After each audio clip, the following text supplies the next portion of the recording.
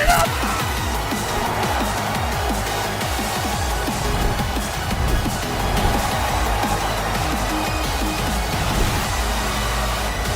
Oh, another low! Able to go for the rage run! Dusty goes wild! They run! It's gonna qualify for the second World Tour final!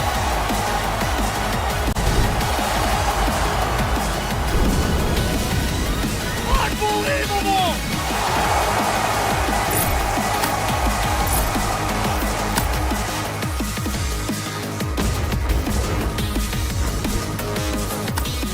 Get ready for the next battle.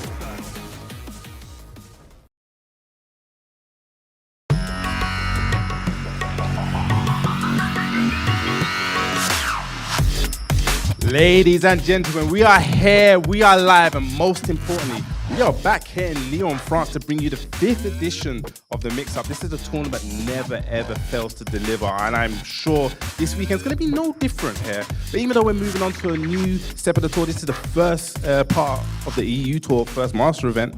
You know, there's some familiar faces here that are going to bring you through the action. I, myself, am Bubsy, and I'm joined by Mr. Community. There's not enough words to describe this guy, you know.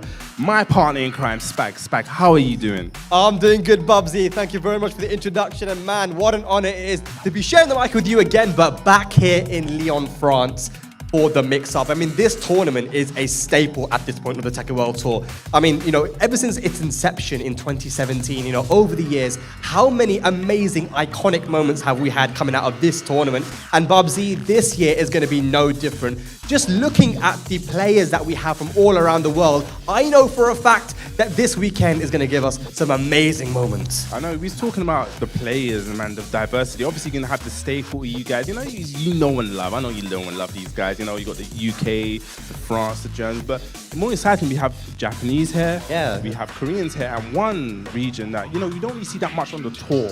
And probably this is their first time in France. We have Ivory Coast here. So Woo! Big ups to them. I am so excited to see how these guys actually do in the tournament. But, you know, let's take a seat. Yes, we're going to be going a bit, you know, we want to deep dive into this a little bit, Bubsy. We want to tell these beautiful ladies and lads at home just what they can expect for this weekend's tournament here at the Mix-Up, you know.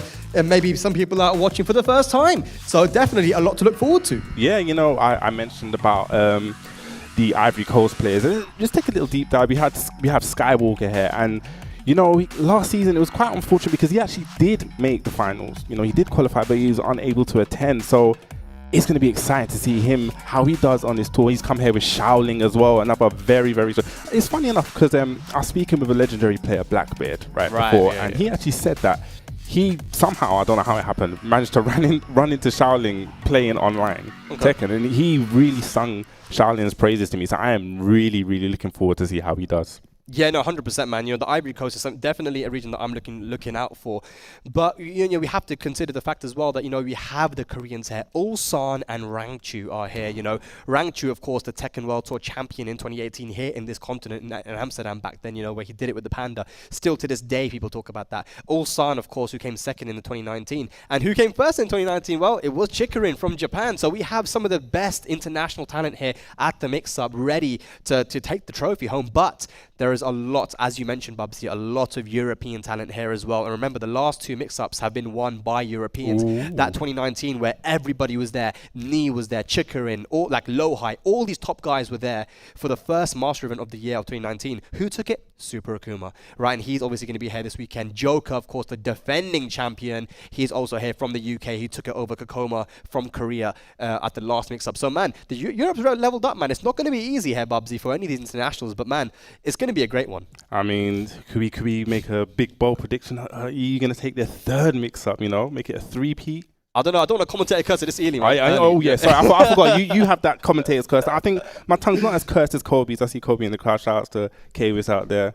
Yes, but absolutely. You know, it's with the level of talent we have here, and plus there's so much to play for, right? So we had Evo Japan, yes, right, and that was a master level event as well, right? So there were points won there. Obviously, Arslan Ash ended up taking it, but I mean, this is the second master event of the tour here now at the Mix-Up, and so there's, you know, getting off to an early start on the leaderboard is very, very important here. So all these guys know exactly how much this means. You know, this is a very, very important, just to shape the way that you're going to have your season. You know, some people they need that quick start, right, Bubsy? They need to have that early win just to show that, give them confidence that, you know what, I can qualify for this World Tour finals. Confidence is definitely a big boost for anyone that plays. You know, like you said, settling in first, getting that first, you know, win, or even getting a nice standing, you know, on the points leaderboard, so you know where you're moving, where you want to go, and you can kind of predict and point out your season, see, okay, you know, I've done well here, I can kind of shape out here's X, Y, Z is where I'm going to go to.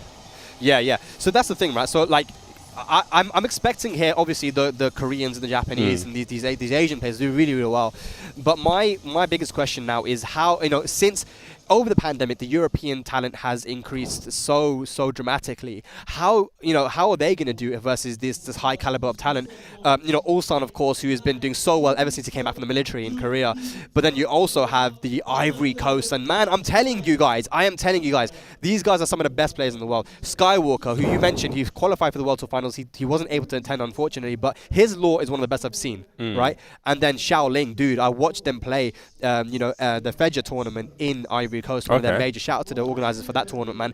And he oh my god, dude, his Raven is disgusting, dude, like super strong. So I'm saying here that I feel like these guys are going to cause a lot of upsets. Yeah, I mean, if you're not, I think I saw like on the Twitters and stuff like that. I think I saw Rukang actually played a long set with Skywalker. I don't know how it went, but I haven't actually spoken to Rukang since I'm in there. But it would actually be interesting to see how Rukang felt the level was. You know, Rukang is obviously going to be one that's going to be here. Shout out to Rukang, you know, Rukang and his. Let's talk about Rukang in a way, because I feel that he is such a.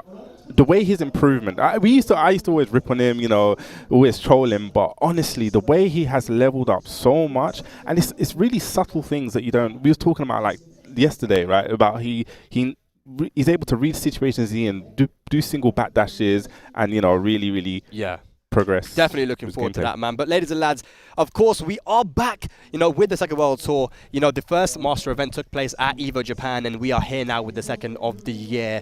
You know, this year's shaping up to be a really cool one, Bubsy. Yeah, so it definitely has begun, started, but you know, returning form. Yes, we are returning form. This is an offline only tour, you know, back to the community, back to the roots. You know, it just feels like it's meant to be. This is how it's supposed to be. You know, we have a global leaderboard, and of course, those challenger events are back. Yes, that's the big one, man. Challenger events are back, of course. But yeah, the Tekken World Tour schedule here right now, as you can see, you know, the Master Challenges and Dojo events are going to be taking place. But to be announced, of course, the LCQ and the Global Finals, you know, that'll be the date's going to be announced later on. And of course, so will the venue. So, you know, that's all still to come, all still to look forward to. But yeah, that's how it is. And of course, our event structure here as well. You have Master Plus, Master Challenger, and Dojo. And of course, you know, your first Master, only one Master Plus event counts towards your points. 2 Masters, 3 Challenges, and 4 Dojos. Yes, just to make it nice. I think we got the points. Oh yeah, nice. Just on cue, right, like that. You know, we have the points there. How the points work, as you said, Master points. They weight more. Yeah. So obviously, from left to right, you can see how it weights. It weights more to the left, more to right. So you got the Master Plus, Master Challenger, Dojo. I'm not going to go through all the points. And of course, of course, Dojo is such a cool system as well, because the more players up to 96 that you have for your Dojo events, of course, the more points that you will be able to receive. And they're so vital, man. I'm telling you, we'll go into some of the players that actually managed to qualify in 2019 just because of the Dojo performances. Of course, we are here for a Master event this time, so a lot of points on the line. Dojo events, as we were just talking about it, offline only, you know, no online dojos at all. And, you know, we have a new dojo approval process as well. And no more region lock as well. So this is great. You know, I love this because dojo events, some of the greatest things about them was that, you know, people who were international needed to get some points. They could go down to a tournament that wasn't really that well known, but you'll have top level players going down to them, supporting these local tournaments, you know, dojo events. Some of them I can think about, you know, NLBC in New York, and some of the ones we had in London too. But you have to make sure that you do register if you are a competitor, of course, for the and at the website you see below. If you don't, then your points are not going to count. So make sure you get onto that, man. Yes, make sure you iterate that point again. Make sure you register to get your points. That's very, very important. But obviously, the dojo application form applications has begun. So you know, if you want to run that community tournament, want to be part of the Tekken World Tour, you know, make sure you submit your applications and to be verified. It'll be all good. 100%, man. Make sure you get onto that, man. And I'm sure there's a lot of TOs around the world that are very excited, but you should be excited for these. Right now, we have master events, of course.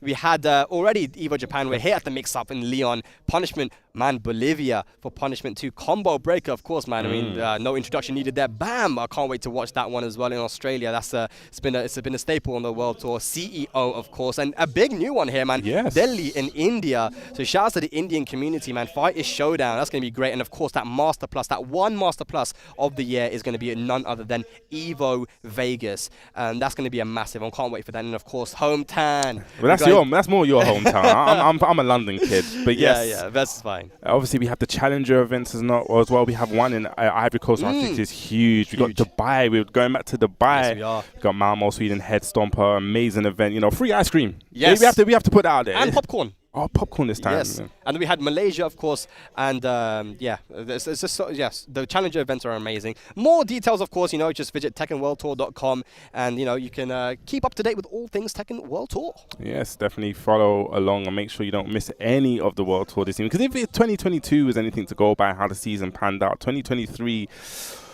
Boy, it's just going to be an amazing spectacle to watch, man. I really enjoyed the tour last year, and this year I expect no less. We're probably coming towards the end of Tekken 7, the end of the life cycle. I feel like everyone's level is now at their highest. Everyone's playing at their premium level. It's going to be amazing to watch. Yeah, I just 2019 for me was a crazy year.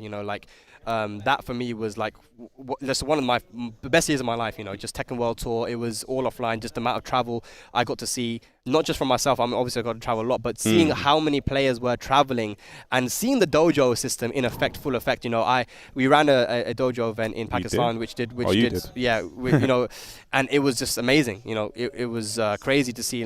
We quite a few of us European guys went down there, and it kind of encourages you to go to these events that you wouldn't normally go to because there are points on the line, right? But yeah, points are on the line for this tournament as well. Our first match is actually going to be a local battle. Two gentlemen from Lyon. I mean, there's no other way to start it, right? We are in Lyon, France. Home. We're talking about dojos, locals. So we got two local players here, stepping up, starting the competition off. Yes. So, man, once again, ladies and lads, thank you for tuning in here. It is day number 1 here for the mix-up in Lyon, the master event of the Tekken World Tour. This has been part of the World Tour since the very beginning, guys. This Tekken World Tour started in 2017, and the mix-up has been a staple part of the World Tour. I don't think I've ever missed the mix-up. I don't think we have, Bobsy. I don't think we have. I think Flo was saying to us beforehand that I think we've actually attended and done every single mix-up. It's crazy. It's a tournament that just cannot be missed, Bobsy. I can't miss the mix-up. Every year I'm at the mix-up. I heavily say, everyone, if you want that real community vibe, just that real nice feeling, mix-up is the one for you. Yes. We've got what's going on here, yeah? We've got a bit of shenanigans on the character select screen. I mean, if you're bad, go for the random select. I wonder if we're going to get off first. These guys are both from Lyon. Maybe they both know each other. So, they don't want to put their cards on the table first. Well, let's see what he goes for here, man. He's hovering the Elisa right now. Oh, is it going to be the mirror? I don't think so. We're definitely playing mind games with the character select screen. But no matter what it is, I mean, this is our first match of the day here for the mix-up. So once again, like I said, guys, thanks for tuning in. Make sure you share the stream out. Let everyone know what's going on here, man. We're streaming on multiple platforms. So wherever you guys are most comfortable, welcome. I hope you guys are all doing well. But here we go. It is another mix-up, Bubsy. I know. Yeah. Can't believe it's the 5th edition. Where did time go? Just goes, where did it go? Time flies when you're having fun. That's what they say. Yeah, very true. It's very, very true. I hope this time does not fly because, like I say, I always enjoy the mix-up. It's always one that I look forward to every year. Yeah. And it's funny, actually, because normally it is kind of the first event that we have of the tour. Last year, it was the last event. So it's like, feels really quick and close together. It feels like we was just here just not too long ago. Not too long ago, absolutely, man. But here we got Elisa versus Negan to start it off here for the mix-up. It's going to be interesting, man.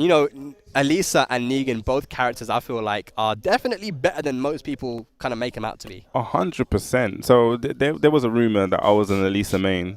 Right? I did play Elisa, but it's funny because I think towards like the mid lifespan of Tekken, 7. I actually did pick up Elisa again. Actually played about. I was like, wow, she's changed a lot, and she's actually, I feel, really, really viable and really, really strong in this game. Yeah, 100%, man. Just the movement itself. And with Negan, it's a very simple poke play style. So I'm excited for what we're going to see here. That jab is probably like the most important thing when it comes to Negan, dude. Like the amount of time you have to hit confirm the 1-2-4. Just very simple playstyle here. But as we see though, Backabout gets a first combo on the board. Yeah, that was a nice conversion from the counter hit 4.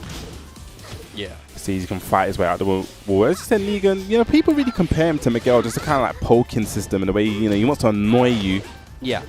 But look at this, we're going to go for the full carry. Back 1-2, yes. Dash up. Oh! Okay, just shy of the wall, plus frame. That move is such a menace to deal with. Ooh, I thought he had the bad boy conversions. Oh, he didn't go for the hit confirm, but it's okay. Bonk on top of the head, and a nice little taunt there to finish it off. Shoji Frost. Yeah. Oh, straight into stance. He didn't commit to it, though. That stance actually has an auto low parry. Yes. Like, it actually beats the lows, right? But he didn't believe in it. Sometimes you got to believe and you can achieve. Yes, believe, conceive, achieve. Okay, you just added more words to that one. I'm going to have to use it, and big power crush. Going to get the launch. Now, if he... Oh, no, he goes to the unblockable. Wants to end it early. I was about to say he can carry him to the wall, but... Yeah, that is that's a tech trap right there, man. You can finish the combo early and go for the unblockable with the 2+3, I think. Oh, that really reminds me of old school Tekken. Yeah. I remember when Roger had that wind-up punch. Oh my god, yeah. Kang used to do that all the time. He used to just be like, you know what? Tech catch, right? Yeah. And Bruce had one in Tekken 6 as well, remember? He did. This time he committed to the stance, but doesn't get a full conversion from the down 3. Okay, here we go. Oh, the lows, the legs. Oh, watch them legs. Oh, nice movement there. Plus frames. What are you going to do? And caught Backabout pressing buttons in between that string, and that's 3 rounds straight for Shoji Frost. Negan looking very nice. I know. Sometimes sometimes when those strings, they're very deceptive. They have like a... It seems like there's a delay. It seems like you can press a button, but... Yeah. You know... Pressed it at the wrong time. No, definitely can't. Yeah, 100%. There we go. We get to... Of course... World Tour rules, you know, if you lose the match, then you are able to pick the stage. But if you pick another character, then you have to go random select. But because he's sticking with the Elisa, chosen to go to the Violet systems, it's actually one of my favorite stages. You know, just a very conventionally shaped stage, nothing too crazy. Some of the stages, you know, they have like weird shapes in them. We called it the Buki Rocks back in the day. Buki Rocks, yeah. The Buki Rocks. You never know where the wall spat's going to come. But yeah, Violet systems here for the second game. I wonder how many people have been at Buki. What does that word mean? It's a London thing. They're going to have to go to the Urban Dictionary, man. They're going to find out. Bro, don't go on Urban Dictionary. Some of the things I type in Urban Dictionary, I hear these kids say stuff. I'm like, what? That's what that means? Oh, crazy. There we go. Second game. See, easy peasy, lemon squeezy.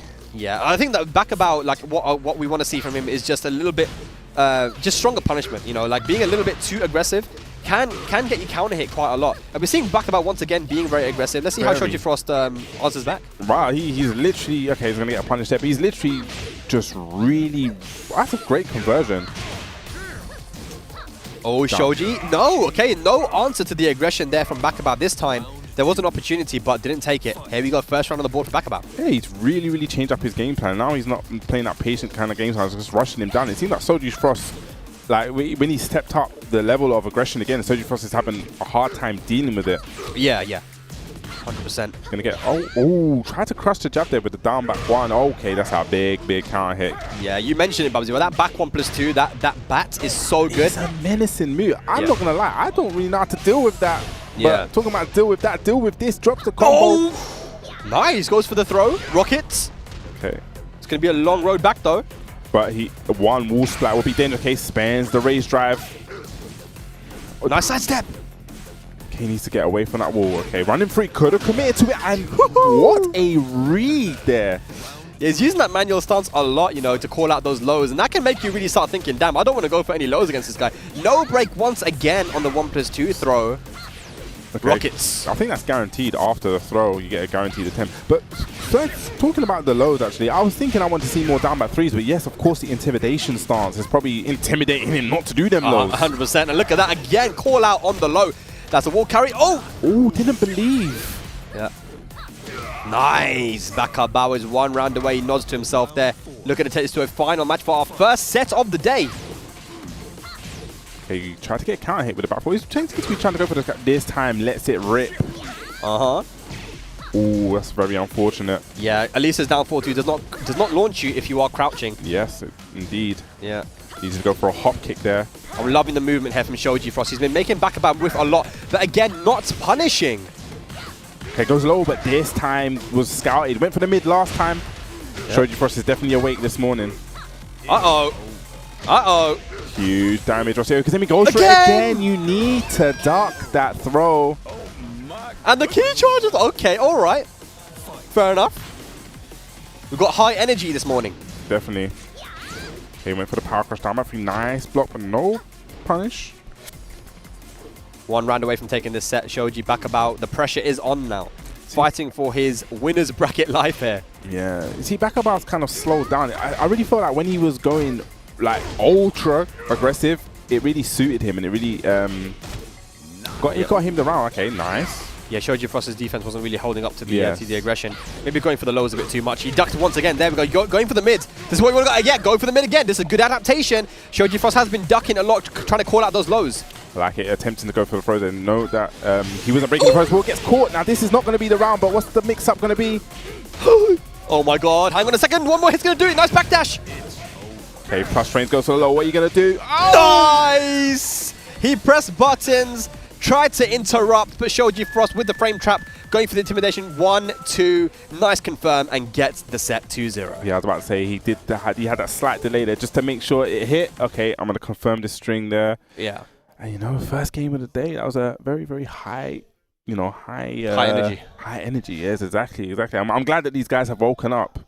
They're definitely awake. No, they're definitely awake, man. And that was good play from both sides. I feel like Backabout started to adapt. He was like, oh, yeah, my opponent is calling out my lows a lot. Let me go for the mids now. But, yeah, I think just at the end, maybe got a little bit too antsy, and it can happen in high pressure situations. You want to mash, you want to just try to interrupt your opponent, but he went for the best option actually after the down back 2 is just go for the intimidation 1-2. Catch the opponent pressing buttons, easy confirm. You saw how long you have to confirm from the first hit to the second hit. You have such a long time, so yeah, just good play all around. It was good play. There's one thing that I noted in that match actually. He actually got the while standing 1+2 at the wall when he was mixing up the mids and the lows, so he didn't go for the full crouch sweep that time, and he went for the hard pickup. I think he thought the way the angle was, he was going to get a full combo, so he probably could have got more damage. He went for the down 3, so there's a little drop there, but it shoulda, woulda, coulda's there. Yeah, unfortunately. It is what it is, man. And we're getting our next players coming up to the stage, man. The players are coming, and man, once again, we have to just talk about the fact that this weekend we're going to be just getting so many strong players, and as we whittle it down to our top 64, to our top 32, 16, like it's just going to be top level guys. And I am expecting, Bubsy, I am expecting there to be quite a few upsets here. Ooh. Like we talk about some tournaments that we've already had this year where players like HK Jr. was able to take out Ni. Of course, Ni obviously one of the best, if not the best in the world, to end up taking the tournament. But just the fact that you can put a dent in the armor, with players from Europe, that is something that you can't take lightly. And the fact that the last 2 mix-ups we've had, have featured basically the European winners. And talking about HK Jr. taking out names like that, I think it's becoming a lot more of a common thing now. You've seen these European players actually step up. We had even Golden Letters. We had Gosain taking over Chanel, Tetsu over, it was Chicorin, right? Yeah. So these things are coming more of an occurrence now. It's not as rare as it was before, it's because these guys are leveling up like crazy, and yeah, the level is high, dude. I'm telling you, it's interesting. I want to see now with a lot of our top players are here at this tournament, and they some of them are fresh off that of a really good performance from EVO Japan. Look what Steffi did. He was literally a round away from making top 8 at EVO Japan. That is not easy to do. And look at Kira getting top 16. Oh yes, Kira's here as well. Yeah, Kira's here as well. So like, the level right now is good, but it's consistency, which is what you want to see. Like there's sometimes you can mention that there are some players who are able to get that one tournament. That's what they do really well in. But being able to do it consistently is where you really show if you are great, and that's the thing. That's the reason why people are calling guys like Ni the greatest of all time, because he has consistently done it over how many years, how many decades, at this point. He's done it a load more years than I actually realized. Like you said, time really does fly. Yeah, it does, man. But yes, we are back with the players on the main stage here. Let's see what characters we're going to get up now. But yeah, guys, one thing about Europe as well, Bubsy, is that we do get a lot of a lot of character diversity. Oh, that's what I really, really love about that. You know, we have character specialists, and it's one thing that I've noticed. So I've been watching Joker stream, and he'll go to like certain players to play certain matchups so you can learn. He's like, oh, I need a Yoshi matchup. Okay, I got this guy over here. Oh, I need to play against Eliza. Oh, I got that guy over there. It's really like I said, it's beautiful that we have a diverse pool, and it's not like it's everyone with their character specialist is at a high level, so you can get that experience. And I think that, you know, one thing that gave a lot of people confidence that they can just pick a character they find cool in Tekken. If you guys are watching at home and you're, you know, new to Tekken, and you're thinking to yourself, what character do I need to play? What character should I play? The character you should play is the one that you find the most fun, the one that you think that you identify the most with. You know, like when I was starting out with Tekken, you know, characters I chose, you know, like Law. Law was a really cool character to me. I loved Law, and characters like Jin and Eddie. I really like Eddie. So, you know, pick whoever who you want, because at the end of the day, if you're strong enough, if you get strong enough, you can make that character work. And you know, Rangchu proved it with the Panther, right? So we got Hado versus Seawolf. Well, he's French, so it's actually Ado, isn't it? It's Ado. They don't pronounce the H's. I'm not getting into this. You know, no, because you don't know what happened last time. You see, I don't speak French, and I don't attempt to speak French. I know you don't. No, I did. You tried? I did. And you know what happened? Super Kuma and Yuki laughed at me. It's probably because they didn't expect you to do it. I tried my best. I'm not doing it no more. No. They didn't laugh at your French. No, they did. Super Kuma told me. He told you? I laughed at you. Yes, he said he laughed at my enunciation. I was like, I'm not doing this no more. I tried. I need to call him out on that. That's kind of deep, man. Why are you laughing at Bobsy's French, man? Where's Super Kuma, man? Always fun. I'm sure we'll see him later. And yeah, man, we're seeing Negan again as well, man. Look at this. I mean, that's 2 Negans in a row. His character, dude. I mean, people are picking up on him. Like I said, he's a menace. That back 1+2, honestly, it's such a problem. Yeah.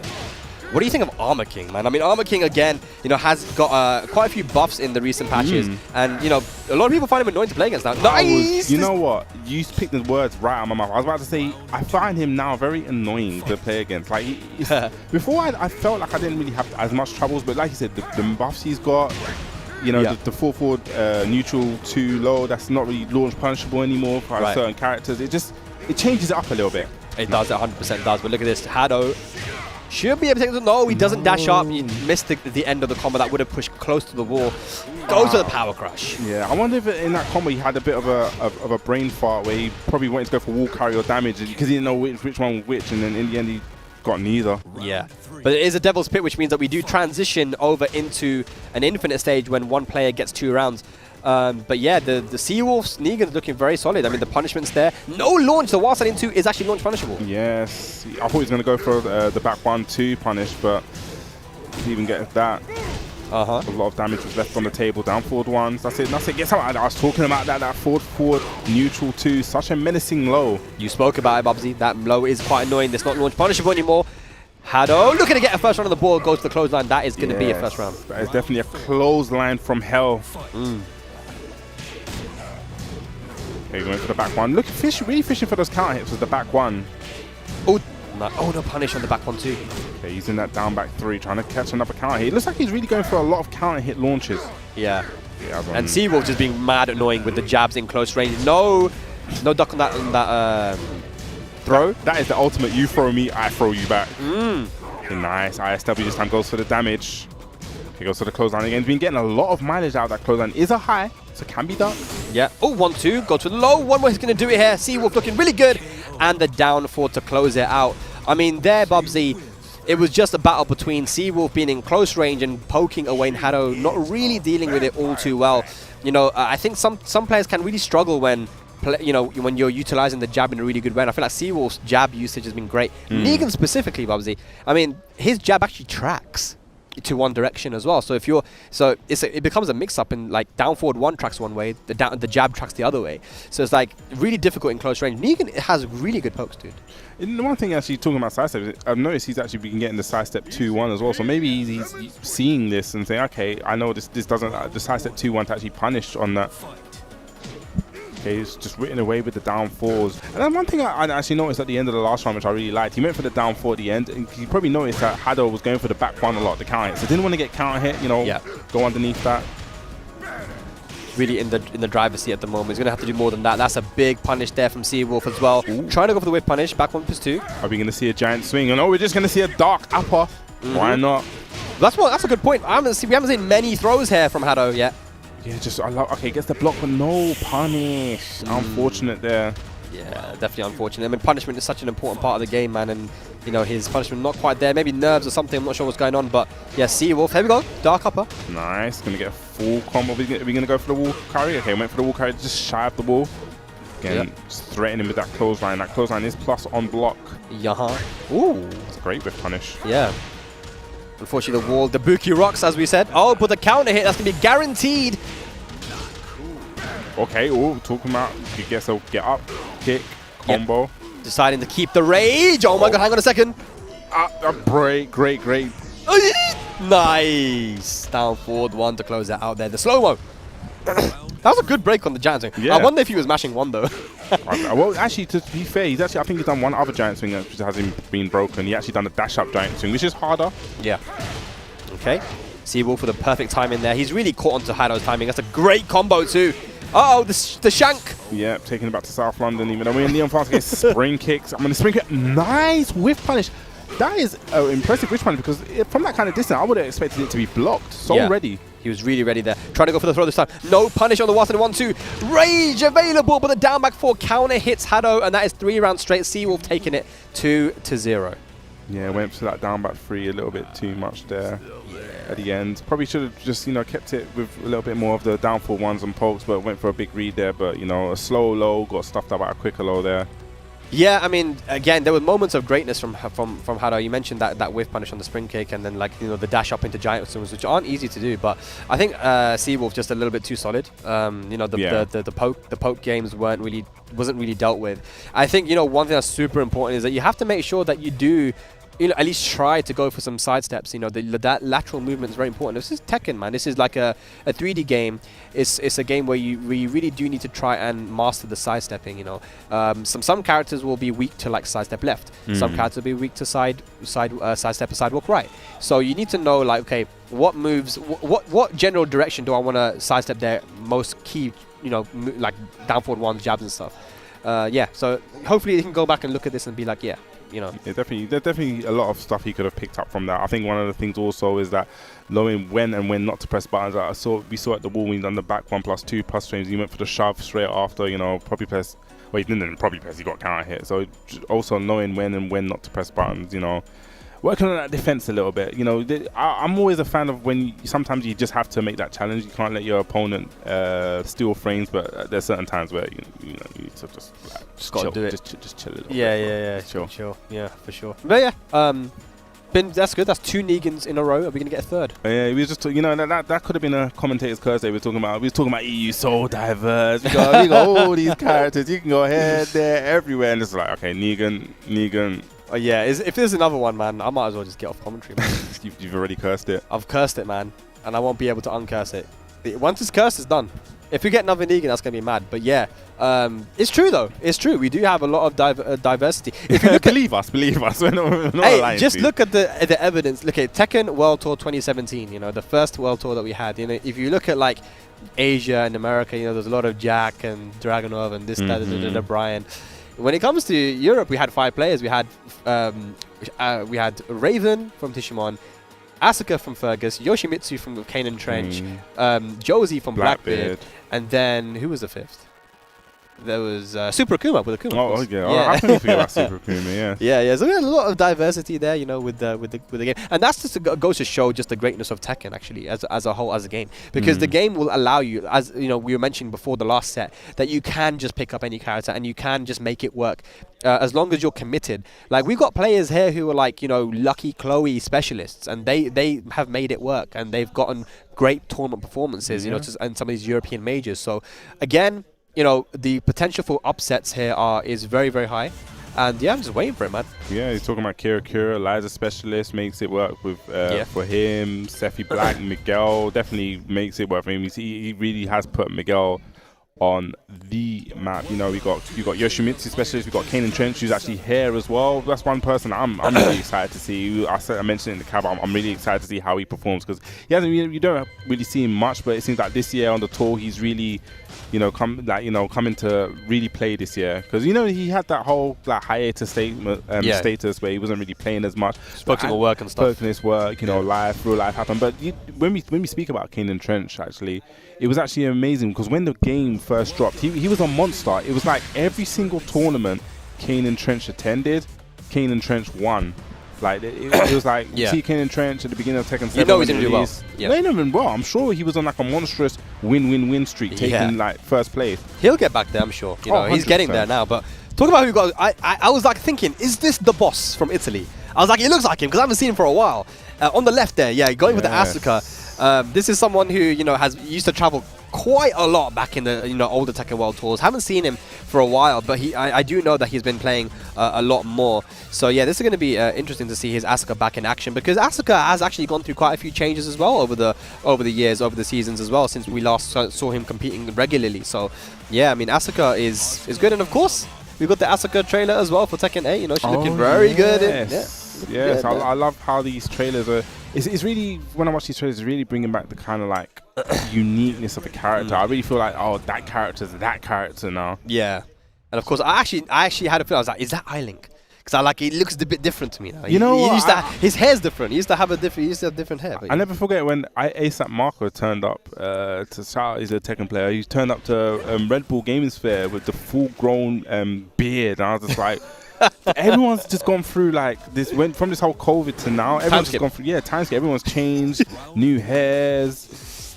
All right, here we go though. It's Italy versus France here. The boss versus Eilink. Eilink also uses Eliza, if I'm not mistaken, right? Yes, Eliza and well, I would say Panda, but he's gone for the Kuma. Ooh. Really? You're gonna go for the down back 4? Would you call that the Trottolino? Trottolino. Yeah, I guess so. I mean, that's mad slow as well. He just wasn't ready for it. Yeah, you know, first round. Good thing to test it out to see, is he going to react to this? Yeah. Now, when you talk about bears, a lot of people talk about bears being like, you know, that character that is really difficult to use because he has a lot of weaknesses, clear ones, right? The big body allows for combos to happen, which, you know, usually don't work on other people. But, you know, not many people play this character, so... I'm about to say that's the double-edged sword. You don't receive many bears. I know.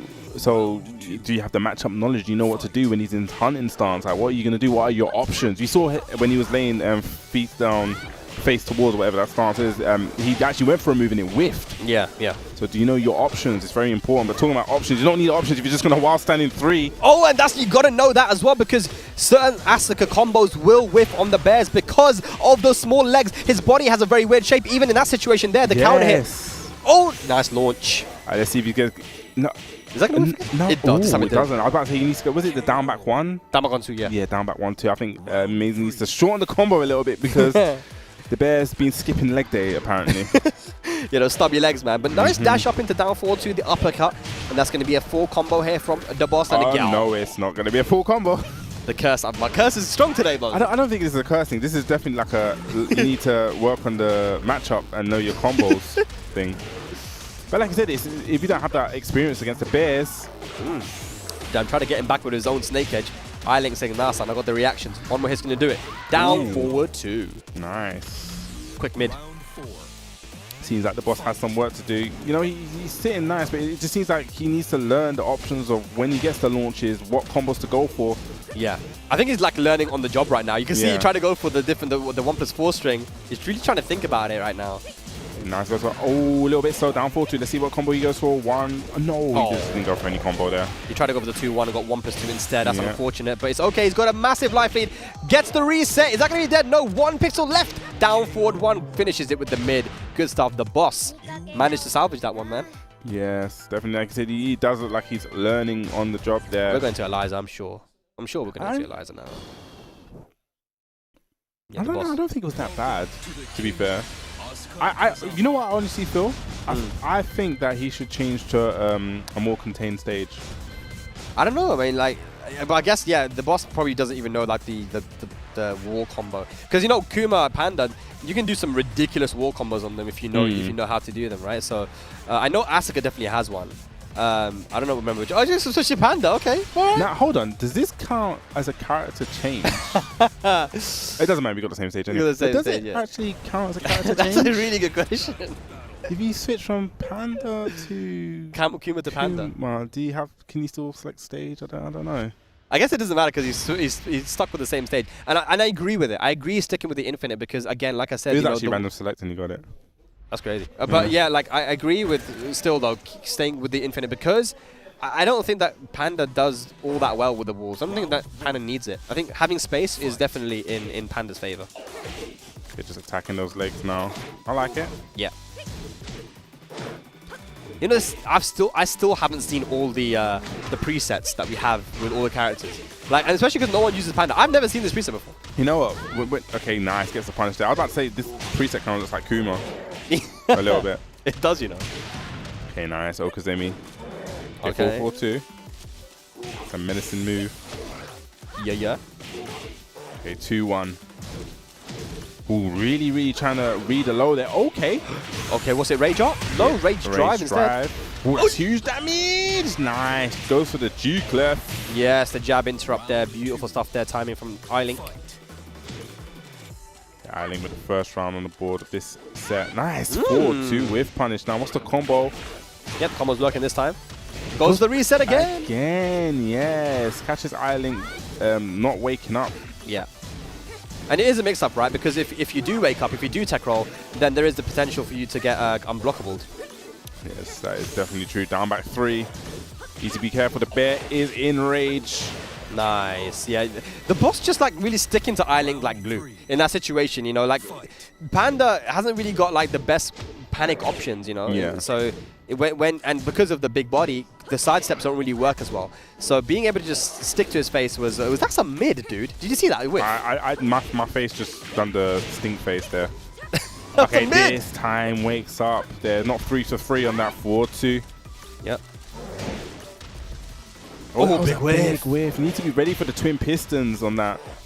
Okay, nice throw break. Yeah, very good throw break. Rage available now. Wow, nice. Ooh, that was very delayed there. The boss probably just not expecting it. Sometimes you have to hit them with the oldest trick in the book. Nice. Yeah. Going for downward pursuit. The boss has been able to hit it quite a lot, but that low, you have to be very close to Panda in order to hit it because of the stubby legs. Yeah, I'm about to say those legs are going to make it just that 10 times harder. And again, goes for the wrong combo on the bears. Probably has to go for the down back 1 string to get the tail spin.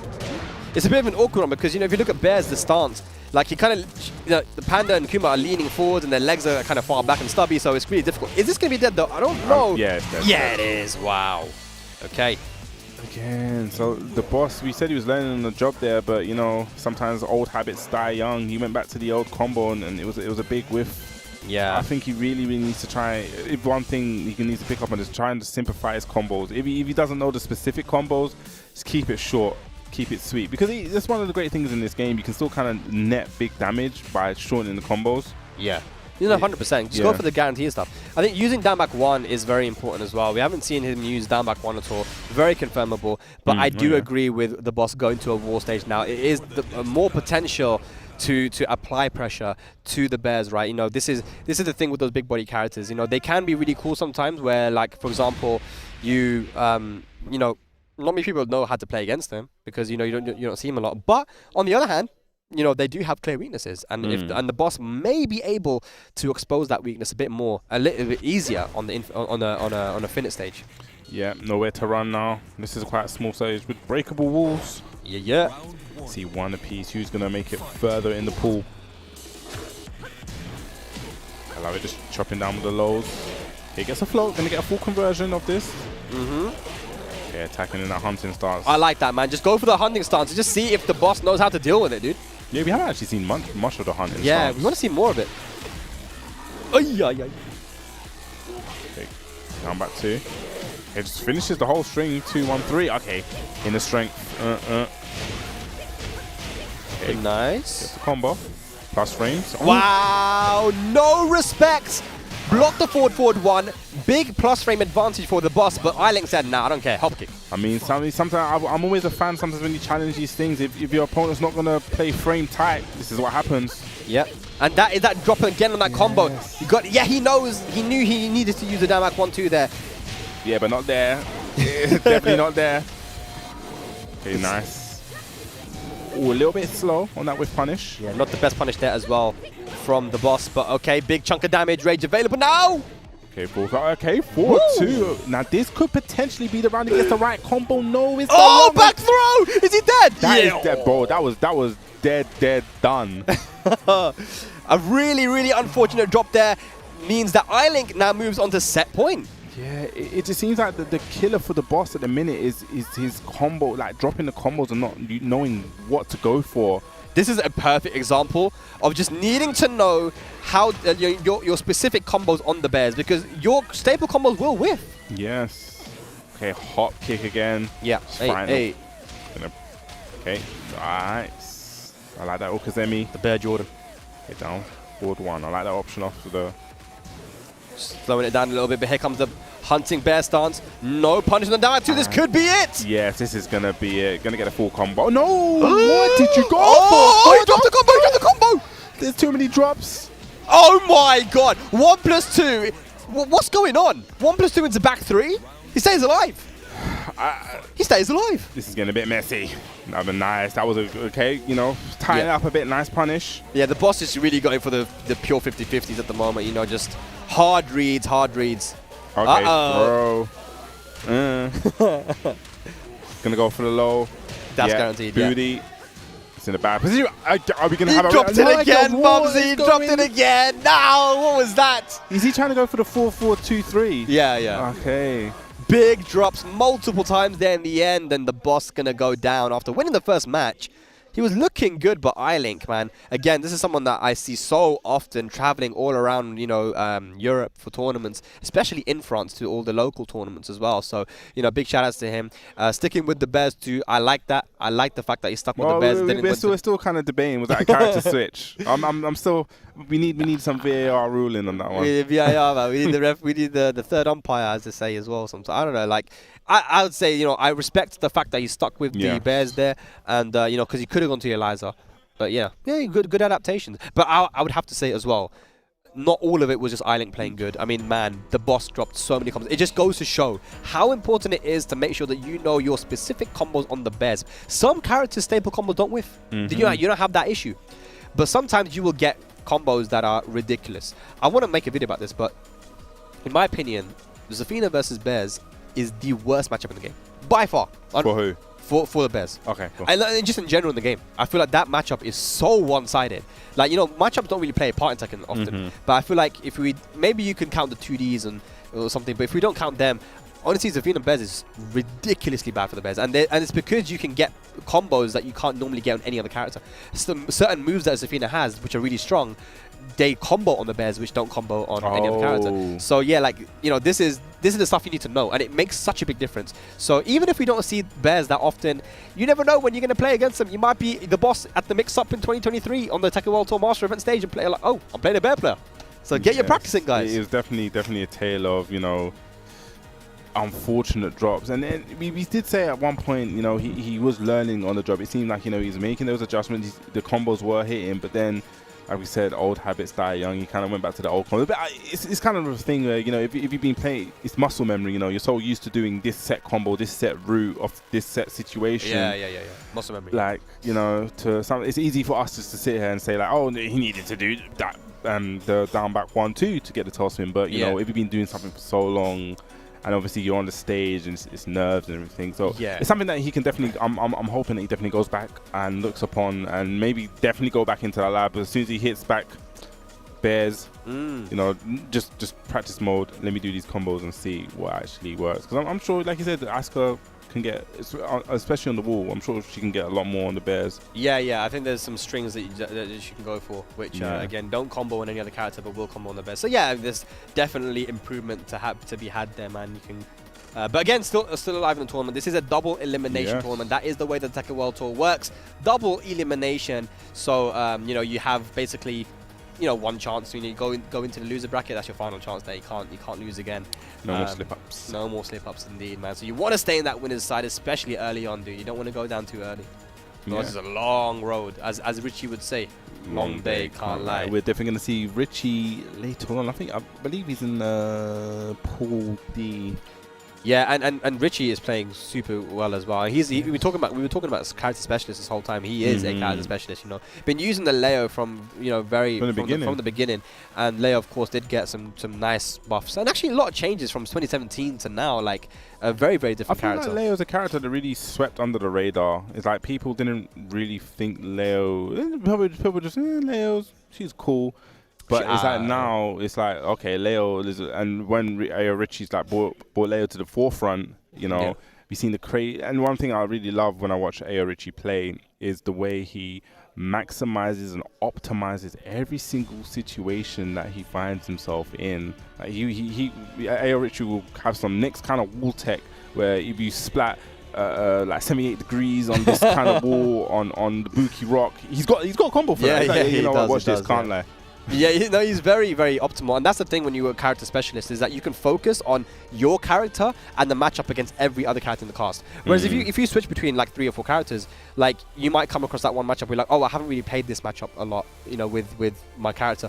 So yeah, just being able to say, okay, Leo versus Eddie, Leo versus Athena, Leo versus Raven versus Lily, he just knows all of them, and that's the same with like people like Steffi Black as well. You know, only uses the Miguel versus the majority of the well, with all of his matches really, right? So yeah, man, character specialists are eating well, man. They're eating well, but oh my god, is that Decrypt me? Yes. I didn't know that was Decrypt me. Holy cow, okay, all right. First time seeing him offline. Good stuff. So we have a Zafina player, Decrypt me from, it looks like the Netherlands. Yep, from the Netherlands. His playstyle, having watched him play quite a lot, I mean, if you don't know the Zafina matchup, he's going to abuse all the strings, all the cheese, and all the fromage, as we would say in France. All the fromage. And we know Zafina I love the way you looked at me and said, as we say in France. I don't know. I don't know. You know that much, brother, at least. We had some fromage today. Or maybe you didn't, I did. Yeah. I had... But Zafina has a lot of fromage. Yes. Definitely is a cheesy character. We're going up against Master Raven. We said now we start to see the diversity. This is what I like. Yeah. The European diversity. That's it. But yeah, I hope that that Thermos are going to be ready here with the Raven. Raven, a very strong character as well in the right hands. I love it. Just starting off with the plus frames. Just start as you mean to finish. Yep.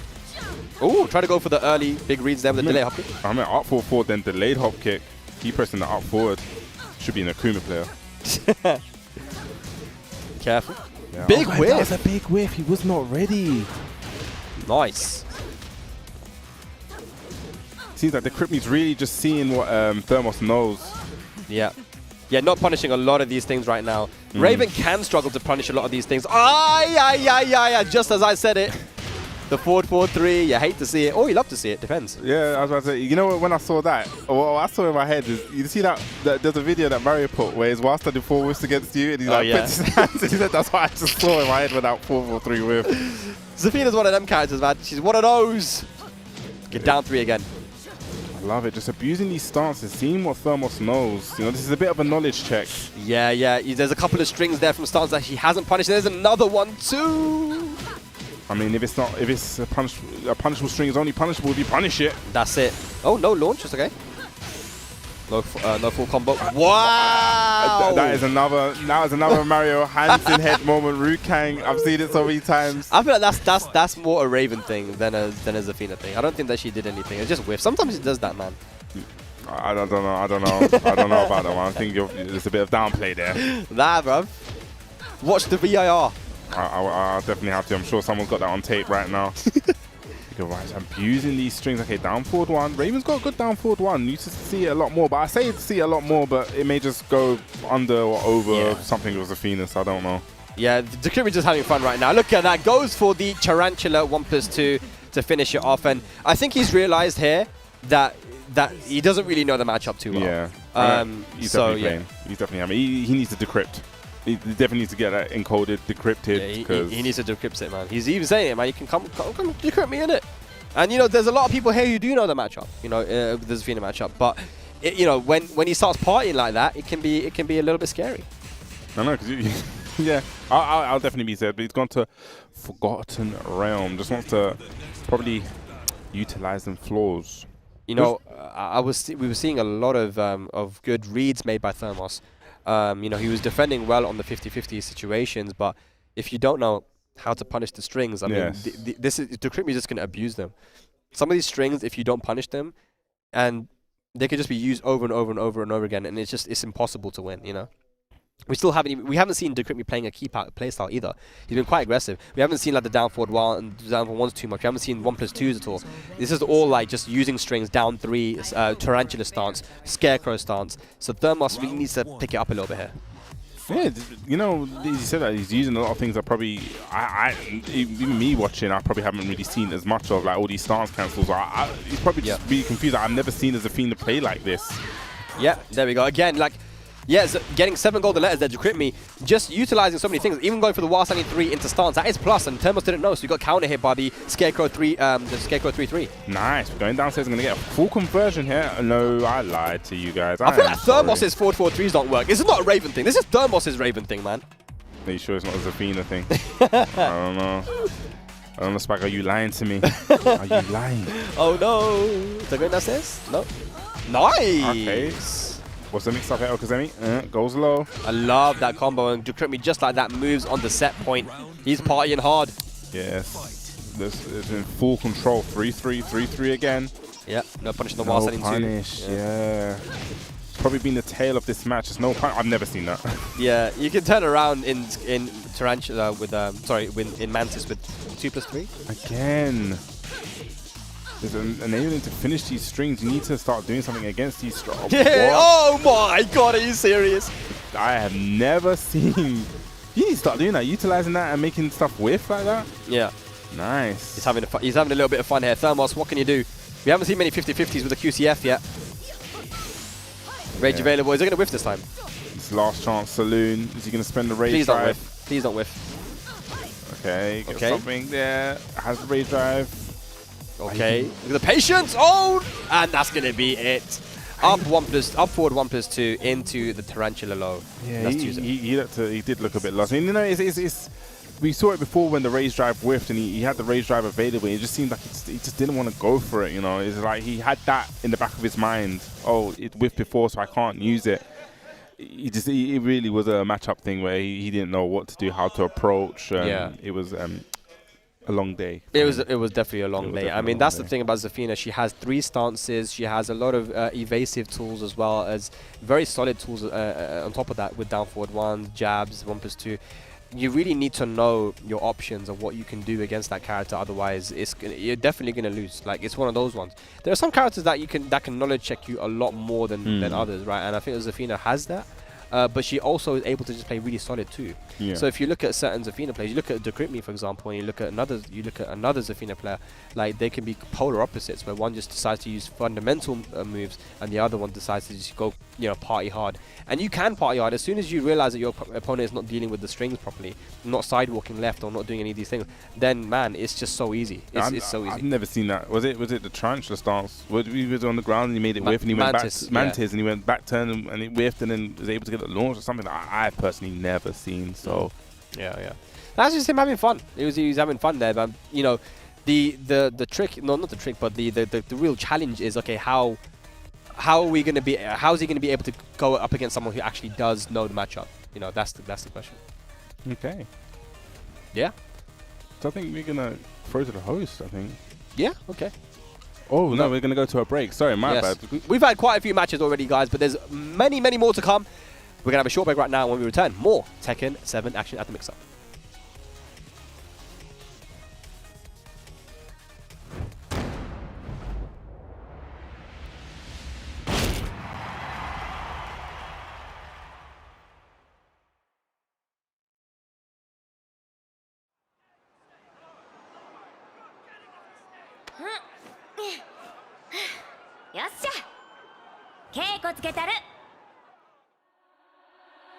Get ready for the next battle.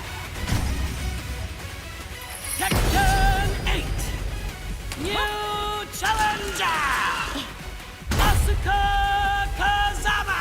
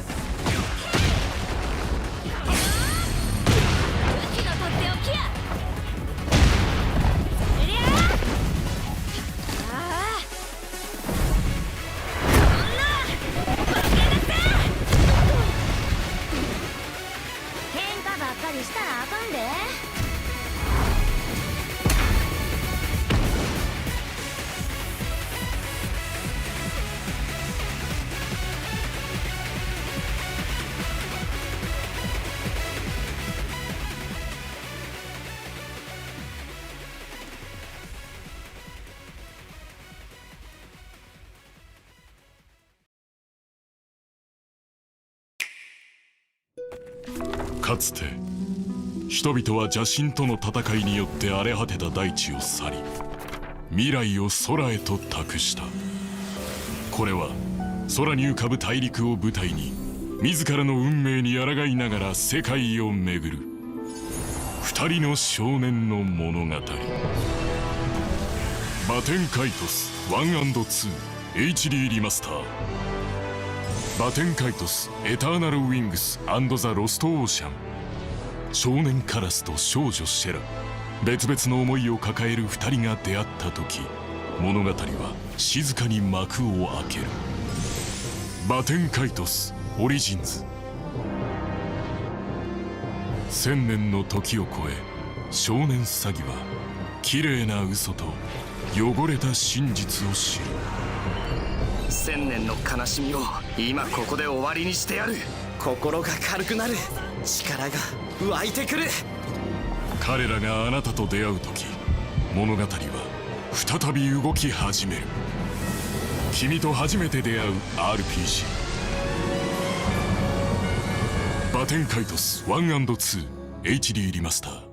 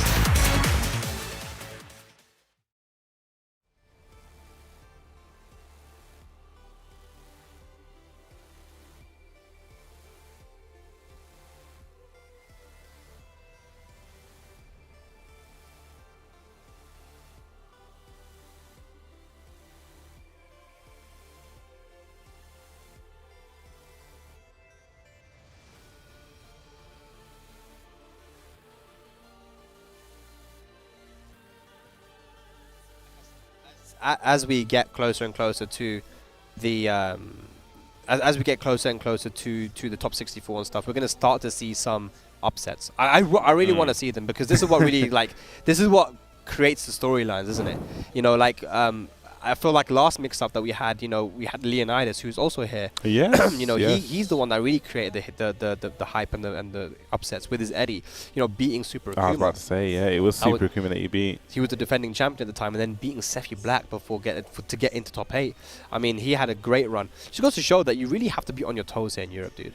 Yeah, everyone is. We were saying it before with so many characters and so many specialists. You know, you can take any character in this game, and you know, as long as you put the time and the effort into there and you learn the situations, you can make them work. You know, because I think before people, even Miguel, when you talk about how from the early on seasons of Miguel, and Miguel probably wasn't, people didn't really think he was that viable, and you saw Sephi Black, he stuck with Miguel, and he's really made it work for him. You've seen the amazing results he's had from him. So it's all about, you know, sticking and putting time into your character, and you can go really far. Yeah, go really, really far, man. But yeah, we're going to be getting some matches up very, very shortly. But the Tekken World Tour is back, you know, properly offline now.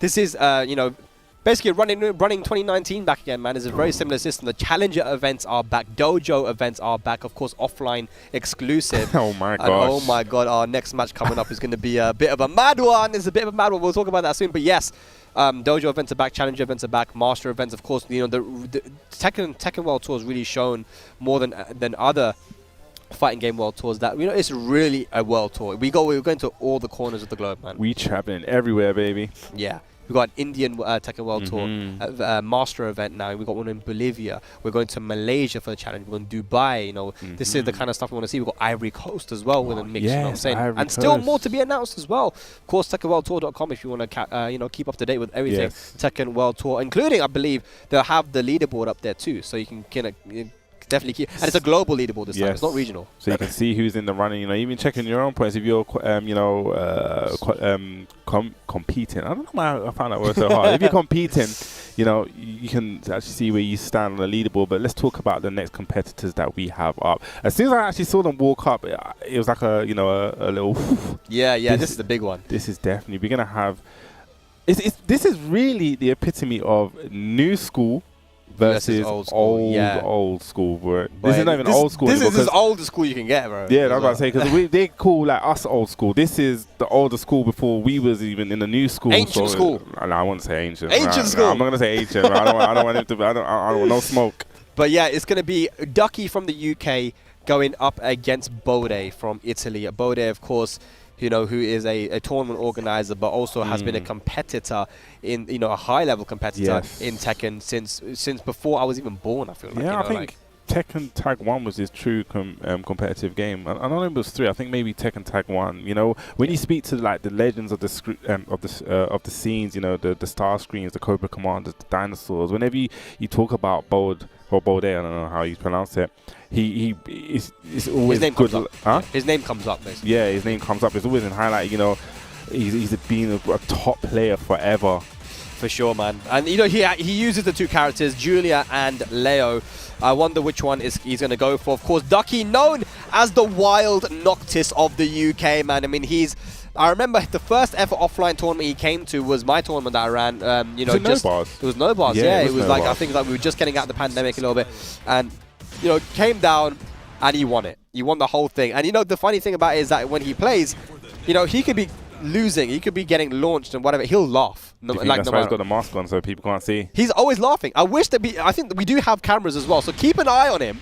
Because if he starts losing, he's going to just start laughing. This is the thing. He just enjoys playing the game. He loves it. I think was it Golden Ed? I can't remember. He was playing against a Korean player. This was off stream, and even when he was getting launched and slapped around in the air, this guy was like in hysterics. Like someone just told, he was hysterically laughing. He's not even just laughing.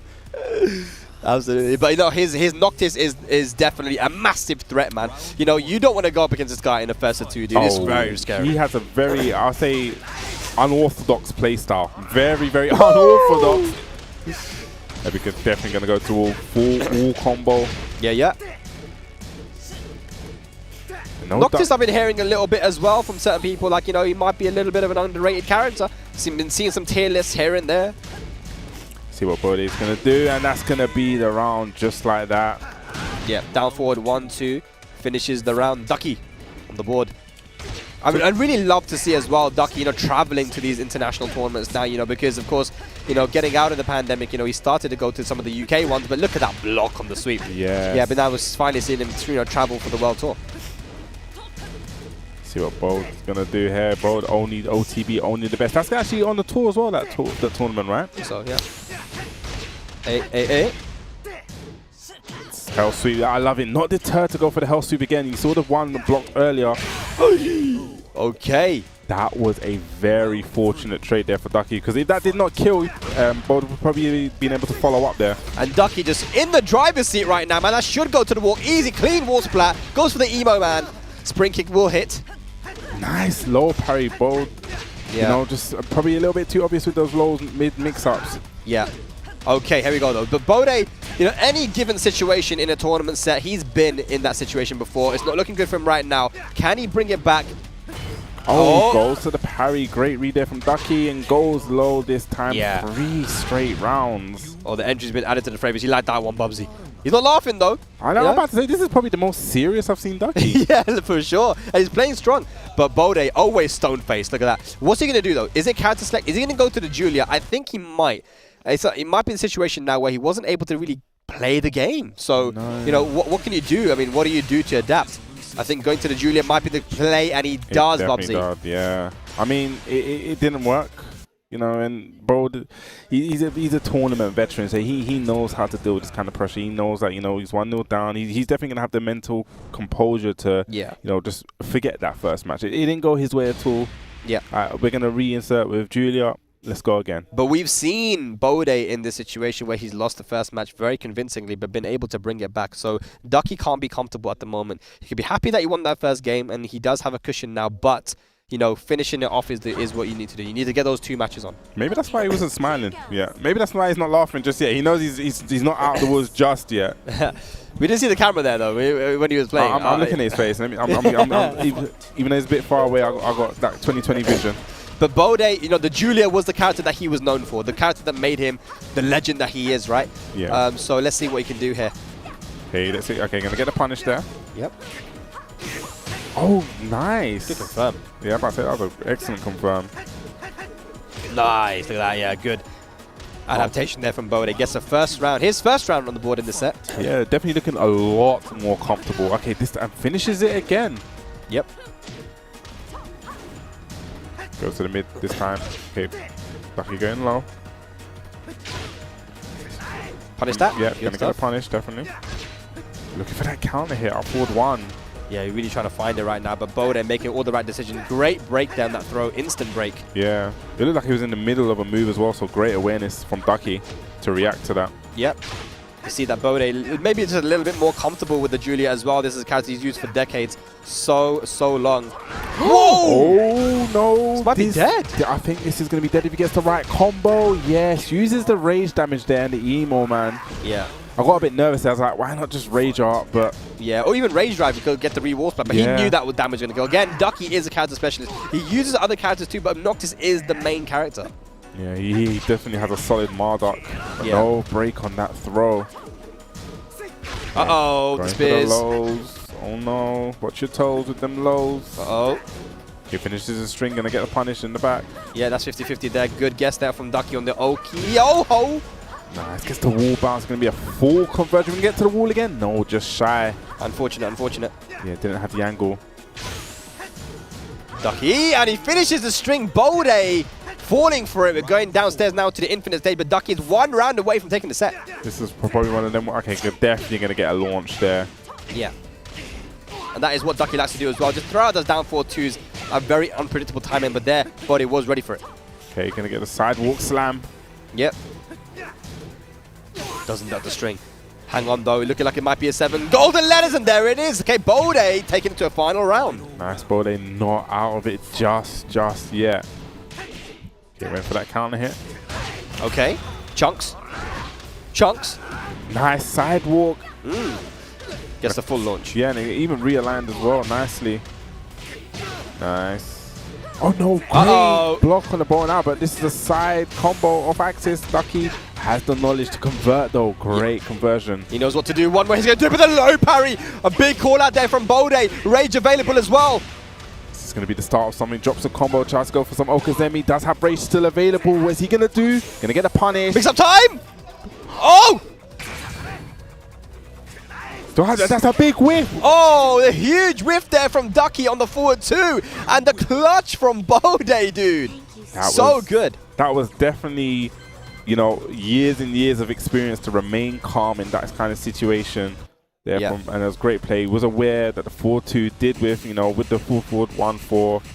So ready. So ready, dude. I mean, again, just really knowing and realizing what he needs to do in certain situations to get the round done. You know, just very aware and turns it up in those clutch situations. Having that experience, this is where it matters. It's the clutch situations where the experience definitely shows out. So we're going to a final game here now. That could, you know, Ducky's going to have to try and get that out of his mind and be like, look, got to continue on. We're going to the Forgotten Realm now. And this is important because I don't think Julia gets all too much on this stage, but I mean, Ducky with the Noctis, that Emo Man is going to launch. Yeah, oh yes, that is a great call. Yes, the Emo Man definitely is going to launch. And there's other things that he gets as well on the stage too. But if you're Balde, you're probably thinking, let me break these floors as soon as possible. I'm wondering if Julia's 2-throw that he done, the sidewalk. That will break, definitely break. Yeah. Here we go, just as we said. Or just as you called it, but drops a combo. Yeah. It's unfortunate there. It left a lot of damage on the table. Yeah, Balde's not going to be too sad about that one, but oh, nice. Definitely going to be sad about this, but Ducky's going to be even sadder. Another combo drop. Yeah, caught Balde pressing buttons though, and Ducky will get the round on the board. A few drops there, man. You know, it's still not looking so good, but it's okay. He's getting the round on the board. Nice, low parry. Ducky starting off very strong. We're going to go downstairs. Yeah. We are, yes. What's going to be the combo here? Okay. Ooh, nice. Keeps it simple. I like it. Just didn't want anything unfortunate to happen. 2-2. Nice. Okay. Yes, that was vital. You know, both with the great read, knowing that the Hell Sweep, not the Hell Sweep, that the Emo Man would break the ground there. So it was a huge, huge read, but this time was not red. Yeah, it definitely wasn't ready. And of course, you know, because it killed, it wasn't going to break the floor. So he still has that floor in play. And Ducky moves on the set point. Noctis looking good. No big punish on the 2-2-4-2. Love him. Going for that mid this time. Really trying to mix it up. Okay, really looking for this counter hits. Nice. Going downstairs. Wow. I've not seen that one. That's awesome. Yeah, homie moving to launch. What a combo. That was definitely a great combo. Hang on a second. Trying to go for the mid. No punish. Oh! Oh no, this could be the start of something. Is he going to get the one of side walls? No, he's not going to save him. Peels him off the wall. Peels him off the wall. One more hit's going to do it. And then down 3. Tap your shoe. That's going to be a round for Balde now, staying alive. Definitely tapped in that. The Oyster card right there. That's a London thing. People won't get that. Okay. No doubt, and this time goes to the parry. Another quick start here for Ducky, man. Getting the life lead so early on in these rounds. What can Balde do now? No, that's going to be the round. Yeah, Balde went for the Hail Mary there, but quite unfortunate. Yes. Ducky taking it over the legend Balde and moving on, progressing in this winner's side. This was, I feel like, the first sort of heavy hitters versus heavy hitter match that we've seen. And of course, you know, no surprises that Balde was able to bring it back. But just Ducky with his play style, he's so unpredictable, but also aggressive as well. You know, he has solid aggression where he's able to overwhelm you. And so many times in that last match, he was able to get the life lead early on. And if he lost, it was because Balde made a comeback. But you can't make comebacks every single time, dude. You know, it is difficult. It takes a lot out of you. So, yeah, it's really good play from Ducky. Someone to look out for. Yeah, definitely one to look out for. One of the things that was really, really instrumental, I feel, is he got to pick the Forgotten Realm. And it really helped. Like you said, the demo man, the emo man actually now became a launcher. And we saw it off the bat in the first round straight. Demo man, bam, going downstairs. And after that, he kind of tried to mix it up and then, you know, tried to play in close and go for the big mid launch. But, you know, I think, yeah, Balde wasn't able to, you know, come back from that. Ducky was making the huge leads at the beginning. Was then able to capitalize back. Yeah, no, 100%, man. But we got our next match coming up. And you know, it seems like the crowd's getting a little bit loud here because I believe, you know, they got a French favorite coming up. But on the screen right now, we see the BM from Austria. Very strong Brian player, dude. Yeah. You know, and it's just great to have been seeing him travel to tournaments. You know, I've always known him to be someone who is very strong online. Got that TGR Brian, of course, not easy to do. No. But you know. Been seeing him travel to a lot of tournaments, and that's where you start to see the improvement. That's where you start to see the tournament performances, because you can be like very, very strong in Tekken, but when it comes to tournament, it's a different ballgame. Your heart will start racing. Your hands won't do what you want it to do. You know, so you know, that experience definitely matters. Honestly, it's one of the things that I never forget. When I went to my first tournament, I was actually told, they were like, "Yeah, you can. It's fine. You're a sick player, but when the lights are on you and you're on that stage or you're on that stream." And you're holding the pad and your palms start sweating, and like everything you know, you could do the bread and butters, everything that's just so natural to you. You're just gonna freeze like there in the headlights. I never believed it until I experienced it, and then I was just like, I know what you guys are talking about. Yeah, 100%, man. You know, your heart rate goes through the roof, and you just start, you know, you're panicking, and you know, you don't punish well, and there's so many things that can happen. But the only way to get over that is to just play in tournament. You know, because it's like exposure therapy. You need to be exposed to in order to you know, to be able to get over it. Otherwise, and you know, even if you talk to some of the most experienced players, Bubsy, I mean, they still get those nerves. You know, like I remember when I was in the taxi with Arslan, and we were driving. This was a combo breaker, right? Okay. And he ended up being the combo breaker champion that year, last year. But we were heading towards our hotel. And we drove past the venue, and he looked at the venue, and he was like, "Oh my god, dude! Like my heart is like racing." Like he got nervous. He was like, "Damn!" Just looking at the venue got me nervous. And it's like everyone feels it, dude. But it's about how you can channel that energy, how you can focus yourself when it comes down to actually playing on the day. You know, these are strategies that you can try to implement. You know, there's people that have like psychologists, you know, that help them, sports psychologists, you know, that kind of stuff. But yeah, honestly, just playing is very, very important. But we've got Castaro here. You know what? This is so off topic, but I was looking at the character select screen, and I was thinking, what is that squid thing behind the character? I didn't realize it was Brian's hand. It actually stretches off that to the confused me upside. for a second just I now. was looking at it thinking, is this a glitch? Is Yoshimitsu in the background or something? I literally thought, what is that? I'm too I need to stop observing things. Yeah, like I've never seen that. that freaked me out just now, man. We were both looking at it like, huh? What is this? But you've got Brian versus Lars. Lars is a character we don't really see as option. You know, we have Kaizoku Lars as a Lars specialist. Yeah. But it's nice. Like you said, we have such a great, diverse character pool in EU. And, you know, Lars is probably like the forgotten one. You know, we saw him everywhere in Tekken Tag 2. We saw him everywhere in Tekken 6. Yeah. Not so much in Tekken 7, but I still, like we said, every character is viable. That's the thing. And you know, when it comes to France as well as a community, obviously, you know, their community isn't all localized into one city. It's not all just Paris. You know, you have Paris, you have Marseille, where Bambino and Super Kuma are from and such. But, you know, there are some places where these players only play offline. They don't play online. And, you know, so you won't see some of these guys competing in online tournaments. But when you come to these bigger events here, that's when you start to see them, right? Hey, nice counter hit, gets a full conversion. Goes for the hatchet. Nice punish on the hatchet kick. Great punish there. Oh, the backdash but no launch. Okay, just goes for the down 4. Yeah, brave. But, you know, that's already we can see Castaro, you know, the movement's looking nice. Got to start getting those whiff punishes in though, but full crouch down forward 2, man. And it sounds so weird to say full crouch down forward 2. I'm just so used to that, just being the down forward 2 still. Yeah. Okay, nice. And a beautiful punish there. Perfect. That was a 14-frame punish right there. Beautiful. Calling out these lows. Ooh, high crush. Show that BM is definitely ready for this matchup. Perfect punish. Oh, but was not ready for that. You're going to get the shoulder. Oh, not dead just yet. But definitely if you get kicked in your chin like that, that is going to take the round. Yes. Some close rounds here, man. Very, very close. Okay, went for the full. Okay, beautiful I low was parry. literally about to say that Castaro's really trying to call out a lot of these lows. I wonder if BM's going to start adapting here. I mean, with the hatchet kick, it's something that you want to do, you know, get a bigger punish on it. You know, hatchet is not as punishable a low. Yeah. Just throws out the down 4-2-1 again. Bubsy, he is not scared. That is a move that not many characters can launch, but Brian is one of them. He just threw it out. It does have a little bit of high evasion as well. So Castaro really playing well here. He seems to have really frozen up the BM as well. Probably he was not expecting this. Yeah. Okay, he went for the neutral orbital hill, but gets actually whiff punish, but nice. Get up kick. Gets counter hit. Hey. There's that wall, just shy of the wall. Again, a big call out on the low. The hatchet kick going to get more damage than he does in blocking it, but no Bloody way, hell, no man, the way. combo. What a combo. Lars with a crazy wall carry. Rage available now. The BM, what can you do? Nice. Forward 3 gets a counter. If he keeps his combo nice and simple, should be the round. Yes, go for something simple. Snake edge it out. Yeah.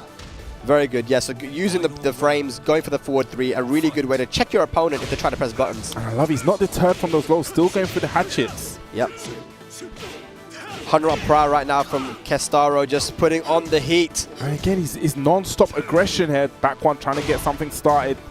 Fishing for a counter hit. Okay, a little bit slow on the whiff punish. Okay, we got Brian at the wall now. Brian at the wall. This is where Brian is definitely scary. Oh, but down forward 2-1. You know, threading that. Yes. And you saw that exhale from him. Man, he's channeling his inner Zen, bruv. That is definitely some anime stuff that I do not know. That was definitely anime. Just. But yeah, the BM, wonder what he's doing. It looks like he's changing his buttons up. Is he going to switch character? I don't know. Like, the Brian was fine, but Julia, okay. I haven't actually seen him play Julia. I've only ever known him for the Brian. Yeah, no, he's known as a Brian guy, but he does play other characters as well in tournament. So let's see, man. I mean, just if you look at the body language right there, like hand on it, he looks very, very flustered. It seemed like he was not ready for this. I think it was a character. You know, this could work. We see Bold change to the Julia. It started to make it work, but was not able to take it out over Ducky. Yeah, I just feel like this is more of a thing where the BM just needs to calm down a bit. Yeah, and you know the thing is that Castaro has been starting off very, very aggressively in a lot of these rounds. I think maybe he feels more comfortable with the Julia to be able to shut down that aggression. Let's see. Like I said, the forward one. Definitely something that's going to shut something down. Nice. Goes to the throw. The party crasher, man, is really, really good. It's like a very good check move. Nice. Gets a counter hit. G-Clef. 1-1-1. Again, look at this, man. Just going for the same little setup, going for the sidestep right into down 4-2-1. Yes, BM's not noticing that. You know, he's running a little bit of a flow chart there. Yep. No break. No break on the instant throw, instant while running throw. Unfortunate, but it's okay. Castaro. That was a big read and a duck on the throw as well. Seems like Castaro's got really, really hard reads. Okay, gets a sweet bang. Nice, perfect spacing. Yeah, gets a re-wall splat as well. Big damage, blue sparks. Yep. Okay, wow, wrong punish there. Had the good block, but the wrong punish. Yep, and BM gets around on the board here. I feel like BM's doing well here, you know. Just needs to try not to overextend in certain situations. Yeah. Oh, trying to go for the big stuff. Gets a little bit of a punish there, but, you know, double hop kick. Get the shredder kicks. Here we go. We're going to go to the wall. Definitely going to go to the wall. Yeah, there's two characters on screen right now, guys, that have a lot of wall carry. Again. Running that same thing. Sidestep right, down 4-2-1. Yep. The BM is not noticing this. He's been pressing buttons when he shouldn't be, man. This is a really easy way to open up your opponent when you notice that they press buttons in certain situations. But look at that block on the low. It's going to be side wall thing. But yeah, it's nice. He's going to get the shoulder as well. That is a great conversion there from Castaro. Knowing the wall splat, side wall splat, knowing the correct option to get the optimal damage. That was so sick. Even on the side wall, got a full combo. That is a character specialist right there. No punishment whilst on one. The pressure is on right now, the BM. Oh, okay, whack clash. And again, such a big call out. Big read on the low. Gets the low parry. Definitely going to go to the wall. Okay, goes to the Okazemi this time. Yeah, finishing with down 4 for the Oki, full catch mix-up. There we go, the pressure's on right now. What's it going to do, the BM? Needs to be careful of that. 1-1-1. It's making another hard read. You see him ducking there, trying to make a hard read. Down back 4. Yep. Haven't seen many of those. Hop kick, nice. Okay. Puts an end to that pressure. Okay, stays patient on the ground. Rage is available, but it's not going to be available when you're KO'd. Yes. The BM. I think the BM might be like picking up on something here. You know, Castaro hasn't been breaking these throws. Yeah. Gotta be careful though, don't overextend. Good punish. Here we go, going for that low. Okay, finishing the string. That is a counter hit launch. I was about to say that. That's counter hit launch. Need to be very careful. Punish! Okay, gets the punish 50-50. Went for the mid. Okay, no dark. Yeah, he tried to get the counter hit there. BM, he's looking for a way to open him up. Goes for the low, big chunks. Big new tactics. Great, that was a clutch break on the throw. Went for the arc blast there. No good. Rage available now, the BM, what can you do? Taking us to a final match. Rage available. You got to be careful if you're Castaro. Goes No to break! ISW again. No break on the 1+2 throw. Big pop off there from Castaro. And the BM is going to be moving to the loser bracket, unfortunately, but really well played there. You can see how much it means to him. Castaro in his home country getting the job done. And you know, it's funny because we was talking about this before this match, about the BM. We know he's a strong player. We know what he's capable of, but it's that thing when you're now offline. Because we've seen him play. We know, because there was, there was throw breaks that weren't broken. He made a couple of mistakes. But it's one of those things that you just are not going to experience until you come offline or are on that stage. The lights on you, everyone's watching. Yeah, even your ability to be able to think and adapt is different. Because when you start panicking, you're not thinking, oh man, what am I doing wrong and how can I adapt here? If you're calm, that's exactly what you can do. Yeah, we saw that the same. I can't remember what he was doing, but it was like something into the sidestep 2-1 launch on it, and it happened numerous times. Every single time, dude, almost. Yeah, it was like a poke into sidestep right into down 4-2-1. And, that's really good stuff from Castaro to notice that this is, he's pressing every single time. But yeah, the BM will go to losers. That's a dangerous guy to have there in losers, but yeah, when the pressure was on, unfortunate. Again, I played the BM and I know that his throw breaking is really solid, good. Yeah. So he's not gonna be happy with that one, but still an opportunity to continue on. But man, talking about some strong players, Bubsy, we've got some strong players coming up right now, huh? This is newly reformed. This guy, you know what? I've been following this guy, Doug from Paris, a lot.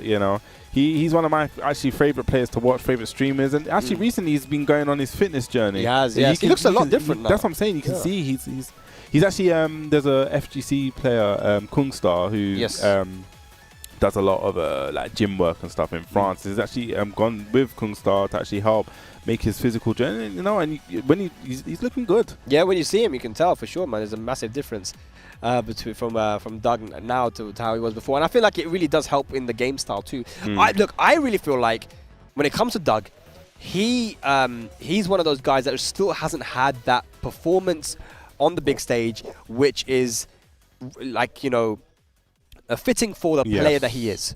He is that top level European player. And when you think of some of the best players in Europe, he may very well be the best player in France skill-wise. We look at him and Super Akuma. You know what? I actually said this to him. I said to him, I think, like, overall, technically, like, I feel like he's probably one of the best players in Europe. And he gave me a funny answer. He's like, this is Tekken 7. It's not always technical. It doesn't matter. It's not. Sometimes you can be more technical, but it's not all that sometimes is needed to win. You need a little bit more sometimes. You got to be able to just play by feel, not always by the book and always by the logic. 100%. Just throw it out, dude. Why not? Just do Steve's hop kick. Why not, man? Steve's hop kick. I forgot he had that hop kick. Up 4-4, fam. Just do it. That is that. You know what I'm saying? Bro, that is like if it hits, it's GG's, bruv. If you hit Steve's hop kick or someone, it's like, damn, that's a violation. But you think it should do 50% damage, yeah? Just 50% of your life bar if you get hit by that. Just that ghetto toe punt hop kick, bro. You shouldn't be getting hit by that, bro. You know what I'm saying? It's like the slowest, mad slow hop kick. But yeah, it's like, what we're trying to say is like, sometimes you do have to just play it wild. And I feel like Doug knows how to do that. But, I feel like his pride won't let him. I feel like he can do it, but I think something's just inside of him is just holding him back. I can't do this. But man, I mean, like we said, if we're going to think about one person who could cause a lot of upsets here, and when we talk upsets, we're talking about people who could potentially take out the Asians. I mean, this is the guy, right? So definitely looking forward to this match, man. And we're getting deeper and deeper into these pools as well, so as we progress on, the matches are going to get better. And he's going up against Quack from Italy, the Leo player. Yes. So very, very strong here as well. We've only really seen him in Italy, though. I haven't seen him much outside of it. Yeah, actually, I was thinking about the Italian players that are here. I think I was looking through the bracket, and I even saw Harry Potter. I'm more than certain. I think I saw Harry Potter. Yeah, he was, So it's good to, like we was talking about before, the MIXUP being that event where it's got such great diversity, Yeah. So it's going to be amazing to see all these players. So we're going to have the, I was about to say the Quack. We're going to have, I don't know why I said the Quack. We're going to have Quack versus Doug from Paris. And little Doug, Kalak, we know, is one of the strongest players in Europe as well. He got top 8 at the last MIXUP, I believe. And he's got top 8 many times, at the MIXUP. Even in the midst of all these Asian guys. He said he stopped using Leo as one of his, because it was one of his main characters. His main characters in Tag 2 was Leo Lily, right? Yeah. He stopped using Leo because of Doug. He goes, Doug, like he was so good against Leo that I just stopped believing in the character. Wow. So I'm now wondering now. Obviously Leo has been buffed, but I'm wondering. Let's see what he has here for the Leo of Quack. And Quack's Leo is very strong. Yeah, you've definitely just laid the precedent right now. I'm you know, laid that storyline. I'm just saying, man. That's what happened. It's true. You can ask him.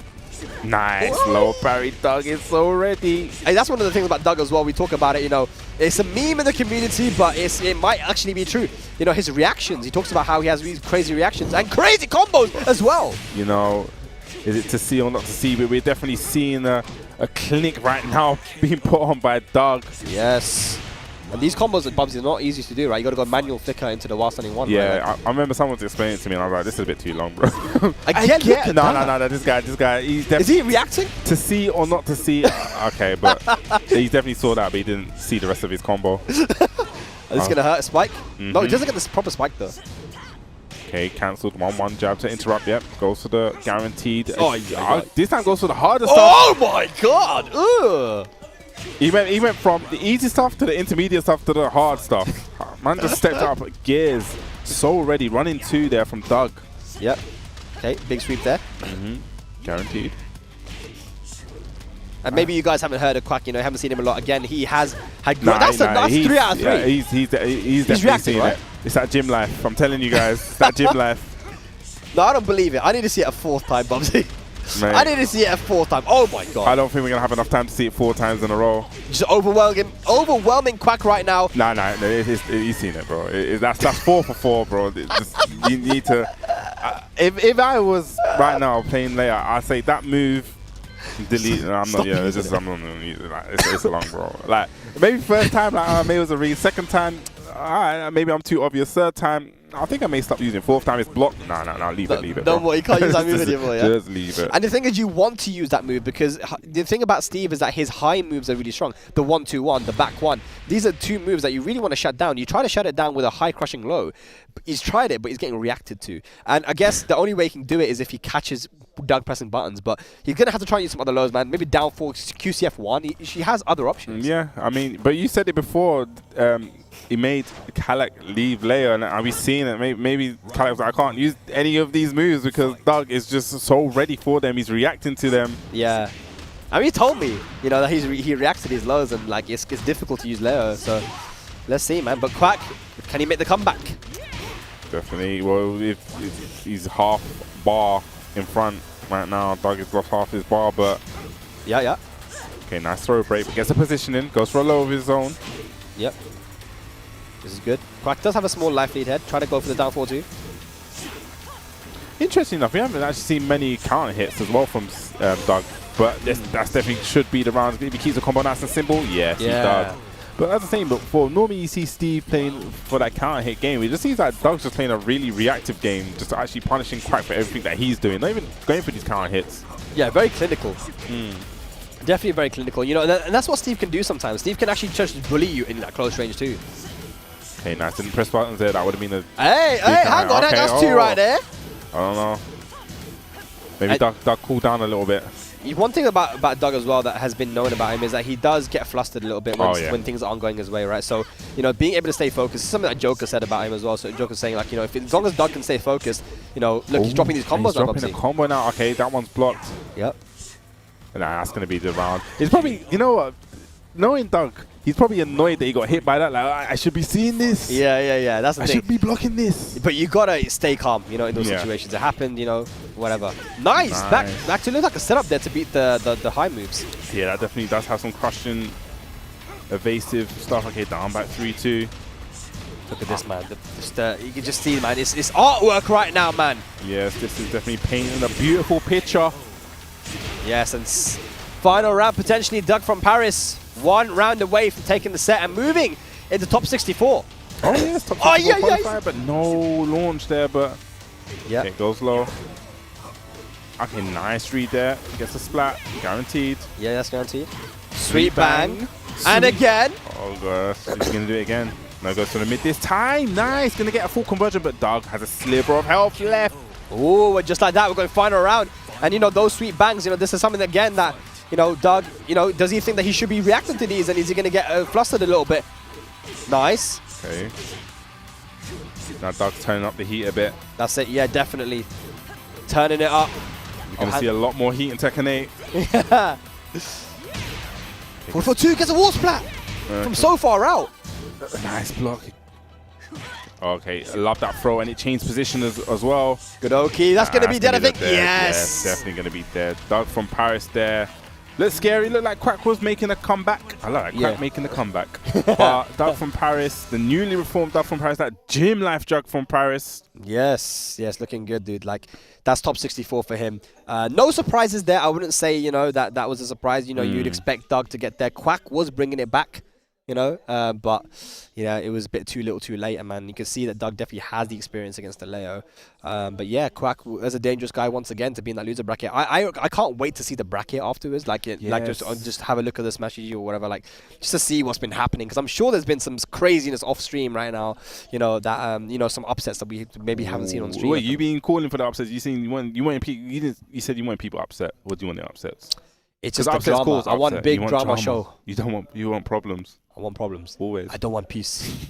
I want problems. Always. I remember the first time I saw that video, it cracked me up. I was just like, damn. Okay, so our next match we are featuring a World Warrior with Curington coming up. And Curington, of course, interesting player because, you know, he's from France originally, but speaks fluent Japanese, lived in Japan for a while, and you know, he goes back there quite often. Okay. He actually was also at Evo Vegas last year, did quite well there, and then he was back at Evo Japan this year too. So, you know, training with the Japanese players, he has a very unique style of his with Heihachi. You know, we actually saw him qualify for in the. He didn't make the EU Cup, the European Tekken Cup final, but he made the French regional final. Yeah, I remember seeing him play there. But he's going up against, it looks like Kaizoku Lars from Germany, right? Is it Kaizoku Lars? See, I don't really know these. Well, get out the way! Oh my god, dude!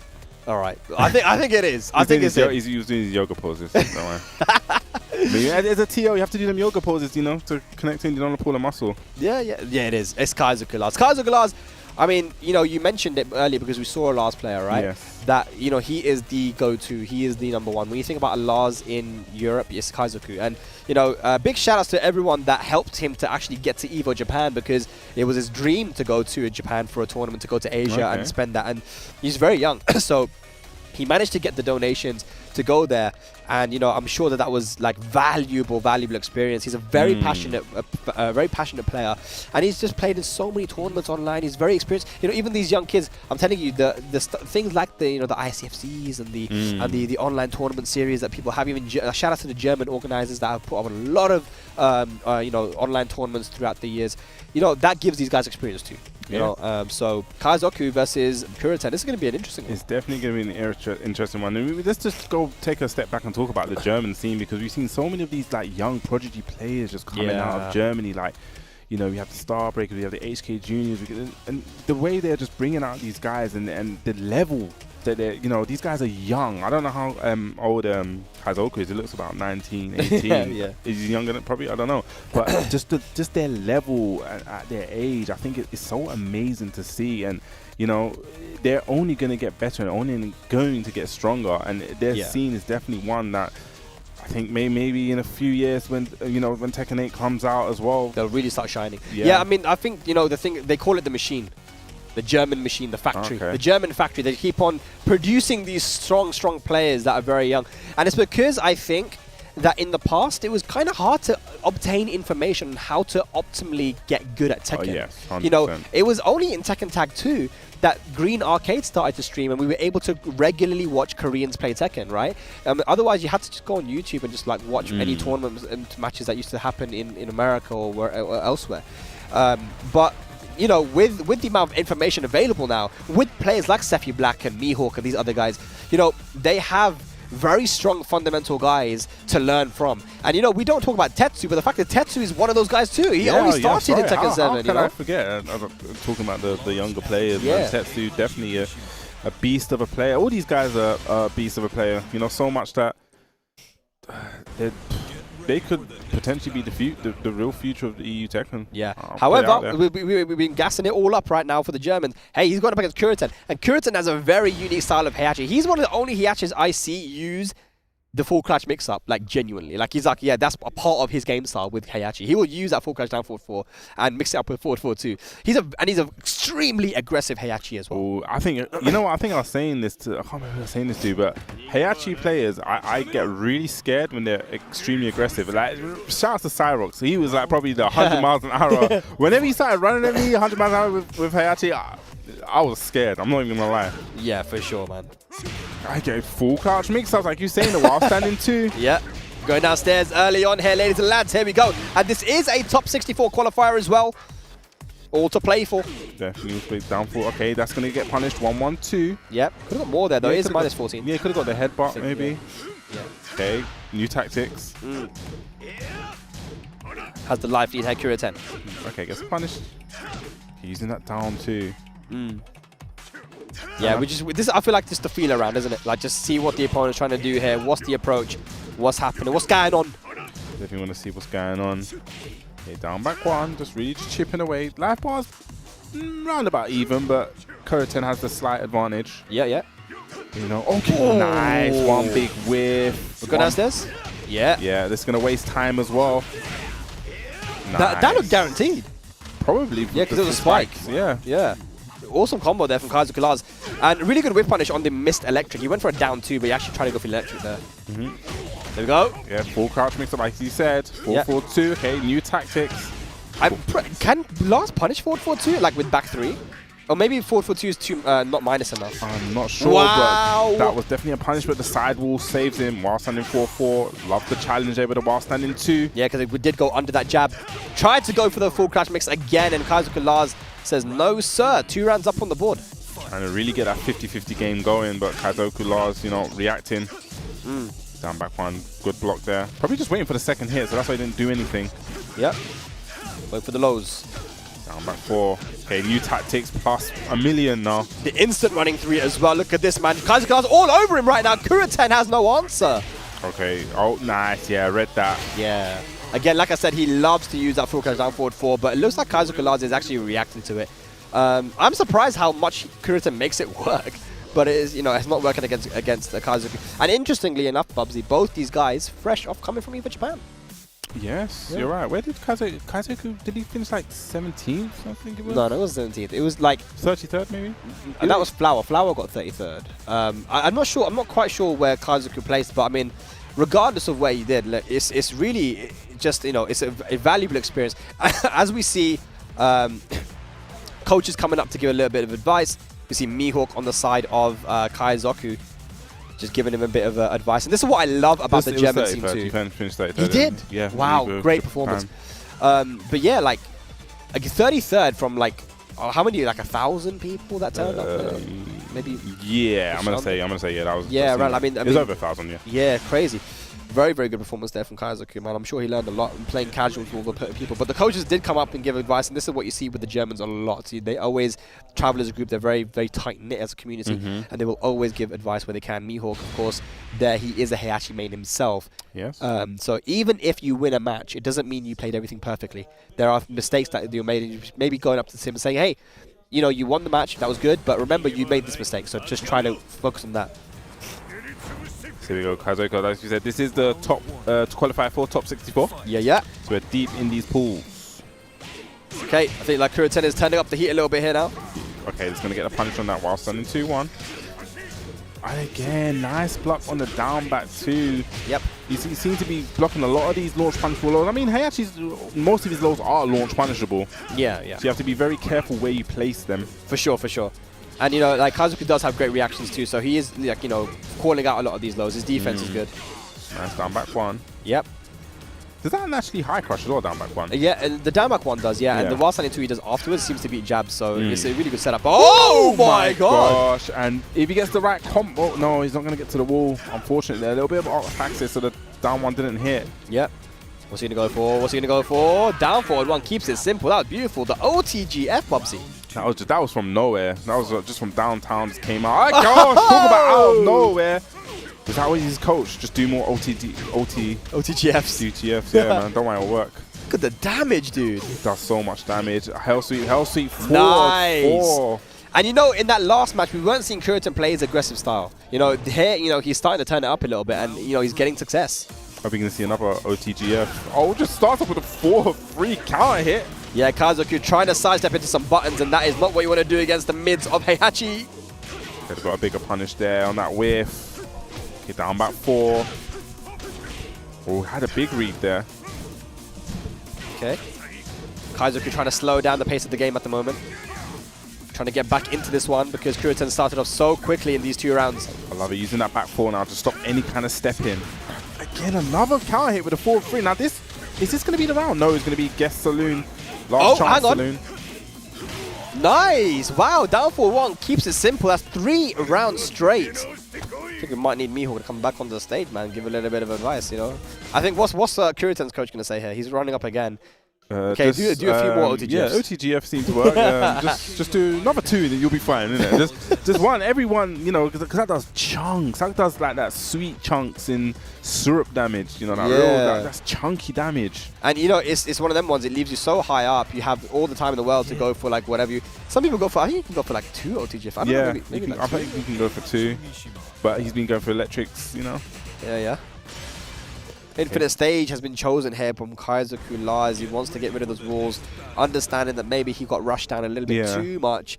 Less, you know, and Lars doesn't necessarily need the walls. He has great wall carry, but, you know, I think he's confident in being able to outplay Curington. Yeah, I was about to say, choosing this Infinite Stage, he's probably able to, you know, kind of control the pacing just a little bit better, you know, because obviously you're cornered against Heihachi with the walls, and Heihachi's pressure, once he has your back to the wall, it is scary. You know, the 1-1-2 does wall splat. Yep.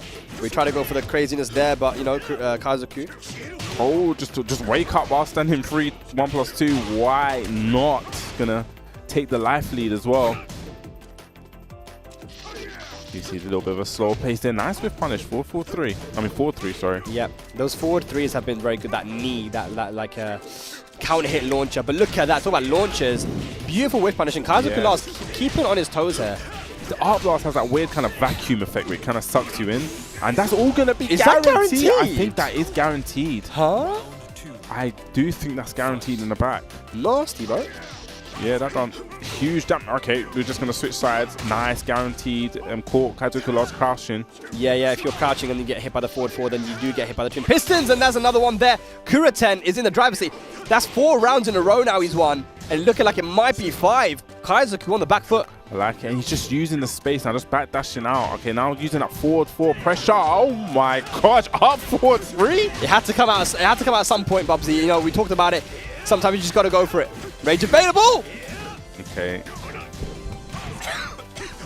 Nice break on the throw, down back 4, but Curington now does have rage, but I like it just backing up. Oh! What a huge reach. Now, did he think he was going to run up and do jab, so he went for the down back 4 maybe to kind of crush the jab?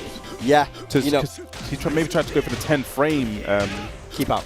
Yeah, jabs are really good keep out, right? You know, some people like to use it just to stop their opponent from coming in, but of course Lars does have that counter hit launcher that goes under jab, so really good option for Kaizoku, gets him back into the game. It was a big read. It was definitely a big, huge read. 4-4-2. Yep. 4-4-2 again. I'm wondering back 3 is the punish for that. I think if it was back Kaizoku, 1, I think back 1 is Lars' punish for that. Okay, down 2, goes for the low. Nice, here we go. Now, just like that, you can see momentum shifting side to side. 7 golden. Kaizoku now on set point. All big counter hit with 4-4, 1+2. Yeah. Look at the adaptation that has been made here from Kaizoku Lars. He's in the driver's seat now. What can Curington do? He needs a counter hit or a launch or something. Or OTGF. I think OTGF is going to come. I think it's going to come out of nowhere. Okay, nice. 1-1-2. That's a big challenge. Go steps on him. Yeah. No break of the normal throw. Ooh, is Curington a bit flustered now? Does have rage available. He's going to go for the rage drive. He could have the rage drive hit. That was counter hit. I'm sure it was counter hit. He knows it was counter hit too. He should have committed to the rage drive. That would have been a huge combo. But Kaizoku Lars, you know, battling the adversity, having gone down 4 rounds straight and looking like it was going to be 5, managed to bring it back. And, you know, that just goes to show that, you know, the experience. He's so young still. But, you know, he's experienced when it comes to tournaments, dude, and it's showing out now. Yes, definitely did not show, you know, did not stay flustered. Yeah. He was able to remain composed, you know, and it probably helps as well when you have such a strong, you know, you got Mihawk in your corner, someone that's, you know, been there and done it before, is able to give you these words of wisdom. We've seen, you know, even Sefi Black as well sometimes coaches these Germans a lot.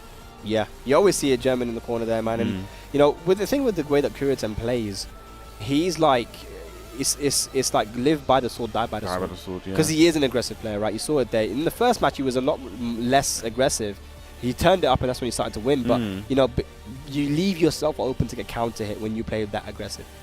One of the things that I actually realized from which changed is he actually stopped going for the full crouch mix-ups as much. Because in the first match, he was definitely going for the Wasan in twos. But when he started getting blocked, you know, Curington, I said, okay, you know what? I'm going to switch to this kind of game plan. You know, that's not kind of working. The kind of rush down, being very, very ultra aggressive. Because he was getting a lot of launch punishes from those lows. Yeah, for sure. But yeah, we're going to be moving on to our next match. There we got Koshmar. Look at that, man. Look at the drip. I mean, the drip. I mean, I'm very interested. I need to actually ask him. Hey. Yoshimitsu player, by the way. If you couldn't have guessed. Is that a Yoshi thing? I don't think it's. I don't know, man. I need to. I've seen it. I've seen it a lot. And you know, well, you can't not see it when I'm at a venue and I see that. I'm like, oh, that's interesting. I wonder what that does, man. Does that allow him to see the frames? I don't know. Maybe you put. I don't know. Maybe Yoshi. Isn't that Tekken Bowl? Yeah, Yoshi sees things differently when he bowls. Like you see the vision. Maybe it gives him that the vision. The Tekken Bowl Yoshi vision. I'm sure Yoshi's. You see, like when you play like with Jack and Gigas and stuff like that. It's like a different kind of vision. Maybe computer vision. That's not. That can't be tournament legal, bro. I don't know. Might need to get that checked, man. But yeah. Okay, well, what do you call it? Huh? I mean, is that plugged into the side of his head? Maybe. No, I'm joking. I'm joking. Nah, man. But yeah, do you know what? Being serious, he is a very strong Yoshimitsu player. I remember seeing him at UFA. He took out Gosane, dude. You know, like yes, he did. It's not easy to do, man. And like, you know, he has the potential to do so, to take so many names because of the character and because of his playstyle. He's solid. But Yoshimitsu is that kind of character as well that can definitely do that. We're going up against Backabout, who we saw earlier. So is this the losers? Didn't Backabout lose? Yeah, Backabout did lose, yeah. So this might be losers, actually. Backabout definitely lost to the Negan player. Yeah. Yeah, so I wonder who put Koshmar in losers. Interesting. We shouldn't have even told the stream how to say that name. I would. You know what? I'm not going to lie. When I was looking through the brackets and I saw that, I was like, I'm going to get my co-commentator to say that. But then when I actually clicked on it and I saw it properly, I was like, oh, okay, cool. Yeah, I feel like we missed an opportunity here. We could have got the chat. We could have got the people watching at home to be like, hey, man, let us know what you think that is. Record yourself saying that name. But it's going to be the Elisa versus the Yoshimitsu here. I believe it is losers bracket action. I think it is. Yeah. If my memory serves correct. Okay, yeah, it is losers. Yeah. There you go. Your first Yoshimitsu of the day as well. Yeah, man. We got Kane and Trench here, so we're going to see more Yoshimitsus. I wonder how he's doing, man. Yoshi. I think he's later on in bracket. Like, yeah. Probably B or C, I think. No, he's in D, actually. I see. Here goes stuff from Crush. Doesn't actually commit with the hop kick. Babsy, what do you think of Yoshimitsu in this game? Of course, we played Tekken Tag 2. We know in that game he wasn't really a threat. You didn't even have to know the matchup, and sometimes you were able to win. But, you know, this game is a lot different. I think one of the things that really, when I look at Yoshimitsu, what really stands out is his situation Okazemi at the wall. He's able to go for that, you know... CD1. Even CD1, but the unblockable tech as well. The unblockable spin to win. That's that's a great word. And you know, it puts you in that bad state where you know, oh, do I get up? Oh, if I don't get up, there's a crash dash one. So it really makes you guess. Yeah, as soon as they made CD1 crash dash one hit grounded and flip you over, it changed the game. His Oki 100%. At the wall is so good now. Scary. Just getting caught by the strings. Okay. Oh my god. Should have been ready. Probably a back 4-2 there with a punish there, but gets a twin piston from Yoshimitsu. This should get to the wall. Now this just shy of the wall actually. Yeah, just shy. Rage available now. Gonna block the rage drive and no respect of the frames and just goes for the hop knee. So Koshmar looking good, man. Definitely looking good. You can see the future with that eye, man. That's what I'm saying. He's got that Yoshi vision. You can see the future. Nah, that was the future right there. You saw it. So you're telling me he put himself into losers just to give himself more of a challenge? Like, I can see myself in the future. maybe that was the path. The eye thing told him you need to go into losers to make it through. Let's go, man. One more is going to do it. He knows the future, man. He knows the future. He wasn't going to do that. He wasn't going to deal with that move, that unblockable. Sometimes when it's one of those things when Yoshimitsu plays and you see those lights, those flashing lights. It's just sometimes you just have to watch them. Like everyone gets caught by it. Even I remember way back. We used to have a Yoshimitsu player, old school Yoshimitsu player from Tag 1, Trance Addict, and he used to do the super slow stab. Oh yeah. And you just be like, this stab is like 10 seconds long. You're just gonna watch it, and you're gonna get hit by it. It happened, but I've been hit by that as well, bro. It's just like, what's going on? Am I about to get hit by this unblockable? I'm gonna get hit by this unblockable. For some reason, I'm just not doing anything. It happens against Yoshimitsu. He's got so many scary tech traps. He's got the unblockable sword sweep. That's another one where you just kind of know it's happening to you, but it's just like, yeah. People just duck thinking they can block the low, but it's unblockable. I'm sick, bro. I see this low. No, yeah, you saw that low, but you can't block that low. You saw yourself getting hit by it. That's what happened, man. That's why I need that eyepiece. I could see that I'm gonna try and block it. We need to talk to him about that one. Interesting. Everyone's got their their drip, their style. That's it. Maybe I should take off the shades and put that on instead. When you take off the shades, you're a new person. People don't recognize you. I have stories about that one, man. I've got stories, but yeah. Nice. Okay, nice. Is that punish? I think that definitely looked like a punish. And that definitely was. Yeah, that's an unnecessary risk there from Backabout. But here comes them Oki now, potentially. It's scary. Backed against the wall, full crash. See, just goes to the forward 1+2. All right, that's first round on the board there for Backabout. Okay, didn't get the full launch on the Fubuki knee. Okay, nice. Goes to the down forward too. Nice interrupt there. Great awareness there from Backabout. Okay, gonna get. Oh, that's a wall splat. Interesting. One too many whiffs there from Koshmar that wasn't punished. Goes for the spin to win. And spring kicking against Yoshimitsu is very, very dangerous there. If it was blocked, that is a guaranteed flash launch punish. Yeah, like one of the only characters that can just consistently always launch a spin kick no matter what range because of the flash. But here we go. Backabout looking better here, man. Getting these opportunities. Okay, goes for that full crouch sweep. Are you going to see a flash? I called it out. I saw the flash. I saw the future. You see the future now? I saw the future there. Damn. I was about to say you need to be very careful. That's one of the options that Yoshimitsu does have. All right. Okay, nice jab. Flow. Yeah. We're going to go to the wall. Looking like a different player here now, Bubsy. Honestly, I'm loving the usage of the full clash mix-up and catching and pressing buttons again. Just mashing so many times there. Koshmar was not respecting Backabout at all, and now we're going to a final match, and this is loser bracket too, so 4 top 64 all to play for. You do not want to lose that because you are facing elimination. It's one of those things maybe where you start to panic a little bit, even though you know the situation, you shouldn't really press buttons. But credit to Backabout for keeping it frame tight, for not allowing any opportunity to kind of challenge. Just keeping it really frame tight, and that's sometimes the thing that you need to do. It may seem a bit obvious, but it's sometimes what you need to do. +3, do something that opponent can't interrupt. Yeah, absolutely. Okay, now just playing a spacing game. Okay, nice. Okay, spin to win. But is he going to win? He went for the wake-up flash there. There's a flash on his wake-up, actually. That was a big read. Yeah. Oh, no punish. Yeah, could definitely got a 1-1 there. Okay, rage available now. Hang on a second. Down for 2. Can you get the right combo? No! No. Oh, gosh. Wow. Race drive. All right, yeah, no duck on the down 4-2, 1-2 there from Backabout on the string. Again, I feel like that QCF2 that the movie's doing, that's -14, I'm pretty sure. You know what, yeah, I always used to think it was -10. I think Kane and Trench was -14. Now you're saying that, I was like, huh? I've always just thought it was -10. And of course, Elisa has a 40-frame launcher. Yes, Elisa does. Okay, both went for back to shenanigans there. Yeah. Very evenly matched right now, man. It's such a good adaptation we've seen here from Backabout. Yeah, look at that. Beautiful hop kick punish, and we might be able to go to the wall here with the down 3. Yes! Gonna get a full. Okay, 1 forward, 1+2. And that's gonna. Yes! The parry, of course, Yoshimitsu has 2 rage arts. One of them is a parry. Okay, hang on a second! What? I thought I was gonna crush the low for some reason. It didn't. The crushing frame didn't activate there, so Koshmar He saw the future. He knew that wasn't going to happen. 1 round away. Went for a flash and went for another huge read. Backabout needs to start launching these with flashes. Yeah. It's looking a bit like a deer in headlights at the minute. You don't want to be looking like a deer in headlights, I guess. Yeah, in the corner now. This is not where you want to be. Gonna get a punish on that. You can punish that with jabs. Nice hop kick, and this is some momentum now. Some life being shown here from Backabout. Backabout. What you got here, man? Okay, gonna go for, okay, I thought he was gonna finish the low while standing for, okay.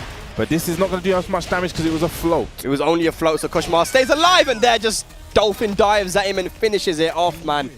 Very, very close. Even though that last match was 3-0 in rounds, I believe, Backabout did, you know, he made a great adaptation. Unfortunately, out of the tournament now, Koshmar will move on, and we're gonna see what is in store for his future. You need to stop saying the future thing, man. Because we're gonna get like complaints. I don't want no smoke with some guy that can see the future, bro. I don't want no smoke with some guy that can see the future. What can you do to someone that sees the future? I can't go up to him like he's gonna. But consider this though, yeah. Consider if you're tied down to a train track and a train is gonna come and you know run over you. You know the future. The future is you're about to get hit by a train. And then but what can you do about it? Nothing. Yeah. I don't want to. I want to be on the train track if I can see the future. Anyway, ladies and lads, that was some good matches, man. Some good ass matches there. But remember, guys, to follow the socials, keep up with all the newest Tekken content. Of course, so much Tekken content coming out nowadays. So follow the BN Esports Twitter for more excitement. And of course, you see the social media there at Tekken for Twitter, Tekken America's Facebook, BNE Esports for YouTube, man, and of course TekkenWorldTour.com for all of all the information that you need for the Tekken World Tour. Yes, so we're going to go for a short break, but don't you go anywhere. The matches are hype. You don't want to miss anything. So stay tuned. We'll be right back.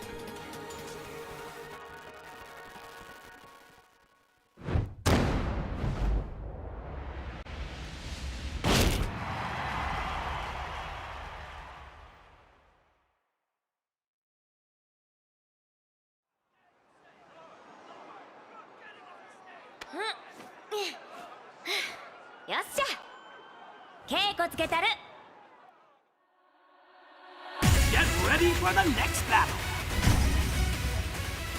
Tekken 8. New challenger. Asuka Kazama.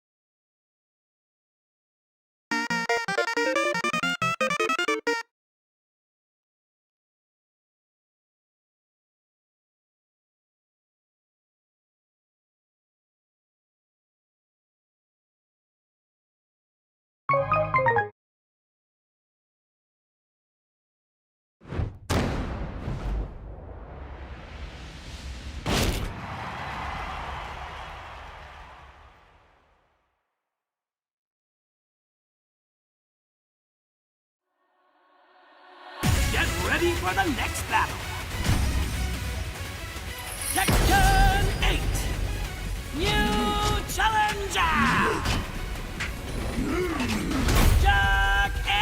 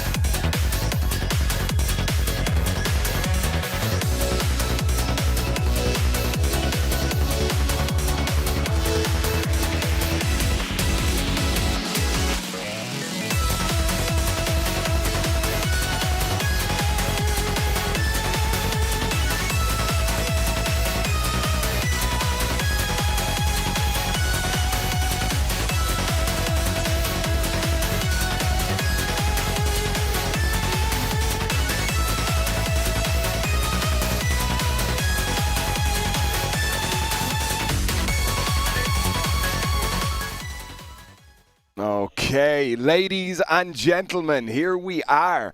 Tekken World Tour. It's back, baby. It's back. Here we go. My name is Sam the Ding, and I am joined by my brother from across the pond. How are you getting on, Rip? I am getting along just fine out here. Of course, very excited. We're at the pool stage right now. It is the MIXUP. My first time commentating here at the MIXUP, so I'm pretty excited about that. Not my first time at the event, though, but this venue is crazy, right? Like this stage we have in front of us here, if you guys saw the intro earlier with Spag and Bubsy, you know, they had the camera working out. They were standing up here. I was like, dude, what is this place? I was watching on stream. I was like, is that in the venue? It's not. It's like a separate entire production room, but they're going to have the crowd in here on the finals day, etc. So it's going to be pretty dope. help. It's going to be sick. I mean, we've already seen some awesome games already and stuff, and it's the caliber at this tournament, I think, because one of the first masters on the tour, there's a lot of people flying just to get those early points for the Tekken World Tour and stuff, so it is a fairly stacked event. Kokoma's here. There's a couple of, obviously, Chikarin's here. Pina's in actually this set of pools right now. So we are in Group B right now of the pools, essentially. Definitely Kokoma's in here as well. Kokoma, you got Pina, so a little bit of Korea, a little bit of Japan. Plus, you also got Ivory Coast. Skywalker is in this group as well. Yes. Hopefully, we'll get to see them because obviously we didn't get to see Xiaoling, and he's already in the loser bracket. Yeah. So, there already are upsets happening.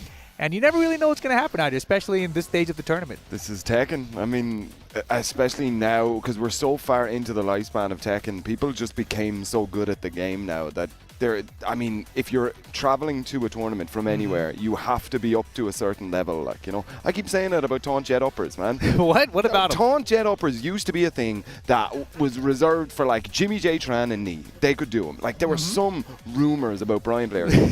Now, if you go to ranked, anybody in ranked, if you hit a Brian player in ranked, you better be ready not to tech at the wall. No, it's very true, obviously. Like, Tekken in general has been one of those games where, as you see that it's possible for people to do things regularly, you're like, wait a second, if he can do it, he's a human, I'm a human, I can also do that.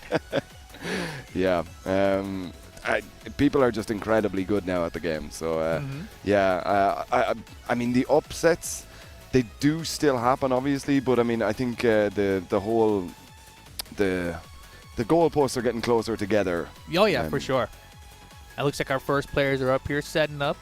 Of course, I'm not from this region, so I'm getting to see a lot of new faces out here at these tournaments. So I know you're not necessarily from France either, but I know that we've seen a lot of French players in the first group of pools so far. Yeah, absolutely. And I mean, French is definitely a very, very strong region when it comes to Tekken. Obviously, Super Akuma kind of leading the charge and stuff. Right.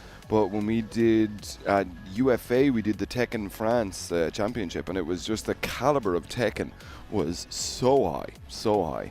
No, without a doubt. And obviously, the EU region as a whole has gotten so much better. I just realized there's a giant belt over. Is that what they're fighting for? Yeah. Do you not see it, no? No, that's amazing. Yeah, to get the wrestling belt, man. Yeah, dude. When did that happen? I want that at every event now. Yeah, they do look impressive, don't they? Yeah, like trophies are so old school, Come on, man. What's the 90s? Let me get a wrestling belt, bro. Yeah.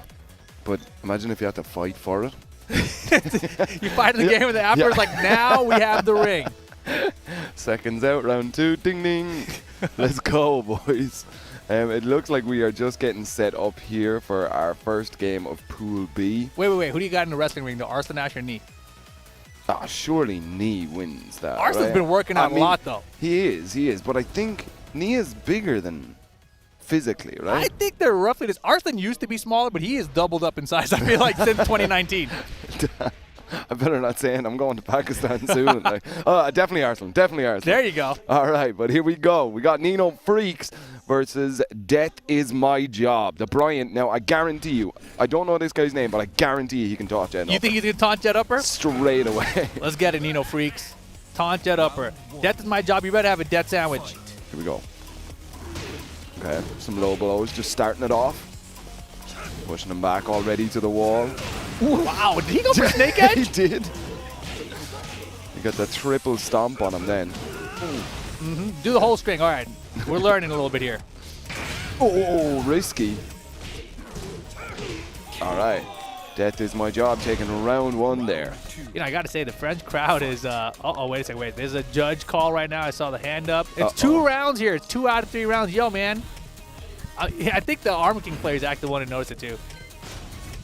Hold up a second, bro. I'm about to win, but I'm up. I'm not going to win by 2 rounds? Come on. Just check. How did that happen? Did they just swap the console? I don't know. I think they might have just swapped it out between the different pools. Sometimes it gets a bit warm and stuff, Exactly. I was just going to say a good way to, limit issues like, random crashes, things that happen. Just swap out the console. Some people seem to think that if it actually is not cooled down or swapped out, that you end up having some more lag added to the game, which is I've really heard that, yeah. I don't know. I mean, I'm a PC player at heart, so it's very rare that I get to play on a PS4 Pro long enough to let it overheat. And but yeah, I've heard Super Akuma say that. And if anybody was going to know about it, it would be the best winner of Europe. Okay, Yeah, I heard Spag and Bubsy talking earlier about how this tournament has been won by Europeans for the last few years now. So, you know, obviously Super Kuma won. I remember that was back in 2019. I think CBM was in the finals with him. I think that's when he had that crazy comeback on him with the Final Fantasy stage. Yeah. But I heard last year, of course, Joka as well. So we will see if Europe can do it again. This year is going to be tough, though, right? Because you got Ulsan, Pina, Kokoma, Chikarin, Rangchu as well. And Rangchu's been playing phenomenal, too. Yeah. There is the caliber of Tekken now. Like, you know, when you heard about, like, I was talking to people last night, oh, who's in your pool? And they're like, yeah, everyone. Like, you know, if you've seen the Tekken World Tour ever, it's everyone. Everyone from the tour is here, yeah. From the tour, yeah. Okay. Here we back go. at We're back it. in. Wow! Whoa! What? And he dropped the combo! Come on, dude. No duck. Low blows. Oof. Looking for that wall bounce. Oh, my goodness. Oh, there it was. Finally countered while standing 3. Oh. That's not the combo, I'm pretty sure. Okay. I love the chase down there for the down back 3. Yeah, I was going to say earlier, you know, the French crowd here, they're all so loud. They're all supportive of their friends. It's awesome. Yeah, absolutely. Definitely the loudest crowd of Europe anyway, okay? Big counter hit. Ooh, doesn't finish it. Doesn't want it. Wow, the pressure on the wall. Oh, he's swinging, but again, another drop combo. You're freaks. You're dropping way too many combos. You know, I'm going to say that he probably cannot hit Concha up. I was, as I kind of saw the combo drops and stuff, I didn't want to say it. God, jumps, man. He's a 2D player at heart. Yeah, you can see it getting over it. Jump in. Oh, giant swing. Back to the wall as well. Uh-oh. Unblockable. It's a high. You got to be ready for that. Wow, he can't believe he turned and blocked. Okay. Another counter hit. Death is my job. You're hired. Okay, did we go to character? No, it's stage. Yeah. Okay, so we are sticking with the Brian. Interesting. Wallless. Yeah. I guess he didn't like that giant swing. Yeah, I mean, were the walls, like, apart from the actual swing and stuff, and then the unblockable, did they come into play? I mean, look, maybe Nino Freaks just likes to practice on an infinite now. I think he just likes the song. Yeah. Round 1. He's got good music, bro. Okay. Yeah, 4-4 neutral 2 has been the story of this game so far. I'd love to see Nino Freaks go for some orbital heals, but there has been a ton of low pokes, right? Yeah. I wonder, does he know the combo, though, from the orbital? That's, I mean, Yeah. you know, it is pools. Yup. He's looking for it. Okay. I love it. Grab tagged. Slower pace. Game, but a huge elbow. Oh, God. Oh, God. The combos, please. Man, you know, some people, they learn neutral first. Some people learn combos first. But you need a little bit of both once you get to the tournament level. Yes, sir. Absolutely. Okay, no tech on the giant swing either. There's a couple of kind of knowledge gaps or something here as well. I get the feeling that Nino Freaks probably not a Tekken main, or maybe new to the game. I mean, that's a great point. You know, obviously a tournament like the MIXUP, it's not just a Tekken tournament, right? Yeah. There are multiple fighting games here. And sometimes you go to an event, you just want to enter multiple games. That's it, yeah. Just to kind of get that tournament experience, or kind of see, you know, have what some it's fun. like. Yeah. But also there was the registration for Tekken 8, but you had to be registered in the tournament, so we could be seeing these. Oh, okay, out the air.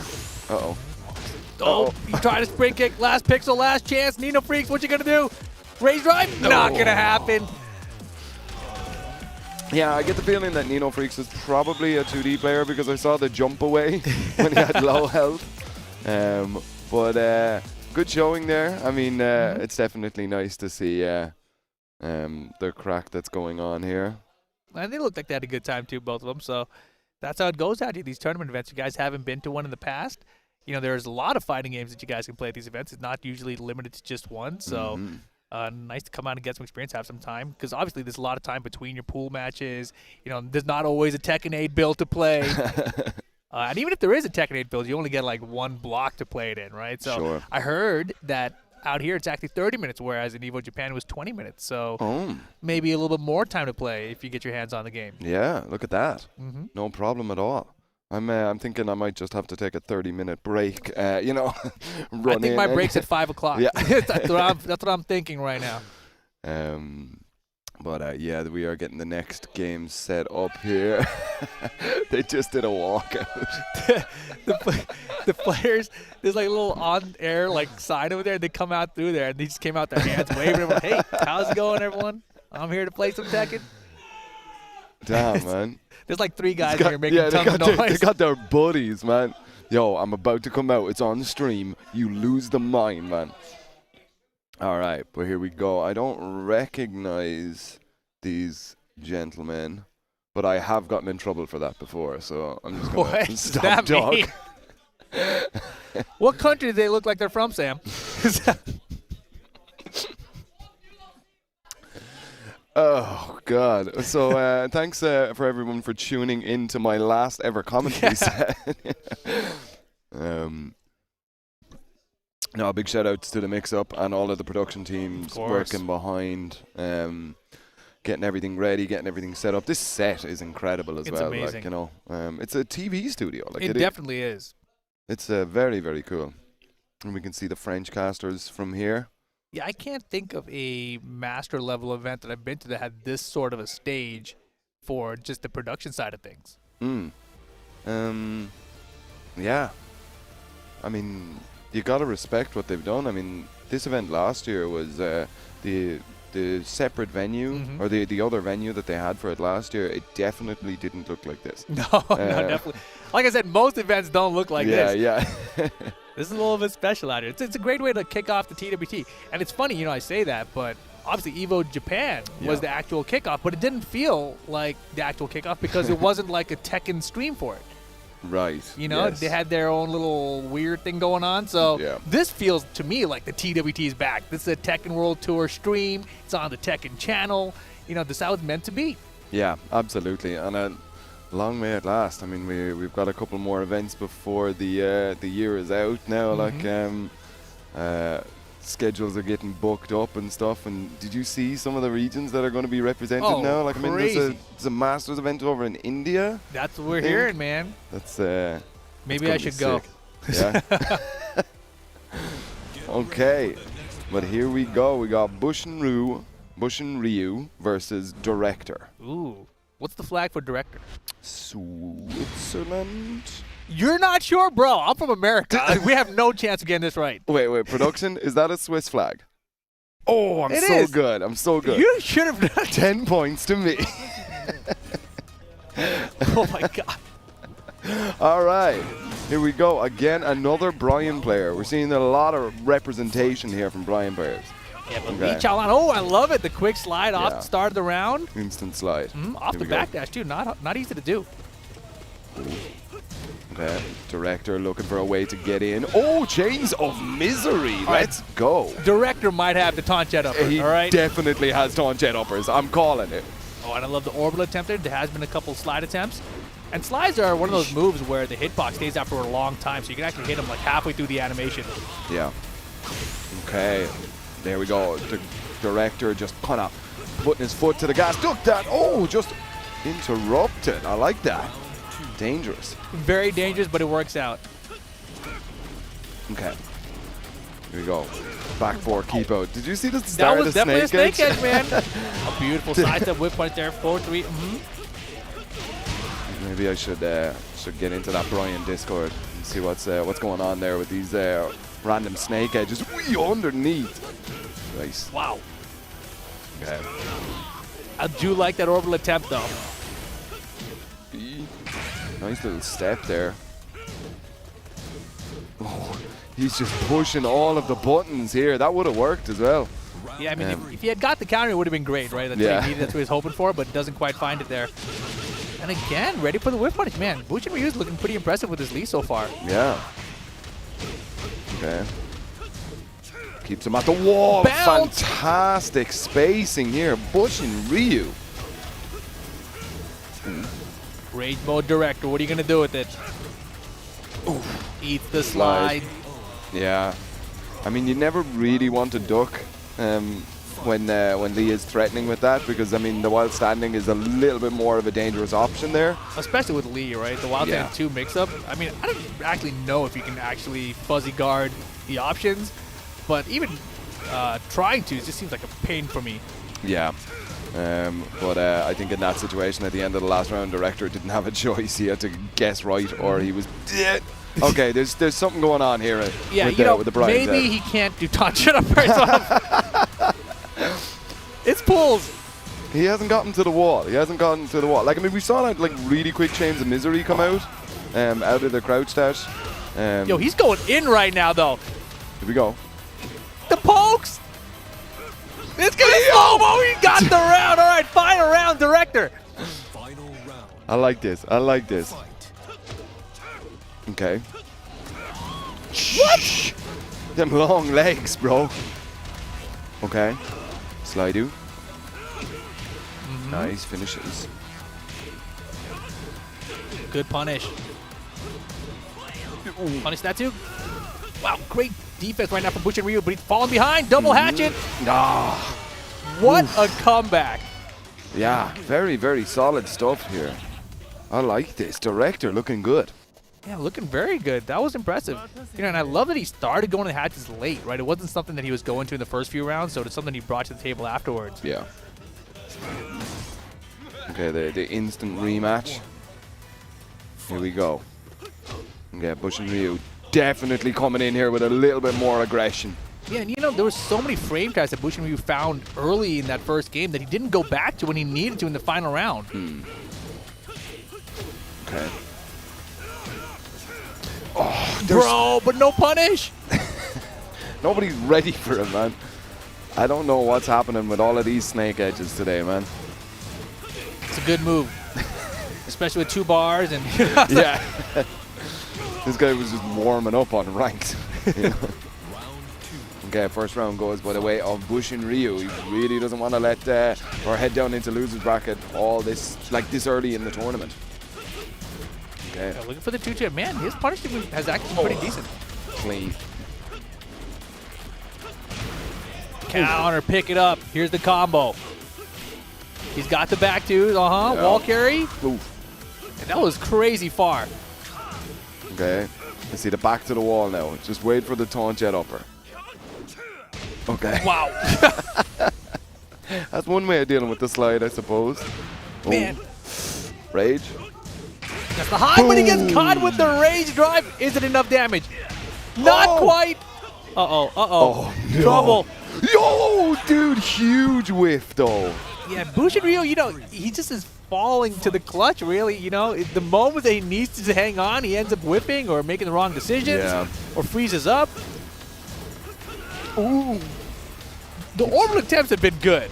They have. The snake edge attempts I'm a little bit Yeah. confused about. Oh, big wall splat here. Yeah, but backwards. Okay. Ooh. If that was rage drive, yeah, Yep. he should have did it the first time.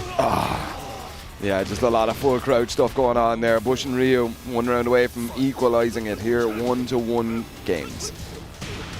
Started counter, good pickup. Yes, sir. These Gantos.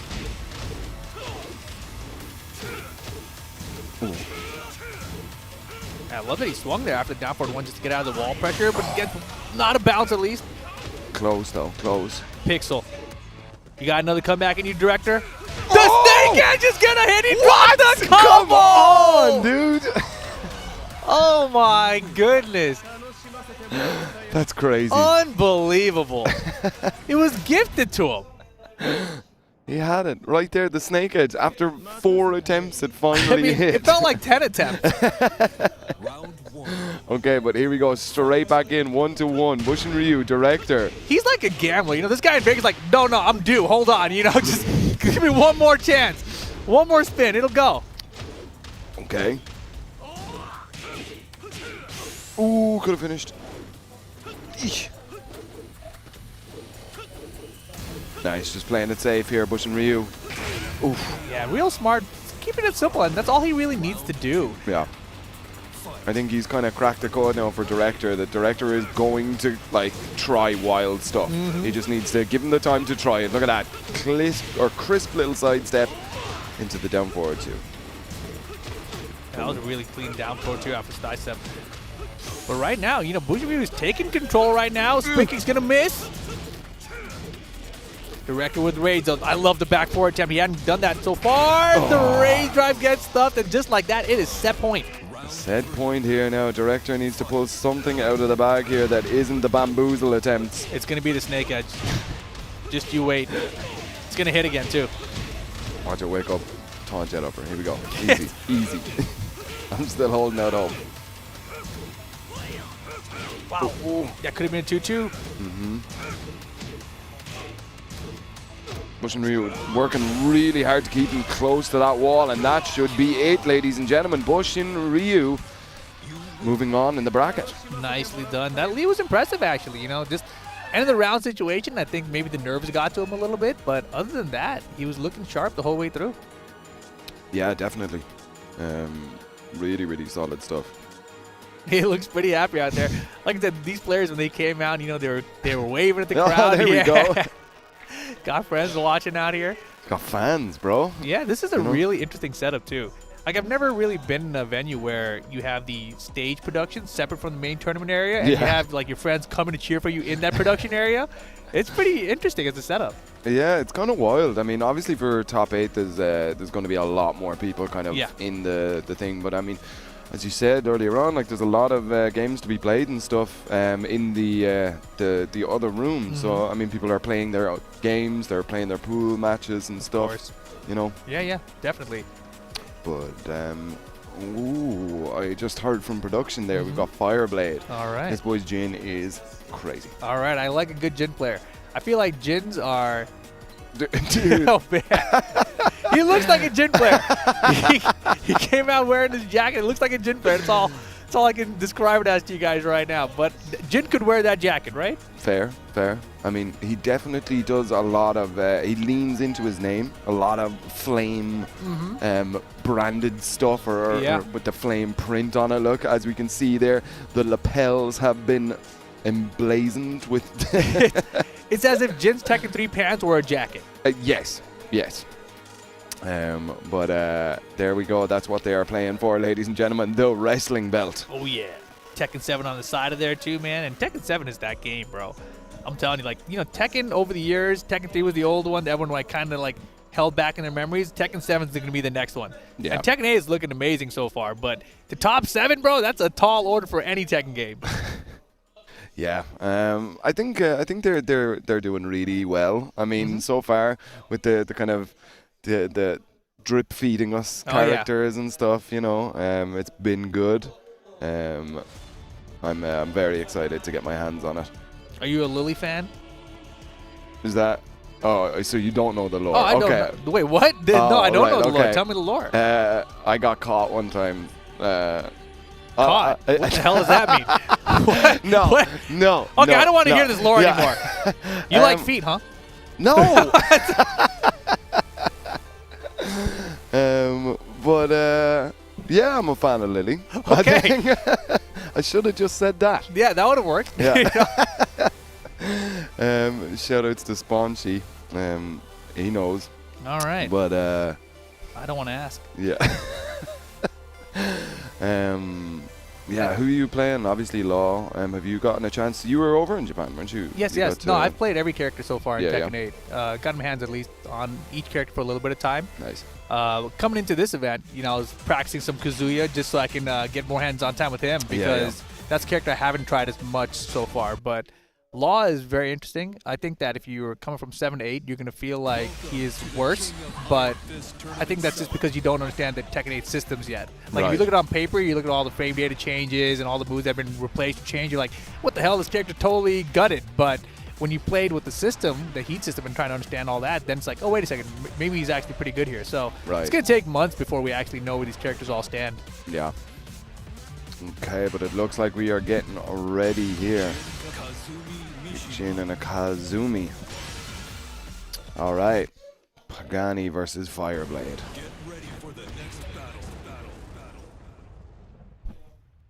Okay. Jin versus Kazumi, huh? So, I mean, you don't really see Kazumi players anymore.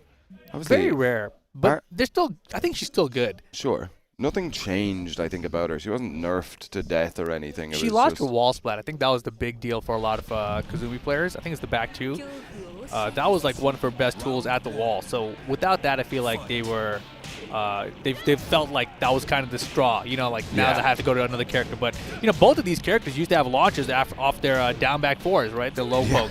So they both have lost that. So they, you know, and both of them both players from both sides have complained about that one, right? But that's always been cheap. There's that Magic 4. Please never have Magic 4 homing attacks ever again, please. Magic 4s are basically gone, though, from Tekken 2. Oh, yeah? Mm-hmm. Okay. Just mashing at the wall here. Ooh. Oh! Big whiffs. Damn! In and out of here. Fearless Warrior. Oh! Calls it out. Wild Stand 2 is just in time as well. Too early. Double rage right now. Gets caught underneath, and the back two will close out the round. Nice. Fireblade, first round on the board. This is always such a terrifying, like the start of the round, especially against Kazumi. She has such good like close Tekken tools. It's terrifying to watch. Yikes. Yeah, I feel like when you're a Kazumi turn, you get any kind of whip, like down 4-1 has to be there for you. It's either down 4-1 or standing 3. Yeah. Nice Good block. Yeah. Okay, this should be the breakable. No. Just wants some damage, yeah. Nice parry.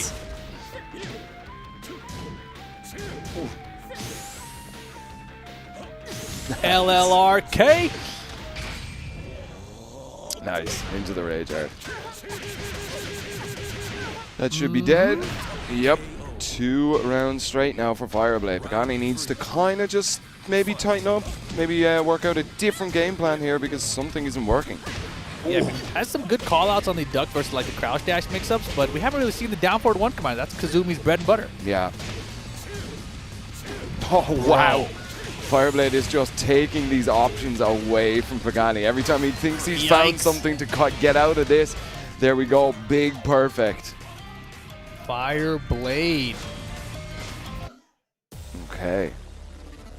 We're going back to the stage. Let's see what we're going for. Infinites, perhaps? No.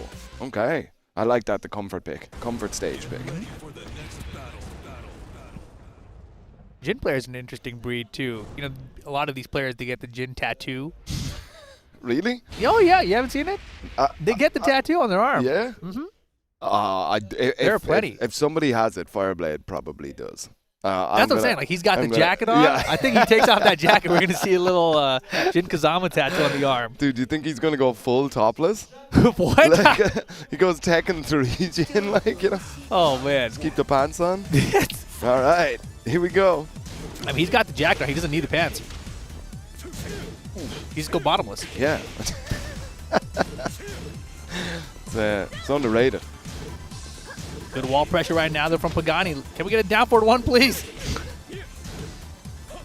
LLRK. Oh, yeah. Yeah, Pagani is almost looking like he's playing scared. Right, but when you have your opponent's back to the wall, that's your time to go. Yeah. Maybe needs to push more buttons. That's 4 rounds in a row for Fireblade. He's looking like he's about to make quick There you work. go. Down forward 1 all day. I want to like yell at them, you know? Like, they're pretty far from us, though. Okay, big counter hits here. Fireblade just has a read on timing or something. He's been able to just play his game here. Okay, a little bit of life now from Pagani.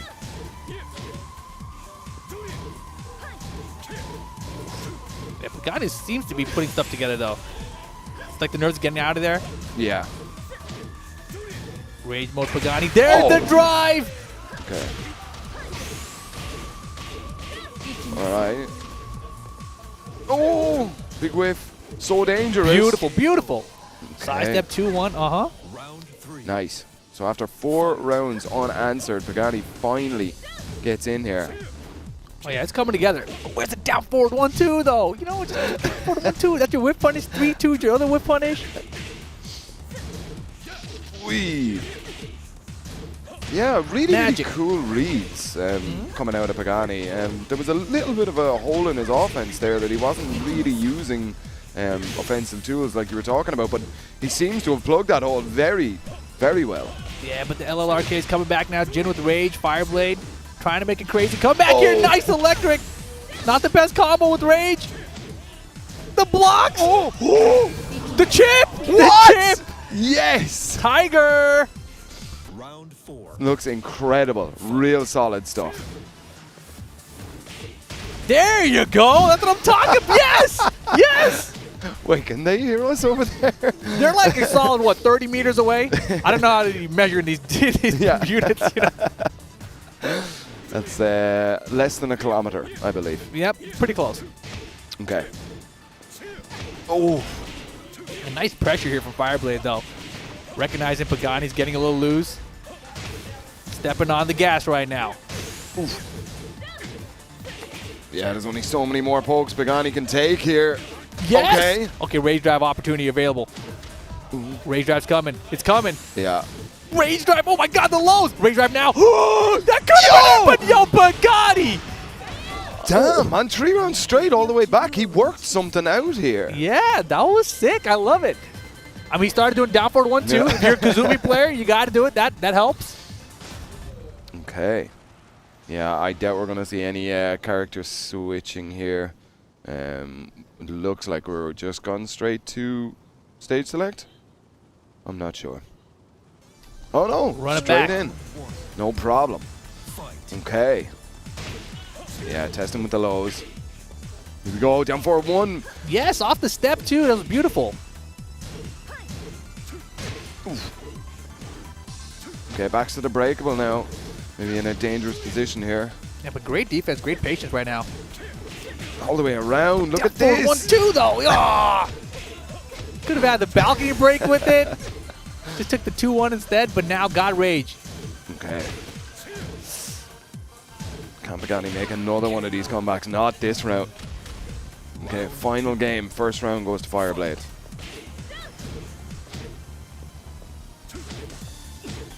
I like the little kick pokes here, but man, gets caught. That Jin forward 4. Been good since the beginning of Tekken 7. Oh, LLRK. It's going to take him very close. Pagani needs a miracle about now. Just dash up, jab in his face. I like it. Okay, potential final round now. Drop it on him. There you go, the 3-2. Okay, everything's coming together. See some down 4-1s. Fishing with them lows. Okay. Oh. Good Walks. timing. Yeah, straight into the hook. Downstairs. Keeps him close into the LLRK. Wow. Ooh. Oh. Wow, good stuff. That was a back row catch there, it looked like. Fireblade 3-0 for the final game there. That was a good demon paw for the back row catch at the wall. You should look at the position that they were on the ground when the guy got up. So smart stuff there to bring it out at the end. Fireblade. Looked a little shaky in game 2, but really put it together for game 3. Yeah, definitely. I don't know. He's doing a little electric at the camera. Yeah. An electric wing hook fist. He's got it. Is he wearing? I mean, he's got some Jin style. They could be Harley Quinn pants. Harley Quinn pants? I'm not sure. It is the red and black, yeah. But I need to talk to him after and see, does he actually have the tattoo, the devil, the mark of the devil, isn't it? He might, man. That's where it's from. The the Tekken 3 intro. It's like Yeah, Force, yeah. whatever. He goes like, oh my arm, boom, look at my tattoo now. That's all the Jin players do. Shadow the Hedgehog style. I like it. You know, edgy. All right. We are getting ready. Oh yeah, we got another match coming up already. The player's already up there. I didn't even notice. Yeah. Uh-oh, he's getting topless. Okay. Oh, whoa, we got topless people up there? It was temporarily. Luckily, the camera was still on us. You know, you guys missed out. Let me tell you. Damn, may contain mild traces of nudity. Good day. All right. Oh, that's the European Tekken Cup T-shirt. Oh, that's cool. Yeah, they're very, very cool. Yeah, they had those cool jackets too for the European Tekken Cup. Yeah, they were the old Letterman jackets. There. Yeah, black and white. That was nice. Okay, we are getting all set up here now. Looks like he's a long hair user versus a no hair user. Yeah, different customization presets. Yeah. Oh man, yeah, I like that preset. Oh man, well thank you guys all for joining us here at the Mix-Up, kicking off Tekken World Tour 2023. Of course, you guys missed Evo Japan. You guys missed Arslan Ash going crazy out there. He's got 3 Evo titles now, which is just ridiculous for anyone. It's insane. Across any Evo, it's just phenomenal. So, shout out to Arslan for that. That's just absolutely amazing. I think when you look back at the history of Tekken 7, it's just going to be, that's one of those things that stands out, right? Definitely. And we still got another chance, right? There's still Evo Vegas coming up. Yep. He can make it 4. Man, if he wins 4 Evos, that changes the game, I mean, the other flip side of that is, what if Nee wins Evo Vegas, then Nee's got 3 as well? I never thought about that. That story is going to be great. I mean, that's so much pressure, though, for Nee now. It's like, wait, I got to win another one back-to-back? No one's ever back-to-back the Evo for Tekken 7, right? Right. So it's a wild story regardless of what happens. And then I started thinking about Arslan with Evo Japan. I was like, the only one he lost was the one where there's Leroy Japan in 2020. Yeah. And that was the wildest one because everyone got blown up at that event, right? So it's like, if Leroy Japan didn't happen, would he have another title? Like, that can't be right. Right? Yeah, I never thought about that. Wow, that is absolutely crazy when you think about it. It's absolutely insane. Okay. Well, it's your girl. We have some Eddie Hovers and Lily Hovers here. Okay. It's your girl. Oh, they're looking at each other, yeah. Just sharing some secrets or something. I like it. Sharing some secrets? Yeah. Okay. I wonder what the issue is here. Maybe they're just waiting for someone to point and say, hey, you can start. Yeah. Yes, you there can we go. start. That's the guy. We just had to say it first, He was talking to his buddy. He's like, yeah, so I didn't. Oh, wait, I have to do it. Oh, sorry. Go. We do have a master plate? Yeah, we do. All right. Here we go. Infinite. See, and that smile right there, that's exactly what my face goes like. Every time you ran up to Infinite stage, you're like, ah, damn it.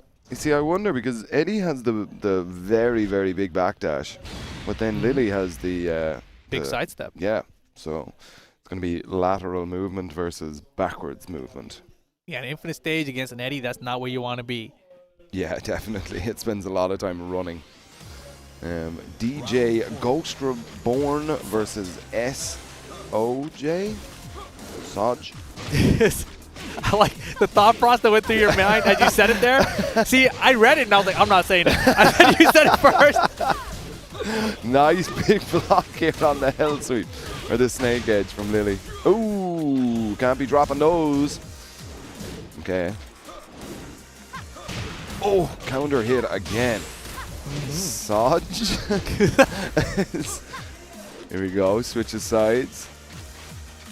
The way you spelled it out was my favorite. Yeah. S-O-J? Like, those are the letters there, Sam. Yeah. You know,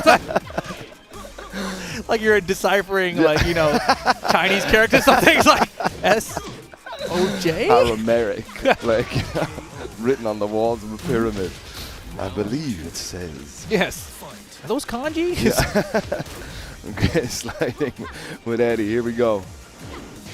Sarge getting the first one. Uh-oh, jumping jabs. Okay. And down forward 3+4 from Lily. That's always been like a go-to trying to track you down move. And against a character like Eddie who doesn't really have the best sidestep, very good tool. But when players can sidestep, it is very dangerous for her. He keeps checking that with back 1, which is such an odd check. Oh, caught her. Here we go.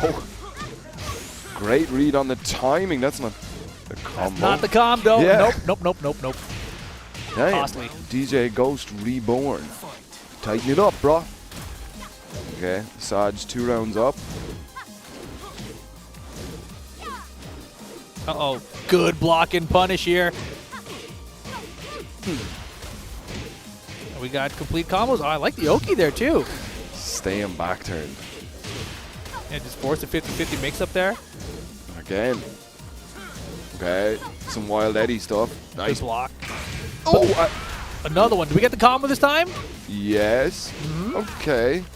I mean, not optimal, but I mean, I suppose. How does he? He's very, very good at timing the rage drive. He knows exactly where to place it. I mean, 2 for 2 on the rage drives there, but Sarge is definitely just kind of showing up a little bit more here today. Big stage, up on the stream setup, staring at the belt. Definitely a Lily main. I mean, you can see the setups for back turn there for the Yeah, combo. yeah. You know, he's been playing this character for a minute, so I like what I've seen so far. You know, and not even really going for Root of Evil, forward, because, you know, against Eddie, he's going to be able to backdash away from there. So I really like the strategy overall from him.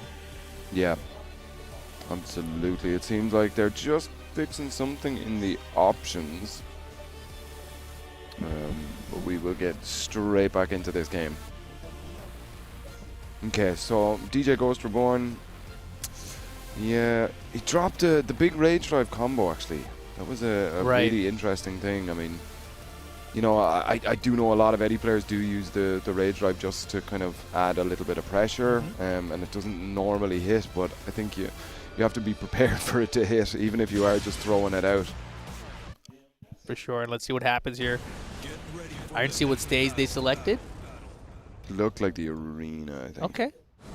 I think for Eddie, that's actually a really good stage. I feel like the Rage Drive for the pressure in that sort of a situation is much better when you have a closed, small stage, and arena definitely fits that bill. Yeah. Okay, but here, I mean, DJ Ghost, he's definitely going to have to work out a different game plan here if we are going to see some success. Okay, puts his back to the wall here. Risky. Well, I love the down forward 2 attempt too, man. He's making some good hard reads here that have paid off. Finds the counter here, and here comes the wall splat. Big lead here for Sarge. Sending it out, man. No problem. Okay. And more back 2-3. Oh, beautiful. What a risk. Okay. Finishing it up. Oh, dirty bit low-key. All right. Okay. I like it. I like it. Yeah, that relax, though. You do have to duck. Handstand. Oi, oi, oi. Pick up. All right. Yeah, maybe it's just a little bit of tournament nerves or something that DJ Ghost just kind of got past. I mean, he's playing much better. It looks like a different Eddie player. Oh, for sure. And it's crazy, right? Because he had the infinite stage at first, too, so you're like, oh, that's where Eddie wants to be. Yeah. Yeah, but he is totally a different player right now. You're right. Nice. Just waited for it. Didn't need to go in. Didn't need to do anything. Had the life lead. Okay. Yeah, counter and slide working out for Sarge again here. Let's see if we can bring it back. These 3 rounds straight to close out the set. No ducking these highs. The Madara, beautiful whip punish though. The Mirage. Uh-oh.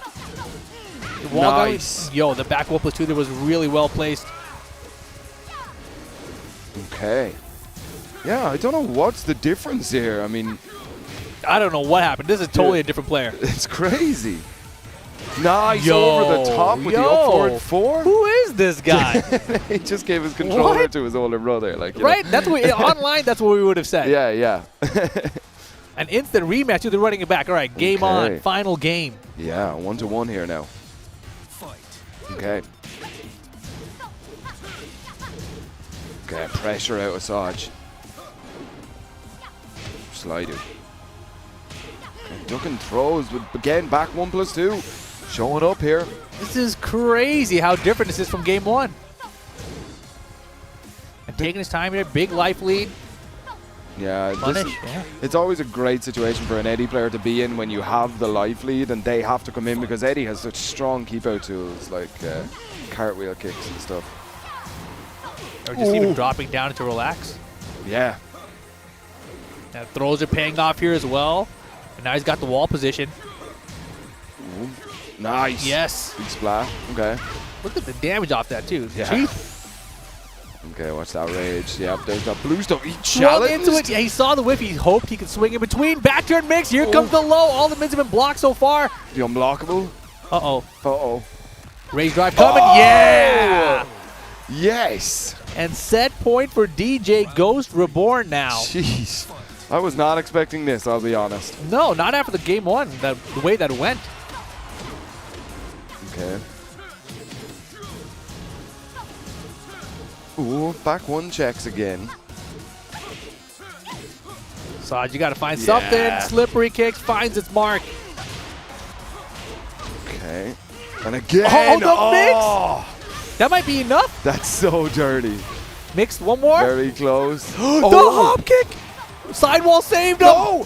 One more chance. And not going to get it. DJ Ghost Reborn. 2-1. 6 rounds straight after game one, by the way. That was crazy. Unexpected. Just really, really solid play there. I mean, from game 2 on, it was all DJ Ghost. I mean, if you were Sarge, I feel like you should have picked Infinite Stage for the final game. Like, just switch it back to what was before, right? Yeah, I would always argue against instant rematching. I think even if you are about to rematch, take a breath. Just have just reassess what's actually going on, you know, and then hit rematch. The instant salty rematch, it never seems to be great. We've got a host on stage and everything, man. Exactly, but we got us here still. So it's okay. We're the host for the for the English-speaking audience, right? Yeah, it's funny when you have the other casters right beside you, and you can just hear them. This feels like a wrestling center. That's like the Spanish announce table. You know, somebody's gonna break through that table later on tonight. That's how it usually goes down. Oh yeah, because they have to fight for the belt, of course. Exactly. Yeah. That's the theme. I think so. Yeah. All fun, of course, here in Leon. It's a very, very beautiful city. Yes, it is. They have that big church up the top of the big, massive hill there. Is that the one where Gosane and Kawis and all that went to? I don't know. I saw a picture online. I was like, where is that? Because I haven't seen anything like that yet. So wherever it was, it looked very impressive. Apparently, they're all very close to the city center. I haven't had a chance to look around, but Spag was telling me that he went up the big hill and stuff and that. So, shout out to Leon, France. No, definitely. Of course, if you guys are watching, this is the mix-up, the kickoff of the Tekken World Tour 2020. I keep on calling it the kickoff because that's what it feels like to me, you know. But don't forget, guys, if you guys want to stay tuned for all of the information about the Tekken World Tour, make sure you head on over to TekkenWorldTour.com. Also, make sure you follow the rest of the socials, Tekken on Twitter, Tekken Americas on Facebook, and BNE Esports on YouTube. What's that Facebook, eh? Yeah. Tekken Global. But shout outs to Bandai Namco as well. The freedom. But shout out to Bandai Namco as well for organizing this whole world tour. Again, we got another one, baby. We got one more. But I think we are going to throw to a very quick break, guys. Remember, stay tuned. We have more awesome Tekken coming right up after these short messages.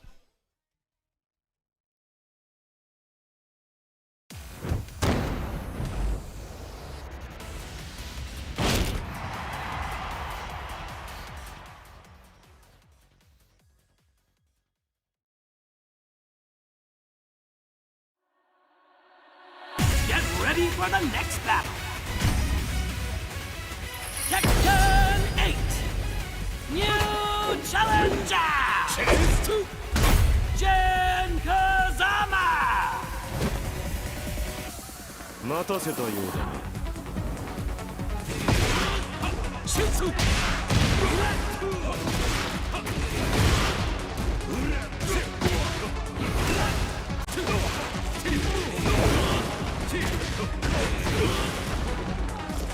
力だけが全てじゃない。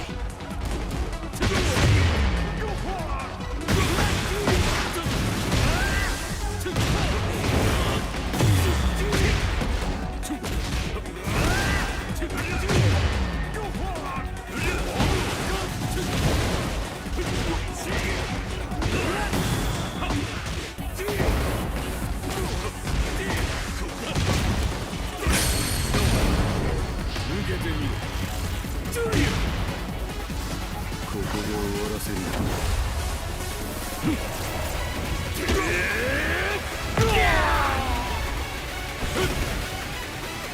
俺はもう迷わない。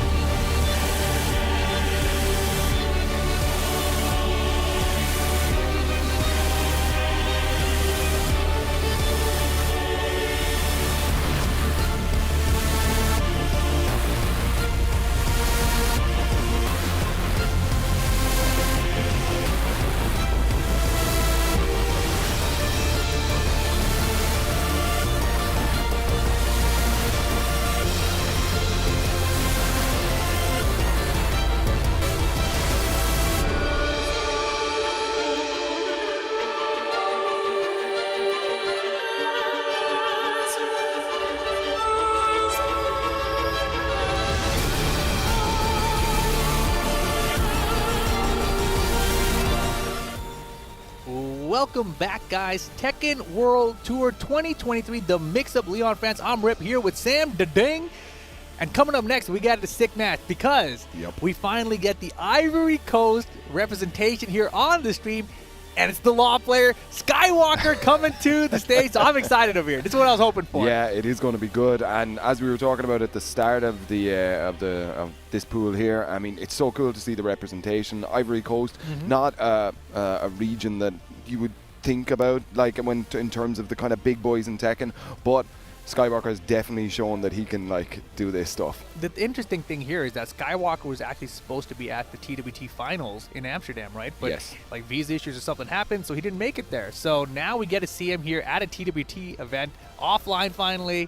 And man, it's gonna be very interesting to see how he does here. Yeah. A lot of pressure though. You got to admit, right? Because obviously they kind of have the spotlight on them now, but they haven't had their opportunity to perform in front of like a crowd, in front of the offline performance.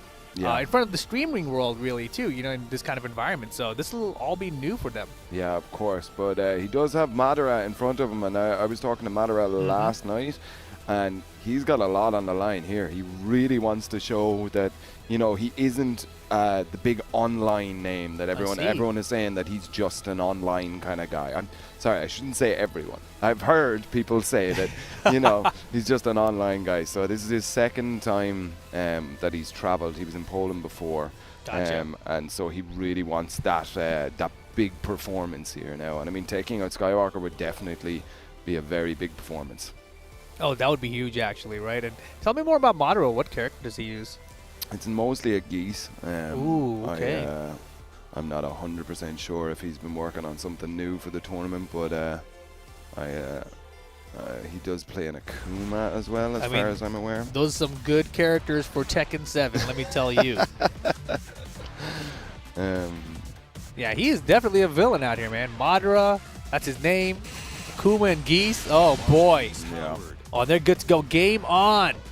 Dude, I forgot about Côte d'Ivoire, their flag. It looks very much like my flag. Yeah. I was like, wait, Sky? Oh, wait, no, never mind. You don't know about him? He's right down the street from you, bro. Yo, whereabouts are you from, brody?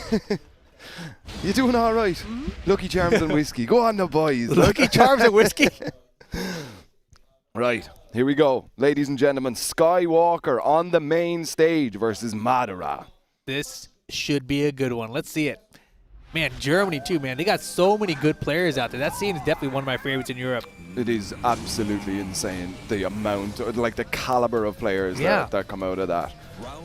Okay, but here we go. Wow, Nice. Man, the walk of DSS2 grab, that's not easy to do that quickly.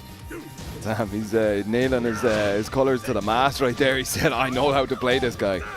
Uh-oh, got caught though. Forward 1+2 from that Geese Howard. Here we go. Wall carry's going to be easy for Geese.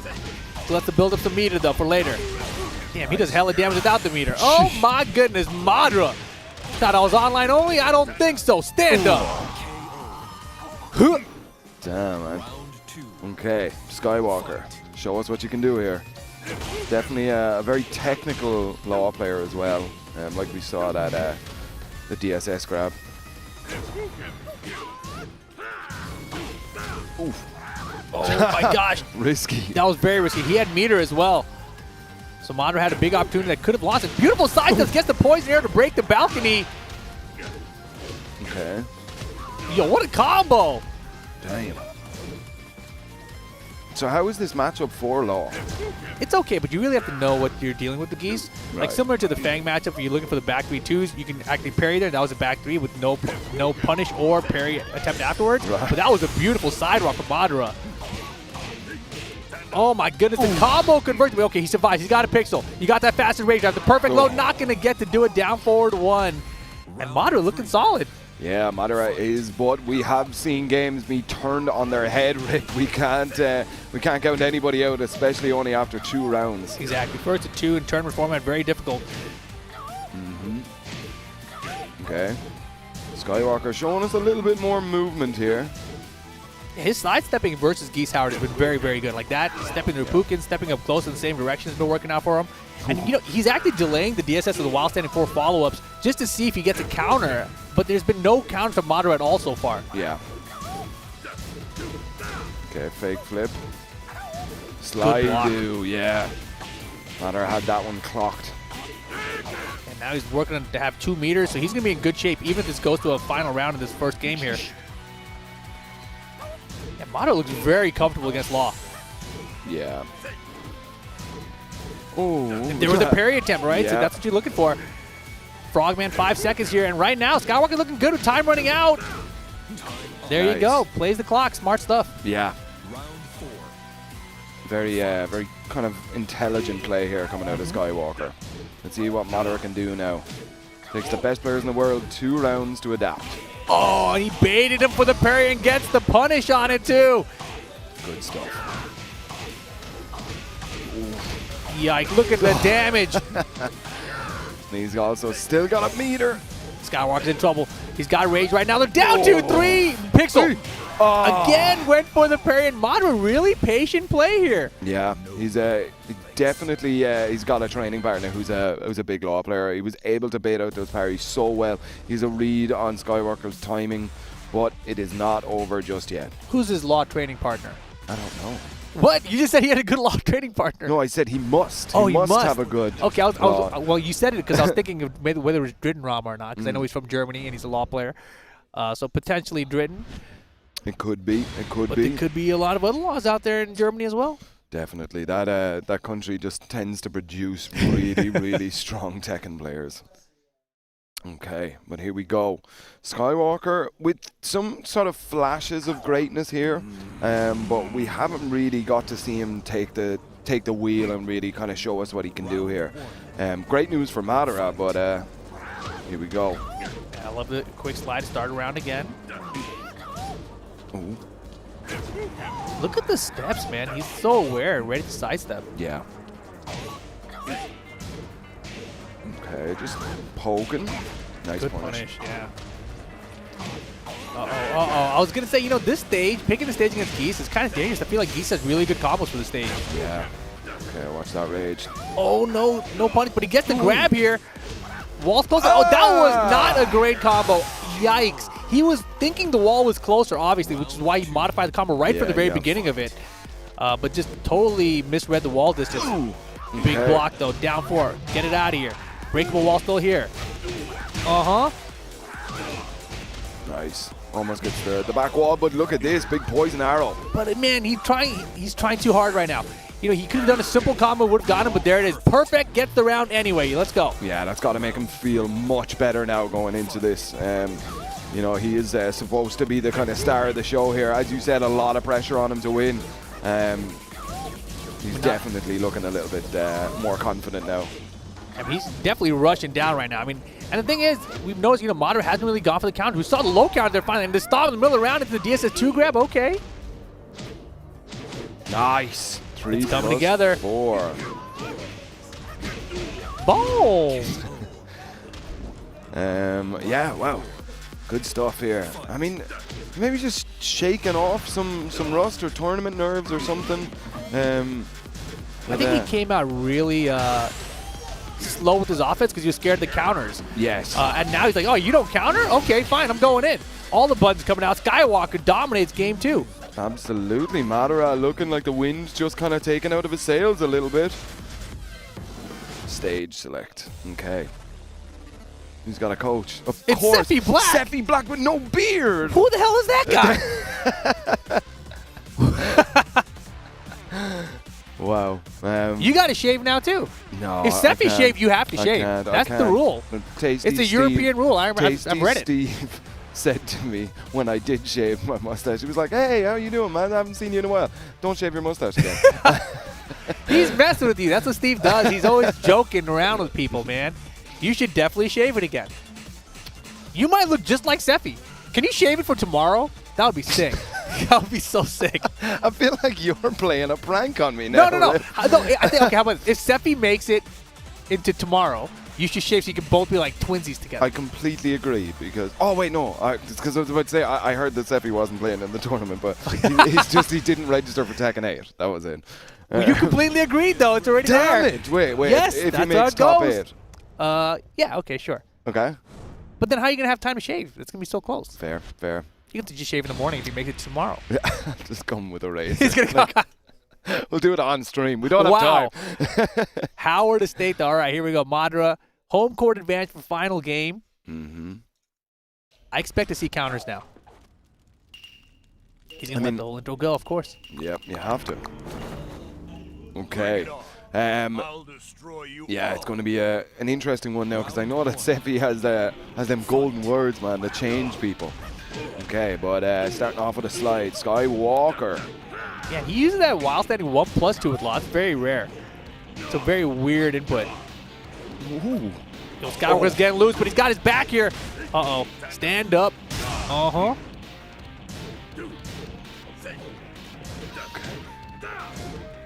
Orbital hands. Skywalker playing very patiently here. Well, Madara's got the life lead right now. 2-throw again has worked out repeatedly. Oh, he's just wasting time here a little bit. Really, really clever stuff from Skywalker. I like it. I like it. I'm a fan. Okay. Oh, we got throws on this side too, though. Dragon Hammer, run it up. A lot of grabs games. What the hell? Forward jump. Oh, no duck in the back forward 3 either. Skywalker lose. Yeah, that was a big opportunity for Madara there. Back 3-2. And the wall's going to be in the way, but he gets the breakable anyway. Wow. Nice conversion. And the wall on the other side. Clever, clever stuff from the German geese. He should have picked. Oh, down 2-3. Skywalker, let's go. Unbelievable. Madara had multiple opportunities to close out that round. Oh, what a conversion. What the hell? Is this real? That's some geese Discord stuff. Oh, hey, yes. there it is. Skywalker really opening up this game, really showing us what this character can do, and representing the Ivory Coast here. Not done yet, though. Geese let's break the wall down to 3. That's a problem. That is a big problem. Okay. Wow, that was sick! Stand up! It's not over till it's over. That was cool. That was cool. You got to give him that one. Uh-oh. I mean, it's his house, man. No one knows these walls better. Beautiful. Step into 3+4-4. That's what he's looking for the whole time. Yeah. Nice. Junkyard! Not enough damage here, though. Madara, last chance. 1 bar. Home in attack. Give me another perfect. Skywalker makes it out of the pool. Incredible stuff. Winner side. Again, game 1 saw nothing really there from Skywalker. You know, there was a couple of kind of flashes of really cool stuff, like how he started walking up with the 2 grab. You know, cool stuff like that, you know, kind of showing that he can play this character really well. But Madara just kind of walked all over him there in game 1. As soon as game 2 hit, we've seen the story before. It's a rerun, like, you know. Game 2, I cannot believe who's walking out on stage right now. Who is it? Is that Mosquito versus Leonidas? Am I correct? I can't see that far. You'll have to let me know. Production? But I will say, you know, go back to that Skywalker set. You know, game 1, you know, Skywalker really came out the game plan versus Geese Howard, right? He was ready for the game plan. Yeah. But he was really expecting the counter. So, you know, he would do stuff like Dragon Hammer, and he's like, oh, he might counter, so I'm not going to do a while standing 4. Or he'd do while standing 4, he's like, he might counter, I'm not going to DSS anything. So he would do, like, all of these mix-ups that weren't ready for the player, really. Yeah. But just more for the character. And once he recognized the player wasn't doing those things with the character, he's like, all right, let me switch up the game plan completely. So that was great adaptation from Skywalker from beginning to end. Yeah, absolutely. So it is Leonidas. It is Leonidas. I don't know who his opponent is, but Leonidas had an amazing run at this tournament last year. Okay. Beating Super Akuma and stuff to get into top 8. Really, really strong Eddie player from Malta. Got it. And I'm seeing that. Is that a crazy jersey? Super Akuma's teammate, perhaps. Okay. But we are moving on into the game here. Leonidas' Eddie is what we've seen so many Eddies already today. There has been quite a few. You know, it's interesting because we're just in the pool stage currently, but we have seen a lot of repeat characters within pools even. So, you know, we've seen double Eddie here. We saw double Negan earlier. Just, you know, very unusual repeat characters popping up so far today. People really want to play that Tekken 8 beta, man, or Alpha. Like. Have you had a chance yet? No, I haven't Oh, got man. a chance to play it. So I walked past the room, and they have the curtain down. Oh, and do stuff. they? Yeah, yeah. No way. Um, Interesting. Big sign that says you're not allowed to take photos and Yeah, that, yeah. like, you know. Yeah, But, that was one of those things, you know, when I saw it in Japan, and I was like, wait, people aren't allowed to film, but it's all open? Like, how are you going to stop someone from like a big zoom lens from just standing back there and filming everything? But it's Japan, you know, people follow the rules. So, you know, they're like, yo, Sure. EU, all right, we better get some curtains, Yeah. you know? Put it in its own little separate room. No, yeah, I mean, same thing with NA, we would have recorded too, you know? That's how it's going to be. But all right, Okay. all right. Oh, this is Hexmark. Of course. Of course. Crazy Hexmark. Crazy X-Mark. That's what they say here. Oh, I see. And we have Leonidas. This is going to be a great game. Oh, yeah? Two very, very strong players. All right, all right. Yeah, we're getting to the end of these pools. So, you know, we're getting the cream of the crop, essentially, rising throughout so far, trying to make it out on the winner side of things. Yep, absolutely. Yeah, so we got the no weird character picks here. I know Leonidas does have a Leroy as well. Oh, okay. But he's kind of been moving away from him and fully committing to the Eddie Got as it. of recently. Yes, here we go, the Akuma stage. This is going to be a barn burner. Let's get it. Down for the one. Stuffs him out. Was that a up forward 4 attempt? Started around. That's interesting from Eddie. It looked like it. Yeah, I love the attempt backdashing out of there, but Miguel's not as big. Uh-huh. Ay, ay, ay. Ooh. Super Bro. aggressive. Crazy aggressive. Okay. Nice punish. Yeah, didn't need anything more than that. Leonidas, calm down a bit. Okay.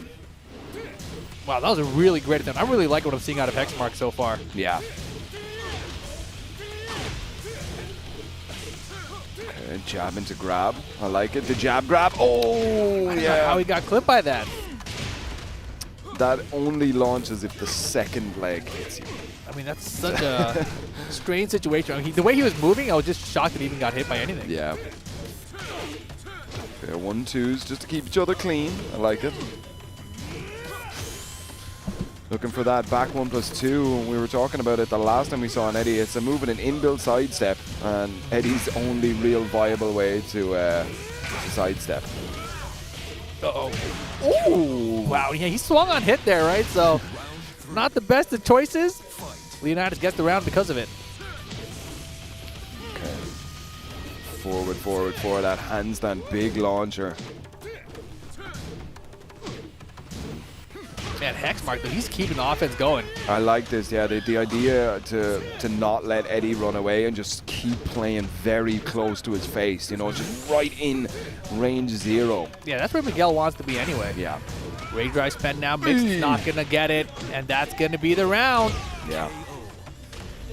A little bit of a preemptive punish there. If he'd let it off, I mean, obviously it didn't make any difference, his life bar, but would show a little bit of character unfamiliarity. Oh, down forward 2 on counter. That big elbow gonna send him up. There we go, with the wall this time as well. Tons of damage. And again. Yeah, that was great defense from Hexmark. Uh-oh.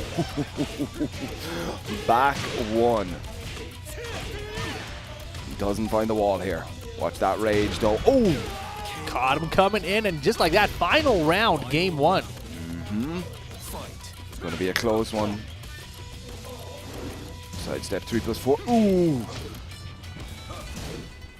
Just fishing. I mean, Hexmark has a lot of experience against Eddie. He's had all the right options for when Leonidas wants to go into relaxed, and they're kind of like little option selects for like, just in case you go into relaxed, it's going to hit you anyways. Yeah, yeah. Oh no, but that looks like it. Hexmark takes game 1 here. Yeah, and that was really back and forth the whole way through, so very close game. Leonidas gives him a little nod like, all right, you got that one. He might go to... Oh, he considers switching characters, but no, he's just going to go to stage select. He might go to an infinite here. I'm not sure. Yeah, okay. Definitely going to be relying heavily on the backdash here. Okay. I wonder what the coach is saying. And coaching is such an interesting idea. personally, like if I ever get coached, it always messes me up. Really? Because Yeah. I only start focusing on what they said, and I kind of deviate from my game plan I had before that. Right, yeah. That's just a personal problem, you know. It's Yeah. I'd love to have like corner mics, like put a microphone on the back of the chair so we could hear what they're saying, you know? Do it like they do in the UFC. Yeah, I know exactly You what know? you mean. You just hear him cursing nonstop. Ah, the saucy little setups. Leonidas take him to the infinite stage this time, and yeah, the good news for Hexmark is he won the first game, so he can take him back to wall after this one, right? Yeah. And all day, pressure's still on here. Oh no. Oh Wow. Little underneath action going on. All right, first round. Round 2. Fight.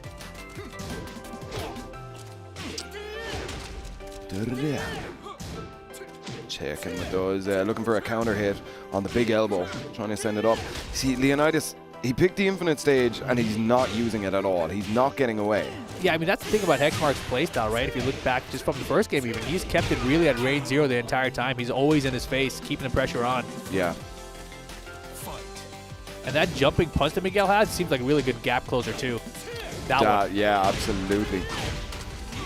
Oh, my God. Yeah. See, the issue is then if Leonidas doesn't have the life lead, he can't just back off forever. But look at this, there was standing. Nice. Yo, we got strings. Oh. Again, Oh! it's worked out every time. No blue stuff. What? I don't nice know. block. Bro, Yes. Leonidas has a chance here. Round 4. Okay. Fight. I don't know why he let that low in. He's been letting it go there every time. I mean, he's got hit by, I think, 3 out of 3 so far. Dang. Okay. Nice. Uh-oh. Trouble right now, Leonidas. Oh. Okay, really looking for a counter hit here. Nice. Too far, though. Yeah, not going to get the full sweep. Down forward 1-2. Great dry spread again. Same thing. Out of range. There's the low parry, and here we go. Final round. It is set point for Hexmark. Yeah, Leonidas. Maybe. I mean, we see him starting off with backdashes and stuff, but he picked an infinite stage and is just playing face to face with him. Okay. Yeah, not really being able to even keep him off is really the problem. But that was a beautiful backdash there for the back 2 whip punish, and it's a half life bar lead here for Leonidas to extend to a final game. Yeah, that setup probably ain't going to work. Yeah, it's such a risk here. He's just giving up some of that life lead he had. Nice block. Unpunished though. Leonidas looking good though. Rage mode. Does Hexmark have something left here? Oh my goodness, he might do it. Oh. Good block. Great block, Leonidas, and the punish was there. One apiece. You think he's switching him back to a wall stage? He's got it, right? You know, I mean, yeah. I mean, bring him to Sook. If I'm in Hexmark's position, I'm going Sook, you know? See you run now, like, you know? Hexmark wins every round that he plays, like, super close and in his face, you know? Perhaps the floor break stage as well? Might be a good shout. No? Okay. Outer state. I mean, it's also really interesting because this set obviously is super close. It's been final round every game so far. And the infinite stage really didn't play out for Leonidas, right? I mean, as we talked about, Hexmark was always in his face anyway. So, you know, picking the wall here, it should be helpful. But I feel like Eddie with that rage drive, once he gets you to block it at the wall or spams back 2-3 when you're back to the wall, it becomes a problem too. So we'll see how things play out. Yep, but here we go. Final game between these two. Definitely both of these players expected to go very far. Man, I hate Miguel. He really does like to just kind of like put you in pressure situations all of the time. Stressful to play against him. And it feels like there's always a mix too. And you can't react to the lows. Like, oh boy, what am I supposed to do here? Oh wow, it worked. That's a weird combo. It's enough damage too. Let's go, Leonidas. Round 2. Okay, first round on the board here now. Game 3.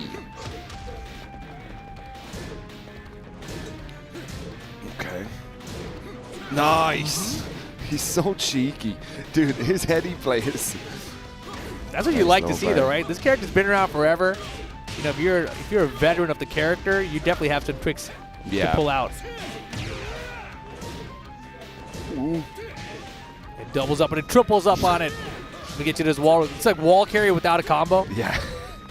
It's pressure. Oh, he tried it again. Come on, bro. Come on. 1-1 and 1-1, ladies and gentlemen. This is getting tight. Yeah, this has been back and forth the entire way through here. Ooh. Counter this time. Stomps on his head. Give me another one. Yo, do it again? Stop doing that. Oh, my goodness. Damn. Leonidas can't stop moving. And just like that, set point Hexmark. That might have just knocked the wind out of his sails. Run up, hop kick. Run a vertical hop kick too, right? Like, wasn't even on block because Eddie backdashed. Damn. Ooh. Nice duck. There you go. Punish. Okay. Oh, that would have worked as well. Yo, still close here. Oh, the counter! That could be it if he It plays should his be. cards right. Oh, get it just in time. No way. Wait. Oh, no. Leonidas down into loser's bracket, and Hexmark moves on in the pool.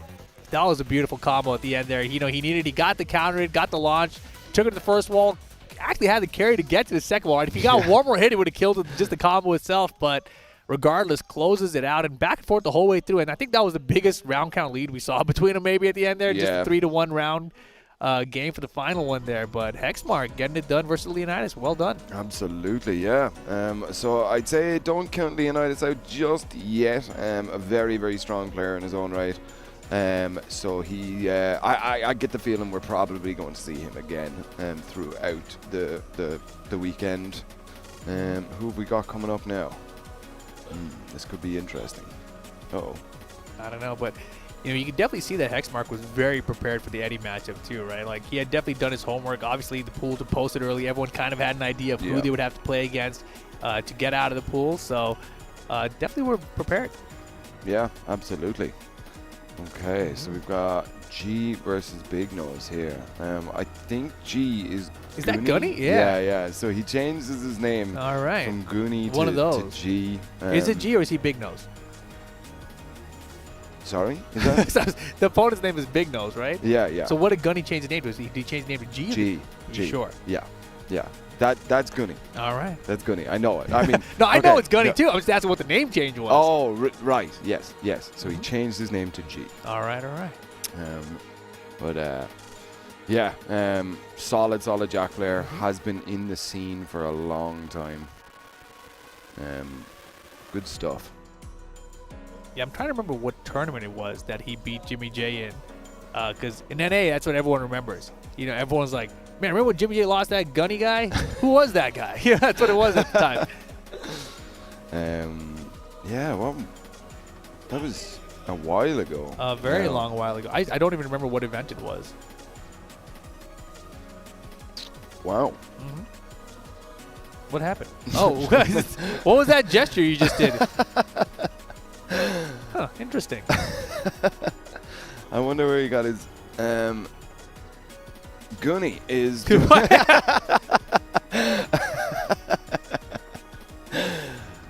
G is from the Gunny. Yeah. That's where you got the G from. Right. Okay. That's perfect. What about the other guy? Big Nose. I'm not 100% sure about this guy. I see. I haven't heard much about him. But it's European Tekken. Anything can happen.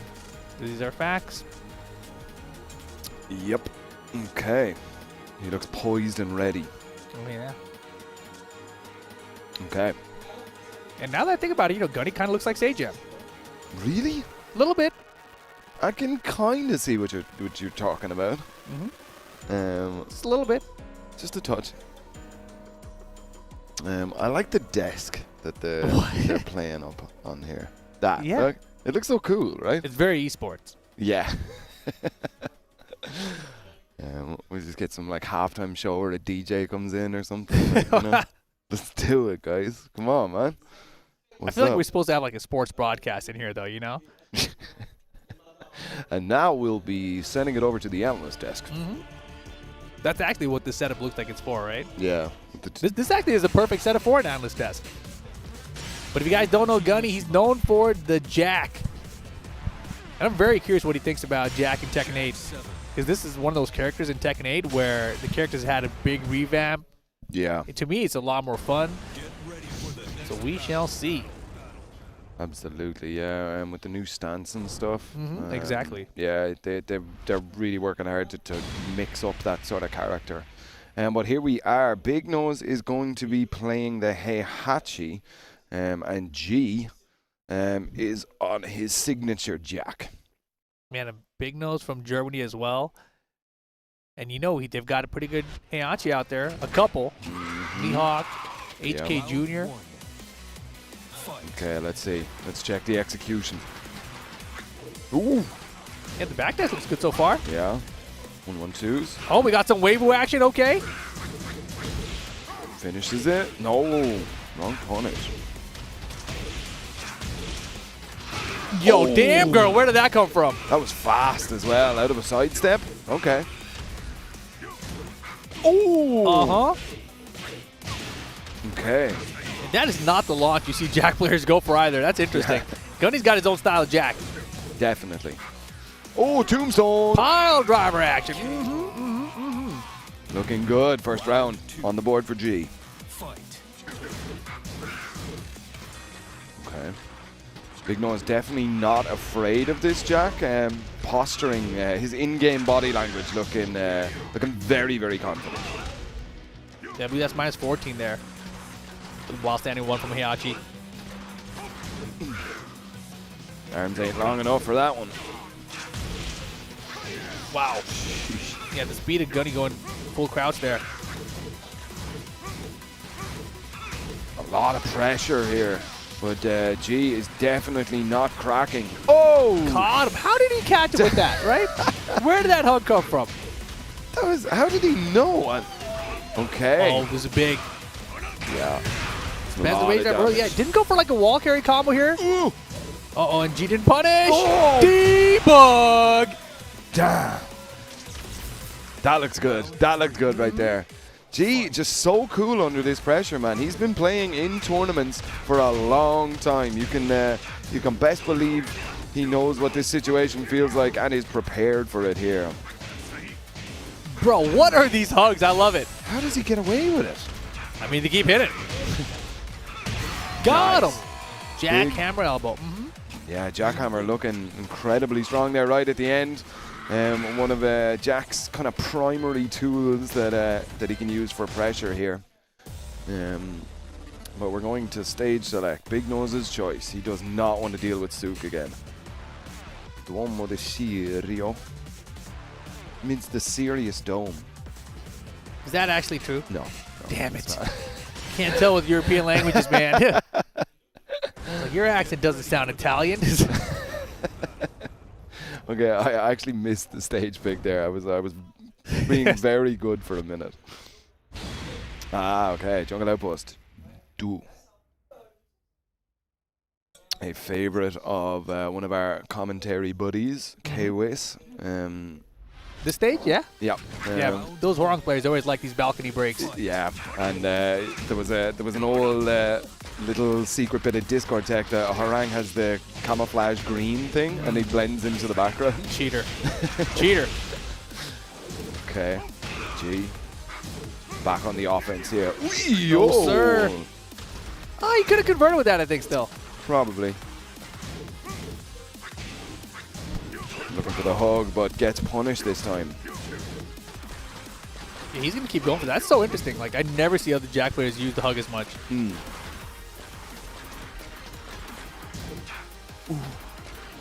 Launch, Nice. yes. That was beautiful. Absolutely fantastic. This is why we learn to backdash, ladies and gentlemen, for exactly that reason. That was perfect. Yeah, that was like a textbook example, right? Like, how can you backdash to whiff punish? What do you want to do? Yeah. Okay. Ooh. He had it. That could have been a balcony break. That could have been it. There could have been a lot of damage on the board.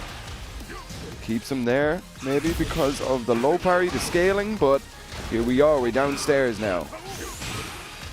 Finds the second wall.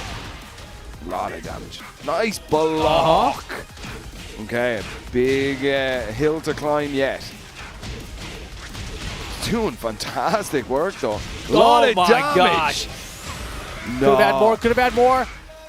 What? He Oh, just let him have his turn. It wasn't his turn anymore. those are the rounds that absolutely, it's so difficult to psychologically get back into the game after a round like that. That was all big nose until G just switched it up on his head. Okay, not done just yet. Just do it. Sending it.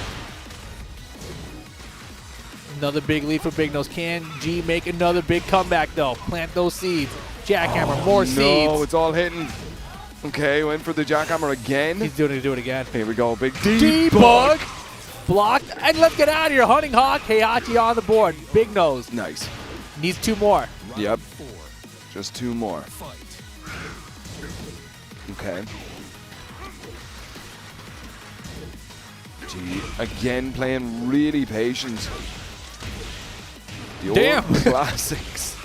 I was about to say, just, you know, chopping away, little pokes, and then spins it around. Double-fisted slam to the side of the head. Hey. Doesn't get the combo, though, yet. I don't think he expected it to hit, obviously. And look at that. You want a Weibo? Here's a down forward to it. That might be enough. The wall's going to come into play here, I think. No, it's short. Low parry. Big Nose. Big opportunity. Got the rage, spends it quite early, and the Omen Fist. Oh, he got it! G smells it coming, gets the block.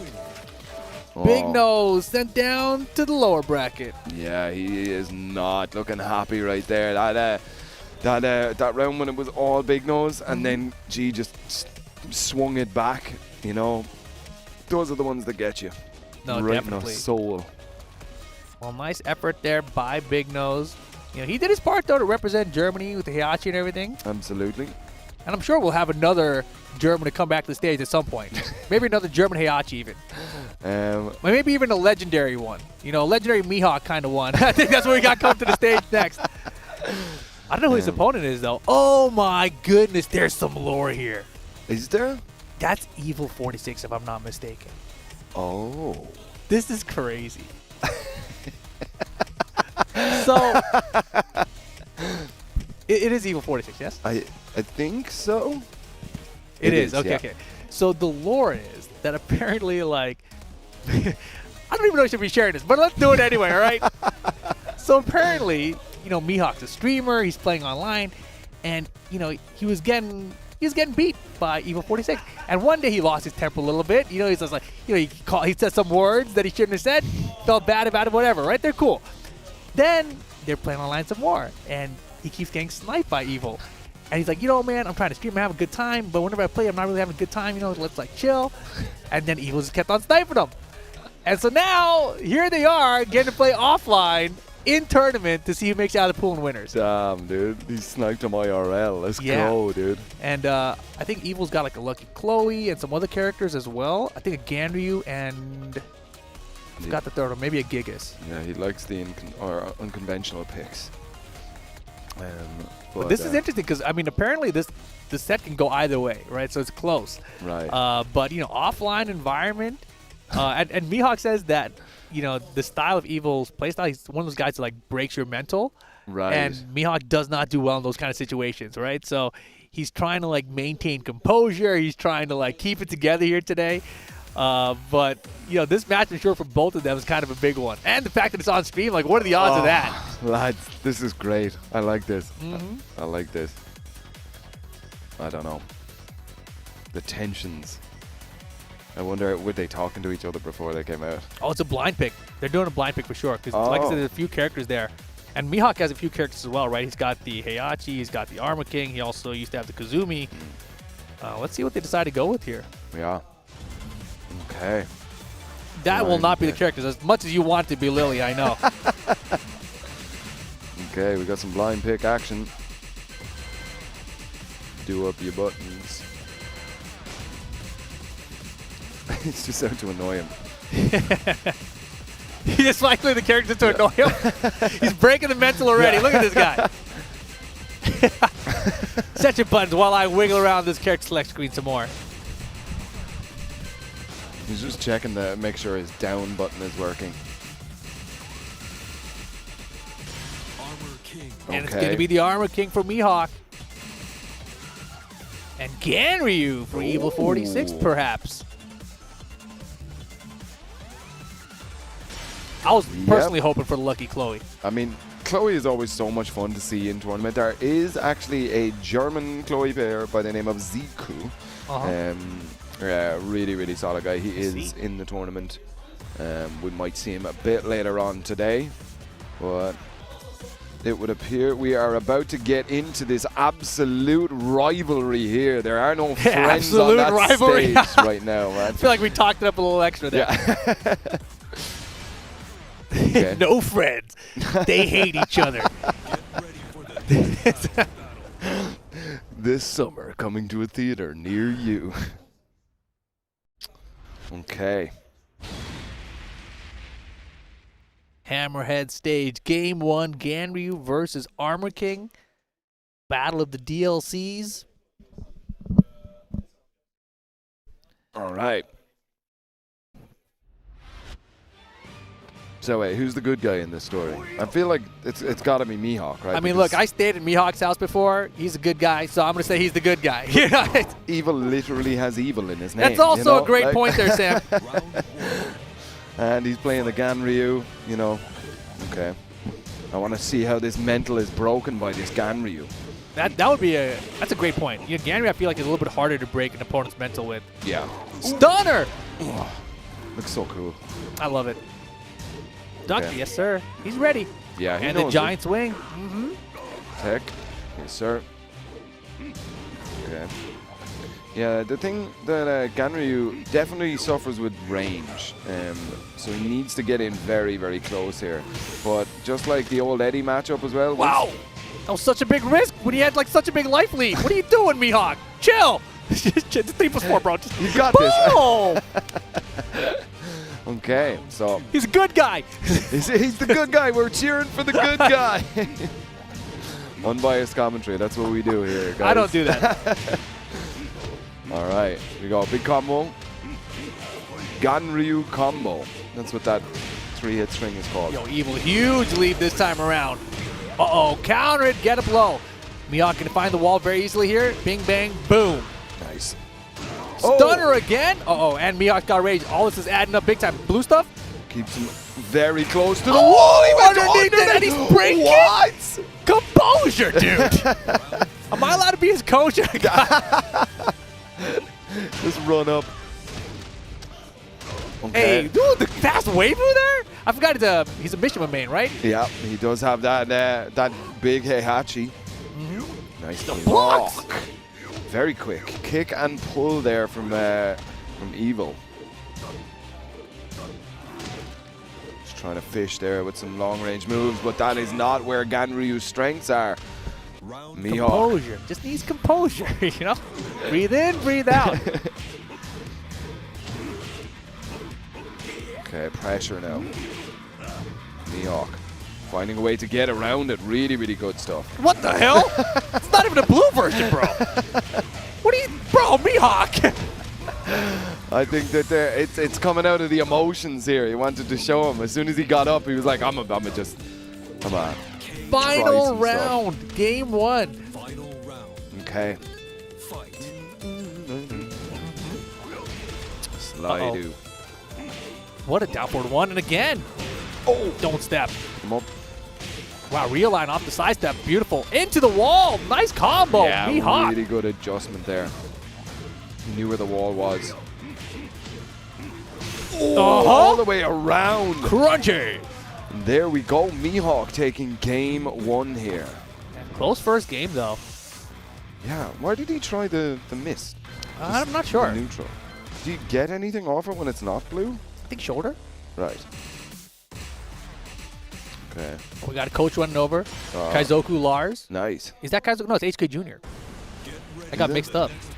Oh, I'm they like do look quite 90% similar. sure. Oh, but wait, we've got Another coach coming up. Kira. Let's go, dude. Ooh, the rivalry is growing.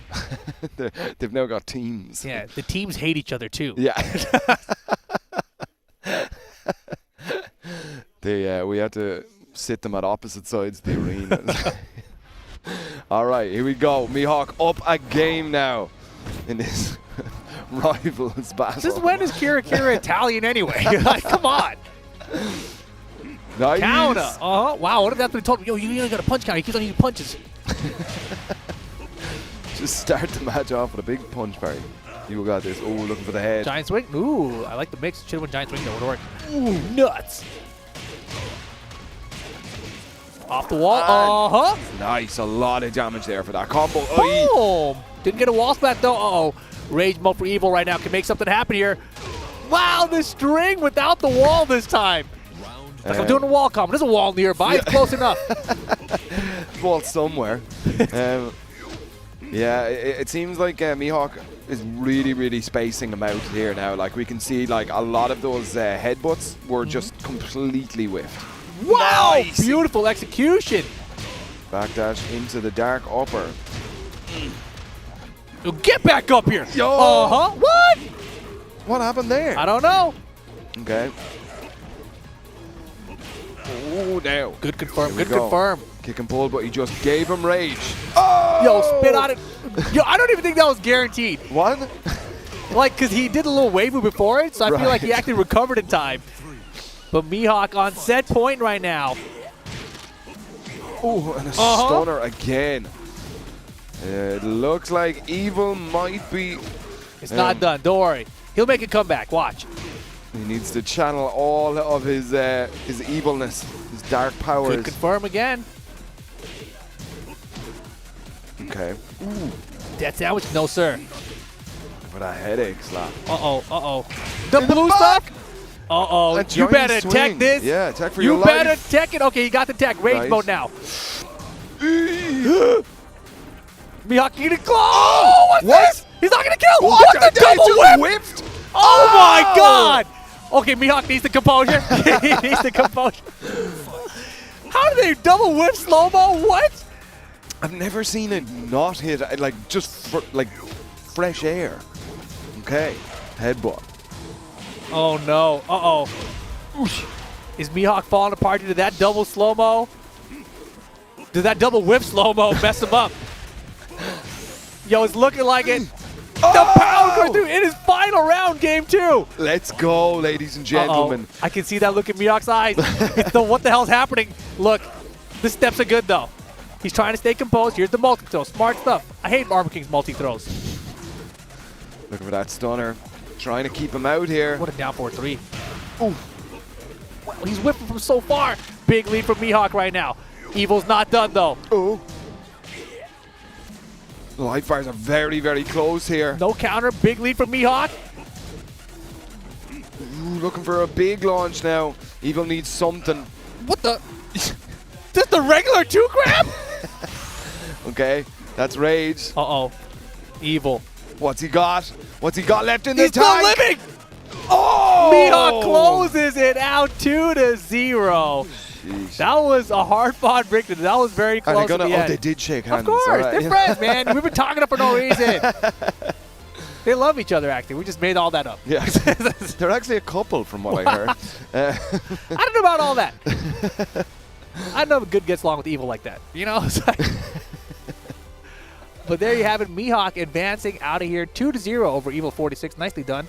And you can see, you know, when things get a little dicey, Mihawk starts freezing up a little bit, right? So when that round 3 slow-mo happened and he lost, he just kind of, Yeah. And then things started falling apart. Round 4 went to round 5, but he luckily pulled it back together. I feel like if he lost that round, that the final game could have definitely went to Evil. Yeah, I think that like, I mean, you said it before we started, it kind of goes back and forth, and you can see it even though it was a 2-0. Right. I don't think that kind of tells the full story. Right, and I'm actually surprised he stuck with Ganryu there after the first game. I feel like, you know, maybe Lucky Chloe might have been a better pick. Maybe, but I mean, you know, remember, ladies and gentlemen, if you want to stay up to date with everything Tekken and the Tekken World Tour, head over to the Tekken World, or just TekkenWorldTour.com. Head up the Twitter at Tekken, Facebook Tekken Americas, and YouTube BNE Esports. Exactly. Good old Tekken Americas. No one else matters. Okay. Oh man, that's a fun. Yeah, I don't remember it being Tekken Americas in the past, right? So that seems like a new account that we're telling people about now. And they were like, yeah, no, just Americas, yeah, Tekken Americas. That's what we're doing, you know. We'll be sure to let them know at the MIXUP in France. You know. Absolutely. But again, ladies and gentlemen, if you want to see more awesome Tekken action, we are just about to take a short break, and we'll see you after these.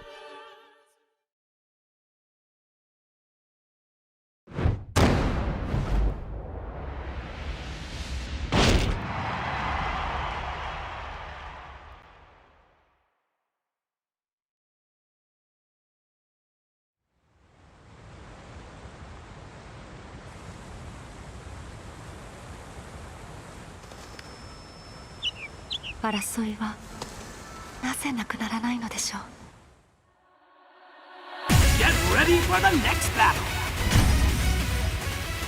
Tekken 8. New challenger. Jun Kazama.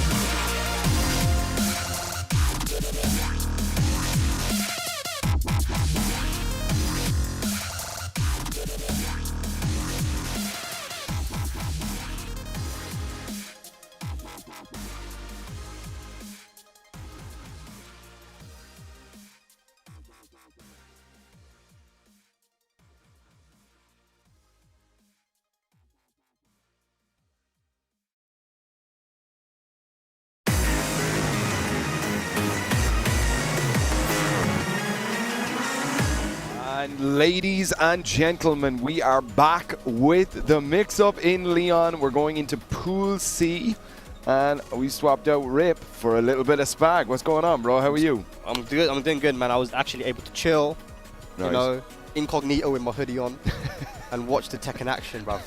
It was good. I liked it. I enjoyed it. Incognito, yeah. Incognito mode. You know, incognito mode. Yeah, on, yeah. On the Google Chrome. The hat and the... No, I've never used it. What's it used for? Nah, do you know what I'm saying? Like, it was the Tekken Tekken level we have right now is the master event level. So obviously you have so many players here. Bro, I didn't even know Kokomo was here. You say, I was just like, oh, that's Kokomo. So like, yeah, it's really good to see. I'm very happy that we're back to the mix-up. You know, this has been a legacy staple event of the Tekken World Tour. So we're back here, and the matches have not disappointed. You know, I'm very happy specifically that I got to watch, you know, Skywalker, for example. You guys commentate the match, and it was really cool to watch him play. And yeah, it's just I can't wait to see what else we have in store. Man, we're in Pool C now, right? Yep, Pool C. So it's going to be interesting. I mean, there aren't any easy pools nowadays, and especially at a master event, there's no such thing as an easy pool. But yeah, this one kind of feels like it's going to be a little bit difficult. Yeah, no, for sure. That's the thing, you know, like we still haven't seen on stream, you know, any of these guys like Ulsan and Chikurin and these guys. Yeah. And talking to some of the top European guys that their pools are starting now, and like in these, so there's so many strong players that still haven't played yet and are getting ready to play. So yeah, all to play for right now, and we got our next two guys coming up to the stage now, to the main stage. So yeah, we can talk about them in a bit, but like again, this is a tournament which I feel like, despite having people like Ulsan and Rangchu and Chikurin, it's still difficult to say who's going to win it, because again, who are the last two champions of this event? Super Akuma and Joker. Yep. This is a European. You know, currently the belt is in Europe. Absolutely, you know? Yeah, and I mean, it wasn't like those were easy mix-ups either. I mean, Kokomo was here at the last one as well. Kokomo was here the last one, but you know, we talk about the one where Super Akuma won. There was Ni, Chikurin, Lowhigh, JDC. I'm pretty sure JDCR was there. You know, just a bunch of players. CBM. You know, it was CBM versus Super Akuma in the grand finals that one in 2019. So like, I mean, he had to work for his win. You know, even Speed Kicks, you know, from USA, he was down as well. So like, it was mad stacked. This one is very stacked as well, super stacked, and there's a lot to play for. Of course, master events, and if you guys aren't familiar, of course, you know, make sure to visit TekkenWorldTour.com so you can, you know, catch up with everything, you know, Tekken World Tour. But the way it works this year is it's totally offline. This is an offline World Tour. We're back with an offline World Tour, and I'm very happy that we are. But it's two master events. Your top two placements go towards your final final score.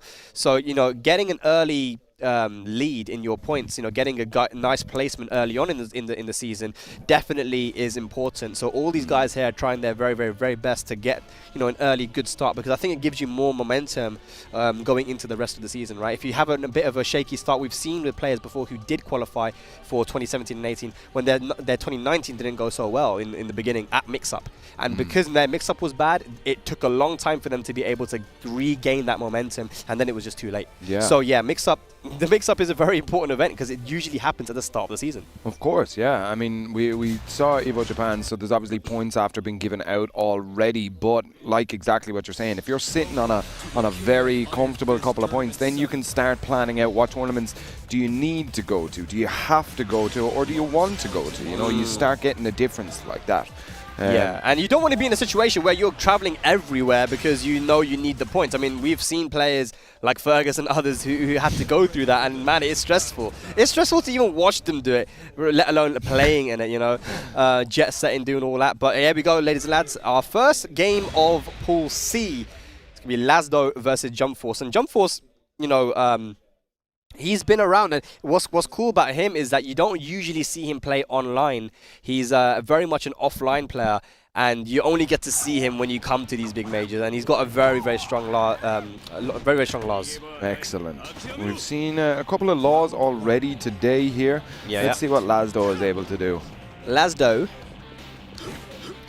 happy to see more law, you know, especially law in Tekken 8 looks very cool, like super cool. I really think that Law is going to be like very popular in that game. There's going to be a lot more Law players in Tekken 8. Yeah, I mean, so they've made some changes to the character, but I think he's kind of sticking with that. If you're legacy with him, you know, you can probably pick him up fairly handy. Oh yeah, man. No, they've made some certain aspects to his gameplay very easy.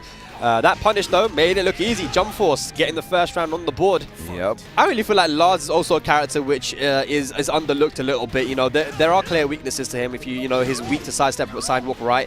You know, his lows are not the best, but you know, in the right hands, Jump Force, like, you know, especially someone like Jump Force, he can make this character work. Yeah, 100%. And look at this.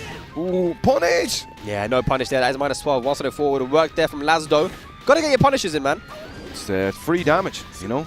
Free damage, free frames, free real pressure. estate, you know? Oh my god, this is looking free right now, though! What? Okay, yeah, there's a little bit of gap in the knowledge here. Yeah, that's not the right punish! Yeah. Yeah, you tried 2 times to go for the while standing 1-2. That is not the right punish. Yeah. Oh gosh. Unpunished. Wow. Yeah. Wow, Wow. clipped, okay. Ooh, okay. Very interesting. Yeah. Me and Rip were talking about it, man. There's a lot of people that want to play Tekken 8, you know? And one of the stipulations to get into the alpha of Tekken 8 that's here at the MIXUP in Lyon, France, was you had to register for the tournament. But remember, it is still pools. It is. Yes, absolutely. But yeah, unfortunate there from Lazdo. You know, he was able to defend, get the blocks in, but he wasn't able to get the punishes. You know, you mentioned it yourself just now, Sam, that getting those, it's free damage, dude.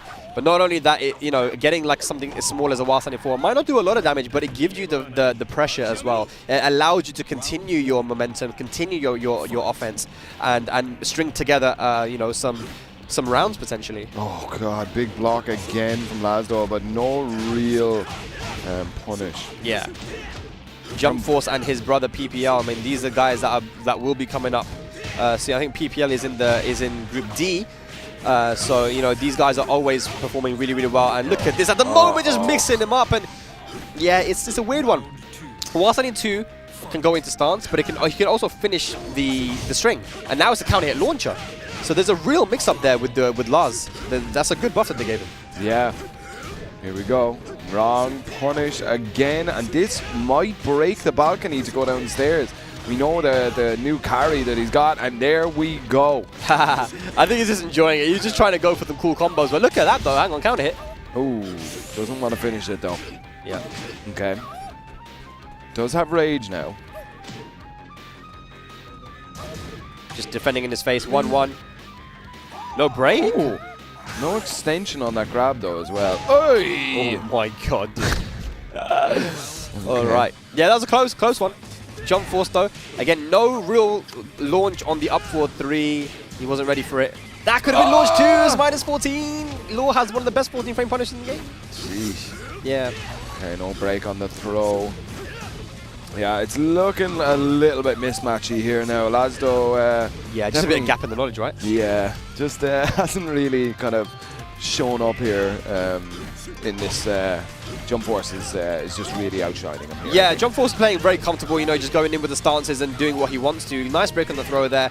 But it just seems like Lasdo, you know, he's blocking a lot, but he's not able to get the punishes in. He's just kind of maybe not sure. But that is going to be the match and the sets. And, you know, it's one of those things where I think Lasdo can look back and be like, okay, I didn't punish certain things. He's really happy with that when he does move on in the winner's side. But yeah, I mean, Lasdo could look back at that and say, hey, you know, there's a lot of damage I left on the table. So, you know, even if it was, you know, quite one-sided in the end, there was a lot of potential for improvement, which is good, which is encouraging actually. Definitely. You know, the worst thing would be a situation where you play a set and you have no idea why you lost, and then you think, man, how do I improve it? There you can tell, you know, a lot of punishment wasn't there. Maybe your knowledge on Lars wasn't quite there. So definitely Lasdo, you know, you can tell he's played the game. He's got the combos down and stuff. Just got to get that punishment a little bit more crispy, and then, you know, start winning these sets. You know. Yeah, absolutely. What's the old adage? You win or you learn. That's it. There's no losing, man. You either win or you learn. But that does depend on your attitude. Do you know what I'm saying? Like, if your attitude is like, you know, I lost because the lights were too bright, wear shades. But, you know, or like, you know, you have these excuses. Wait, I think I know who you were talking to, because somebody said that to me as I walked in. I'm not joking. There was a light right in my eye, and I couldn't play. And yeah, I've heard the crazy stuff. I've heard the craziest stuff as well. Like the monitor. I swear this is not a lie. The monitor was at the wrong angle. Nah. I've heard that. I was like, it needed to be at a different angle. Like, bruv, are you serious? Like, but when you lose and you're just like, you know what, I lost, and I lost because I wasn't good enough, and I need to get good enough. You know what I'm saying? That attitude can take you so far. It can be difficult, obviously. You know, you lose. It's a fighting game. You know, it hurts your pride a little bit. But you know that, you know, you can always see the players who are newer to the game, who, when they have that attitude, I've always been able to say, this guy's going to go far, and they have. And what a really good example. He's not here, but Flower, and actually Kaizoku Lars, who is here. Yeah. Right? Kaizoku Lars actually made 33rd at EVO Japan, which is an incredible result. So did Flower. Actually, both of them got 33rd. They're very young players, but they've always had the attitude of, you know, if I play, you know, and if I lose, then hey, it's my fault, and I need to learn. So that's the thing. It's I guess a lesson to people who are kind of trying to get into the game. I think the easiest thing is to blame everything else. It's very difficult to kind of look inward and actually work on yourself, and what are you going to do to be better. Yeah. But yeah, wow, we got into deep stuff very quickly there, Spag, didn't we? We did. We're talking philosophy here, man. But this matchup coming up next, you know, is going to be a good one. We have on screen. We had Jajilo just now, who was Jajilo. He's a Bob player, you know, a big member of you know, the Twitch Tekken community. You know, he's always supporting so many people. You know, supporting he supports me, like a bunch of other people as well. You know, I don't even stream that often, and he's always in there supporting whenever I do. So a big shout out to him, man. You know, he's always out there supporting the people who, you know, are trying to make something of this Tekken community. And yeah, so Bob, not a character you see all too often either. So, you know, I'm looking forward to seeing how the Bob has developed. You know, he's I'm pretty sure he's a Bob player through and through. Right. So let's see what we have here, man. Are we about to see another Law again? I don't know who his opponent is. I don't recognize him, but I'm sure as soon as his name I do recognize him. I just need to see the name. Because there's so many people today, I'm like, I don't want to say it until I see the name. Like, I saw the boss earlier, I'm like, maybe this is someone that looks like the boss. So let me wait. And then when I saw Asuka, I'm like, okay, it's the boss. So let's have a look and see what we got here. But, you know, before I make a fool of myself. But yeah, Jajilo definitely with the Paul Phoenix. And it is Joey TCB, yes, from the, I believe he's from Wales. I'm not sure, but I believe, I want to say, yeah. Wales Tekken? Maybe, yeah. Maybe. But for sure from the UK. So this is going to be a good one. Joey versus Jojilo. God, that's a commentary nightmare, isn't it? Joey Jojilo? Joey Jojilo. That's actually kind of easy to say. Jojilo Joey? Joey Jojilo. Spin bars here beside me. Let's go. Damn, quick duck already from Jojilo. Yeah. I'll tell you what, man. Looking at the scoreboard as well, and this is the graphics of it all, man. This is so good. Like the whole scoreboard, everything, like the graphics on the Tekken World Tour now from 2023. I love the upgrades. I love it. Absolutely. I also love that hell sweep. That's big chunks of damage. Trying to go for another one. Tried to do it again. Okay. Yeah. Nice. One of the best round enders in the game. That down one chop, you know, has very good range. You know, deceivingly good range, and it's just a very quick mid to close out rounds. Absolutely. There's no reason to not do it if you're playing. Oh, oopsie. Yep. Don't know about that one. Definitely dropped the combo. Yeah. Okay. Trying those big long-range punches here. Oh, wow, but walks straight into an uppercut launch there. Yeah, goes to that down forward too. Beautiful timing there, and that is a move you definitely have to watch out for. Almost got hit by it again. Nice. I like this pressure here from Jojilo. Oh, what the hell? What? Damn, man. What the hell happened there? Just a forward momentum bet out the dead fist, I suppose. Okay. Oh, finishes the string. Good stuff. No reactions on that low. It's a very slow low. Wasn't ready for it. Goes for the demo man ender. Nice blue box. Nice. Big launch. Okay. Let's see a combo here. Jojilo, show us what you've got. Ooh. Yeah. Wanted to finish with that with the 4-string, I think, but he didn't dash up enough. Okay. Down there's Rage. Oh, but tries to spend it very quickly there. Gets counter hit by Joey TCB. Joey is showing that he has definitely caught onto Jojilo's timing a little bit. Jojilo's just a little bit off on a lot of the moves that he's throwing out. He needs to change it up just a little bit and see if he can start getting some of these moves off. That's a good start. Ooh, he's in the back. Punish! No! Okay. Okay. Oh, wow. He's really got to watch Whiffin in front of him. Yeah, both guys are kind of brawling a little bit here and there, and you know, we're not getting the best punishes. There's another hell sweep there. Good stuff. No, okay, gets a punish on the shredder kicks. Nice. Finishes the string. Okay. We'll watch that big blue dead fist. Wow, and another big whiff. 2 rounds to 2 here. I think if with a little bit of restraint, we would definitely see a clear winner. Yeah. Here from both players. I think a lot of stuff is getting whiffed. Wait. Finishing strings and stuff. Oh, actually, that was the right punish, but he was a bit too late on it. This time, no, he goes for the easier punish.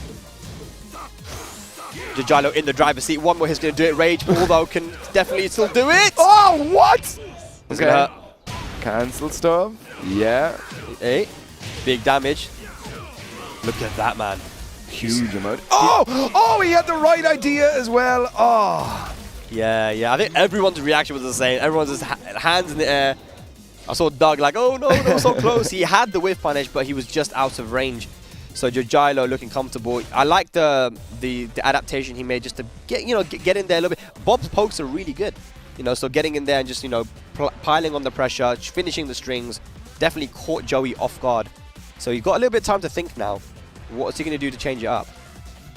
I like the hover over Sook, kind of going from one extreme to another, infinite stage into the smallest stage in the game. Yeah.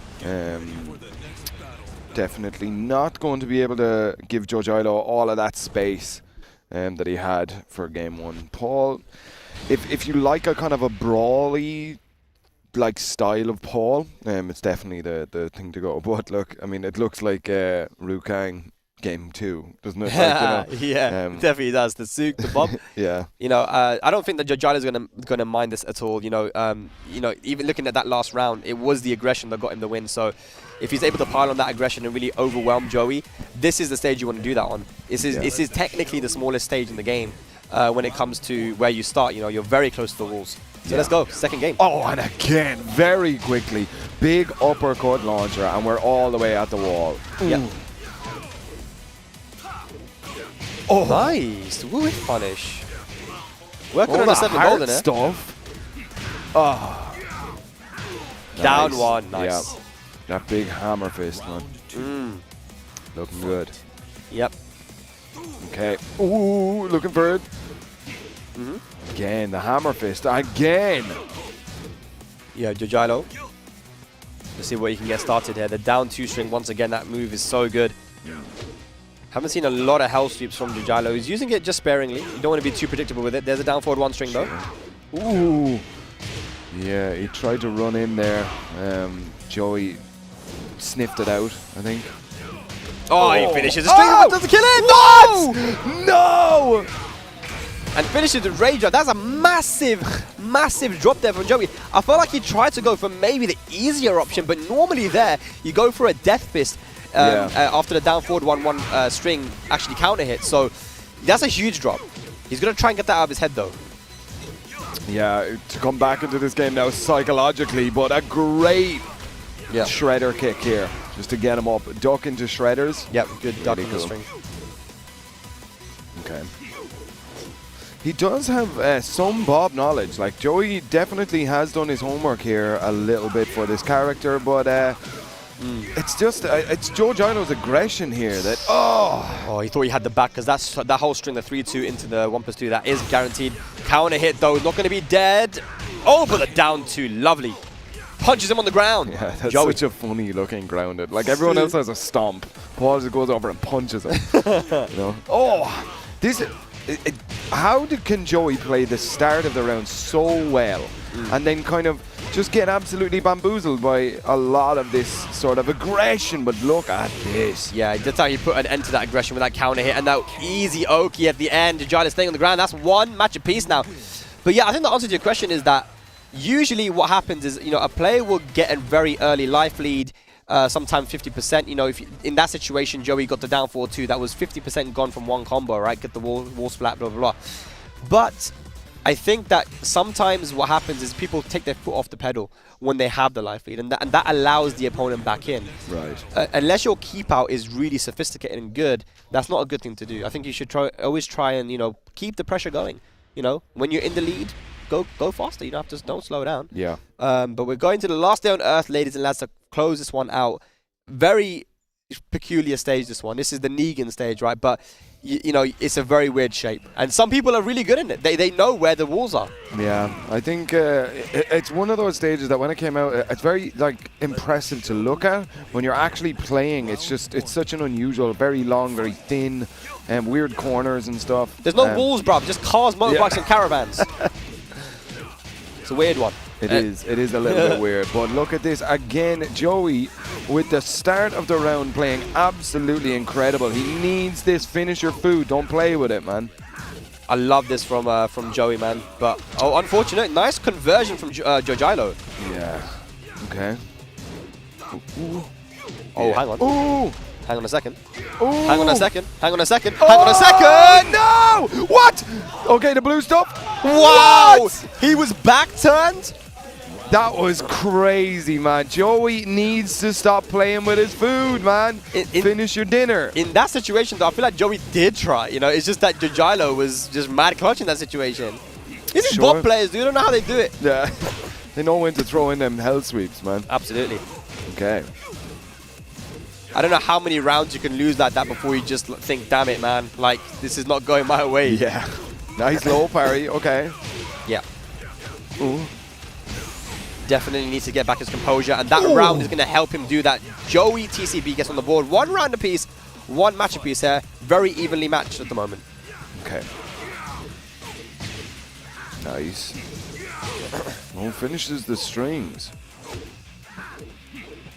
Jojilo backing off and running straight into the big boot of Joey TCB. And like, actually gets the wall as well. That's a boom, man.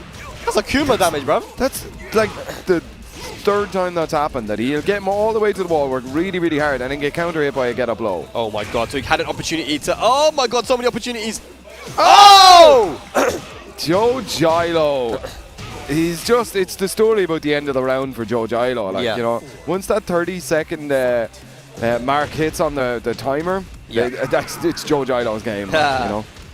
Joey TCB, man, it's been his game to lose, and like so many times. And look at that, the back 2 string gets counter hit by it. Ooh. Backswing blow. Oh, again! Here we go.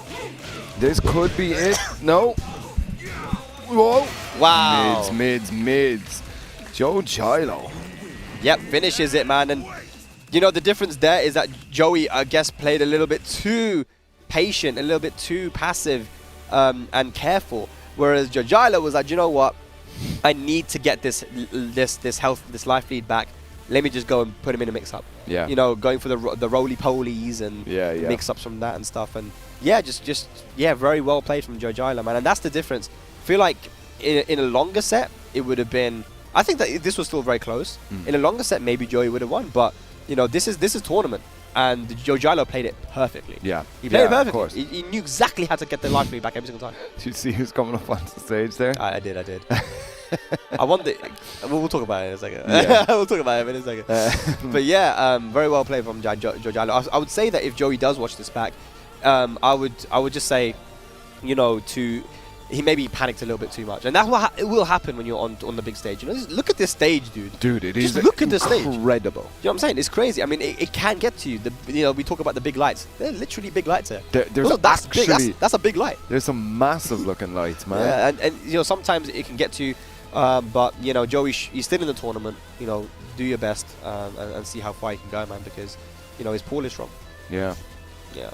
I keep thinking the actual main stage where the players are playing looks like the bad guy from Akmal, man. What's it called? The insect head thing. It looks like an insect's head. I should have just said that. Yeah. I wouldn't have sold Which myself insect, out as though? a nerve. Like a grasshopper vibe. But look at this up on stage right now. Speaking of having fun, is representative from the beautiful Republic of Ireland, Chicken Chakra. Yeah. Known to be a bit of a joker.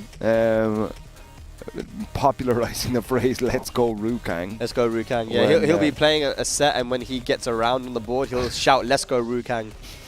He's a funny guy, dude. I don't know. He's a funny guy. But you know, genuinely though, with all the jokes and laughs he gives us, he is serious about competing in this game, and he, you know, obviously using the Ling Xiaoyu.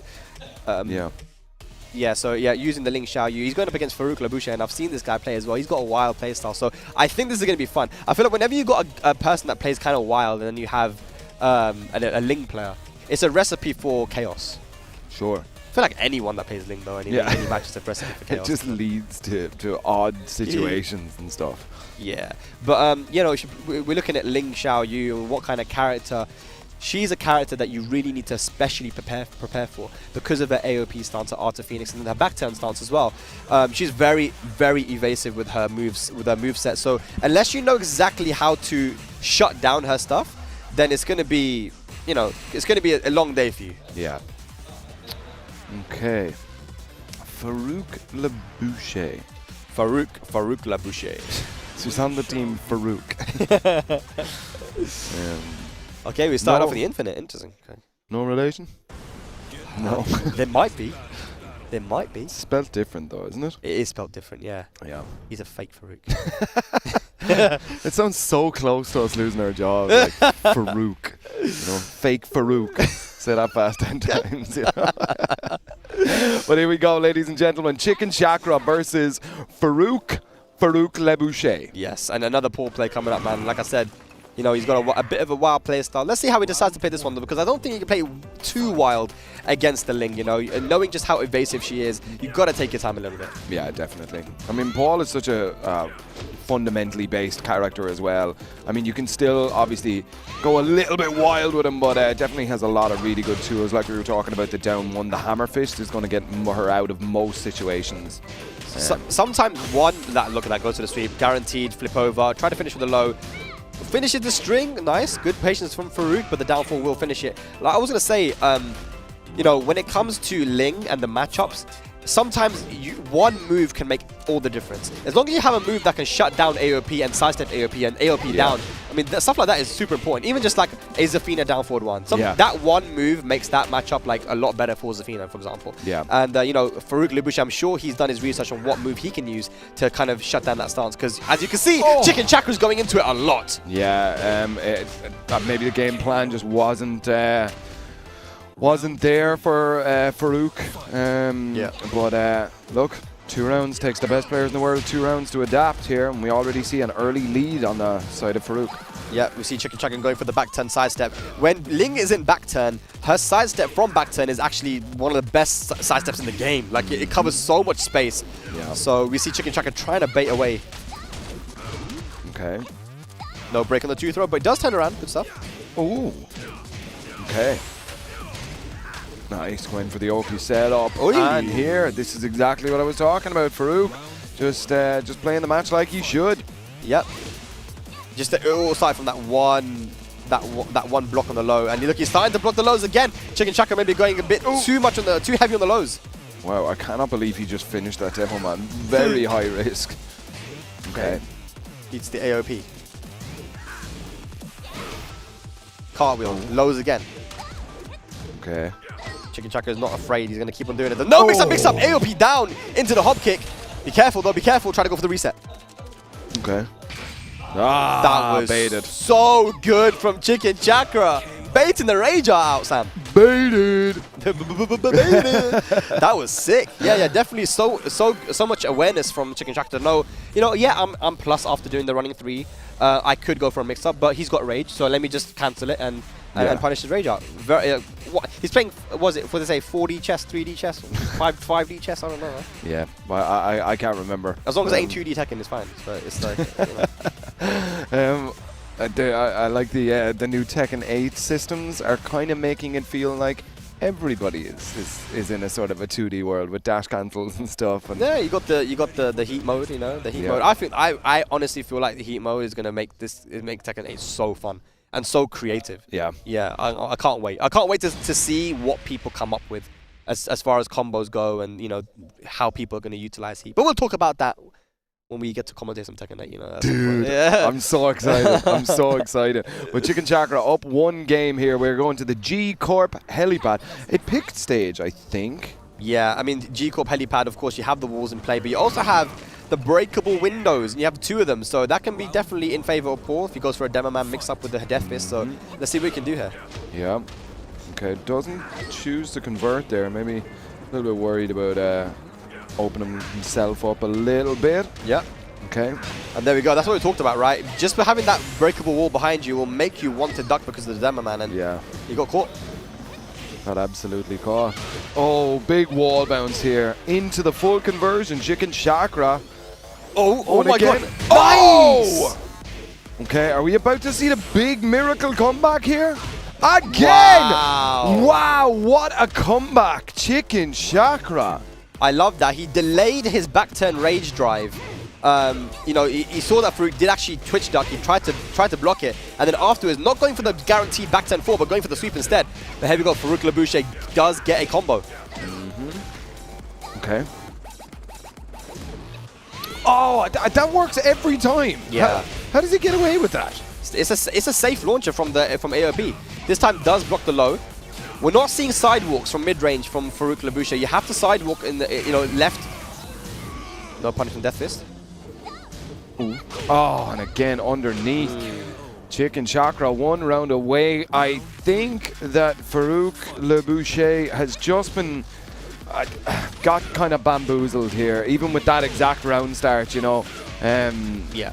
Running 3 into the jumping low. He's just doing what he wants at the moment. Chicken Chakra is so comfortable. You can see it in his gameplay. He's not afraid. He's not getting punished for much either. Yeah. So he's just doing what he wants to. He's partying, man. He's having a good time. And that's what we need to see more. Sidewalking, sidestepping against the running 3, because that's when basically the way that Chicken Chakra's been getting in every single time. Yeah. Uh-oh. You can't stay on the floor there. Good stuff, Farouk Labouche. Round on the board. Let's see if he can kind of keep this momentum snowballing here. Okay, you see the duck in AOP. Okay, this is good. This is better from Farouk. Yeah. Oh, wow. Okay, immediately straight into that sidestep. Oh, what's that rage? What's that rage? A pixel and a dream. Again! Every time, man. It's a pixel and a dream right now. What can he do? Clean wall splat. Goes for the Death Fist. Oh my god! The lows! What?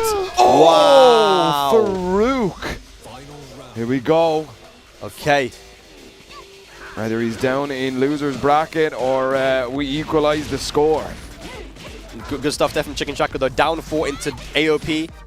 Catching Farouk. Nice. Good patience there, Farouk. Backs to the wall. Very high stress. What the hell? What? He just throws that one out. Yeah, you definitely wasn't ready for that one. Hang on a second. Farouk Labouche looking for the reverse sweep. Oh, no break! No break on the throw, and Chicken Chakra maybe getting a little bit too comfortable with the 2-round lead. He was 1 round away from being able to close it out 2-0, but now Farouk Labouche given a second life. Yeah, absolutely. I wonder what he's shaking his head about. You know, he's got this kind of... as soon as he won that game, he started shaking his head. I think maybe that was a sort of no, I'm not going to let this happen. Like, No, you know. I mean, look, he had so many opportunities to close out that set. You know, he was on course to win 2-0.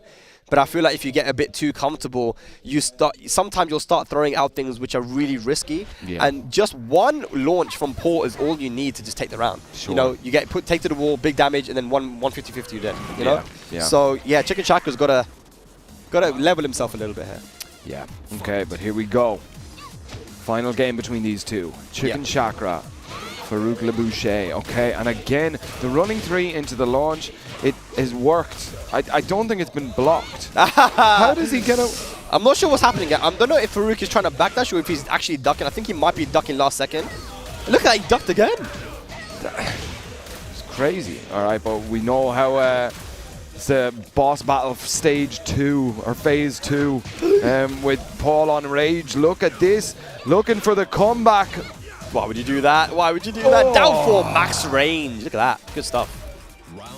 Okay, Chicken Chakra on the board here in our final game. 1 round. Boom! Big shredders, but a dropped combo. Oh no. Damn. Okay, here we go. Counter hits. Yes, okay, you've got the keys to that 4. That's going to be big damage. Nice combo from Farouk.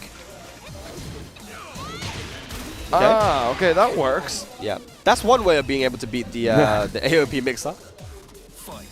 I would still suggest though, like the thing you really want to do is sidewalk. You know, just preemptively, just in case he goes for the running 3.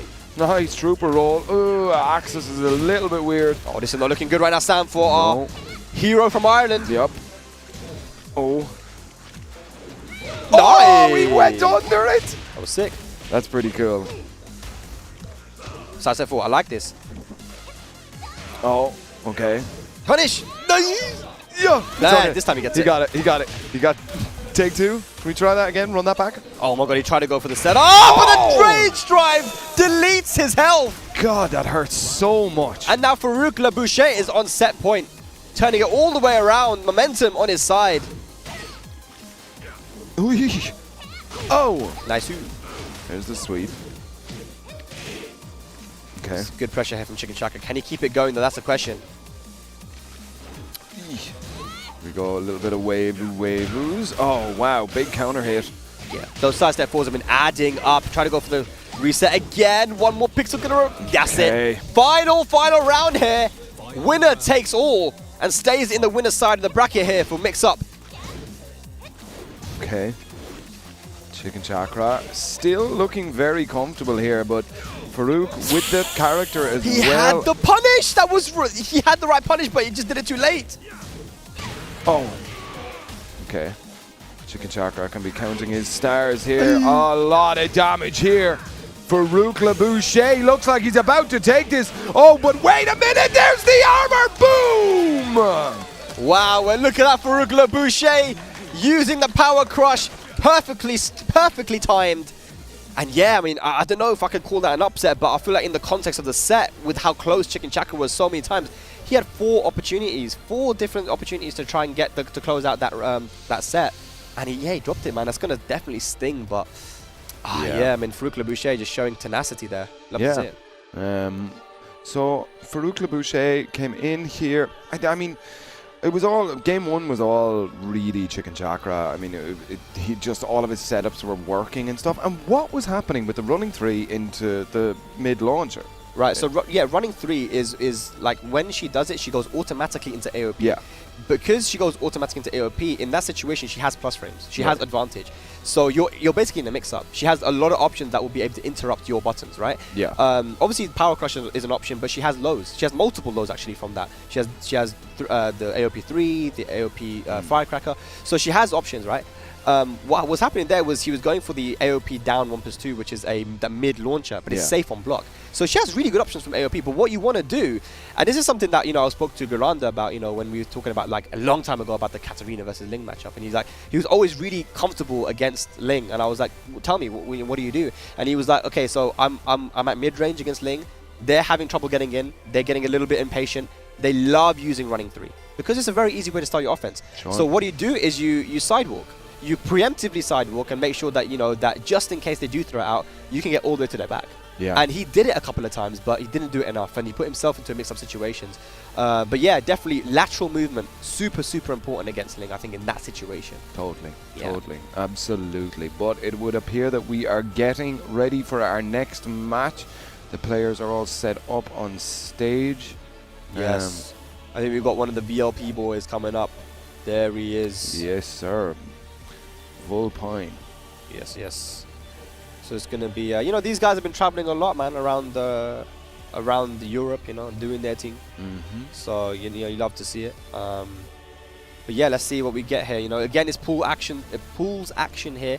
These guys are fighting for a spot in top 64, which will be happening tomorrow. Yes, we'll be going all the way from top 64 to the grand finals to see who's going to be our mix-up champion. Is it going to stay in Europe? That's the question. Is it going to be 3 times in a row now it stays in Europe? What do you think? With the competition that's here, I think it's going to be a very difficult task for some of our boys to be able to kind of hold on to it. It is, yeah. I mean, look, everybody's been having a fantastic time in Europe. I mean, European Tekken has, since offline has come back, European Tekken has been the kind of the way forward now, and a lot of really solid showings from a lot of really strong players here from Europe. So I think this year they might be able to do it, get the triple EU mix-up. Yeah, man, the 3-time. I mean, I feel like it is definitely possible. Oh, what we got here? We got Degenerate. So obviously we got Degen on the left. He's gonna be going with the. You wanna go with this name? No, I'll let you do it. Yeah. So. NASA 8 is the team, and the player's name is Suftandwet, I believe. Is it? Yeah, that's like, you said that again. Suftandwet. Right, so Degenerate versus Suftandwet. Yeah, nice, awesome. Why are you coming in with a name like Soft and Wet, eh? What's this about? Well, we got Soft and Wet versus Degenerate. I mean, this is it's gonna be an interesting match. I think I've seen this video, man. This is a UK versus USA matchup right here, ladies and lads. Here we go. And yes, the Elisa from Degenerate, of course, no surprises there. Yeah. And then the geese from Sufstand. Sufstand. All right, we're going to Devil's Pit first of all. Shout outs to Volpine Esports as well. Group in England working very hard. Guys are very nice. Yeah, no, 100%, man. They've been sending their players all over the gaff. But here we go, man. Geese, Howard, Mr. Howard. Let's get it, man. We got some NA versus EU action here, man. Yeah, dude. I didn't realize that there was anybody here from NA. Yeah. Oh, nice. Yeah, real good reactions there. Bam, bam. Okay, that's the wall. The chain sauce. And I think that's a good thing to do with Elisa sometimes. It's like, her mix-ups on chainsaws are legitimate. Yeah. Even if you know how to deal with them, you are in a mix-up.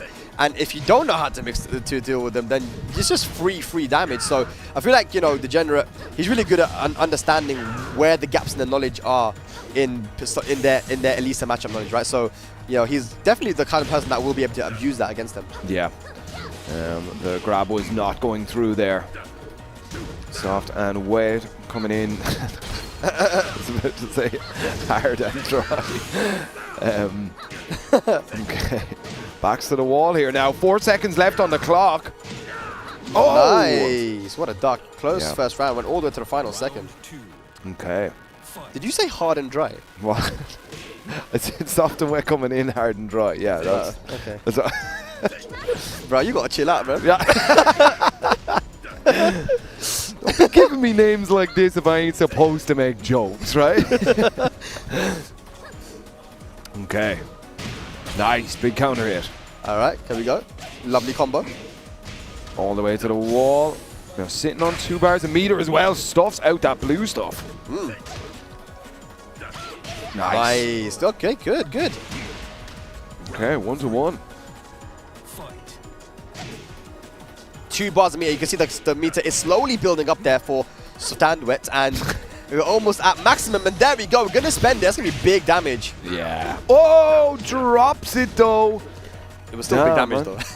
Yeah, I mean, to be fair, it was a lot of damage, but again with the grabs.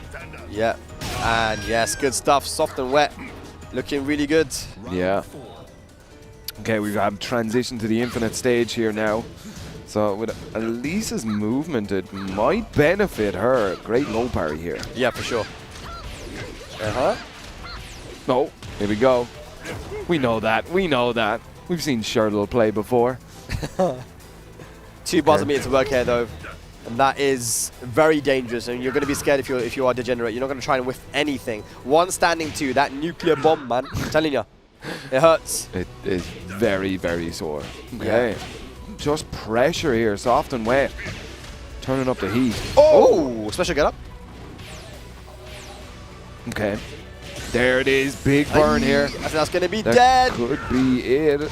Nice. Yep. Didn't have to even use the meter. Soft and wet with the first match. Yeah. Degenerate. Oh, we got Turkey coming up to give some advice now to Degen. Oh yeah. Yeah. The Northern boys.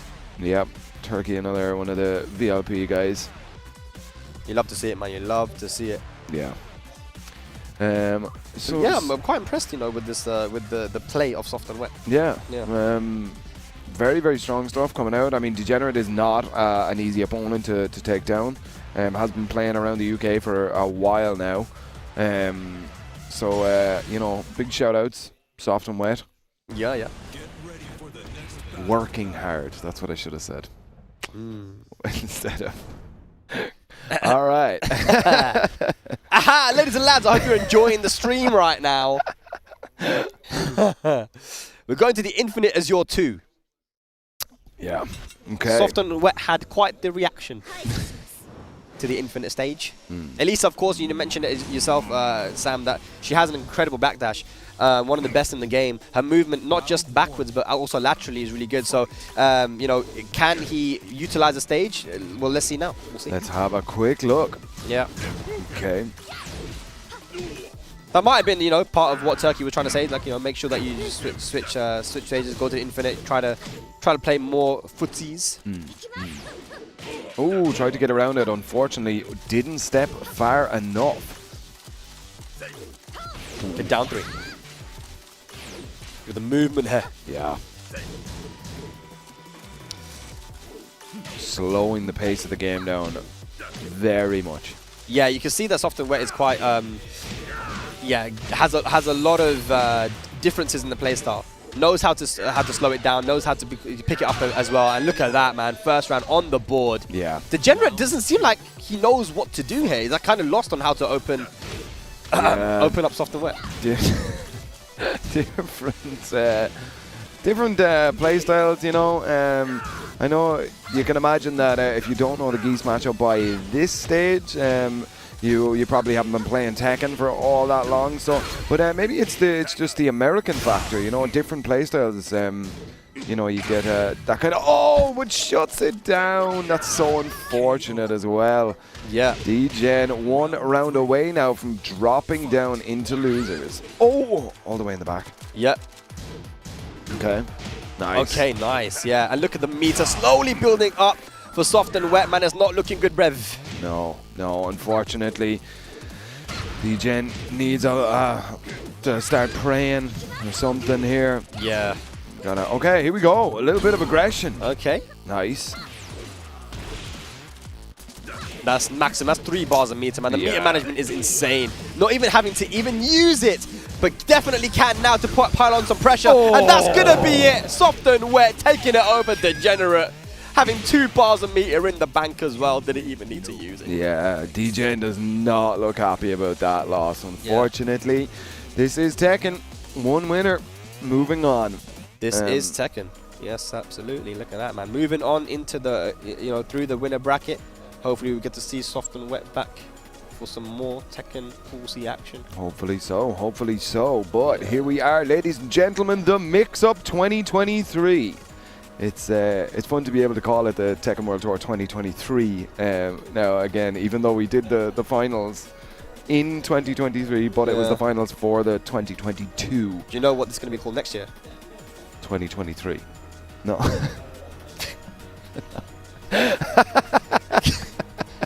You're giving Eddie players a bad name. I said, what's it going to be called next year, bruv? You said 2023? 2023. Ladies and lads, I hope you guys have been enjoying the action so far here. We're here at the Mix-Up. Mix-Up, of course, just an iconic event right now in the Tekken World Tour. It's been this way since 2017. It was, you know, one of the first Tekken World Tour Master events that we've had here in Europe, man, and it's just delivered time and time again. Ever since the first in 2017 when Rukang did the 6-hole sweeps on red and you know, created history. And it's just been delivering time and time again. Big shout outs to the organizers and everyone. But I do believe we are going to be going on a break. And when we return, more Tekken Pool C action. Of course, but remember, before the break, we are just going to give a quick shout out. If you want to stay up to date on all stuff about the World Tour, hit up TekkenWorldTour.com on your screen there. Also, follow us on the socials, man. Hit up Tekken on Twitter, Tekken America is on Facebook, and BNE Esports on YouTube. Absolutely, man. The YouTube. I upload all these amazing sets, man, so you can definitely go check those out. But yeah, I think now we're going on a break, right? Yeah, I think we're going to take a quick I think we break. need a break as well. Yeah. We definitely need a break. Right, see you very shortly, guys.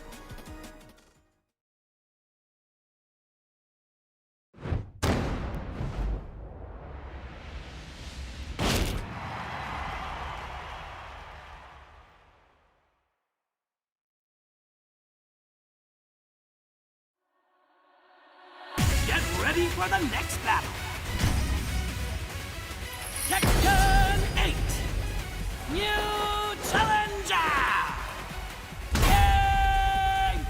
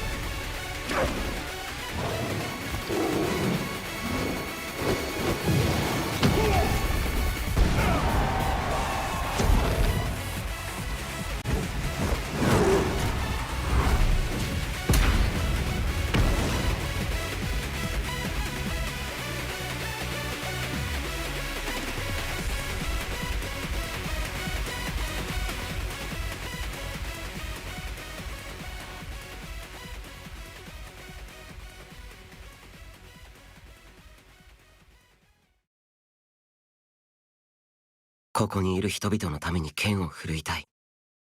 たとえどんなことがあっても。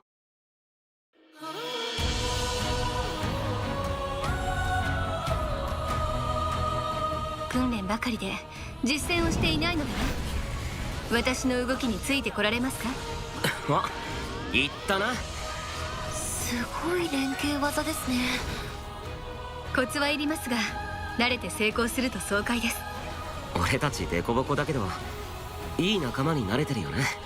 自慢じゃないですが、私たち冒険には慣れてるんですよ。まだやるの？ちょっと休憩しましょう。剣士としての強さも立ち向かう勇気も君がくれた。私にはわかる。お前も人を殺したことがあるだろう。最悪の種は放られたまま、たくさんの命が消えるじゃろう。くそ、なんてことだ。あと少しで和平ができていたのに、あんなところで。あとは頑張りなさいよ、キリト。こんな未来来てほしくなかった。召喚を真っ先に殺せばいいのに、この世界はそうしない。かわいそうにな。後を追うってのはどうだ。よくも裏切ってくれたな。気づいていた、知っていた。くそ。全部だ。全部救いたい。戦力が足りてないってことだよね。なら大丈夫だよ。創世神ステイシアの皆において命じます。邪悪な獣よ、あるべき場所へ帰りなさい。太陽神ソルスの名のもとに神の裁きを下すわ。指針テラリアに代わり、この大地に守護を。鉄壁の守りよ。私が君を助けるためにこの世界に来たことを忘れないで。生き残りたいんだろ。だったら取るべき行動は一つだ。近海軍総員抜刀、時の声を上げろ。援軍がもう終わりだと思った？まだあるわよ。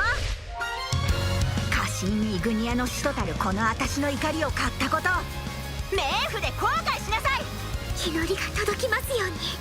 風神やエリアの加護を背負いし者が今ここに唱える。ここで戦って死んだ方がマシだ。タンクやれるやつ前に出ろ。ヒーラー守れ。久々に行くぜ。こんだけの戦力一人でさばききるつもりか？いい顔だ、いい闘志だ。私はもう二度と誰かに自分を明け渡したりしない。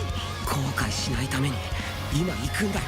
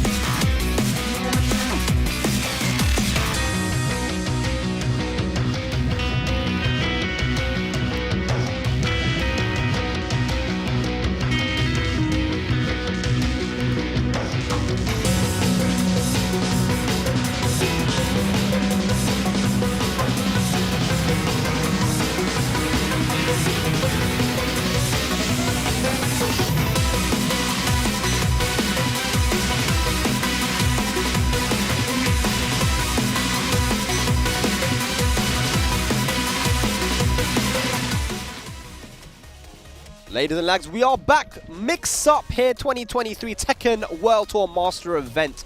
My name is Spag, joined by Sam. And we have more Tekken action for you coming up, man. And we got a very good match coming up for you very, very shortly. But Sam, how have you enjoyed the matches so far, the tournament so far? It's already been incredible. And like all of the names that I came to kind of, you know, I'd love to see their matches and stuff. The majority of them haven't played yet. Like, I mean, we haven't seen any of the Asians play on stream just yet. Also, I get to play Tekken 8, all right? So, you know, like, this event has now become my favorite so far. So, yeah, 100%, dude, like 100%. But yeah, the next match coming up, guys, you know, we're continuing on with this Pool C, getting closer and closer to our top 64 qualifiers. It's going to be Bambino, you know, the French local, going up against Oracle 99 from Spain. So, like, you know, again, super cool. You know, Oracle 99, who actually qualified for the EU Cup finals. You know, he's been with the come up he's had in Spain has been amazing. You know, winning really stacked majors, and you know, in Spain and even outside of Spain, you know, he's done really well. There he is on screen right now, using the Shaheen, and you know, Shaheen is not a character with any BS. He hasn't got much BS, honestly. Now there'll be some people like, man, you're wrong, he got BS. Bro, honestly, bro, if you think that Shaheen has BS in this game, like, come on. Like, he is a very fundamentally solid character. You know, the thing that the number one thing you could say that is like really difficult to play is this downfall 2. His downfall 2 is really good, right?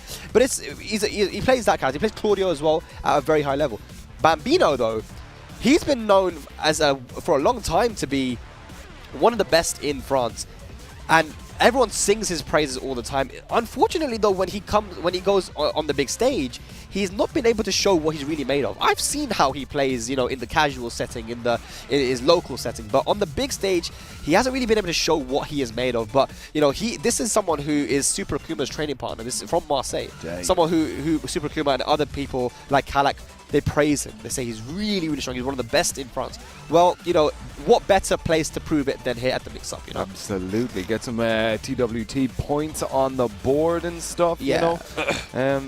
This could be anybody's breakout show, really. And I mean, an early win or even a top 8 placement would be absolutely huge for some of these players. Yeah, 100%, dude. So I wonder what Bambino's going to go for, because he's got a King, he's got a Zafina, he's got a Leroy. Like, he plays so many different characters. It looks like he's, hovering over the Kuni now. And I know that Oracle 99 will have a lot of experience against the Kuni because they have strong Kunis in Spain. So, yeah, let's see what we get here, man. It looks like he's locked in with the Kuni. Yeah. What did Oracle go for? Was it Claudio or Shaheen? Shaheen, okay. Yeah. All right, let's go. Yeah, so it's going to be interesting. There we are, Hammerhead.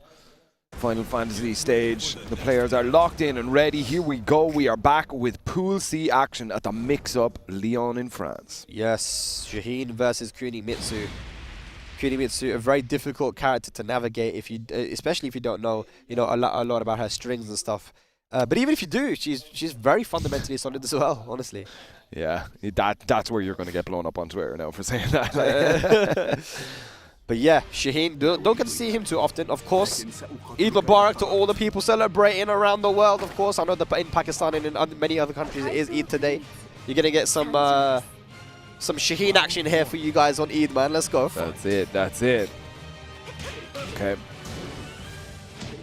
And there's the confirmation that it is a top 64 qualifier as well. Nice. Okay. Bambino fishing here. Doesn't really want to commit to anything big here. Just a couple of nice light pokes here. Yep. Oracle looking for the light lead back here. Uh-huh. Oh! Bloody hell, wow.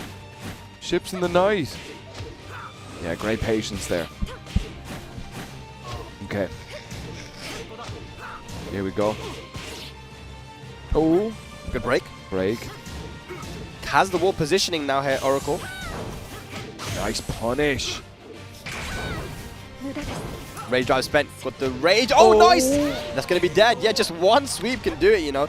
Not only does Kunimitsu have really good pokes, you know, nice punishes and stuff, she has that you know, 50-50 mix-up on full clutch as well, just in case she needs to get that comeback, you know? Yeah. Okay, here we go. Big slidey. Ooh, went for the hop kick. Dash. Yeah. Again. Going for the set stance, trying to push Oracle to the wall. Yeah. Okay. Dash again. Really, really just an offensive move there. Oh, nice. Trying to bait out something bigger here. And yeah, nothing crazy from Oracle, man. Just really patient play and just fundamental stuff. You know, just going in with the jabs, the down forward ones, the lows. Just, you know, this is how Shaheen is meant to be played. And, you know, it takes effort, but he makes it work. Yeah. Okay, the hat fell off. It's not a hat. What's it called? The kefir. Kefir. Like the yogurt stuff. Yeah. Oh, yeah, that's like, I don't know where that's from, but yeah, they have that. All right, hey. Ooh. Big damage as well with the flip up Oki. Flip over Oki. Karate chop. Oh, wow. Nice. Just stuffed it out straight away. If there wasn't an audio cue, you wouldn't know. All right, music has changed. Potential final round here. We're now sitting at the evening time at the Hammerhead Station. Yes. Oh, counter hit. Yeah, press buttons after the down forward one. That's what's going to happen to you. And that should easily go to the wall. Very nice. Big damage. Huge damage. Koshmar 2D, question mark? Okay. Okay, axe kick. There we go. Trying to fight his way out of that wall, and that is a perfect way to do it. He goes for the low parry, going to get a full combo. Nice. Oh, breaks the neck! Woo! Nice. Stylish end there. Oracle 99 looking very calm and composed, man. It's been amazing to see his come up through the past couple years. You know, being that kid who was like kind of very nervous in tournament, wasn't getting the results. You know, kind of stuck playing online, but then going offline, starting to play a lot more. Even starting to like help organize tournaments and get people to come down to his area in Canarias, man. So, you know, big shout outs to Oracle. But he's, you know, I love, you know, that he's now being able to go onto that big stage and keep so calm and composed with a character like Shaheen and get the job done. You know, on the other hand, though, we don't get to see a lot of Shaheen. No. So sometimes I guess you will forget like how to maybe play against the character. You know? Of course. I wonder if that is coming in here from Bambino. I remember at the start when did Ulsan? No, I can't remember. But we used to see a lot of very high level Shaheens. AK season 1. Yeah, AK still plays the Shaheen as well. Yeah, as you said, it's not a character that you see, so there can definitely be gaps in the knowledge, especially kind of specialist type stuff, you know? Yeah, like that throw at the end, you know, like that's crazy, that setup. But here we go, second game though. Let's see what Bambino can do. Okay, nice. Doesn't want to deal with the sidestep here, throwing out some homing moves. Yeah. Nice counter hit there on the jab string. Just lets him get up. Okay. And again, down forward 1, 2, 2. Gets the counter hit. That is all guaranteed if the down forward 1 hits on counter hit. So good stuff from Bambino. Ooh. Nice. Sladu. Looking for it again, yeah. Yeah. The hop kick not really working while standing 3-3. Uh-oh, big low parry. Yeah, that should go to the wall. Again, like Kunibutsu has such good wall carry as well. Hasn't even used the tailspin yet. Still has it available. There it is. Oh my god. It was the longest tailspin I've ever seen. Cleared about all of that and still losing the round. Okay. Okay, big blue stuff. Spent. Oh! Wow, big mid there. Is that going to be dead? I don't know if he gets the wall to be close, but he drops a combo. What's that? Oh, wow, great reactions there. Man, Oracle 99, a young guy, has that that innate ability to see stuff. Yeah, and I like that Bambino is changing up the timing by using the set stance multiple times. But even then, Oracle was so ready for it. Yeah. Gotta respect it. Oh, wow, just stop him from coming in. Extra range on the dagger. One throw gets broken once again. Back 10, 1+2. Rage available now for Shaheen. Has the positioning, but the down back 4 will kill, and Bambino is 1 round away from evening up this set. Yeah. Oh, Oracle was looking for the back. Yaha. Okay. Nice. Yeah, keeping it very simple now with Bambino. Just poke, poke, poke. Oracle is so afraid of the sidestep here. Bambino is really showing just a great use of sidestep and sidewalk here. But you see Oracle throwing out homing moves as often as he can, because It's getting a lot of stuff stepped. Yeah. Hop kick, there we go, catching Bambino timing, and that's going to be a set point now for Oracle 99 to take the set 2-0. That is a top 64 placement for him into tomorrow. Can he do it? Okay. Not transitioning into the stances now. Homing moves, homing moves. Oh, big counter hit. Yeah, that's all guaranteed as well afterwards.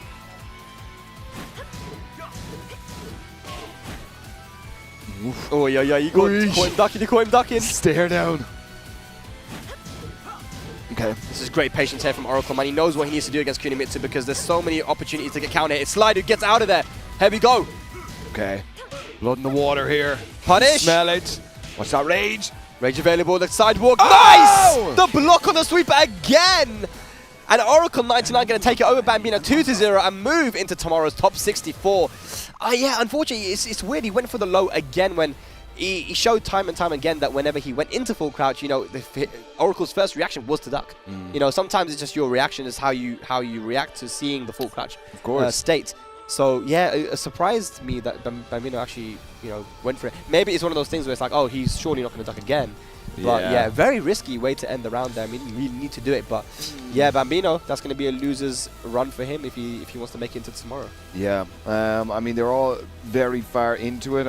So Oracle 99 is now in top 64. Bambino a little bit off it, I'm pretty sure. Yeah, either he's off it or he's in, but on loser's side. I don't know. Like, it's one of those ones. But yeah, either way, Oracle 99 is definitely a man to look out for because, again, you know, he has been performing so well in Spain, beating some of the best players around Europe. So, yeah, looking forward to seeing more from him. Absolutely, yeah. And it looks like we're got our players shaping up here now. Again, this is going to be a top 64 qualifier again. This match is going to be a good one, bruv. It's going to be a good one. We've got Nindo coming up, man. And Nindo, you know, he at MIXUP 2019, I think it was 2019, he beat Lowhigh. Damn. Put Lowhigh into the loser bracket. He playing the Raven. So Nindo, you know, he represents both France and Tunisia. And I'm not sure about his situation. I think he lives in France, but again, he's like originally Tunisian. So it's just one of those ones, right? He at some tournaments he will represent Tunisia, like in the IESF, for example. Yeah. But yeah, his Raven to me is extremely strong. He's been using other cards like Gigas as well. There he is on the screen. So a heavily underrated player. Heavily underrated player. And we did have Tunisian representation at the TEKKEN World Tour Finals last year. You know, in Amsterdam we had Unknown EXE, and he was singing Nindo's praises, saying, you know, Nindo is actually the best in the country. You know, he wasn't able to go, but like again, this man has performed very well already at the MIXUP. You know, he's been to the MIXUP before multiple times and taken out some of the best names. Yeah, excellent. I'm not 100% sure who his opponent is as well. But I'm sure if you're getting through the pools and we're getting into top 64 qualifier stage, they are absolutely no slouch. So this is definitely going to be an interesting game. Oh yeah, you know, all of these are going to be tough ones now at this point. You know, and you know, looking at, you know, me and Bubsy, we were commentating the first pool and we had no idea what was happening outside of that. You know, we weren't kind of like keeping up with the bracket and stuff. And then when we stopped, when we got on the break for our commentary, we talked to Kawis and to Gosei. We're like, what happened? Like, telling us, and man, there have been some pretty crazy results, man. Yeah. It just goes to show at this major, you know, you have to be on point. You have to, because you know the level that everyone's at the moment. You know, the game is in his later stages now. You know, it's like it's coming to the end of Tekken 7. You know, it's sad to say, you know, that it is, because it's done so much for our community and it's been such an amazing game. But you know, it just goes to show that people are at the best level they've ever been at because they've had the game for such a long time. I was explaining this to Rip this morning, or in the last block of pools, about Taunt Jet Upper. Back in season 1, Taunt Jet Upper was like almost like a myth or a legend that only Jimmy J. Tran and Nee could do it. Now, if you go into any ranked match and you hear Brian, like, you know. I've actually noticed that as well. You know, there are people that have come into the game that, you know, haven't been playing for all too long, but they've mastered these high execution things. You know. Yeah. It's very amazing. So Heracles. Heracles. It was the original name for Hercules. Heracles. Yep. Heracles. But this isn't France, so isn't it Heracles? Oh, could be totally wrong. Heracles. I'm not gonna say that, but but yeah, interesting. Again, don't know everyone that's at this tournament, and yeah, I'm really excited to see this one because to get to this point is not going to be easy. But Nindo, I would say if he were to lose this one, it would be I would definitely consider an upset because yeah, his Raven is very solid. Nice. Yeah. Represented on the big stages, you know, internationally in different countries. He has a lot of experience. Maybe not many people know about him, but man, this is someone who does have a crazy amount of experience for someone that we don't see all too often. I don't think he competes all too often as well in these big majors, but great to see him here again at the mix-up. He doesn't miss one. So let's see what we can get him, man. The guy who took out Low High in 2019, who caused that big upset, can he continue on into top 64 for tomorrow? Let's have a look. It is the Master Raven that he is locked in, but he's against Heracles and his Paul. He also beat Rip, I think. Oh, really? Yeah. Yo, where's Rip at? Hey! I don't know. Maybe I got that wrong. I don't know. I heard he did, you know. Damn, man. Rumors? Yeah. It wasn't even in tournament. He just went to his house and bet him, like, you know. That's what these Raven players do, man. Yeah. Sneak in and just do, like, ninjutsu straight into the yard. Into the yard. Okay. Ooh. Spicy little start there. Yeah, definitely, man. Nice. Letting his intention be known. I'm here to mix you up. Ooh. Good duck. No, what's only one though? Go to jab it by accident. How is she? Backed her. Okay. Ooh. Nice. Look at this, man. The mix-ups. I like this guy. I like this guy. I'm not seeing any punishment right now from Nindo. Maybe getting a little bit overwhelmed. Look at the down fours though. Beautiful stuff. Round 2. Heracles. Heracles, let's do it. Nino hasn't really shown us a lot now with this Raven here. Yeah. Just yet. Yeah, it's early days right now. He's just trying to maybe get a feel on the opponent and what he wants to do. But yeah, that is going to be a big combo. Can he take it to the wall? Yeah, he can. Mixing him up, goes for the mid, and there we go. That's what Raven can really do to you, man. You know, like has the full card mixed up as well with the sweep. And then also just a variety of mids that can mix him up. Yeah. Okay. Heracles, he's doing a lot of that cancel stuff, but that will only work once. Yeah. And especially against a high caliber player like Nindo, who's traveled before and understands it. Those, wow. Hey, not so bad. That could be dead. Yeah, it is. Wow, Heracles. Damage, man. Beautiful stuff. Yeah, I mean, just very well placed. You know, he's been using the side step, going for the down 4-2s, placing it perfectly. Yeah. What's going on here, man? Okay. Shredders. Oh, nice. All the way around. Oh. Damn. Neutral jump. Hang on a second. Uh-oh. Uh-oh. Nice. Goes for the mid again. Yeah, nice. Final round here. Who's going to take it? Who is going to take it? Looks like there's a bit of issue here from Heracles to go for the Korean backdash. With Paul obviously being a sway character, you have to go for the Korean backdash because otherwise you're going to get a sway back. Yeah. It doesn't look like he's doing it all too often. Oh! The unblockable. Very little punish here. Didn't commit to it. Have we got rage available now? We can win this, but the power crush comes in. Quite risky there from Nindo, but hey, he managed to work, man. If it works, it works. There was a couple of things with Heracles. I mean, relying on those kind of stance cancel mix-ups and stuff, which aren't real mix-ups. They're not really. Yeah. So I wonder if maybe Heracles needs to kind of just go deeper into the bag of tricks if he's trying to. Yeah, I think this match here, Nindo, will have known what Heracles wants to do, but beautiful break on that throw.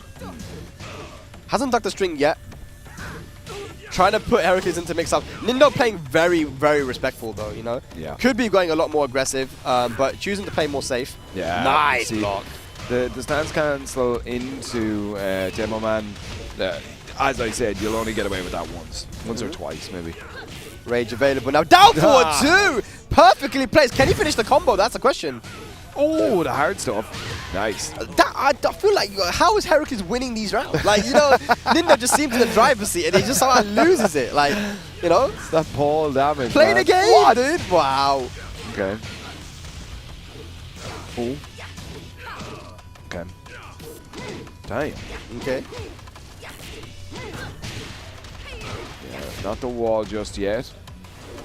Oh, rage. Oh, I'm so afraid. Back Oh my to the god, wall. look at that, look at that. He could have finished it. Is that dead? Oh, he does the combo, Oh, the patience! Wow. Damn it. And again, Sam, he almost lost the round when he was in the driver's seat. He had everything going his way. All of a sudden, you're back to the wall and Paul has rage. Oh. Scary stuff. Scary stuff is correct. That big blue dead fist, I could feel it coming out. Ooh. This is actually crazy. Heracles is not backdashing, but he's doing so well. It's amazing. Ooh. All the way on the other side. Here we go. Oh, he went for some mad stuff there. I'm not sure if that was the thing. Nindo, set point now. Yeah. God, that's so risky. Why would he need a backdash, Sprag? He can just hold mouse and... You can just press down forward 2 and just do death fist, yeah. It's working. No punish. Nice, Dark. Yeah, that is minus 14. Paul does have a 14 frame launcher, but wasn't able to get it. One more, he's going to do it. And there it is. Keeps it simple. Nindo, in the end, getting it over Heracles. But yeah, very interesting match. Very unique match there. Getting so much mileage and getting so far in this winner's side or in the bracket. You know, didn't see many backdashes. You know, again, it is difficult because you need to learn the Korean backdash, right? The Korean backdash method. You can't do QC back because if you do that method of QC back, then you're gonna get the sway. You know, and I noticed he wasn't doing it, and it's dangerous, but he made it work, man. He's got his own style. This is what Tekken is so cool, is that you have your own style of play. Like, I don't need a backdash. That's it, man. It's about the pilot, not the plane, you know? I mean, you've seen Paul's play before. You've never seen one that hasn't backdashed in the tournament. Like, I mean... I mean that in a complimentary way as well, like, you know, fair play to the guy. Yeah, no, 100%. Yeah, but Nindo does move on. That's good. You know, we're just gonna be waiting for our next match. You know, these matches. Okay, yeah, it's gonna be fun. Do you know who's coming up? Yeah, Harry Potter. Whoa, Harry Potter, the legend from Europe. I mean, if there's players who you could say are on the legend list of European competitive players, Harry Potter is definitely on that list. Yeah. You know, he's been competing since the old days. Oh, but Tetsu. He's going up against Tetsu. Dang. So this is very, very much a new school versus old school. Yeah. Tetsu is that guy. He's just that guy, Sam. There's not much more I can say. He's that guy. You know what I'm saying? Like, he's so consistent. Yeah. So consistent with his play style, man. And no matter what tournament he goes to, he'll always play well. Of course.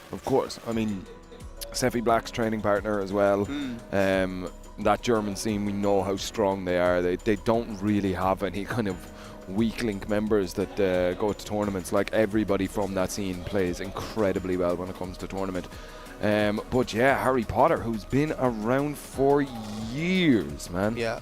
Harry Potter, he's not many people know this guy's a bit of a troll, man. He's a little bit of a troll, you know. He's a competitive player. You know, when I started to watch competitive Tekken for the first time, European competitive Tekken, he was the guy I first saw. I'm like, oh, okay, like Harry Potter at Ultimate Tournament. I'm like, when I was learning about my own community, I saw Harry Potter on the big stage winning with the Heihachi. He's got the capability of doing the light dash. You guys know about the wave dash. The light dash, though, that is a wave dash on like 20 Red Bulls. That's the best way to describe it. And he does it on a pad. Yeah. So to the point where the Koreans and like the Japanese would be like, they'd be recording his hands and be like, do it. Do that thing. Do the light dash. And he's doing it with his pad and on the pad. And he's like, I still don't know how he does it. You know, he's got the crazy execution. His problem is though, obviously he's a father now. He's got a kid. You know, he's had that's his problem. in terms of playing Tekken, he can, but you know, hasn't got the time to play. So learning, he said to me that, you know, I haven't really learned how to play against certain characters. When it comes to the legacy characters, you know, like if you had to play against a Paul or against the Law, okay, yeah, fine, no problem. But you know, against some of these other more like new characters to Tekken 7, he's struggled. But he has the fundamentals, Sam. He has what it takes. I'm looking forward to this, man. It should be the Heihachi versus the Claudio. Absolutely, yeah. I mean, they're already offered on it. Yeah, just for anybody who is a Tekken player at a high level, just remember that Harry Potter plays on pad as soon as we go into this game, because you won't believe the movement that this guy is able to achieve on like a bog standard straight out of the box DS4, like, you know. But yeah, I mean, at the end of the day, you know, who's the favorite to win here? 100% it's gotta be Tetsu. It's 100% Tetsu. You know, like he again fresh off coming from EVA Japan, played against some of the best players the world has to offer. Arguably, that was the most stacked tournament of all time. This EVA Japan Could have been. Yeah, Could have the been, most stacked tournament of all time. So yeah, it's going to be a tough one for Harry, but Harry's Harry, dude. You know, like Bronson Tran once said, Harry can win against the best players in the world, but he can also lose against the worst players in the world. That's the kind of player, and that's why it's so exciting to watch him. Nice. He's got that sponsor EE. I don't know who that is. EE, bro. All right, but here we go, ladies and gentlemen. Last day on Earth for the second time today. Yeah, here we go. And again, you know, Tetsu will have a lot of experience against the Heihachi. He plays against Joke, plays against Big Nose, plays against HK. There's just so many. Look at that already, dude. Nice. Okay. There it is. You're already seeing a glimpse of the wave dash. Sheesh. It's fast. Oh, he's fast. Oh, the backdash as well. Oh, backdash into grab. That went right under his kick. The movement is crazy. The movement's crazy. He loses the round, but the movement's crazy. No punishment down 4-2. This looks like an exhibition match or something. I'm so excited now. Yeah. Do something crazy. Do something crazy. Yeah, look at this. I mean, getting hit by the down forward, instantly going for the homing move, knowing that the 172 was going to come. Tetsu is so far ahead. He knows exactly what the Hachis want to do. Yeah. Yeah. That's dead. Ooh. Huge damage in that last hit. So much damage. Yeah. Okay, 2 rounds straight for Tetsu. As we said, Tetsu definitely is coming in as the favorite here. Favorite, like, maybe for the whole tournament. I mean, if we have a European, it's going to be Joka, Tetsu. There's a couple of them up at the top level. He could do it. Good block on the down forward. Nice punish. Okay. Here you go. Mess up the electric. Oh, what a sidestep there, Tetsu. Jeez. So far ahead again, has so much Heihachi experience, and that could be dead, and it is. Again, didn't really let Harry Potter play the game. And this is kind of how I felt it was going to go. I mean, you know, Tetsu, when he's comfortable in a matchup, it is so scary. And I don't feel like we're going to be going to the Devil Jin. You know, everyone's been kind of making tier lists recently, talking about Devil Jin's bottom 7, bottom 5, this and that. But, you know, historically, you know, Harry's always been the Heihachi guy, you know. So, you know, let's see. He's got a lot of thinking to do. That he didn't really get to play the game there at all. No, but I mean, that just shows the strength of Tetsu. This is exactly how Tetsu wants to play it. He wants to force all of his options onto you rather than have you come in and, you know, have a chance to come back, which is, it's working absolutely for Tetsu. They already have 3 high-level Heihachis in Germany itself. You know, Big Nose, you got you know, HK Jr., and then you got Miho. Ooh. So he knows the matchup for sure, man. But Harry Potter, you know, he's the original. He's the OG Heihachi. Let's see what he can do here. That's it, man. Ooh. Okay, a lot of damage here. Okay. Oh, he's trying to interrupt. Yeah, walls. Uh-oh. No way, he just finished that string. I don't think Harry knew what that was going to be, but the spring kick catches Tetsu off guard, and Harry finally gets around on the board. Yeah, first round now. Game 2 went to Mishima Dojo. Oh, damn. Yeah, love the combo, dude. You love to see it. Brilliant. It's all of that movement and using combos like that. Oh my god. What was he looking for there? I'm not sure what he was trying to go for there. Thread, Oh, the 4-4-2 catches him. Harry Potter doesn't even need combos, you know, gets the round done again. That's 2 rounds up now for Harry. He's trying to remember like what it is, man. He's an old man now. Yeah. In Tekken years, he's an old man. He's going senile. Like dog years. Yeah. Oh, Nice. Yeah, big wall splash. Okay. Tetsu remembering how to play the game now. Yeah. Wee! A little bit out of range there. Okay. Healthy. Big pressure. Okay. Yeah. Nice. Good defense from Tetsu.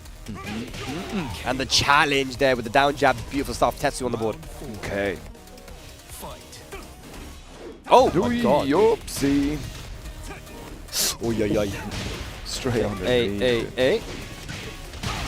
Nice. Okay, interesting combo. He's got it. He's got it. Punish that. No, doesn't get a big punish. It's okay. He only wanted the jab. All right. Okay, just going for the lows. Going for the lows. Look at this. Finally goes for the mid-knock, has the blue hands. Oh! Wow! Out of range, just like that. Tetsu moves on to set point. Set point. 1 round left here now for Harry Potter to show us some madness. Here we go. Okay, the execution finally now from Harry Potter. Gets a nice combo to start it off. Goes for the low, risky stuff. Oh, yeah. Okay. Oh, he messed up the hell sweep. Oh! So good, man. Harry Potter. Magic. Staying alive here. Going for the parry. Beautiful stuff. Yeah. And Sephi Black quickly scurries onto the stage. Dude, seen Sephi with no beard? Yeah. It's so weird. He made a tweet saying, I'm never going to do that again. I'm not sure. There was multiple stories we were hearing about it. You know, he did it too. He shaved a bit too much on one side, so he had to commit to the whole thing. It was an accident. It was, and then some other people say, no, he did it on purpose. I don't know, but either way, you know. Yeah, fun stuff. Stuff. Sephi, one of the nicer guys on the scene as well. And experienced. Yes. As well. Absolutely. Remember, Sephi and Harry would have played each other since Tekken 6. Damn. You know? So this is interesting here because Sephi has a bit of knowledge on not only the character but the player too. Yeah. I've played Harry Potter myself as well in tournament. They're always fun matches. Yeah. Tag 2 in Tekken 7. Love playing Harry, dude. I'd love to go back now and watch the old VODs of Harry Potter. Oh man, I remember one time he went to final round, which was the no, maybe it wasn't final round. It was one of the top majors in America in Tag 2, and he got like top 32 or something. It was his first time in America. They did a thing called Tekken Casino, which was like money matches after that, right? Yeah. In the hotel rooms, and he took everyone's money. He just would sat there, no one could beat him. Just money. Like, it's money matching everyone. Nice. Yeah. Okay. Big Wonder Woman's coming in. Oh. Nice. He's like, he doesn't know the matchup. He doesn't know. Nice. Tetsu getting the job done there. First round on the board. Okay. Harry Potter has shown that he can take a game off this guy. Look at that electric. Hey. I don't know, but was that optimal? Nice. Confirmed there. Beautiful hit confirmed with the down forward 3. Yeah, Tetsu's pretty good at this game, man. Sheesh. Okay, nice. Flash punch combo. Oh, get down over there. Nice whiff punish. You can't be whiffing like that in front of Tetsu. Dude, the hop kick is locked and loaded. That was an electric he whiffed. Damn. And just like that, man. 2 quick rounds for Tetsu. Yeah. Harry Potter. Ball's in your court now, sir. Flash punch combo. Nice. Okay. Oh yeah, you're trying to whiff punish back one. That's difficult. That's a long day. Okay. There's Starburst now. Yep. Watch this. Oh, Christ, that was very, very close. Yeah, just death by 1,000 cuts right now here from Tetsu. Just poking away, being very annoying. Down jab punish on the hell sweep. And that should be the round and the match with the right combo. Yes, and there it is. 3 rounds straight in the final game. Good stuff there. Tetsu moves in the top 64. Harry, you know, looking definitely a little rusty, but, you know, even if he was playing at the top of his game, and Tetsu's always going to be a difficult guy to beat, especially coming just coming back from Japan, you know.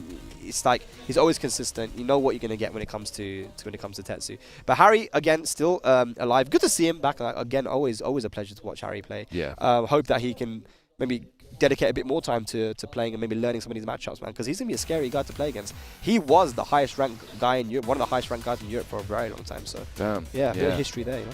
That's it, man. Yeah, and I mean, with the new game on that, I think a lot of people who aren't directly competing right now have all said that they're taking a break until the release of 8.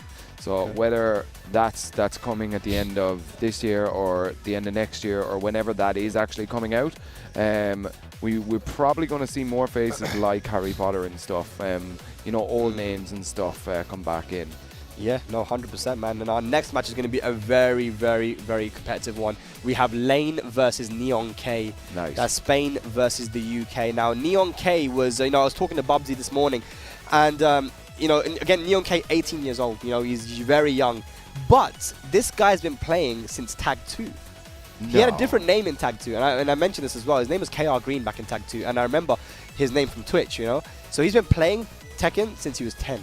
Like in ranked and stuff. Like, yeah, longer than a lot of these other guys have been playing. They might be older than him, but, you know, but there you see Lane on screen, of course, the Elisa from Spain. Very, very passionate guy, you know, really loves to compete and always looking to better himself as a person and as a player, you know, which is great. You know, he's a lovely, lovely person and a great representative of the European region. But, you know, Neon K there on the right, from the UK, from London, you know, Bobsy said that he feels like, for no real reason, but that this could be Neon K's breakout tournament, you know. Oh yeah. You know, he did make it into the final bracket of he won the LCQ of the Red Bull Golden Letters, right?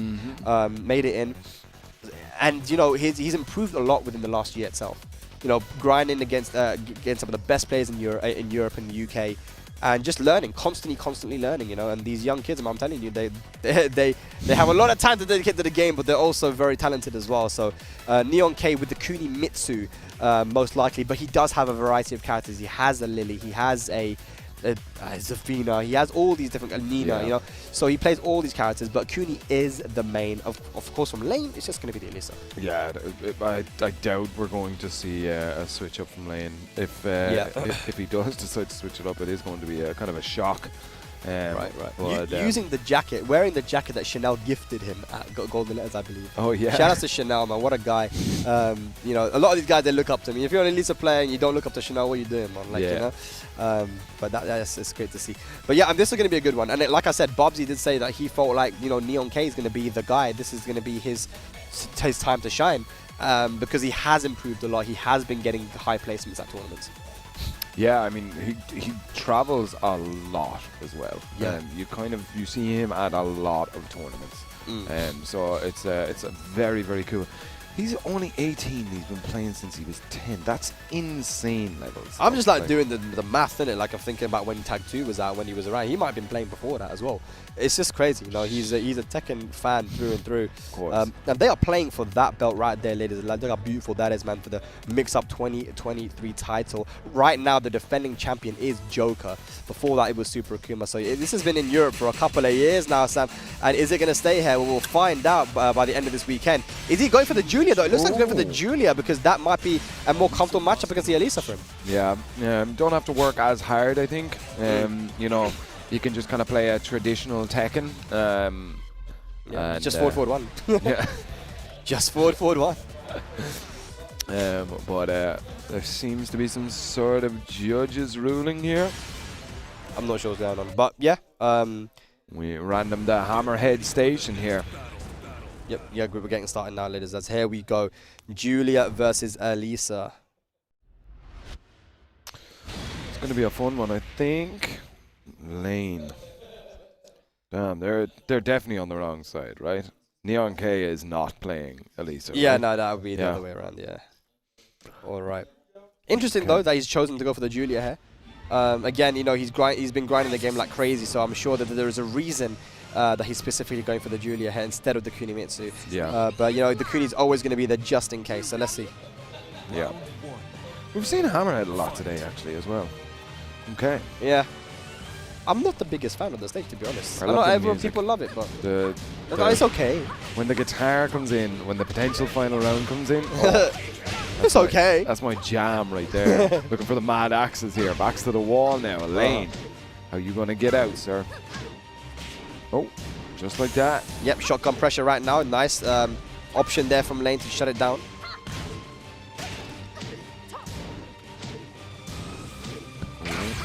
Blue stuff. Yeah, just using that mid to shut down a lot of options from shotgun.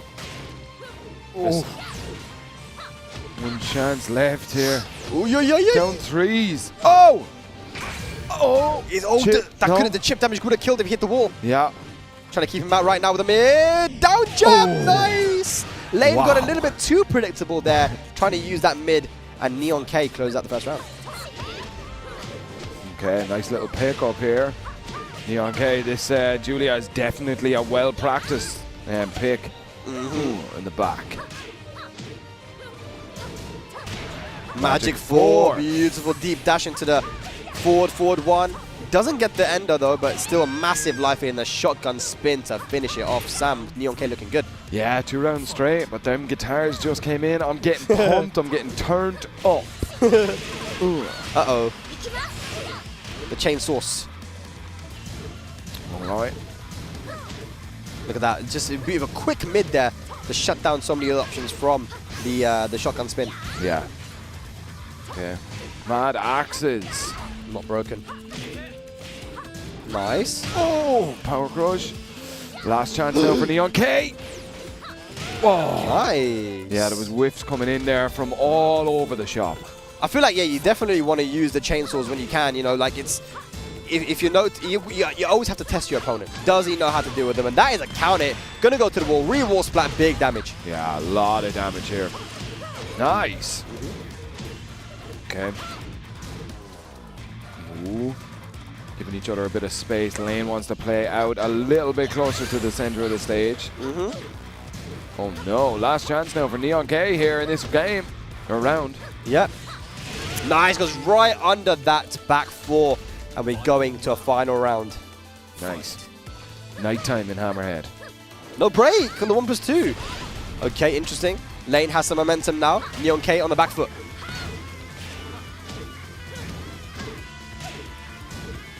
Okay. Oh, big low parry. Yep. Is that going to go to the wall though? Is it going to go to what it does? Big damage incoming. That's narrow. Uh-oh. Uh-oh. Wow. And again, wow, Lane just brought that back. Really showing the kind of strength of the lows from Elisa. And you can see Neon K is he's a very emotive guy. You can tell. Some players you can just tell what they're thinking and you know, if they're panicking, you know, by just looking at their face. And you can see it. What did he just say? I think he said "let's go." Or something. I'm not sure. I just saw the end part of it, but it looks like he's very happy that he went for the Kunimitsu. Maybe Lane has, again, he's from Spain. I'm telling you, they have Corrales from Spain. Shout out to Corrales. He's one of the best Kunis that we have in Europe, and maybe he has a lot of experience against the character. I don't know, but again, this is Neon K's main character. We've seen him so many times lose the first match, go to Kunimitsu, and then win it. So, you know, this is where the match really begins for me. Yeah. But unfortunately for any of the Neon K fans, any of the UK boys out the side here, he is down a game. Yeah. Okay. Going for the classic custom as well. Let's get it. All right. That's so funny. I mean, it's so classic, isn't it? You have an Elisa and a Kunimitsu, and as soon as the match starts, you just backdash. They both backdash to the wall. What's going on, man? Yes, you have a good backdash with your character. Oh no, doesn't finish it. Oh, looking for the wall splat. Yeah.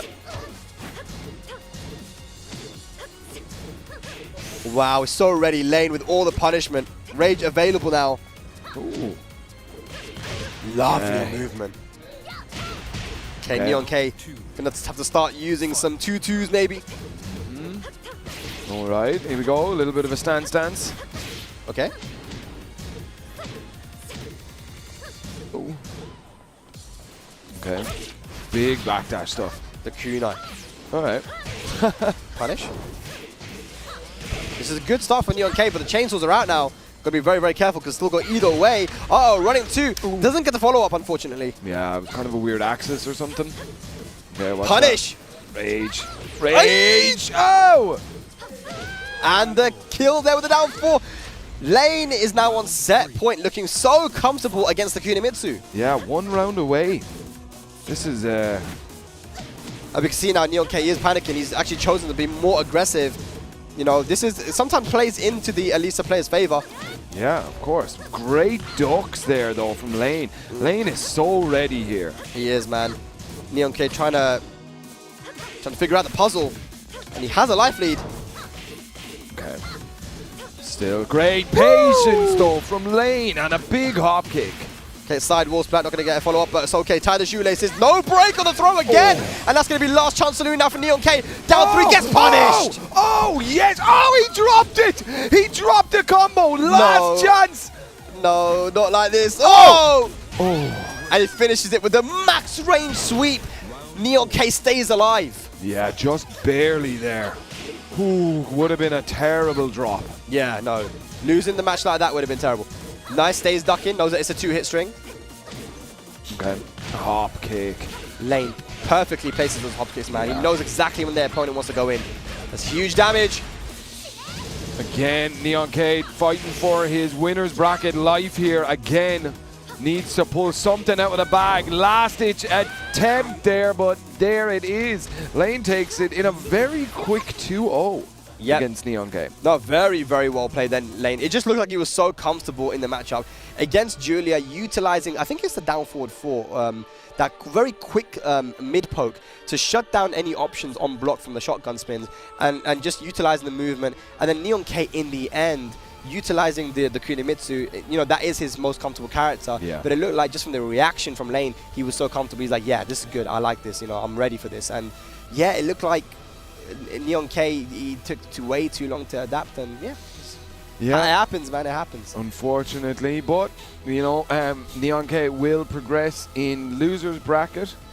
So definitely not down, but not out, as they say. Down, but not out. And you know, from one Elisa player, we go to another. So we're gonna have, looks like Shurdle coming up now against Kira. Yeah, Shurdle from the UK, of course. He's going to be the other Elisa. You know, you think about Elisa players in Europe, you know, Lane and Shurdle would be two of the guys that you talk about.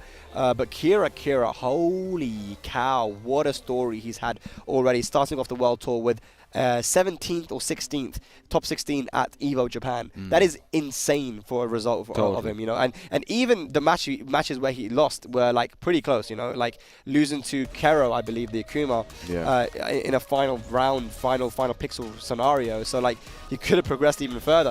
Kira has, you know, I've been playing Tekken with this guy since Tekken Tag 2.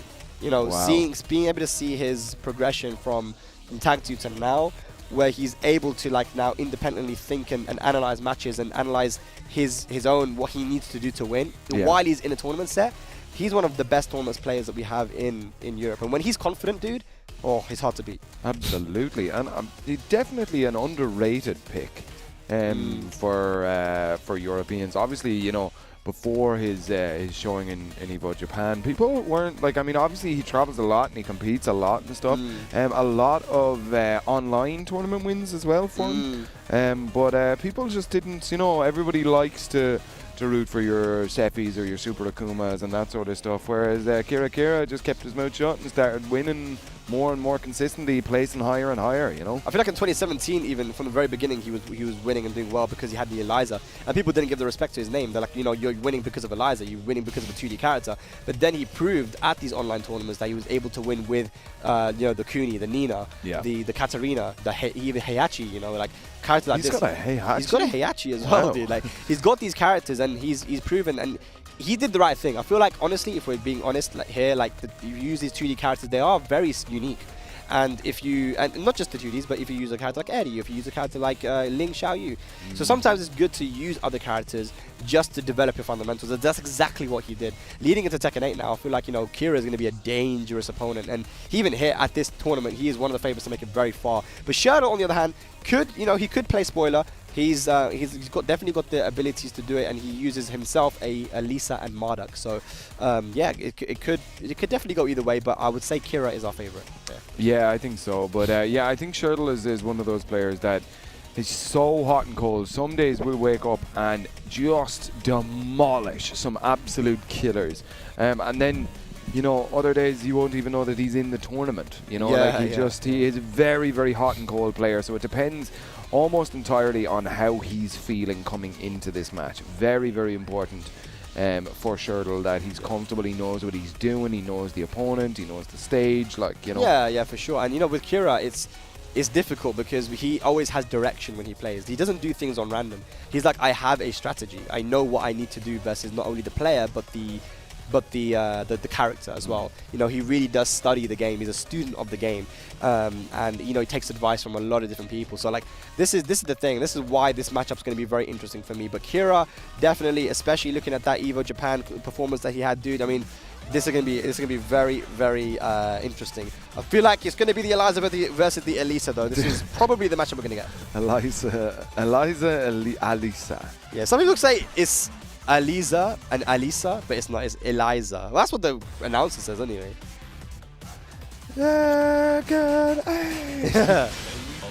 Or is it Eliza that she said? I don't even know, bruv. Maybe I'm wrong. Eliza. Who cares anyway? Yeah. Who cares?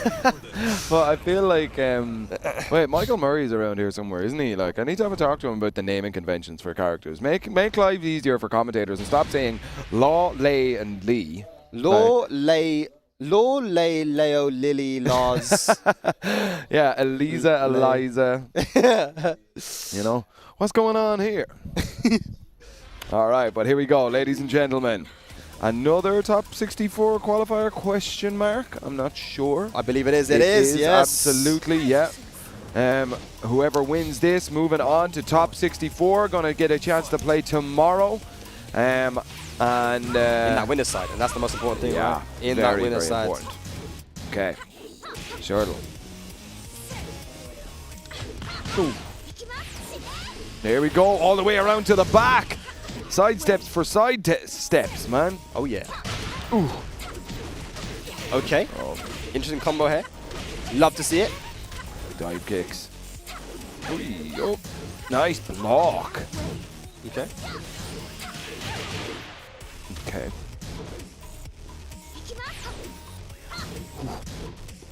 Nice. Again, around. Really, really solid movement from Thera. Yeah. Okay, rage available now. Put Shuttle in rage. Got to be careful with that rage drive at any moment. But Kira uses the meter to go for a mix-up. Going for the mids. Oh! What was that? Key charge? Not sure what that was there. He's shaking his head. I'm sure it was a missed input or something. Controller hits the leg. That one always gets me. Controller hits the leg. Yeah. Okay. Yeah, you love the punish on that. You know, not a lot of characters get a good punish on that because it's only -11, but, yeah, you know, Eliza definitely does. And a beautiful duck into the wall splat. Nice. Got a bit greedy there, though. Messed up the dive kick. Yeah. Okay, burns the meter. Doesn't get the wall splat that he was looking for, but doesn't really matter. 2 rounds straight for Kira. Yeah, beautiful. Okay. Chainsaws out, party time. Yeah, this is what Shadow likes to do, you know, when he... Oh, my God. Yeah, when it looks like he doesn't really know what to do, like, he'll go to the chainsaw to see if his opponent knows how to deal with it, and Kira definitely knows how to deal with it. The sidewalk left. That does it again. Yeah, not letting Shirtle get away with anything here. Oh, what a re-wall splat. Look at the combo. Optimization right now. Optimization station. A barometer left as well. Rage available for the XDP to close it out. Kira, 3 rounds straight. Are we going to get the Marduk pick now? Yeah, I think you've got to kind of switch it up there, right? Yeah, character, yep. Yeah, straight up to the Marduk. Yeah, Kira's so on point, man. You know, that's what I'm saying. He always has direction. He knows what to do against these characters. Like, the chainsaws came out, immediate size sidewalk left, you know? There are options that beat that, but, I mean, Shadow wasn't going for it. But yeah, you stick with the Eliza. I respect it. I definitely respect it. Do you know what? Because he checked his buttons. That's probably what it was. His binds were probably... Because he checked his buttons just there when he went back in. So I'd say that key charge probably came from like an odd bind or something. I'm telling you, controller hits the leg, man. It hits the leg. The R2 button, you know, sits right on the back. But here we're going to the Infinite Azure. This is where Kira likes to go when he loses the first match as well. So this is actually hometown advantage for both players right now. They're playing on their preferred stage. Eliza, of course, is able to utilize the jumping back. She's one of the only characters, if not the only character, that can jump back and whiff punish you, right? So that gives you that kind of edge in defense. Of course, Elisa, we already spoke about it. Her amazing backdash and movement is really good for the stage. Man, those active frames are so annoying. And again, movement here. So Kira just gets it, man. Damn. That just goes to show, guys, the importance of the movement, you know? Yeah, this really is. This whole game has just been the story of sidestep left, sidewalk left. Oh, looking at that, jumping back as well. Yep. Dark wave. Oh. Wow. Okay. A lot of sidewalk left right now. Now Shadow using the homing moves. This is what I want to see. There we go. Okay. Nice. Good low parry there from Shadow. Yeah. With the life lead now. This is what you want to do. You want to get the life lead early on when you're on the infinite stage. Make it difficult for your opponent. And there's a big block on the down 4. Yeah. Very high risk move there from Kira to be just throwing that out there. 1 round apiece now. Okay. Oh, Chainsaws decides to put him back in. Yeah, put him away. Oh, all the way into the back. Yeah, not a great punish though. And again, Shirley utilizing those homing moves, which is, you know, hope it's not too little too late, man, because he definitely needed to be doing that a little bit earlier. Yeah. Oh, the sides again. He did a beautiful punish. 2 bars of meat to work with as well here, Sam. Yeah, are we about to see some Jackie stuff? Yes, we are, lady. Oh, dive kick mess up. Doesn't even need it. One more round. Gonna send Shirtle down to the loser's bracket if he's not tightening up. Yeah, for sure. Bar meat is still here to work with. What's he gonna go for? We're gonna see the low now. Oh, finishes the string. Finishes it. Risky. I would do. I would just go for the moon glide for here, man. Attack the legs. Yeah. But yeah, Kira trying to play as patient, as safe as possible. You gotta respect it. Yeah, he doesn't need to go in here. 2 rounds up on set point, like, you know. There's the 2 full bars of meter as well. Chainsaws are out. Yeah, you see Cheryl's got to be so careful. That DP and the big uppercut. That's a new launch! Uses both bars for that though. He's not going to be dead. Oh, but the big unblockable. What does Shirtle have left here on Rage? Going to have to use the Rage Drive if you can. There's not long left on the clock as well. 6 seconds, goes for the low. Hang on a second. Jumps back. And Kira, easy as you like, takes Shirtle out. Will move into the top 64 for tomorrow in the winner's side. Continuing on his great form that we saw there at EVO Japan. Yeah, incredible. Incredible stuff. Really, really solid showing there. And shout outs to Shirtle. Shirtle was playing maybe a little bit off, but Shirtle definitely does have the potential to go very far in this tournament as well. Yeah, I mean, I think maybe adapted a little bit too late when in using those homing moves and realizing that a lot of the damage that Kira got was by sidewalking to the weak side of the opponent and you know, with good timing too. Honestly, yeah, Kira just played so well. Yeah, in that situation, you know, can't really be mad if you're Shadow, but definitely want to use this and continue going on now. You're in losing, you're not out of it yet. Still a lot of potential to go and make top 64. Absolutely, yeah. Very, very cool stuff. You got to give a special shout outs to Yuki as well, our French commentator. Yeah, just up there hosting, obviously, for our local French teams. But remember, guys, if you want any more information about the World Tour, where the events are happening, when they're happening, how many points you get, TekkenWorldTour.com. Absolutely, man. Make sure to follow the socials as well, man. Keep up to date with all things Tekken. Of course, you have the Twitter at Tekken. You have on Facebook Tekken Americas, and of course for YouTube BNE Esports. Make sure you do follow that, especially go to the YouTube, because I know people like to watch back the matches they weren't able to watch them live. So BNE Esports does, of course, upload all these things as well. So that is a definite one that you must be following. Yes, absolutely. But we are all finished now with our Pool C. We're looking at Pool D, and as you said, Spag, that's the one with all the UK boys in it, isn't there? There's a lot of boys in that, man. I'm telling you, there's a lot of strong players in that, and there might even be some Asians in there too. So, the next one will be coming up, ladies and lads, after this break. So do not go anywhere. We've got some more crazy Tekken action to round out our top 64. We'll be right back.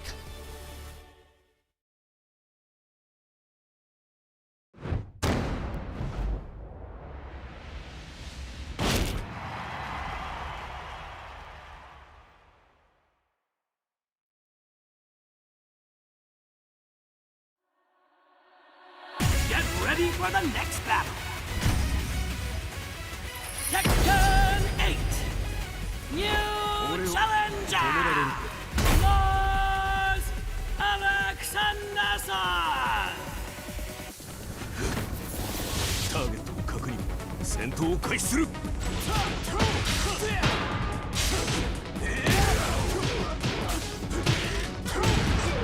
消えろ。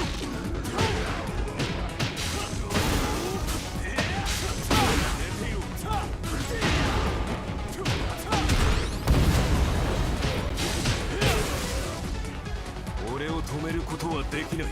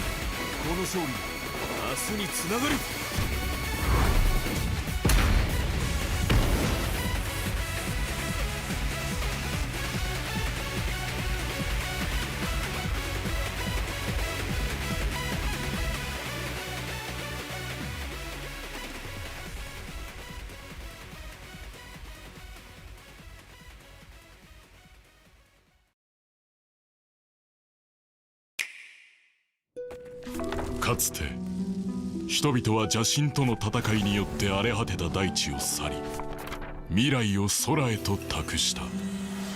これは空に浮かぶ大陸を舞台に自らの運命に抗いながら世界を巡る二人の少年の物語。バ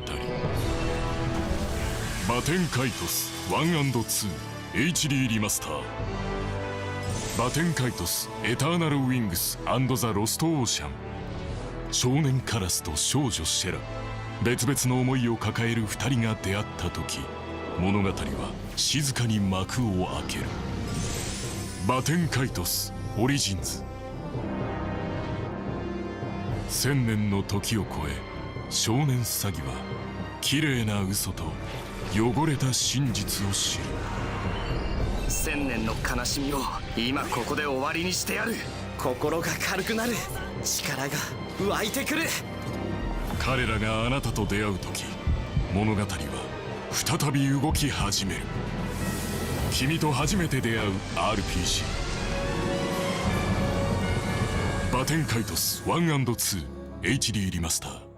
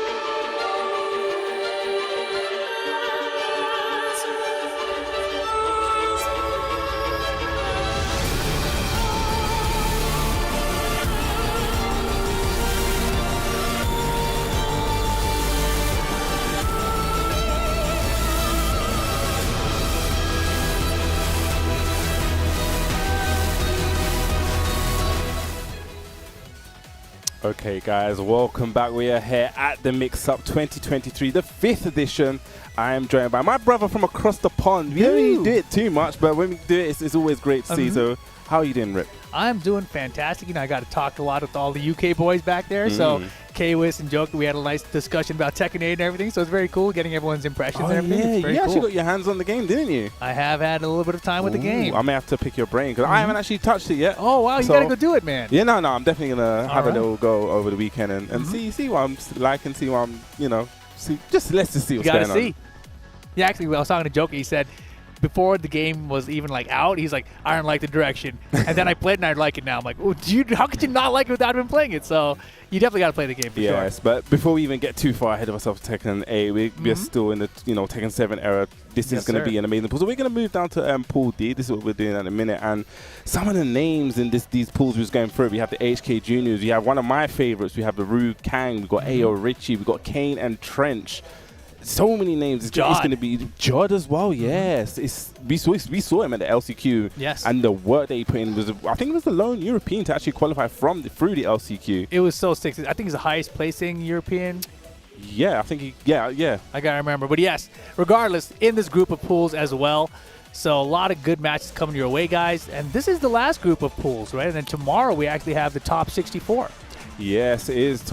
We probably should run through some of the guys that actually qualified for top 64 just in case people are late in tuning in. You can follow on the Smash GG as well. I'm sure you guys are tech savvy to find out. Of course. And to figure this out. So the next match actually we got I'm going to try to pronounce this. Uh-oh. Here we go. Don't kill me, chat. Chichurin. Say that again. Chichurin. You know what? This is why I can't enunciate French because I just can't do it. I don't know why. It just doesn't work with me. Try it again. No. I feel like I'm in rush hour right now. He's a French Kazuya player. And I know that much. Okay, sick. And this is when I'm going to find out I'm all wrong and just... No, so we're going to get a Kazuya. Okay, so they're both Kazuya. All right, I'm down with this. Dragmons versus... Yeah. It's your turn. Shish. Yeah, you got to Shishuin. Nah, bro. Look, in American, that's Churchian. You know, like French, I can't say it. Dragmons versus Chiru. How's that? Can we go with Chiru? Chiru. This is not me because I get laughed at when I try to speak French. And I said to Super Akuma, they already trashed me. Merci. So let's see, we got the double Kazuya match. It's going to be interesting. You really see Shishuin, walking left. That's the way you kind of want to go against Kazuya primarily. Sir. If you're going to go, see, now, there's one thing I don't like. When I see 1-1-2 on block, I need to see a launch punish. Yeah, but when you got a mission where you got to have that fast execution for those punishes, if you don't believe in the execution right that second. True. Okay, nice. Gets him with the 4-4-3. Okay, what are we going to go for? Okay, went for the while standing 4. I wonder if that was a hell sweep, but just forward 2 power crush. Doesn't want to deal with anything, absorb everything. I don't even know if he meant to do that one, but man. Oh, and yeah, he wanted the electric there, didn't get it. See, I respect the attempt. Yes. You got to at least try, right? You got to warm it up. Definitely, like you said, warm up. This is the first game of these. No punishing down forward 2, though. Oh, come on. He tried. All right. Just a little bit late. We're making progressions, slow progressions here. This is why I just punched back 1-2 with Kazuya all day, man, Are we going to see another one? Okay. Are we going to go for Third the 3P? Yes, sir, with the wall. Yes. Nice. Gets to pick up with the while standing 4. Great awareness there. So we got 1 round apiece. How many health?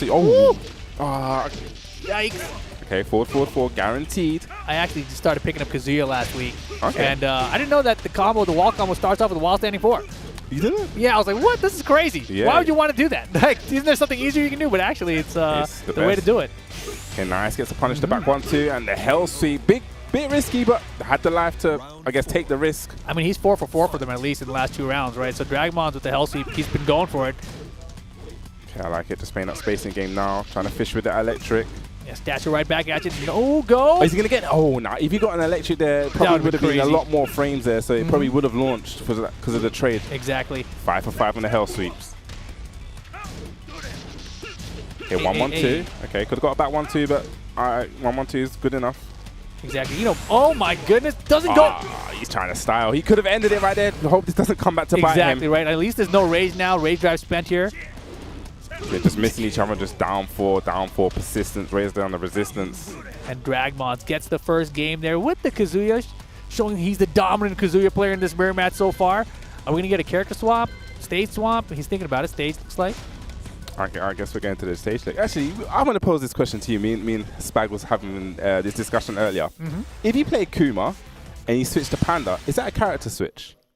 Wait, what? If you're playing Kuma, you lose, and you switch to Panda. I thought you meant like Goki. Oh, no. I was like, the Kuma. Is that considered a character switch? Yeah. It is. Yeah. So the rulings say you can't choose cannot stage. switch stage, Okay, yeah. Interesting. It's a character swap. That's what it is. They got different throws or something. They're not identical characters. They got different throws? Is it throws or rage arts at least? The rage arts definitely for is different, sure. yeah. Throws, I don't I'm not remember sure. the throws. Yeah, I thought the throws are different, but maybe they're not. I forget now.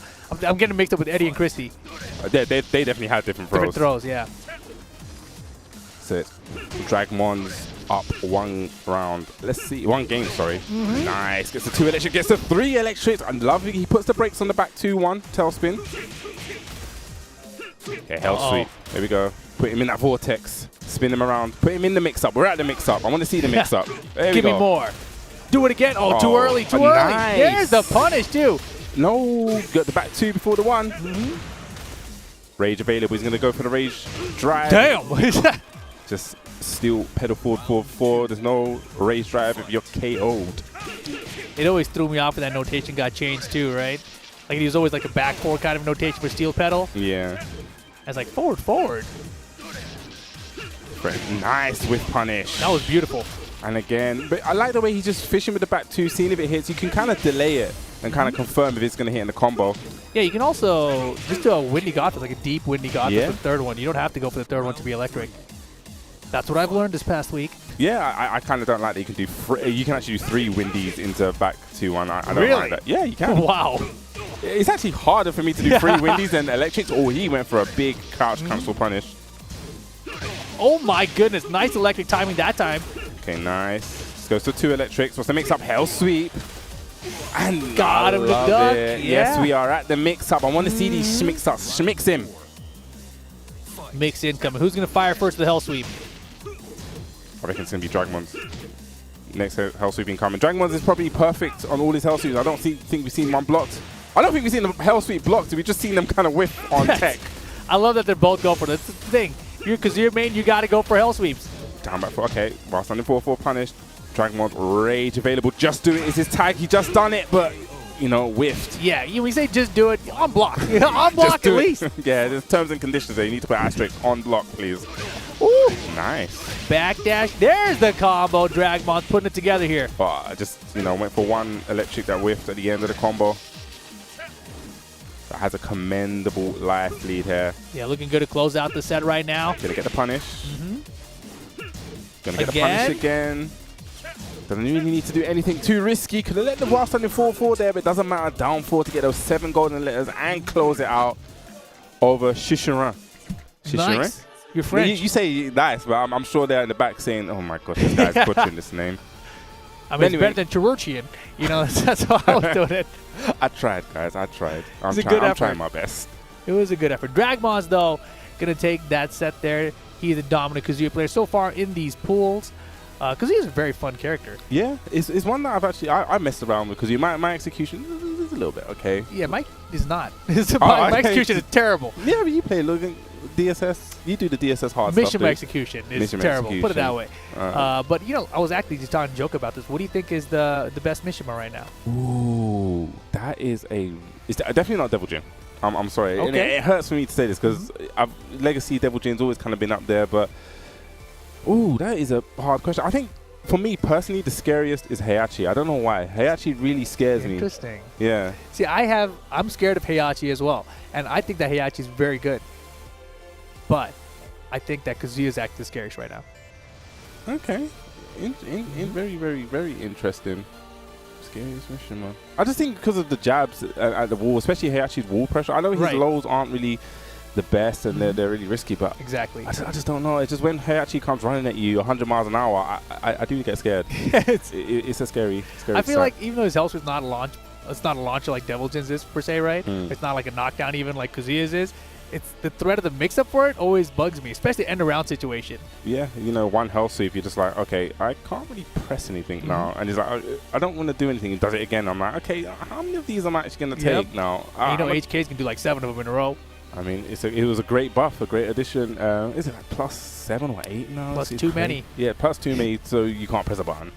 Oh yeah, I was talking to Ryan Hart about that too, and he was talking about how that's like an old school strategy from like Tag 1, single hell sweeps. I was like, oh really? I had no idea. So definitely been around for a minute. It's crazy to see a young kid like HK, bringing those out now, making him, return to the stage in a way.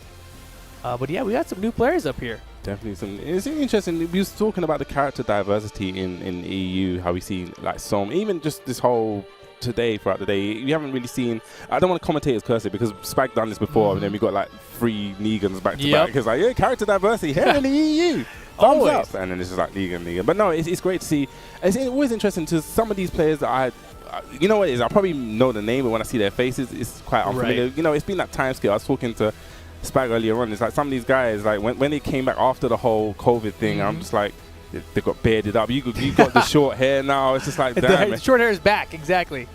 Everyone kind of changed. So it's going to be interesting to see who these guys play and what characters they use. They both could be Kazuya mains. Again. We're going to get the Character double diversity, yes. 4 Kazuyas in a row. So let's see. There's no shot.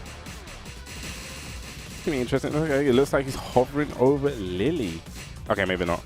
Lars? I do like to actually see Lars, because I feel like Lars is one of the forgotten characters in this game. We used to see him so much in Tekken 6. He was so strong in Tekken 6 and Tekken Tag 2. He's such a great support character. And I just feel like, he's been lost a bit in Tekken 7. Nee may have said that he's probably not as viable. But I still think, any character in this game you can make viable. Yes. 100%. Totally agree. And I really like you said about him being a forgotten character. I wish that Namco would forget about him and not include him in Tekken 8. Unfortunately, he's already in there. And we have commentators cursed it. We got another Kazuya. Oh, sick. we actually commentators cursed this. Let's go. Diversity in the EU, guys. Look, man, I like seeing Kazuya, though. No, it's cool. Hey, what do you think about Devil Jin, though? I don't think it's as bad as people think. Yes, exactly. Exactly. He's got a launching hell sweep. Yeah, still got a launching hell sweep. It's the up forward 4, I get. You want additional extra damage and guaranteed hits. They want the up forward 4 to knock down, etc., right? It's character's still good. Yeah, I definitely think the character is still viable. I think this game is in a great position where every character you pick, you can win. We've seen it, you got obscure characters like Miguel and Sephi Black showing how well he works. We had Rangchu with Panda. You can make it work. Can Lars work, though? I think so. Have we seen a Lars do like big major victory?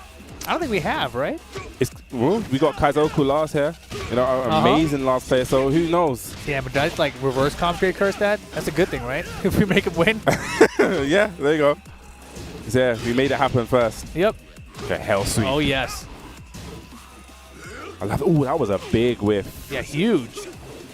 What's going on? Backward orbital? I mean, if it works, fine out, but it didn't work. Axe kick. This should go to the wall if he gets the right combo. What a combo. Go for the spike down. But he wasn't confident. Maybe it's the curve on the wall. He wasn't confident there. Wow. I respect it. Just dash up. He's going to duck if I dash. Okay. Nice. Just threatening with those jabs. 1-2, 1-2s. Okay, that was probably an electric. He probably went for a whiff punish there. Needs to punish the shoulder now. He's shown that he's ready to go for the raw shoulder. Needs to get a bigger punish on it. Wow, Lars is all over the place. Okay, maybe Nee was right. Yes. I think he needs to be a forgotten character.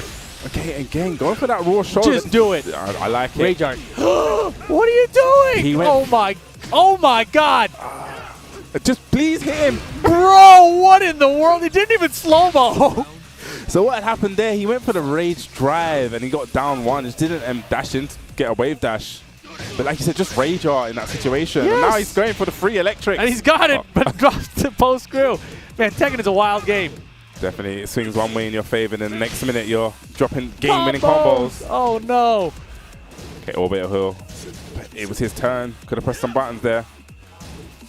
Yeah, Oni's had a couple options, finds another counter it, interesting combo, doesn't get to finish it, and the low kick will do it. I didn't want to say anything because I thought maybe this is a combo I don't know. Twin pistons into tailspin? I was waiting, man. Maybe he had something to close out the round. He didn't have a lot of life left.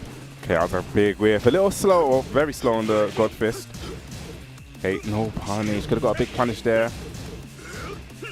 Okay, he's getting a punish, some punish.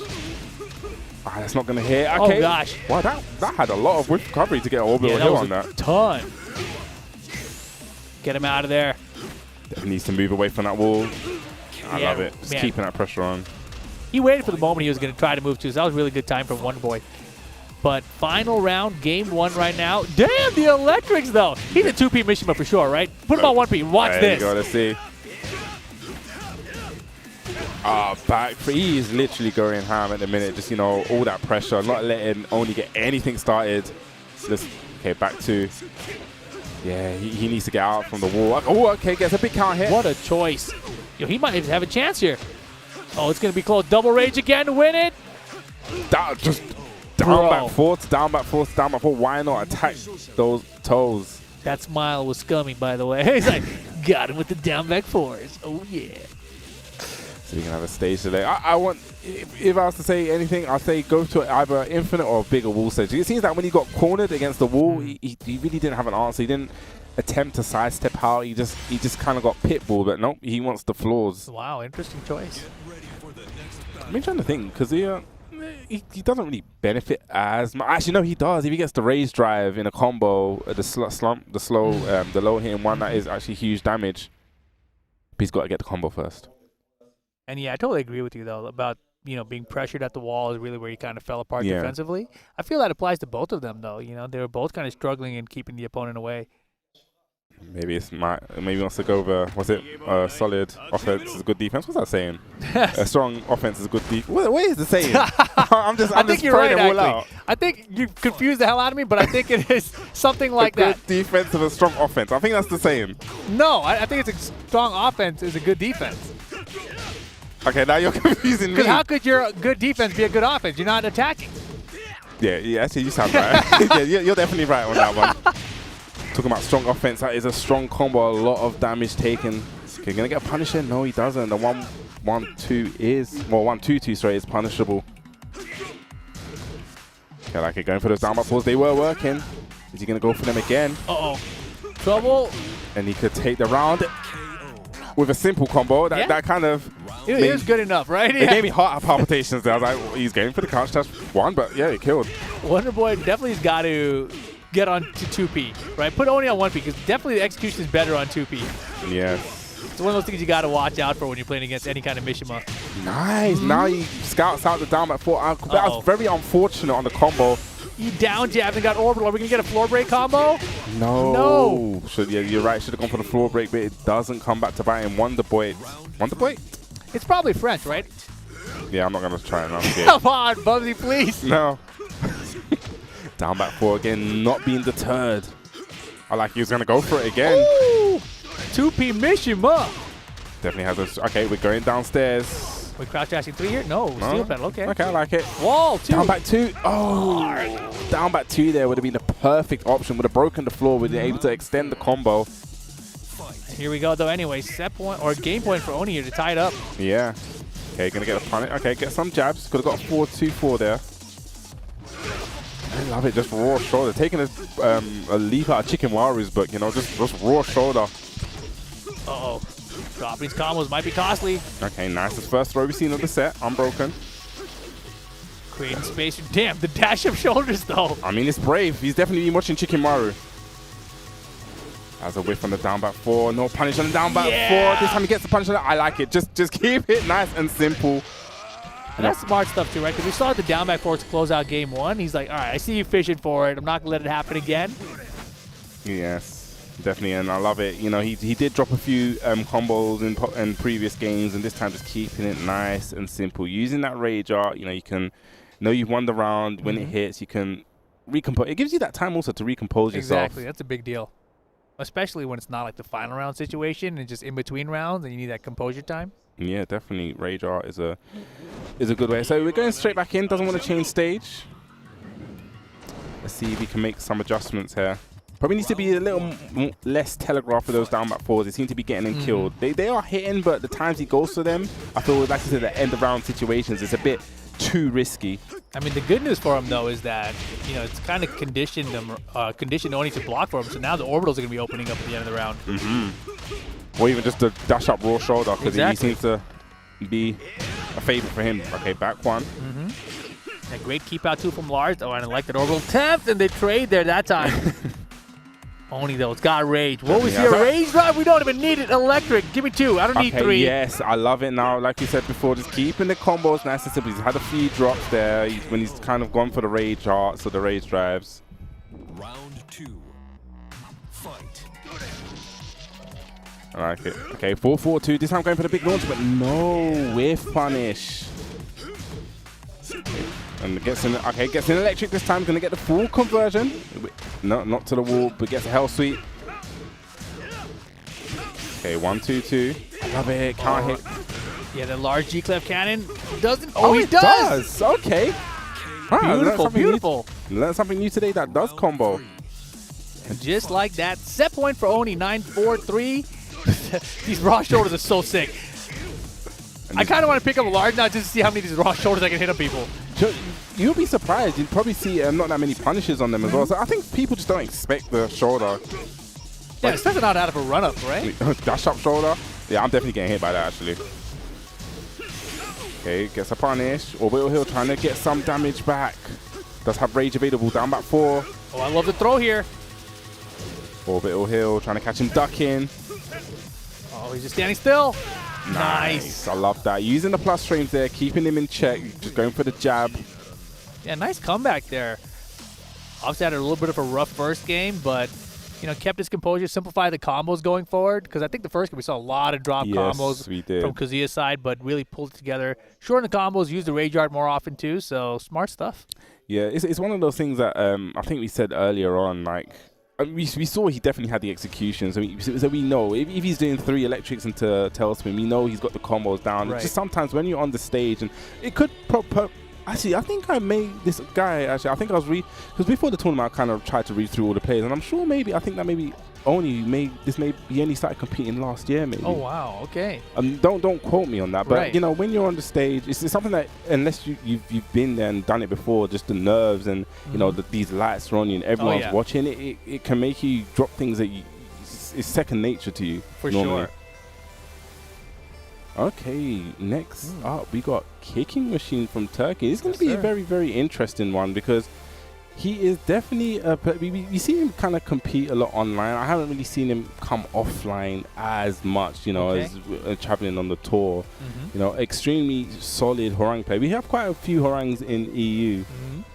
So it's going to be very, very interesting to see. And I'm really happy to see more and more of these players now coming offline, coming to these events, testing and because we've seen them, big shout outs to ICFC, that's coming back as well. But ICFC really was like a great way to broadcast a lot of the talent, not even just in EU, you saw them in America, you saw them in Asia, and actually just bring a lot of these guys that you don't really normally see to the forefront. And I feel it also gave them a lot of confidence as well in playing. Oh, without a doubt. I mean, ICFC and just the online tournaments in general, once, all COVID happened and we had to move to more of an online-based format, I feel like it built up an entire new community almost, right? Like now when we go to offline events, we have like ICFC region kind of grouped up together, like they're all talking together. Like it doesn't even matter which part of America they were before. Now they're the ICFC region. They all hang out together at the offline events. So it's pretty neat. But it was definitely a great place and a way for these players to really level up over the downtime essentially. And of course now Tekken World Tour 2023 is back completely offline, right? It's crazy. They've taken such a drastic turn, it seems like, to revert things back the way they were. I kind of miss it. I kind of wish we still had a couple of online dojos left. Maybe PlayStation only or something. I feel like something could have been done there, but there's always next year. Yeah, well, yeah, there's always next year, and most likely gonna be Tekken 8. So. Yeah, fingers crossed, right? Yeah. So he's going up against someone called Breezy Shadow. Now, I'm not really familiar with this guy either. So, but I'm sure. Well, we're about to find out. This is in the winners' quarters of this pool, so. It's going to be interesting to see what character he plays. I mean, Kicking Machine is unless it's quite obvious he's going to play. He's a Horang player, he's not a Steve player. I mean, if he's a Kicking Machine, I mean, he could be an Eddie. Yeah, maybe. Right. Yeah. I guess Eddie. He's kicks. more of a dancing machine, though. Yes, let's see who he locked in with. Yoshimitsu. Okay. Interesting. Okay, Breezy Shadow, Yoshimitsu. Now, Yoshimitsu's definitely a character. I find this character really interesting because I think we've said it so many times. It feels like no two Yoshimitsus play alike, and I feel it's like a character you can really stamp your own like play style and how you want to play them. You got Kane and Trench, who is actually in one of these groups here, who plays a very solid style. You got I Musician, who Eddie Murphy partying all the time. it's you know. It's exactly like that, exactly. And yeah, I think part of it is just the character has so many different stances that how you want to use the stances can really set up your playstyle. Plus, he's got all the different tricks and traps you can set up with them, which not a lot of other characters have that ability to do. Talking about traps here, he's got Kicking Machine trapped against the wall. Nice, uses the Power Crush, and that should be the... No, oh, wait a second. Not just done just yet. The mid, though. Smart kick, okay. Yeah, lively down forward, just wants to keep, you know, keep it honest. Not go... Okay, nice block back, free, yeah, gets a guaranteed punish from that. Oof. That's the second time he's gone for the flash. That's probably Kicking Machine needs to probably put into the back of his mind that he needs to kind of be a bit smart with his offense. Don't be a bit too predictable. Yeah, against the Yoshimitsu that likes to use flash, you really have to kind of pace yourself and kind of bait out the flash so you can get a launch punish on it. Yeah. Okay, nice. Uses the Power Crush. But this is a situation you need to be very careful because Yoshimitsu does have 2 Rage Arts. I mean, Rage Drives, but it spends it anyway, so he doesn't have to really worry about that. That was crazy timing on the just famous Skyrocket there to catch him just as he went airborne. But Kicking Machine on the board with that one. Okay, gets the jabs. Going to get something. Try to get the Vortex started. Oh my god, okay. Grounded hitting Skyrocket? Why not? Oh, getting a low hit. That's so much damage. It really is. Does have a big life lead. There's the pressure right now, though, from Kicking Machine. Okay, that's a fortunate trade. And that was, he overexerted a little bit too much, and this should be the round. That was a big whiff there. Didn't need to do that. That's the tendency of Yoshimitsu players. You know, didn't need to do that. It's a statement I can say very often watching Yoshimitsu's play. You talking about Joshua James a little bit? Definitely. Nice, shout out to Joshua James. Nice counter hit forward 1+2. One of the newer changes for Yoshimitsu. Does launch now, but he messes up the wall combo there. Just a little short. Didn't dash up enough. Off axis with the down 3-4 there. I think actually we tried to low parry it, but it didn't work. Okay, does have Rage available. Beautiful. Nice, and he kept the combo. I love that, you know, because he knows the wall was coming. Didn't know what angle it was, so you know what? Let me just keep this combo nice and simple. Goes to the down 3+4. We call that an air throw. Yeah, it's an air throw. It's an air throw, It's a hit throw, air throw, whichever one you want. Yes, keeping the combo nice and simple. There's a few drops there from Breezy Shadow. Just probably needs to tighten up, especially he gets a dash up when he got the wall combo. Because that's one of the things I feel like Yoshimitsu really, really excels at. Once he gets you at the wall and does the wall combo, he's got that crouch dash one which flips you over. Or if you want to tech, he's got the sweep. Yeah, or even the spin to win as well. So I feel like his Okazemi at the wall is so scary, and him dropping that wall combo, not able to actually get that additional pressure after the wall combo, you know, it could have cost him. It did cost him. He is now 1 game down. Yeah, let's see if he can pull things back together here. Another thing I would like to see is the wall crush, right? Yoshimitsu has one of the better setups with the wall crush where he gets like the guaranteed spin to win thing after it. So yeah, we shall see if he gets that far. But man, right now Kicking Machine has had some great back 3 whiff punishes. Oh yes, tremendous. Wow. It's caught. Okay, flash. I was about to say he needs to be careful with his offense here. And flash again. I guess he's kind of lucky he's getting caught floated with it. Yeah, I feel like Yoshi might be able to pick up there though. Maybe. I need to speak with Kane and Trench on that one. That guy has all the tech. Any tech with Yoshimitsu, ask him. Wow. Spring kick. That probably was a punish there. It was. And you know, he's running 3 twice in a row. The first one hit, like, it catches you off guard. Like, Yoshimitsu did a running 3, so to do 2 in a row, of course, you're just kind of asking to be punished. Okay, here we go. Gets that Vortex going with the down 3-4. Oh my gosh. Yeah, he can do it from back turn 2. There we go. Oh no, damn, was that a setup? I don't even know if it was. That was tight. I think he messed up the jump kick there because he would have got guaranteed and back 3, but he was so ready with the mid. But talking about so ready, he was not ready for the unblockable sweep. Man, the spring kicks are killing him though. Kicking Machine on set point right now. Yeah, it seems like, you know, it's all kind of coming apart for Breezy Shadow, but as I say, that gets the launch. Gonna push him towards the wall. Again. Okay, now this is where Yoshimitsu really shines. You know, you need to use that Okazemi, but a big whiff. Yeah, he's not really getting a chance to even run the Okazemi, right? Yeah. No CD1. Here we get the balcony break. Orang loves it. There you go. Gonna get a guaranteed kick. Yes. Oh my gosh. You got to stay grounded there. You can't challenge it. Otherwise, that will happen. And now last chance here for Breezy Shadow. Oh, got the launch, got the counter hit, but nothing. Yeah, but he's got no sword right now. He's definitely plotting. He's plotting something. He's plotting. He dropped the combo. Oh, we didn't plot to drop that combo. He's running again. He ran the same thing again. I cannot believe he's still in this. It's not done yet. Okay, jabbed. Could have got more of a punish. Gonna get no, he didn't get a punish. Opts to go for the new tactics again, just pushing kicking machine towards the wall. Gonna get a punish there, yep. 4-3. Damn, it still was active enough. That's crazy. Now this is gonna do huge damage. Gonna get the wall splat as well. Gonna get the wall combo. Look at the damage. Last chance saloon here. Love it. Down one just to, you know, ease any kind of pressure.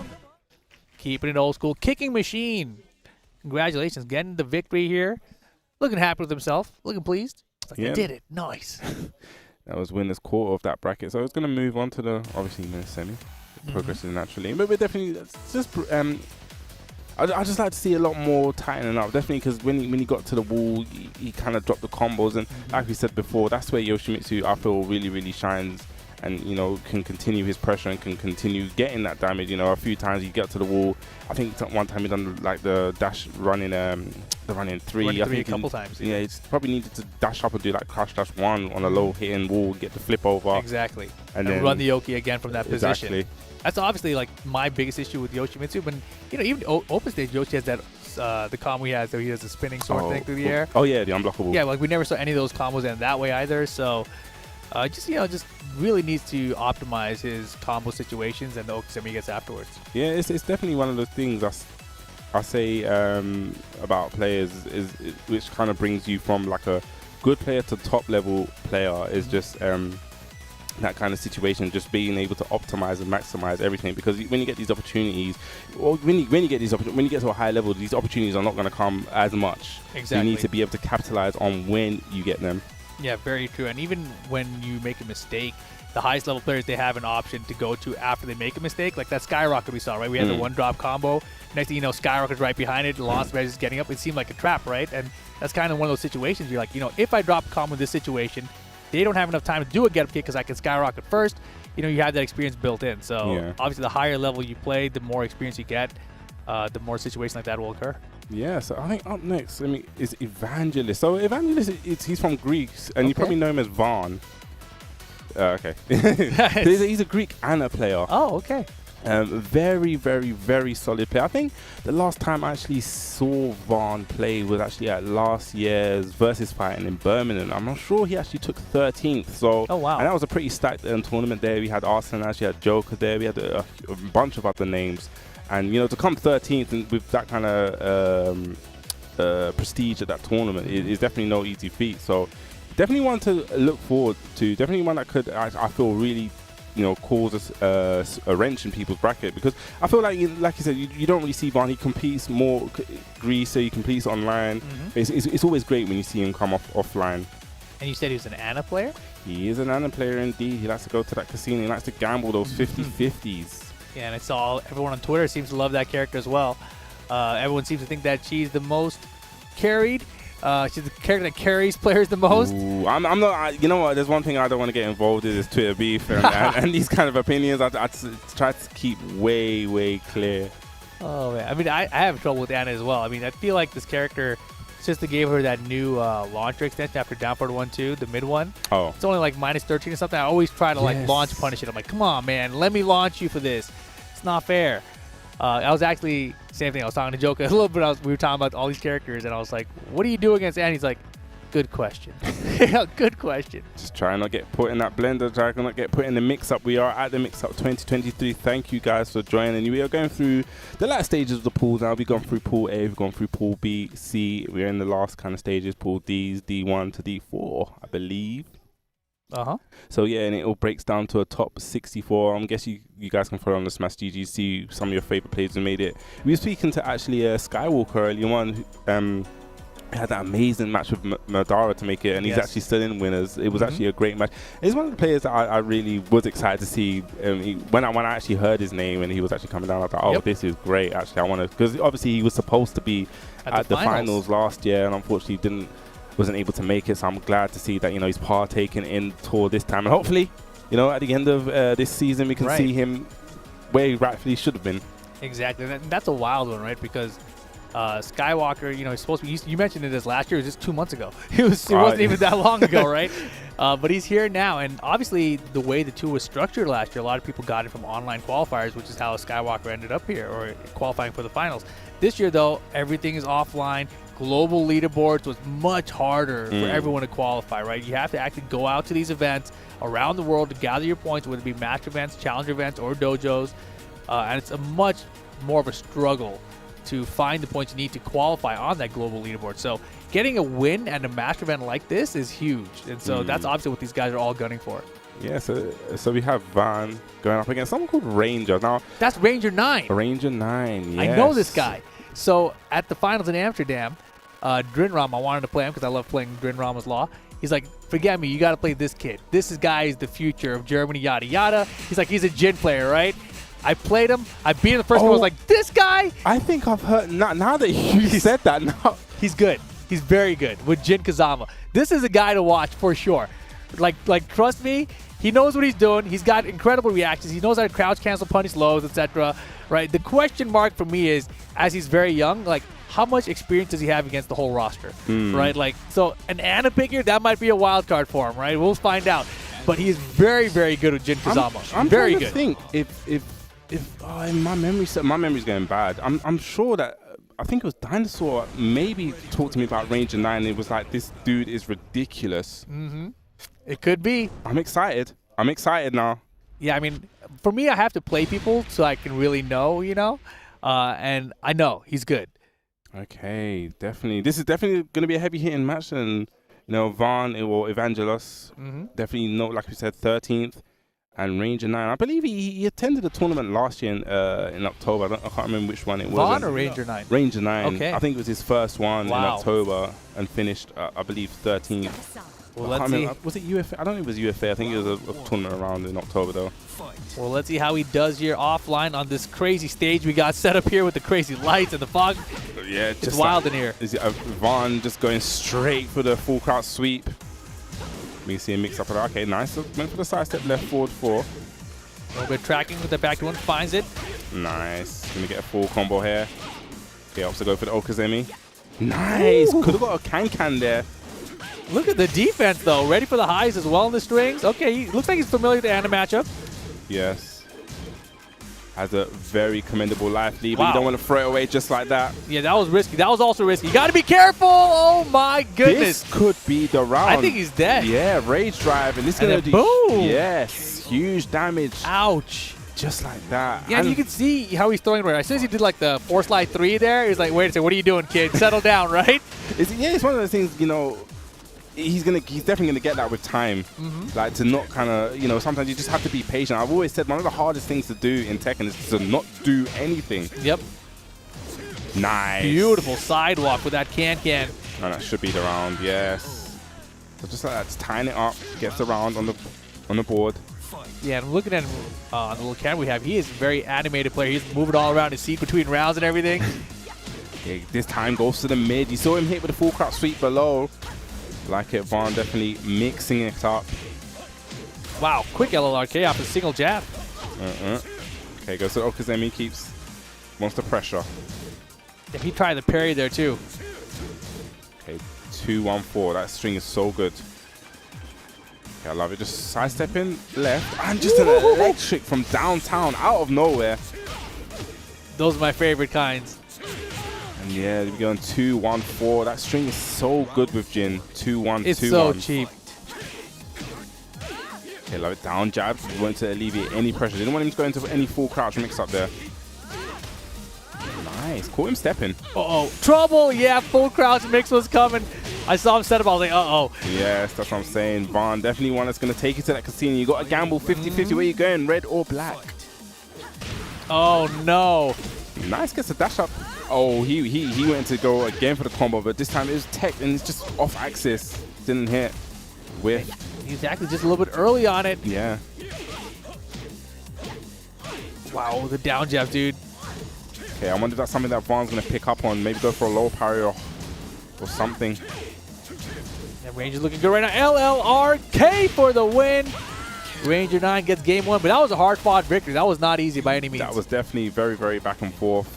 Vaughn showing You know, he was getting a lot of success with the full crouch mix-ups. I'm trying to think what he can do to.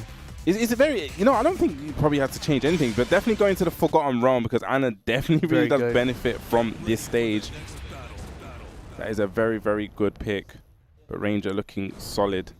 Yeah, and that's the thing, right? There's nothing that you notice that's like, oh, Vaughn needs to do this or that more. It's just that Ranger found the timing with the electrics. You know, the LLRKs were there. The down jab interrupts were all on point too.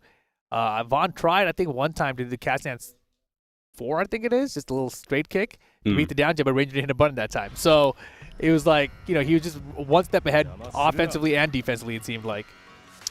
Definitely reading the game, you know, it's layers upon layers upon layers, remembering what the opponent's doing. So let's see. Ranger up. See what Vaughn can do. Has a stage pick. And again, that was the down jab, right? Yes, probably getting a bit too predictable with those down jabs. Okay, yep, okay, cat stance again. Wow, okay. Sarge, big call out. Are we going downstairs again? We're just going to keep the wall pressure? No, we're going to get nothing. Yeah, if I'm Ranger, I take this floor here. Yes. Smart choice.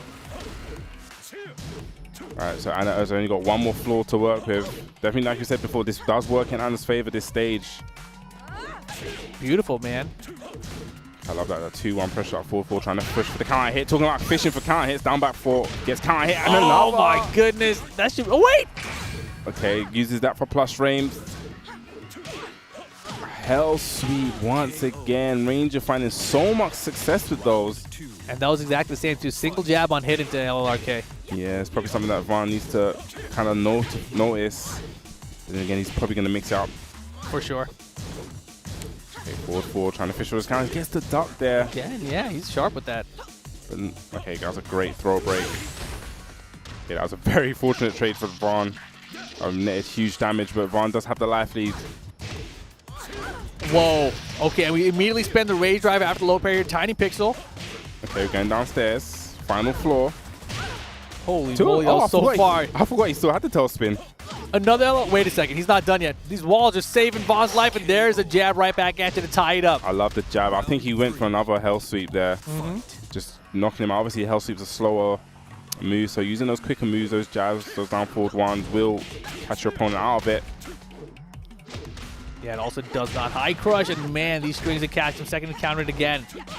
Okay, while standing 1-2. I love this pressure. Backing off to the wall, using those jabs. Okay, down jab again. Okay, plus frames. Is that good block? This time, guesses right on that full crouch mix-up. This is not going to be the round. Not enough. Got her that time, and just like that, set point Ranger 9. It's probably the amount of times he's gone for lows and the hell sweeps at the end of the round there. This time going for the mid. Probably really conditioned Vaughn to duck in that situation, then going straight back to the hell sweep.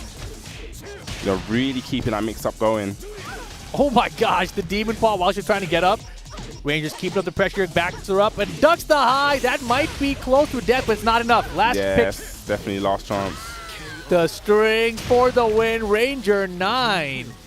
Staying on the winner side of things. Using 1 down 3. I always forget that Jin has that 1 down 3 string. When I get hit by it, I'm just like, I remember that string, but it's just in the time, I forgot he had it. But yeah, definitely Ranger 9, like a newer player. I'm sure his first tournament was last year, October, which now you said that it wasn't actually long ago. Yeah, I mean, I'm really excited to see how he does in this tournament. Obviously, I just played him like a couple months ago, so I didn't know when I was going to get to see him again. Like, I was thinking like, oh, it's going to be like a year from now or something, you know, and here he is 2 months later competing, getting a victory on stream, which is sick. You said he was at the LCQ, right? You played him, was it? Not at the, I mean, I played him at the finals. He was just when the casual stuff were up, right? So I don't know if he entered the LCQ or how he didn't enter anything, but I did play him, you know, just in casuals, and I noticed how good he was. So definitely excited. Like I said, the German scene, the way that these young prodigies are coming out of the German team. He's had the HK juniors. We've seen how we probably will see him because he's in the Pool D. You know, we had Tetsu earlier on. We got Starbreaker, like Kaizoku, Lars. These players are so. It's amazing that they're so young, and the level that they are at is crazy. Like, I can remember myself playing Tekken. I wasn't. I'm in that level now. I mean, they're ridiculous right now for sure, right? Of course, Tekken World Tour has brought out a lot of new rising stars. So it's not uncommon, but I'm just surprised that so many have come out of Germany. You know, like just the Germany scene is just crazy. We need to catch up, UK, but talking about catching up, guys, we are going to go for a quick break. Make sure you get your snacks. But before you even get your snacks, just remember to follow all the socials to keep up to date with the Tekken World Tour. So you go to tekkenworldtour.com. You know, follow on Twitter at Tekken, Facebook Tekken Americas, and YouTube BNE Esports. Exactly. That's where you guys got to go to figure out everything you want to know about the Tekken World Tour. But we are going to take a short break, guys, so don't go anywhere. We'll be right back with more Pool D action.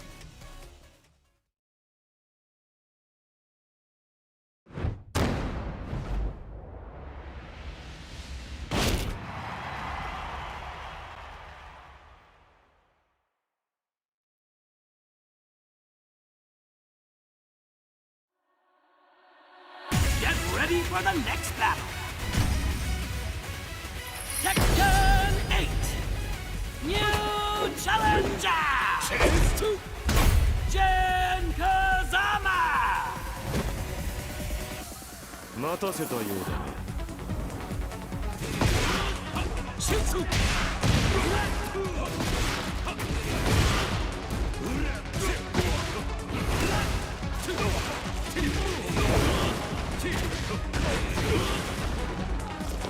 力だけが全てじゃない。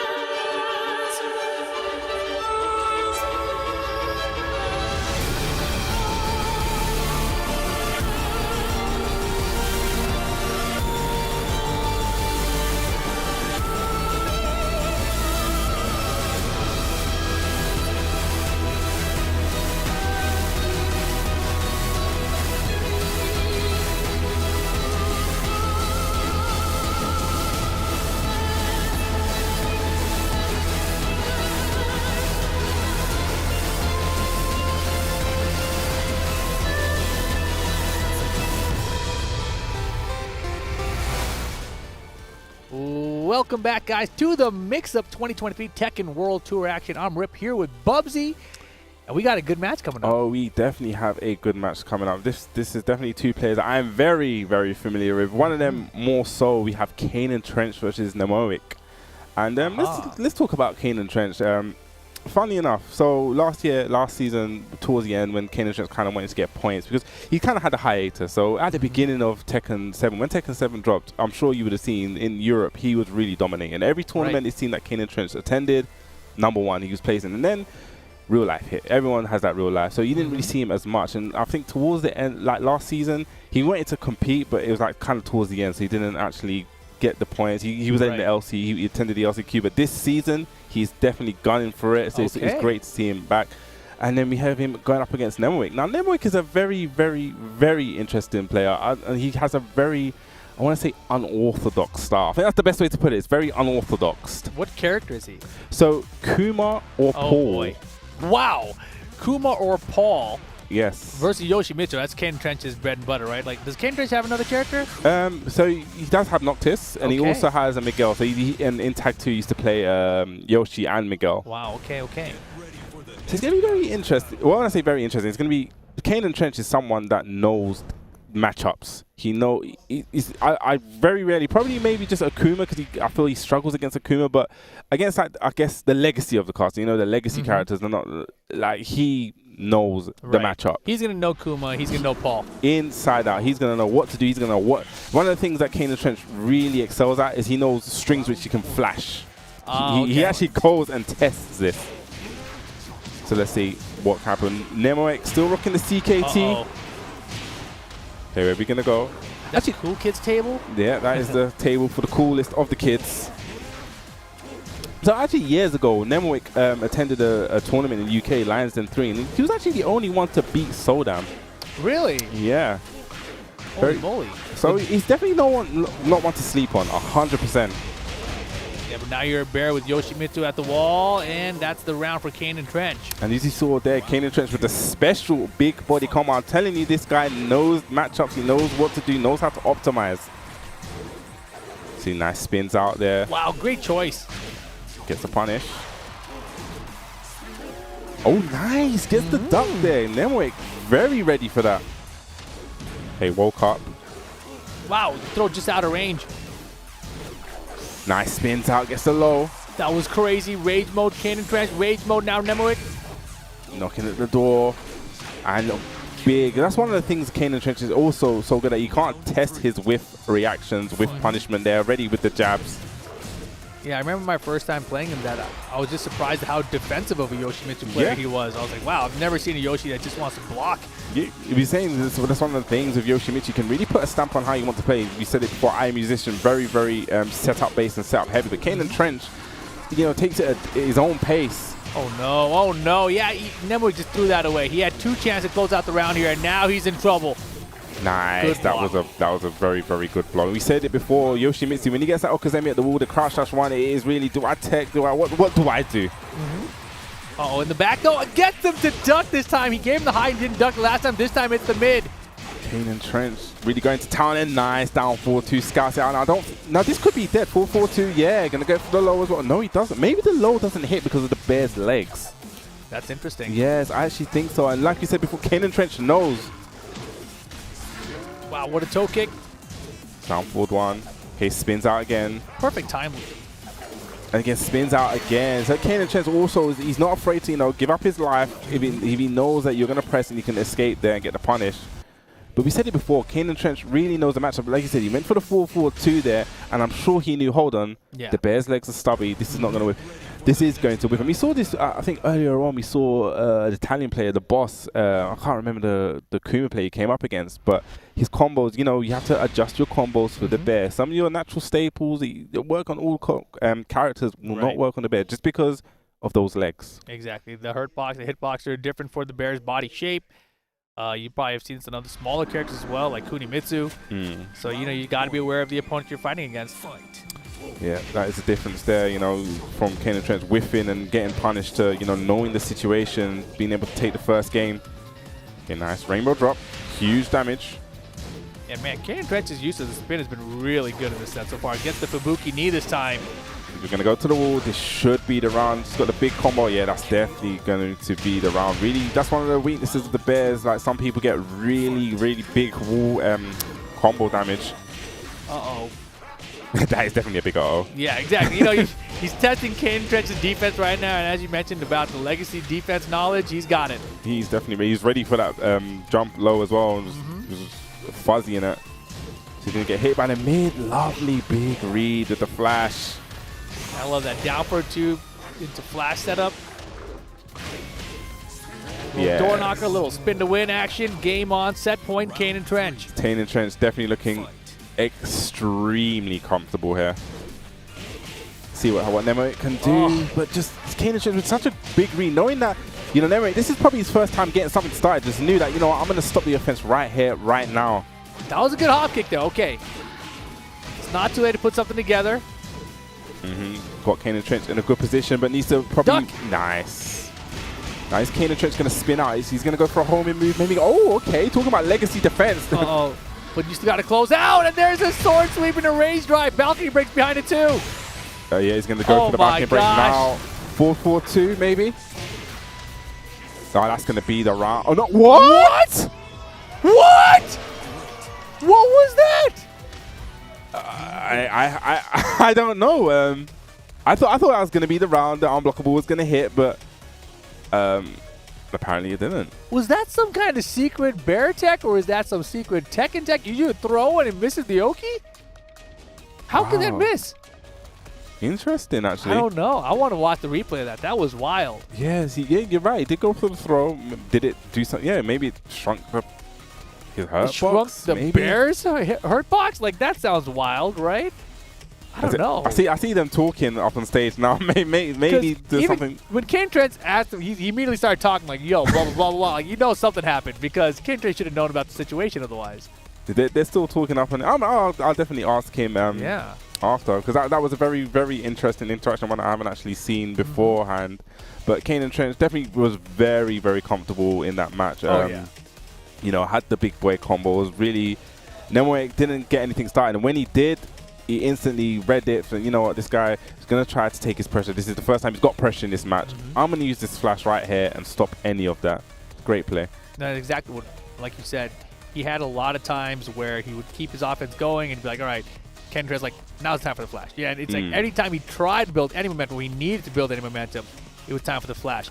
But look at this match coming up. I am familiar with both of these guys, finally. Yes. Yeah, I'll let you introduce them then. We got Rukang coming up against Mosquito. Rukang you probably know as the bot player. He likes some hell sweeps out there.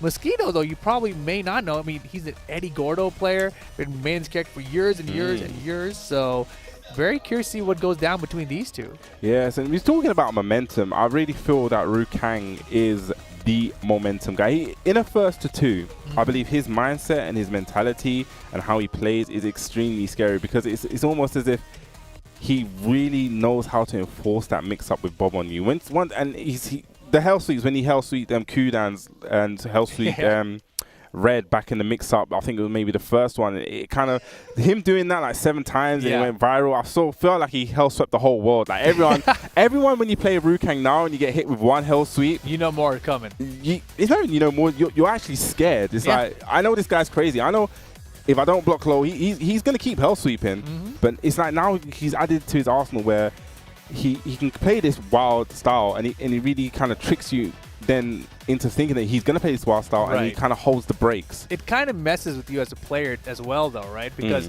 when he knows that everyone else knows about it, now you don't know what to do anymore, because you're thinking like he's going to block it because he knows I do multiple hell sweeps when he tried to go for the second one, right? Did you ever see it was a set between K-Wiss and Rukang at Only the Best last year where K-Wiss had a huge life lead. Rukang activated Ultra Instinct. He done a hell sweep. He done a bunch of things, and he dashed up to him and delayed hop kicked him. Like and it wasn't even like the delayed hop kick into a combo. It was like, I had this much life left. He just ran up to him, delayed hop kick, because it's just like it gets in your head so much. So yeah, there you go, Rukang, one of the guys I've actually known in the scene the longest, actually. Wow. Every time you probably hear him on stream talk about the story of how he met. You know, you actually knew him before Tekken. Oh, I didn't know that. Yeah, knew him before Tech. We went to the same university, and that's how we kind of met. And then, funny enough, I didn't introduce him to Tekken, but he kind of played Tekken off of me. I'm not going to go into the whole story because the story changes all the time. It's all because of Bubsy, boys. That's how Ruken got good. He taught him all about the hell sweeps. I never. It was apparently. The story goes, it's not true. I played one of his friends and I didn't shake his friend's hand, and he thought I was an arrogant person. But I like the story much better. But to this day, I don't remember seeing his friend's hand. I don't remember. You never saw his hand? No. So you remember the friend. You don't remember his hand. Yeah, I just kind of won, and that was it. I'm out. And then get good, kid. Apparently, later. this boiled. This sounds like a proper Tekken storyline, like the rage and boiled, and he came back to defend his neighborhood 30 years later. The best fights are personal, bro. Yeah, and then he came back. Tekken 7. But yes, Mosquito, Eddie player. Now Eddie, actually, I don't know Eddie. Bob is actually, I feel, really good against picking up Eddie with the back two. I think that move there is a real good shutdown. I think Bob's got many tools actually to deal with Eddie. I thought that maybe this is older Tekken, but I thought that it was inconsistent against picking up Eddie's relax. I don't remember. I'm either mixing this up with Miguel but I'm pretty sure it was Bob, where it was inconsistent sometimes to pick up relax. That's why some Bob players didn't like it. I thought I was the other way around. I'm thinking that it really was consistent. Wow, okay. We're going to see it. Somebody tweeted me and let me know, because I am old and I don't remember everything. I mean, we're both getting old. Don't worry. Yeah. Don't feel alone in this. I'm nearly in the same boat as you. Well, let's see. Ruken versus Mosquito. UK versus Germany. Man, Germany, dude. They got so many players out here. So many players, so many good players making it deep into these brackets. I'm sure we're going to see, we got Sephi Black that made it into top 60. But we're not going to talk about that just yet. Let's get into this match.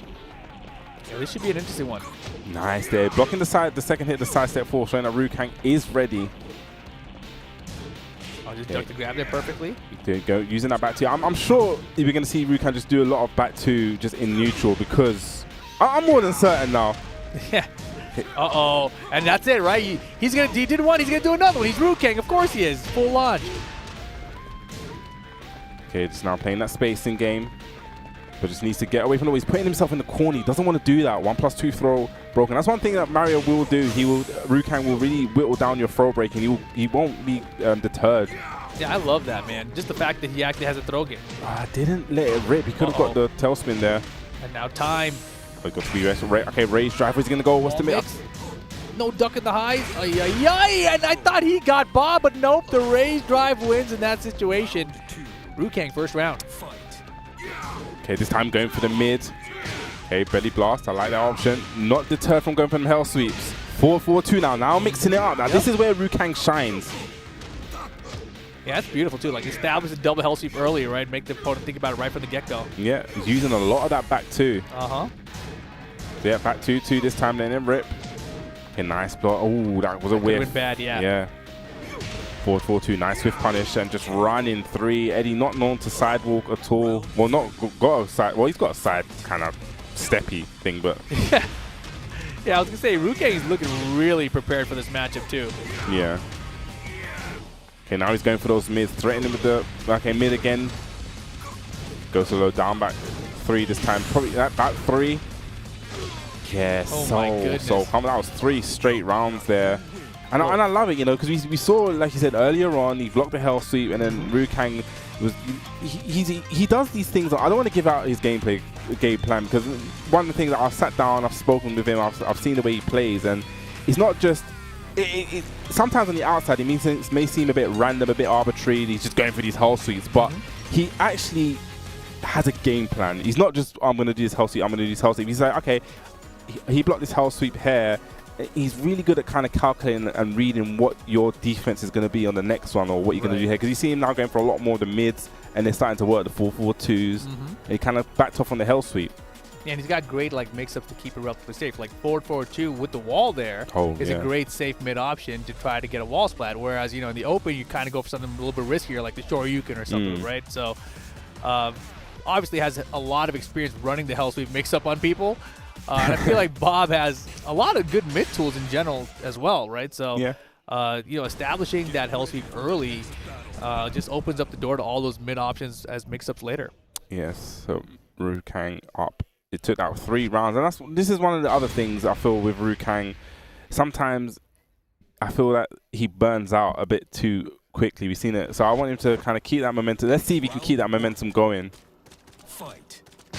Okay, just wow, Oh just my like goodness. that. Starting out with a crazy. Like you said, we saw it last time. Just starting out with a double hell sweep. This time he's starting out with the belly blast into low. Bro, and now back to hell sweeps. He is just on fire. He's going to do whatever he wants, and there's a down for two counter from Mosquito. Yeah, probably just doing a little bit too much there in that situation. Okay, 4-4-2. That's probably a whiff punish, actually. Back 3. Damn, Rukang kind of running away with this. Yeah, 4 rounds straight right now. Looking extremely strong. Okay, down back 3. Ooh, could have let it rip, actually. Just playing that spacing game. Beautiful back 1+2 that time. Oh, the setups, okay. And this is one thing about Eddie. I saw it with one of the players, Sona from Finland. Like, Eddie's got these kind of like tricky things where you think you can punish and you punish whiffs. It's really, really like, he's got these setups. Yeah, because he definitely dropped into Lactin. There's a nice block. All right. Okay, Normal roll and slide, yep. Yeah, probably getting a little bit too crazy. But does have rage available. You know, Rukang likes to spend it. Here we go, spends it. Man, he tried to slice it with the last second. No. No. Good timing. All right, Mosquito on the board. And that's all you need sometimes, just something to get started. Round. Okay, 4-4-2 this time, starting with the mid. 4-4-2 again. He's just setting up with those hell sweeps. Down back 3. I'm guessing he's using those down back 3s just to test if Mosquito is ducking. Okay. There's a duck launch. Beautiful. Yes, Mosquito knows that string. That second hit is a high. Okay, just back dashing. Just wanting to create that space. That's a big whiff. Need to be ready with the down 4, 3+4. Holy moly, and he got caught counter hit. Okay. Okay, Okazemi. Okay, just go, opposite go for the wave dash. Oh my gosh. Back with that was nice. Okay. Smart up Mosquito. Pixel the back two. Yeah, such a good mid to end the round with. And just like that, Rukang on match point. Okay, using his jab, just backing up again. Safe, down back 3s. Okay, while standing 4, down 1s. Using those mids just to keep Mosquito in check. I wonder if you're going to start seeing the lows soon. He's going for a lot of mids. Oh, there's another big low. Yes, that was the low. It was a bit too soon, a bit too predictable. Yeah, now Mosquito caught up in life here. Needs to get this round, though. What the combo? Well, there was no combo. Nice back 1+2 again. Doesn't get a pickup here. Slide, not enough damage. Blue stuff blocked. Was with he the gonna low mid? Oh, he tried to get airborne. He might be dead because of it. I don't think he's dead. It's going to be a mix-up now. Oh, he's hella dead. The cannonball incoming. Rukang 2-0 over Mosquito. Yes. I think in that situation, you can't even wake up kick in with the cannonball coming. I think It's a side roll probably. Yeah.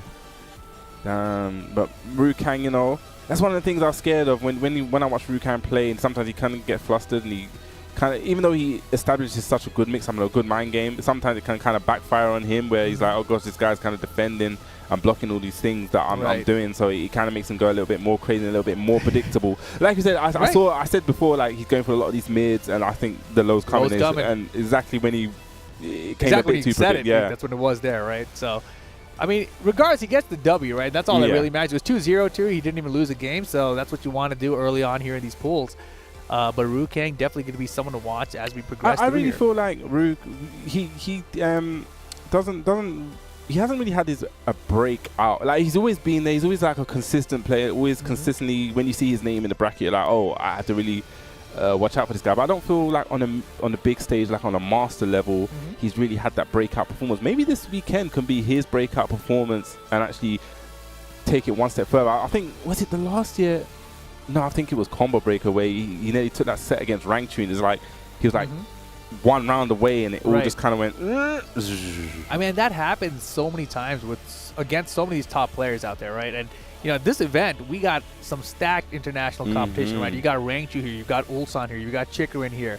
Kokoma's back as I didn't even know Kokoma was. I think I saw him sit in the front row. I was like, oh, Kokoma's here. He had a long travel path to get here as well. You know, he got stuck in Paris for a day or something when he wasn't supposed to be there. So, regardless, we got a lot of competition. Was my point, right? So, obviously, EU they're repping really well so far. Yes, we are. We expect to see a lot of these Asian guys, especially tomorrow, doing well. And you know, Soft and Wet from the USA. I didn't even know he was here, but he actually took out Daniel Mato. He did? Yeah, in the winner side of the bracket. So Daniel modeled now in the loser side of the bracket. So soft and wet. I don't know if he made it out of winners completely. He did. I think I saw, or did he?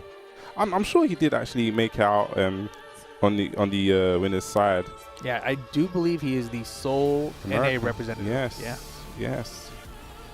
I'm trying to see who we got up next. I know this is Mr. Croft. Now, Mr. Croft is a very, very, very, very, very strong Ling Xiaoyu player. I remember. I think it was last year he had like a breakout tournament where he went to Celtic Throwdown, yeah, and actually took it over Fergus. I think some people were kind of surprised. And I think it was a bracket reset grand final, you know, really showcasing how strong Ling is. Ling has got, you know, a couple indirect nerfs because of the whole tech rolling changes. Right. But Mr. Croft still showing that this character is very, very viable. Viable? Close enough. Yes. Was that French? Yeah, so that's me trying to speak some French.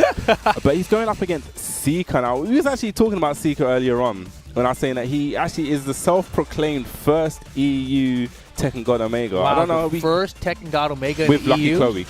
With Lucky Chloe. Yeah, with Lucky Chloe. Wow. I don't know. I need to check. I heard it from Bubsy, man. He's the first. I heard it from him. But yes, so we're going to have a Lucky Chloe versus Xiao Yu match. I think it's the first Lucky Chloe I've seen today.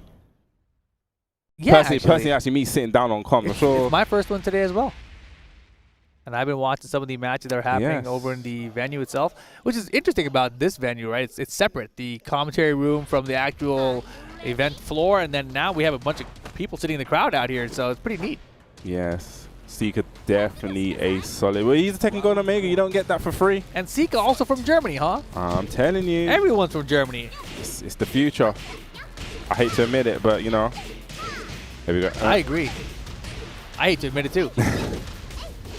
These guys are too strong. They really are. Wow, he had the punch that didn't believe. Let's see what Mr. Croft can do. We know Mr. Croft is no slouch either. Extremely strong Xiao Yu player from Austria. Okay, look at all that tricky stuff. That was very, very tricky. Just Zika's not ready for that throw. I wasn't even ready for that throw. Yeah, but Zika's been doing a really good job of defense until that moment. Man, is this going to be the round? Yes. Yes, it is. You know, Mr. Croft just turning up the heat at the end. Just smelt the blood in the water. Yeah, Mr. Croft doing the cancels into back turn were really throwing off Zika because he was hesitating and he wasn't hitting a button. He wasn't trying to stop her from keeping her offense going. Yeah, and then got hit with the regular throw. I was actually just watching Xiao Yu dance, and I would have got hit by that. I was like, what is this guy doing? Wow, instant running low. I love it. Okay, just great dancing. Yeah, that down 3+4 from Lucky Chloe is definitely an underrated move. Yeah, much so, yes, I agree. Just playing very patient. No one really wants to overexert themselves at the minute. Nice. Showing the back turn mix-ups and going for the throw. Wow. And that was an empty jump while the N2 for the counter hit, right? Pushes Zika towards the wall. I love it, keeping it honest with the mid. This has got 7 seconds. This time is not on Mr. Croft's side. He needs a launch into Rage Up. It's not going to get it. And I love the way that Zika dashed up for that down forward one, too. Chloe's down forward one is actually very good in terms of range. Yep. Doesn't break this throw. Let's say what's the mix-up. The mix-up was blocked. It goes to the AOP low. Nice. Back turn 4. Little hop and throw action. Great read. Gets the low parry. Going to push towards the wall. Yeah. Opts to go for the wall carry.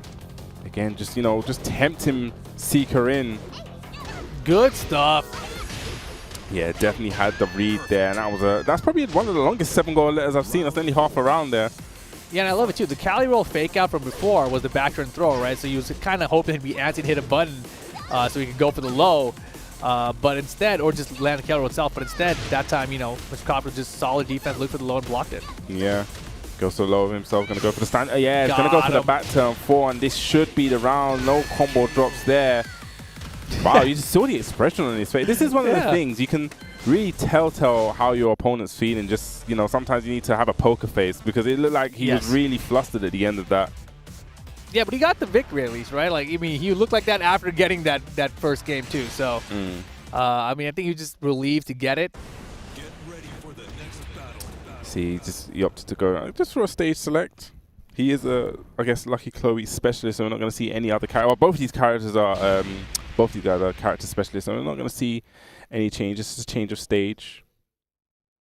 Got Mr. Croft 1 game up. Looking to make it deeper. And Mr. Croft is another one that I feel that he's also, you know, he had that good performance at Celtic Throwdown. You don't really see him as much. You see him, well, we would have seen, if you keep in touch with the ICFC, you would have seen him week in, week out quite a bit of times. But actually on like a TWT stage, this could be his year, you know, to come out. I think that's so cool, right? I wasn't even thinking about that. That prior to this, everyone was like building up online, but this is the first back to offline setting where these guys who did level up online now have a chance to come offline and prove themselves. Silence the doubters. I mean, I think that a lot of them, especially HK Jr., those guys have really silenced, but nice. Gets the launch there. No, just doesn't get the dash up. Yeah, it happens sometimes. It's rough.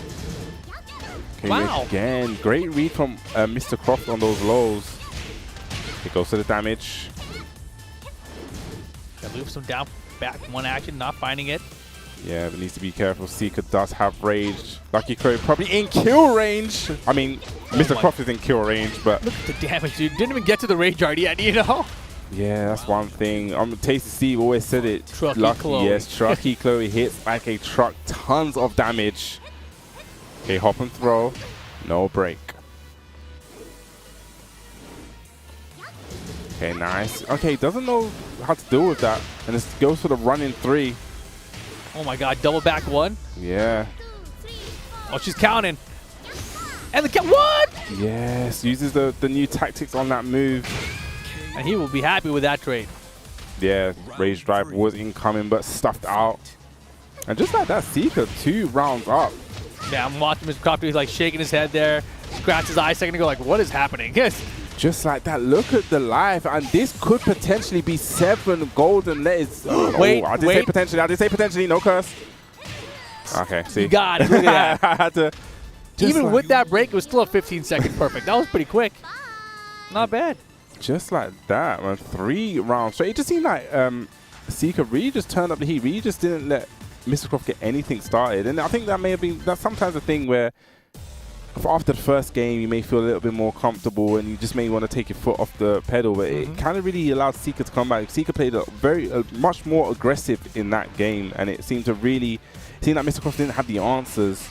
I completely agree, because in the first game, we saw a lot of Ling Xiaoyu dancing around, and we didn't really get to see that even get started in game 2. Yes, that was great adaptation there from Zika, but it's all on Mr. Croft now to see what he can do to adapt to the adaptation. All right, Mishima Dojo for the final game between these two, Zika, Mr. Croft. Yes. Who is going to... let me see what stage this is in the bracket, if this is to make it out as a qualifier. Yes, this is actually to make out... this is a qualifier for top... 64? 64, yes. So winner does go through in the winner's side. All right. A lot on the line here. Want to stay on the winner's side of the bracket, obviously. Okay, running 3 pressure and back 1. Seems to be finding a lot of success with the running 3s as well. I guess he's really chasing down Mr. Croft. Yeah, running 3, running low, the running 3+4, all good options for Chloe, really. Yeah. Like, you can sidewalk left to kind of minimize the damage by avoiding the running 3 and also avoiding the first hit of the running low. Or maybe I think the first hit, but the second one misses something. Yeah. But regardless, still a lot to deal with. Nice. Dancing it out. Yes, I think in between that, you need to interrupt after you block the low, I believe. Or maybe you have to do... I can't remember. I know you can hop kick, but I don't know what Ling Xiaoyu can do. Okay, hop and throw again. Oh, that's going to be guaranteed. Oh my goodness, they're going to take that out of the game. How'd you get on the other side of that body? There you go, what's the mix-up? Nice punish. And just like that, 1 round apiece. I like that. So he was really ready for that punish. Oh yeah, that was beautiful. Wow. Went right through the kick. I love the vertical hop kick. Like that Chloe hop kick, obviously super punishable, but when she does a vertical, the range of it makes it harder to punish for a lot of characters. Talking about Mr. Croft used to have those, was having a lot of those low power reads, but... What? Was that a setup? The while standing forward, down for 2 again? It might have been Zika on set point now. You know, self-proclaimed first EU online Tekken God Omega with Lucky Chloe. And look at just the running 3 pressure. We were saying this before. Like, it seems to really be working against Mr. Croft and actually just eliminating what he wants to do. Croft is in big trouble right now. No rage though. There's the rage. Again, running 3. Last pixel. And now this, beautiful. Yes. Now this could be the start of something. Oh my goodness. Side wall splat though. And now the back. Whoa, the jump over rage eye block. Nice there. Probably just a little bit too telegraphed with the rage drive going into back turn. That's right. You're looking at the first TGO in Europe with Lucky Chloe. Zika, self-proclaimed, getting the victory over Mr. Croft. Yes. You know, we said it before, the German scene just really, I think Spike was saying it's the German machine. They're just like producing these players, you know, so that's that's another German. I'm sure if we go through the top 64, we can see many of those Germans actually in winner's side too. That's incredible, man. Yo, shout out to the Germany scene. They're, sorry to say it, man, but they're my favorite right now. It's okay. I'm not too offended. We'll speak after. I'm offended. I'm not too offended on camera after. But now we saw a lot more of the running 3s in that, and I feel that was probably a real game changer because you know when Xiaoyu was backing off, you know the running 3s is chasing it down, and it is mega plus frames as well, so it kind of stopped Mr. Croft from playing that kind of dancing back and forth game, and then it's like, okay, now you have to respect my offense right about now, and it really seemed to work. Yeah, now that I think about it, we didn't really see any of the AOP come out either. You know, we didn't really see AOP avoiding much. Oh yeah. We really did not actually. Are we getting another German up here? Yeah, we are. I'm telling. Oh, we are. Ooh, we're gonna actually. This is a Germany and UK affair coming up. Okay. Yes. So we're gonna. Let's see if you have an opportunity to redeem yourself here, UK. It's all on you, Turkey. Don't let me down. No pressure at all. So yeah, so we can have HK Jr. now. What can be said about this guy? I mean, he's awesome. Yeah, there you go. That's the one word, awesome. Like we saw recently in London, we had the tournament Red Bull Golden Letters, and he done what it's like an accolade in itself. You can actually say I beat Ni in the tournament, and that's crazy. And the way he done it with Heihachi, this is probably the one guy you can give the Heihachi chant without getting them killed. Rip. You can do the Heihachi, look, man, and you're not gonna get him killed. The players should have won anyway. Okay, that's all I'll say. But yes. It wasn't the chant, it was the player's execution with the character, okay? But yes, you know, we saw him with that victory over Ni, and it's a big accolade, you know, Ni is arguably the GOAT of Tekken, you know, been playing this for many decades. For someone so young as well, this is, like we said, another German young prodigy coming out from Germany and showcasing amazing talent. But on the other side, we have a UK's own Turkey. Now, I really feel that Turkey is one of those guys that's really kind of slipped underneath the radar. And it's no fault to himself because he is an Akuma player, but when you primarily think about EU and Akuma, Super Akuma comes to mind. Just he's got those accolades. But I really feel that Turkey is one that's, like I said before, slipped underneath the radar, has been leveling up a lot. Okay. So it's going to be interesting to see his Akuma. I think recently, I don't remember seeing him play in the tournament. I remember seeing him just, you know, I sometimes lurk in people's streams. I was watching him play Doug from Paris, you know, high level. And he was really going back and forth with Doug, you know. So it's something that I'm excited to see. You know, this is a big opportunity for him to really test his level, and no better player to do it against than HK Jr., who's hot off of his results. Exactly, at Golden Letters. And the interesting thing here about this matchup, right, if we had seen this matchup like 5 months ago, it would kind of like, oh, here's some new players. Let's see how they do it in my head, right? But now HK Jr.'s kind of established himself. Oh, yeah. So he is like the heavy favorite here, right? So now it's kind of it's like a blessing and a curse a little bit, right? Because once you have that little bit of a target on your back, you start second-guessing things a little bit as well. Because now everyone knows you. Everyone knows what you're capable of.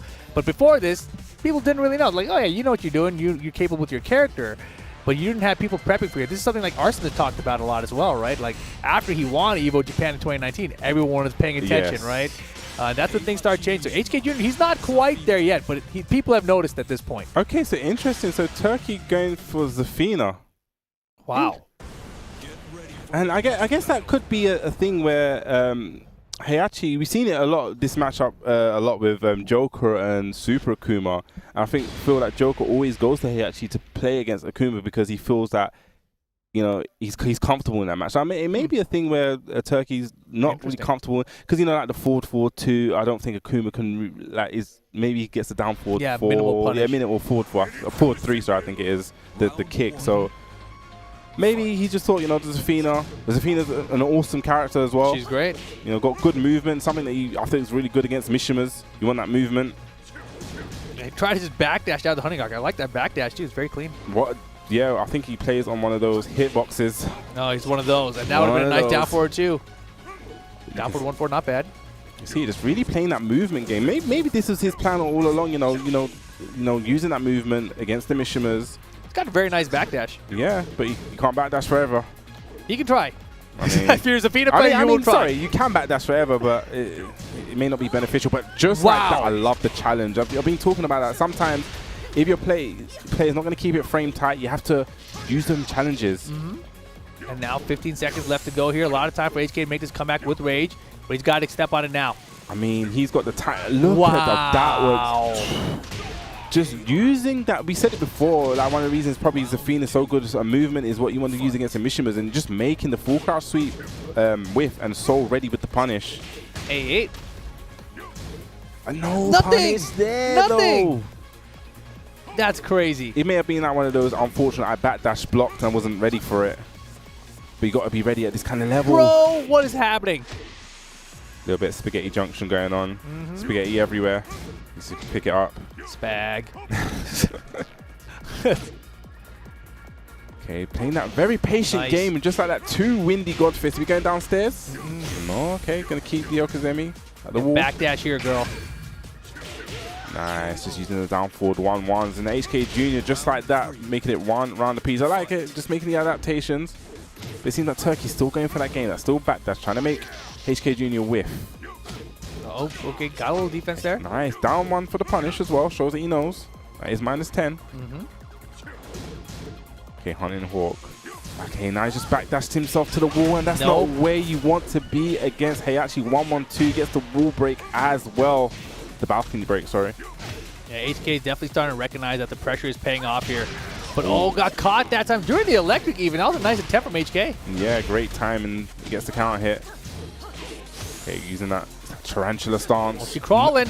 Oh, she getting launched. She crawled and got launched. Took the wrong turn at Alpha Koiki. Yes, oh my damage, bro. Oh my damage indeed. And I like that. It showed that HK Jr. was aware, you know, the way to step against that stance, against a triangular stance. What was that Mantis stance? I always get confused by Tarantula and Mantis. That one is Mantis. Tarantula one that you call. Oh yeah, that was definitely Tarantula. Okay, back 1+2. Back 1+2 again. I love that step. Once again, Turkey's going for that spacing game, just using that movement that Zafina has, trying to make a whiff. Gonna get no, it doesn't get the punish. Yeah, just look a little down 3 there. Down forward 1-4 would have been better. Okay, nice, goes for that low. Again, just backing off, using Zafina's movement, trying to make a whiff come from HK Jr. But HK Jr. is just not giving it to him. Wow, yeah, that was a big whip, and HK finally gets a little windy Godfist whiff punish there. And the wall is not enough, Pixel. Low parry's good. Okay. Oh, you better cash out early before the wall messes things up. Okay, nice. Goes for the Rage Art, keeps it nice and simple. I mean, Turkey's playing really, really well. And I said it before, he's really a player that slipped underneath the radar. Like, people may not have heard of him, but you can see his movement. Probably needs to just kind of clean up on his punishment a little bit more. A little bit, sure. But, you know, big counter hit. He challenged the 4-4-2 as he was coming with the counter 1+2. That's crazy. And the payoff wasn't even that big, but now he's got half a life bar. Okay, using those strings, just letting them all rock. A nice whiff punish. This time, it pays off. Using that movement. Well, this is huge. 80% lead for Turkey here to get game 1 HK Jr. Uh-oh. Overextended a little bit. Heihachi with Rage is a scary Heihachi, but that whiffed? That was a big mistake. Could have had the punch. Turkey got it faster. Rage drive spent here. Yes, that is a mini win for Turkey. Can't make a mistake, though, and that pressure could get at him. Oh, gosh. Oh, nice. I mean, saw it right there. So he went for the hell sweep there and actually backdashed, and the 4-3 whiffed. And that's one of the things that we said at the beginning. You know, the movement with Zafina here is probably going to be the key in this match. I mean, we're seeing it really, really cause HK Jr. a lot of problems. Yeah, here comes Tetsu, the coach, HK Jr. This is crazy to me how the Germans have like this whole armada of coaches and mentors and assists that come through. Like no matter who's playing, it's wild. It's awesome. They've got these assigned coaches. You know, if it's not Sefi Black, it's Tetsu. If it's not Tetsu, it's Mihawk. No, exactly. We need to have this in the UK. Where's our UK good? Someone, Their scene is so Turkey's in strong, there. dude. It's wild. Turkey's like, I don't need it. I mean, Don't worry, guys. It's all me. Well, you know, he said he got this. He's definitely got it. You know, he went for the normally, like I said, he's normally known for playing at Akuma, but you know, went for the Zafina here, and it seems like he really came into this with a game plan. He came to this to be very patient, utilize the movement, annoy HK Jr. and make him whiff. It seems like those are the 4 things he was looking for. Right. I mean, that's the key with Zafina in general. Yeah. Round 1. Let's see how HK Jr. can turn this around. And it could actually be a thing, like you said before, with a target on your back. Now people know, okay, HK Jr. is in my bracket. Okay, I'm going to prepare this in case I run into him. Beautiful. Nice. And that was a little back that. There was a little side step left action. Basically, lateral movement action, gets the wall bounce, and this could be the round. What's the mix-up? Goes for the low out of the Scarecrow. Yikes, yikes, yikes. Turkey starting to run away with things a little bit here. Countering 1+2. So ready, got good timing on HK Jr. Okay, plus frames. Wow, flash ducked it from HK was so fast. Beautiful. Okay, what's Turkey going to answer back with? Does have the life lead still, though. Okay, Hunting Hawk, pushing Turkey back to the wall. Oh, could have got a Twin Pistons, I feel, there. 1-1-2. Wow, nice. low I think that was guaranteed. Dude, that was such good reaction. Dropping complete combos, though. Yes, this is going to come back to haunt gosh. him. Oh, no, big counter hit. Okay, stomps. Rage Drive is available. When is he going to go for it? Is he going to go for it? Okay, there we go. What's the mix-up? Hey. Oh, okay, yeah, that's going to be a conversion there. What was that airborne move from Zafina? I don't even know. May have tried to, yeah, you know, I don't know. I'm not going to try and guess. Yeah, I don't think that was the hop kick. That's why I got confused by it. But all right, here we go. 1 round apiece here. Okay, nice. Swift punish with the forward 4-3 against the forward 4-2. So the forward 3. 4-3 counter hit this time. This is like HK Jr. is taking control of this match. Going to get the punish here. Wow, everything's hitting right now. Yes, everything definitely is hitting, but while standing 2. It's got such like built-in evasiveness. Okay, nice. Goes to the rage drive there, knowing that Turkey had to block. HK Jr. had to block that. Down one, the old school classic round ender. Look at the fast waivus.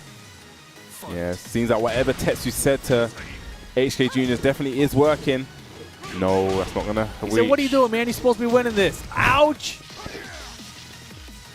But I like it. Turkey sticking to his game plan, sticking to that movement, but probably needs to make slight adjustments here because it seems like HK Jr. is really growing into the match now. Yeah, I like that defense. 4-2, 4-2-3. Doesn't bite, doesn't get hit, counter hit there.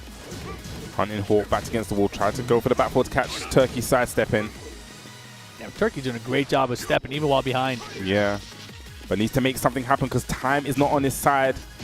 There we go. And yeah, you know, HK's been blocking the mid version of that mix-up, essentially, animation-wise mix-up. Yeah. So the low is inevitable. We've seen Arson and Ash do that a lot as well, and that's going to go downstairs now. I don't think this is going to be the round, but, you know, with the time, he's going to have to make something happen. He's going to have to make something happen. Yeah, it's not going to happen. Unless unless he sneezes and hits his pad, nothing's going to happen. Smart stuff there, HK Jr.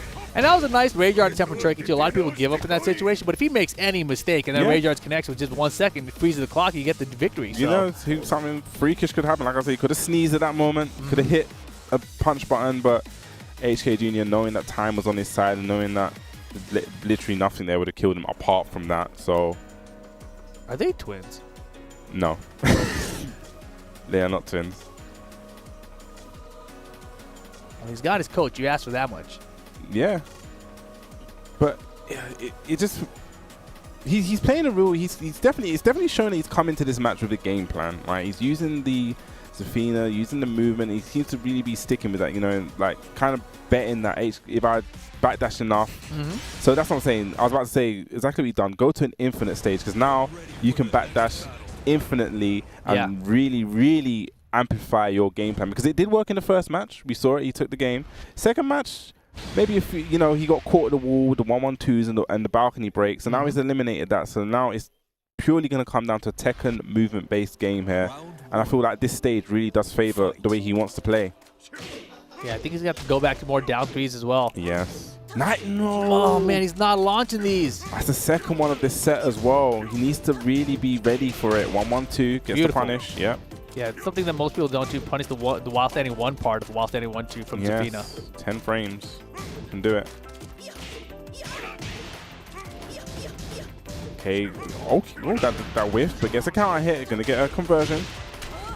No, drops the combo. It seems that HK Jr. is really now growing into this really comfortable hunting hawk. No, he's looking super comfortable right now. Yeah, it's on Turkey now to make something happen. Does have rage available though. One rage drive can really change the tide of this round, but time is not on Turkey's side. Well, we haven't said 4 tilde 3. That's one move we don't really see that often. The classic. Even better now with the faster sprint kicks in Tekken 7 too. Yeah. Okay, 4-4-2 guaranteed in that situation. No, I don't think that's gonna work with Zafina. No, he's tried a couple times. Yeah. Both sides of whiff just like that. If HK's aware of it, I would just do 4-4-2, wait, and then electric. Whiff, right? But it really seems that, it could have let the Watson in 4-4. It just seems like maybe Turkey's kind of burnt out now. He kind of needs to make something happen. It seems like HK Jr. is really kind of comfortable now with Turkey's runaway game style and movement. Yeah, he knows what to expect now, and oh my goodness. Okay, we just got a side switch. The dancing and tangoing.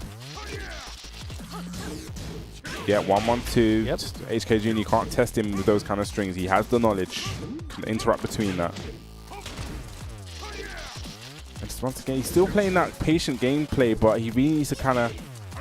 Okay, yeah. Oh, that was a nice try, though, from Turkey. Gonna get... Okay, that could have got a twin piston there, guaranteed. I'm sure Turkey was crouching. And he is trying so hard to close out, but nice. While standing 1-2 again, this time from Turkey. Yeah, disrespecting the plus range from the forward 4. But needs to be very careful. It is kill range. Right, actually with range. Rage, sorry. This is kill range. Oh, my goodness. Wow, just do it. He believes. Wow, HK reeled back a little, but he couldn't believe that he did it. I mean, it was a good option because probably HK would have gone for the jab rage drive, so it kind of went under. So it's probably a hard read. See if Turkey can make this comeback, but HK Jr. sitting pretty with the life lead, just really chopping down with those down fours. Okay, nice. He has a ton of damage here. Okay, goes for damage. Holy moly, what a choice from Turkey! That could have been a launch. Oh no! Oh, the range drive! Is this gonna be it? No way, no way. Okay, it's literally Guest Saloon, last chance, and goes to the Hell Suite. That was a big, huge bet there. HK Jr. taking it, but like I said before, Turkey, definitely one of those players that slips underneath. I still slipped underneath many players' people's radars, and he played very well. He did. You know, HK Jr. is no slouch, but Turkey, you can see, came with a game plan, came solid, utilized the game plan. It just kind of didn't work out in the end. Yeah, you can see like there was a couple of punishes that he missed here and there, right? Yes. And those really add up over time, right? So the higher level you get in a tournament, the higher skill level if your opponents are, like you get to make less mistakes. You just have to. So when you make mistakes, like you're not launching single hell sweeps, you know, or there's other punishes that you're just getting jabs on, just could getting like down forward 1-4, etc. Those are just the kind of mistakes that add up that lead to your losses. Yeah, definitely. Like I said, the big one was the Hell Sweep. Okay, so I think the next match we're gonna have up actually is gonna be we're gonna have another UK guy. Well, I feel like he's fast become one of the a global favorite. We're gonna have Ayo Richie. You know, we see he's another one actually. So he's talking about HK Jr. and he kind of had his breakout performance at Golden Letters. Right. Ayo Richie as well. Exactly. The Golden Letters before, he took the whole tournament already. Ayo Richie was a name that, you know, if he was within the EU scene, he followed the EU scene, he would have known. He's always been solid, but I feel like sometimes with players, you just need that one kind of global shine to actually show, like, you know, I am really competent here and I can hang with these players. And exactly. he is a Leo specialist. I feel like now when players want to learn Leo, want to see the tech, want to know how to kind of, you know, utilize certain moves, I feel like now Ayo Richie is the go-to guy to look at, because we've seen it before with the I think there's that clip where he does that super combo against Super Akuma where it's like so optimized and crazy, where you're like, what is Ayo Richie doing? And, and then he utilizes the rage drive in the situation and gets like the wall splat from like a mile away and then runs up and does the combo. So he's definitely really is a character specialist. Now he's definitely the guy to watch, right? Obviously, Golden Letters was his breakout performance 2 years ago now, right? It wasn't this year. It was the previous one year. before, yes. And how did they not bring Joey Fury back, by the way? That's crazy. The guy got second place, first Golden Letters. Like, that was too close to Ayo Richie. Don't bring him back. You know, like, I mean, don't speak to me. You can't speak to me about this one. That's, but he's going up against PPL. Now I can hear the crowd's getting a bit rowdy. So I'm gonna make an assumption. This guy's French. I'm gonna make an assumption that he's not from the UK. You know, like, I mean, probably French. That's my guess. Yes, let's see. So he is actually a cat player, and you know where he's from? He's from Lyon. Wow. PPL, yes. Now I know, yes. PPL. I actually remember seeing this guy now, yes. Oh, yeah? Okay. So he actually, and the last edition of the mix-up, he actually finished 17th. Wow, it's really good. 17th, so it is a really, really good. Yes, now I actually remember him, you know, Katarina player. I feel Kat is a very... I feel Kat is another one of those characters that kind of has gone underneath the radar. We've seen Galanda do... Galanda do amazing with Katarina at the World Tour Finals. You know, taking out many big names, getting those big W's and making it the highest place in the EU. Yeah, we haven't really seen a lot of Katarina players do well in tournaments, you know, at the highest level of the game. So I think that's one of the reasons this character's kind of slipped under the radar just a tad, right? But this could be a good one, man. It's definitely going to be a good one. Like you said, you know, PPL finishing 17th last year. I guess people, well, it's not one that I'm familiar with, but, you know, he is a hometown hero. I did hear the crowd start to get a little bit rowdy. When he walked out here, yeah. You know, the French crowd, or definitely the French scene, very, very passionate. They're very, very supportive of their players. So Ayo Richie, I'm sure Ayo Richie knows matchups, and he knows this Katarina matchup. We do have quite a few Katarinas within the EU. You know, we spoke about Galanda. Even our boy Spag plays Katarina. We got Blackbeard who has a Katarina. Many players, Fergus. So it's definitely going to be a. I'm sure it's going to be a matchup that he knows. Well, let's see how he does here, Ayo Richie. One of these massive walking forward and blocking. Seems like he's the master of just placing those hop kicks as well. Gonna find that wall. See, that's what I was talking about Ayo Richie, knowing like the exact situation, knowing it's gonna be a low wall splat and optimizing right there. Getting that huge damage. Yeah, but you can see here the life lead already caught up here by PPL. Oh, gets a block on that full crouch sweep. Doesn't get a punish. And PPL just rushing down to down forward one Harry stance mix-up right now, and Richie hasn't really had good answers for it so far. Yeah, but time is whittling down. We got 10 seconds left. Life bars, well, it's in PPL's favor. Richie kind of needs to make something happen. He's got the lead. Oh, take it back. 3 seconds. Is he gonna sweep bang? Is he gonna sweep bang? Oh, it's enough. It's enough. No, it's not enough. What? My eyes have deceived me. We're definitely getting old, because I thought that was going to be enough. Maybe Ayo Richie thought that was enough too. I think the life bar moved back. It rolled back here. Okay, very close fought round again. But get up 3, counter hit. It's going to be huge damage. Get down jab, and that's going to be the round, yes. There you go, there you go. Guaranteed hit. Ayo Richie just like that. I think that's a bit of a stolen round. Oh yeah. Down jab into the full crouch sweep. It doesn't really matter how you get it, as long as you get them, right? Yes. Okay, this time. Let's string out another. That's he's 2 for 2 on those hop kicks. Gonna get that wall. Yeah, full damage, guaranteed. I like it. Just backing away. 3-3. Oh, I thought it was gonna get the wall bounce. Just shy of the wall. Wow, the bounce reached. Oh my goodness. This is dead. It's dead. It's dead, head to bed. Holy moly. Yes. As soon as you got that wall splat and Katarina had the rage, it was dead. Ayo Richie there, quite unfortunate, but Katarina, once she has rage, you do not want to get wall splatted. That rage drive does humongous damage. Yeah, but beautiful sidewalk too. Okay, Richie's got a little punish here. Okay, using those new tactics. Okay, I love it. Just step him with PPL, not letting him get off the wall. Another wall bounce. Oh my goodness, Ayo Richie. Okay, just backing off. But he needs to not back off because he doesn't want that wall splat. He needs to move away from the wall. Magic 4 setup. Uh-oh, trouble. Rage mode to the wall. Oh, the wall saved him. Came up early. Okay, spins the rage drive. Plus frames goes to the sweep. Uh-oh, 50-50 time. Woo, boy. Got him. Final round, game 1. Yes, Ayo Richie there surviving. He's really, really surviving there. He's lucky that combo didn't get a clean move. Oh, that was definitely an execution area. I'm sure he did not want that. He's getting a few jumps as well. Wow, airborne but no conversion. Hey, nice. Catches PPL step in. Yeah, Richie doing a great job of tracking. Finds her again while her sidewalk is happening. And there you see it, Ayo Richie closing out game 1, but that was not easy. Yeah, you can see it. There's a huge... sometimes I love looking at the player's face, just that expression. You know, that was a big exhale there from Ayo Richie. You know, he definitely really did feel that one because I felt like the round before, there was that stolen round with the down jab and the kind of full crouch sweep, which I call that stolen round there. We've got players coming up. PPL has got that hometown support. Yeah, PPL, he looks familiar to me now. I feel like I've seen him in a different tournament too. I can't remember. No, now that I'm 100% sure, I think he has a brother as well. I was gonna say the same thing. Is it a twin? I think so. Yeah, right? I'm sure he has a. He's either a twin or a very identical looking brother. There's one of the two. It's either a twin or a genetic clone. I'm not really sure. Yeah, looks identical to him though. I'm sure. Now that I'm more and more thinking about it, I think I'm trying to remember back to the last mix-up. I'm sure I've seen 2 PPLs. I'm sure.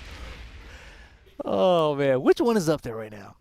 I mean, so we're going to the geometric plane. You know, I think Chicken Mario calls this the honest stage. If I had a twin, I would have him be my coach, and then we would come up and huddle and just spin around. Then one of us sits back down. You don't even know who's playing anymore. Play 2 Rip Monty. Yeah, just switch which one's Rip.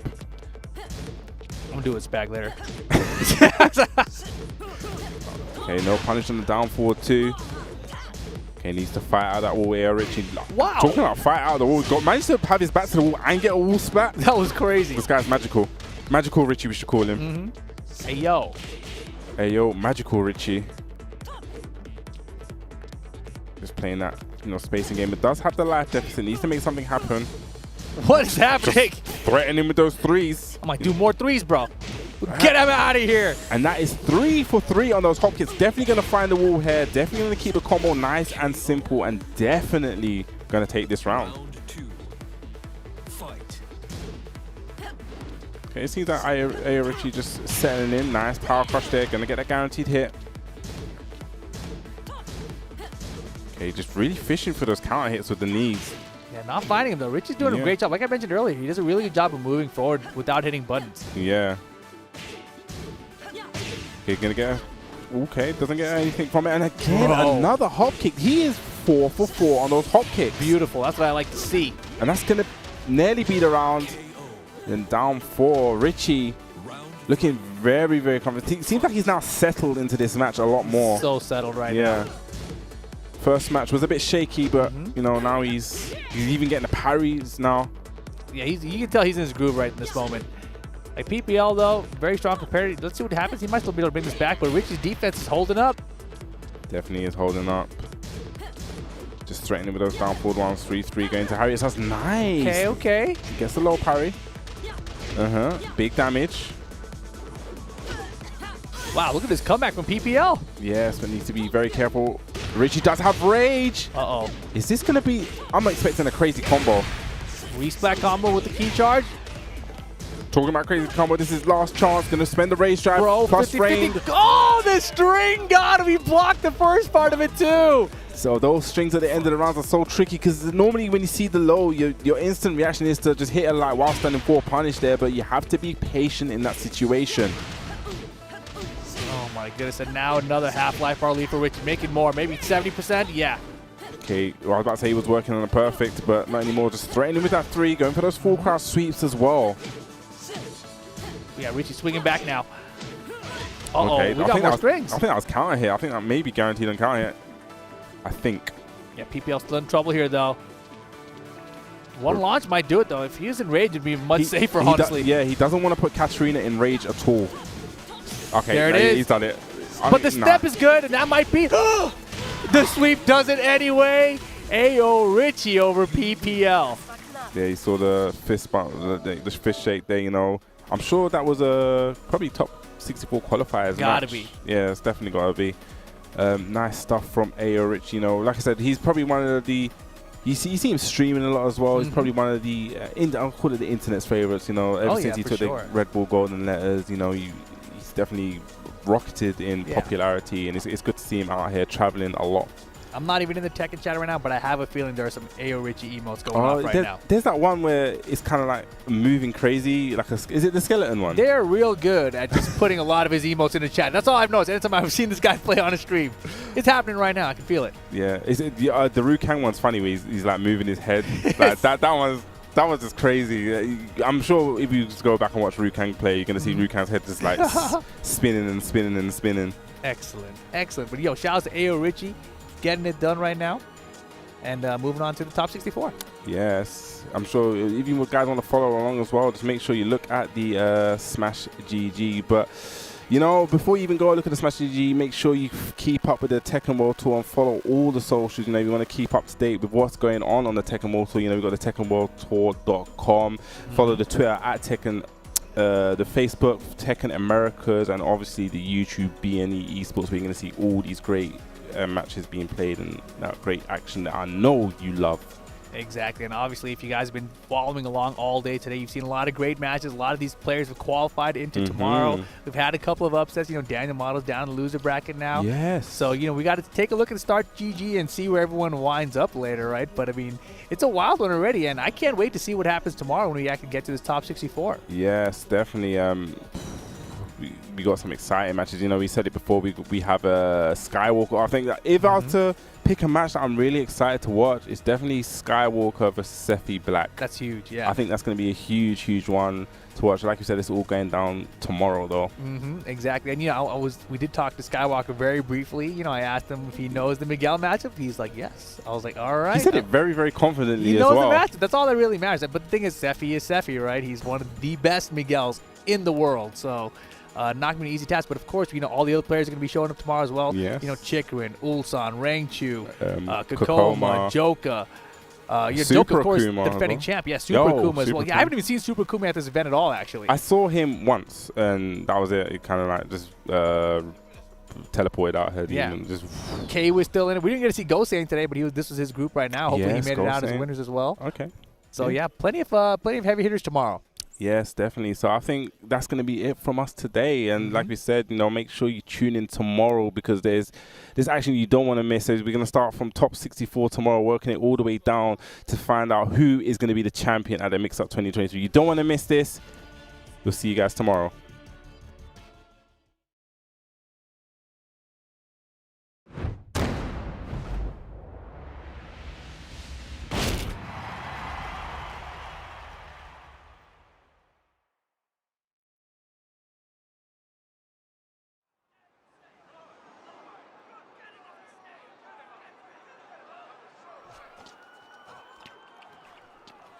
Time to take out the trash.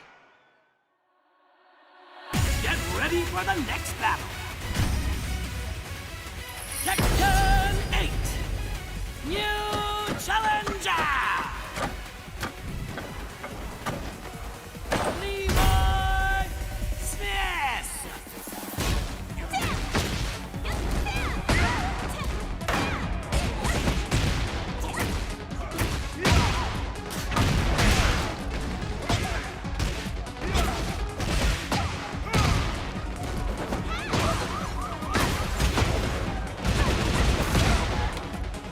This reveal the fighter. Show me what you got.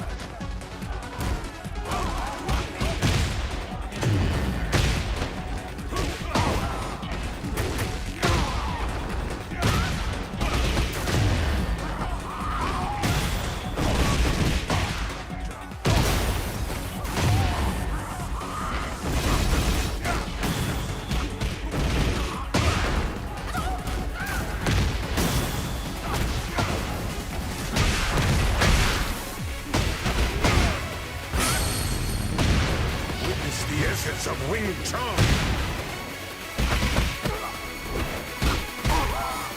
Like steel. Strike.